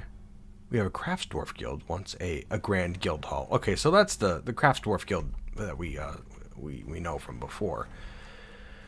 Yeah, I guess we could do that. We just gotta throw a couple more statues in there. They'll be fine with it, I think. I'm gonna assign this bedroom here to our mayor. This is our mayor's bedroom. And over here... Okay, this one is already assigned. So, we're good. Yeah, Catall has enough places now. He's got an opulent throne room. A royal bedroom. Hell yes. He should be good to go now. Hopefully, too, he'll slow down his demands a little bit, too. Don't you think? Wouldn't that be good? Okay, while I'm thinking about it, don't want to let it go undone. I'm going to throw some more statues over here in this, the Crafts Dwarf Guild Hall. Some nice statues. We got plenty of them sitting around. I have to imagine this area here is pretty close to being a grand guild hall. But I guess I don't know. If this doesn't do it, I don't know what else we're going to put in here. Maybe we could find a spare artifact sitting around and throw it in here. Gusty it up a little. I don't know. I don't know. Might be a good idea, though. Let's see. Over here... You know what? I'm going to make a little room off to the side, right? Right here. How about? Okay. Just like this. Oops. You know what? That's fine. Yeah, I'll go like this. Make it a little bit wider, okay? Just like this. And what I want to do is I'm going to make a couple of statues, okay? I'm going to make a statue, 2 statues of marble. Marble statues. 1, 2. And they're going to be of people. Specify image. This one's going to be a new... You know what? I'm going to make it a historical figure of... what the hell was the guy's name?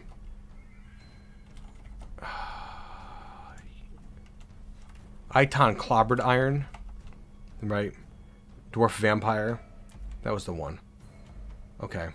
And I'm going to make another one here of historical figure. It's going to be Vafe. A giant. Yes. This one.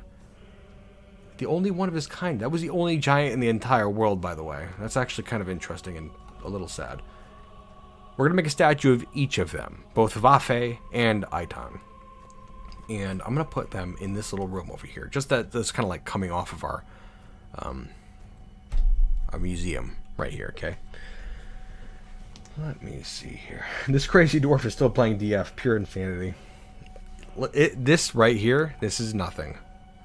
I am telling you, if anybody has ever thought that I play Dwarf Fortress, you know, just because it's what I do or because I feel compelled to for some reason, you are wrong. I love this game. I love it an awful lot. DBH. I'm going to hide these things here. I am in my element. And I'm glad you're here too to watch me. It's great. It's fun. Just watch me be a crazy old dwarf. It's fun. Let's see here. Oh, ooh, that's a good idea. So we have our room here. This is like a little museum chamber off to the side, right? And I thought it'd be really cool to put those statues in here, okay? As well as maybe 2 display places. Display furniture. We're going to get 2 pedestals put in here, okay? Right here. And 1 right here, okay? Just like that. I'm also going to get those statues put in here when they're done. The one of Vafe and the one of, looks like they are done. Okay. Vafe. Where is it? Statue. One right here. We only have the 2 statues right now. Besmar Orestream, the Slow Destroyer. This is the vampire. I know it says Besmar Orestream. That's his true name. Okay. I'm going to put that one right there. And then after we have the other spot smoothed out, we'll get the statue of Vafe put in the other corner, just across from it. And on these 2 pedestals right here, I think this is where we're going to put that iron short sword, as well as that thin gauntlet, you know? I think that would be a good place for them. Here we go. Here we go. Display. Okay, artifacts. Let's see here. Where are they? Iron short sword. This one's still sitting on the ground in our Colosseum. Seems a little shameful. And then over here, we're going to get, where is it? Iron left gauntlet. It's being traded right now. Get that down here. Don't trade that away. Don't be silly, you dwarf. And then up here in the north, gotta get that other statue placed. Wonderful. Wonderful. I really like that. Okay. And then, you know what? I think maybe we'll make some engravings here too. What do you think? I think that'd be pretty cool. Up in the north one here, I'm gonna make another. Let's see. What the hell was the guy's name? Iton clobbered iron. There we go. And on this one right here, we're gonna make one of Vafe. There we go. Vafe Salamisa Vio. Okay. A giant. Wonderful. Get to it. Get to it. So that's gonna be like a fun little, just a little chamber right there, I think. You know? I like it. I like it. Know what else I would like to do too, just while I'm thinking about it. It's gonna take them a second to get all that stuff put into place. But in the meantime, what I would like to do is make a couple of iron chains. That's something I've been wanting to do for a while now. 1, 2, 3, 4, 5. Yeah, let's see. Chain. I'm gonna order these chains to be built. A whole lot of chains to be built. We need them for our captain of the guard, so we can actually have an actual prison down below, you know?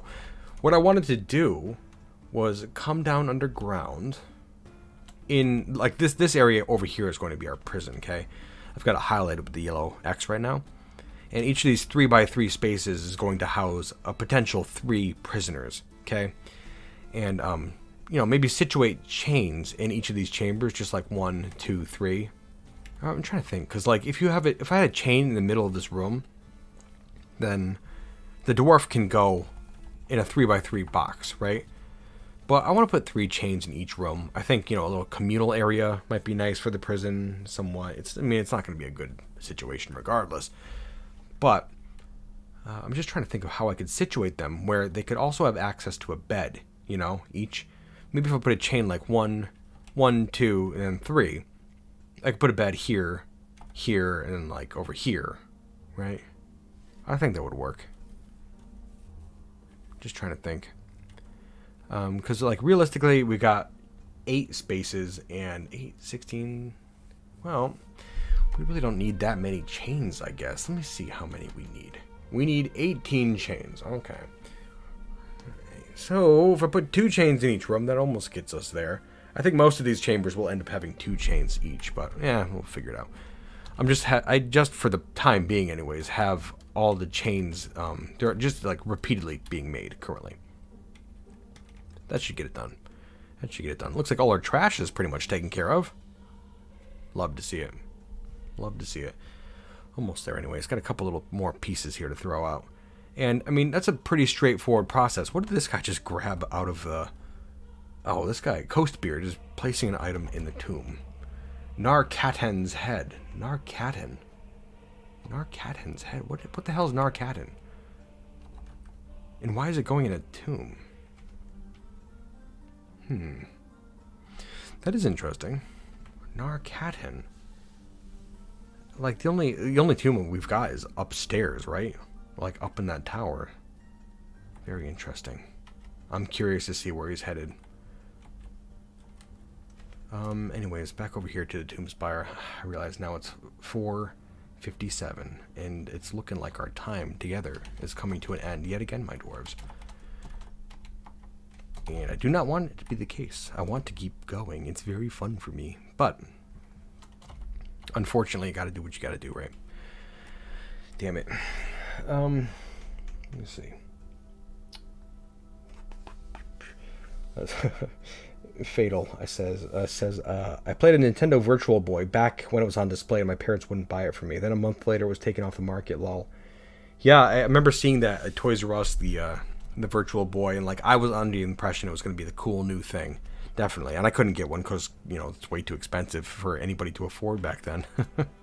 But, you know, it turned out to be a total flop. I do have one now, actually. I've got one on display on my shelf. I traded my friend back in probably like 2008 for it because I had gotten my hands on, I don't know how I got it, but I had 2 PlayStation 2s and he didn't have anything. So I traded him a PlayStation 2 for it. And it's not in the best condition. It doesn't work anymore. Like a lot of those things, the lenses, they break over time. I'm just rambling now. I'm trying to avoid stopping playing. But realistically, I should probably start winding things down a little faster, shouldn't I? Okay, quick little overview. It's the 24th of Timber, 258, late autumn. It's been about 3 years now since we started, which is excellent. Population's 182 dwarves. That's nearly 40 more than we started with, which is great. We have now an army of 40 dwarves, which is getting stronger and stronger by the day. It's unbelievably strong right now. My God. Dwarves, we're looking good. Tomb Spire is looking amazing. Oh, you know what? I'm going to leave you with this too, right over here. This beautiful screaming ape in the floor of our Colosseum. I love that. It came out really good, didn't it?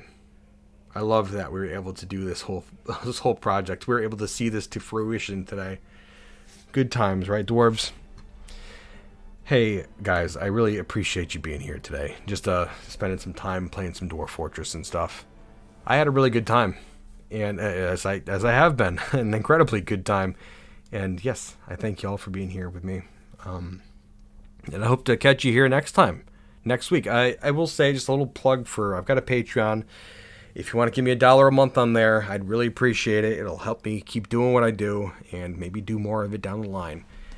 And also, I will say, too, I've been doing streams on Mondays, too, for the patrons. And, you know, it's usually a bit more chill.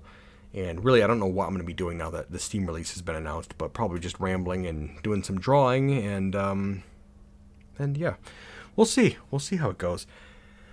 But yeah, as always, no pressure on that whole thing. You don't got to worry about it. You know, take care of yourself. I understand it entirely. I got a peasant here throwing a tantrum. Well, we'll deal with it next time. Anyways, my bearded bastards, again, thank you for joining me today. And I certainly hope to see you next time here in Tomb Spire. And until then, my bearded bastards. I'm hoping the whistle went through that time. I'm going to give it a second just to make sure it does go through. just one second here. I'm going to turn up the volume on my other little stream here. One second. I'm listening. There's a delay. It should be fine. Anyways, okay, yeah, I'll catch you around.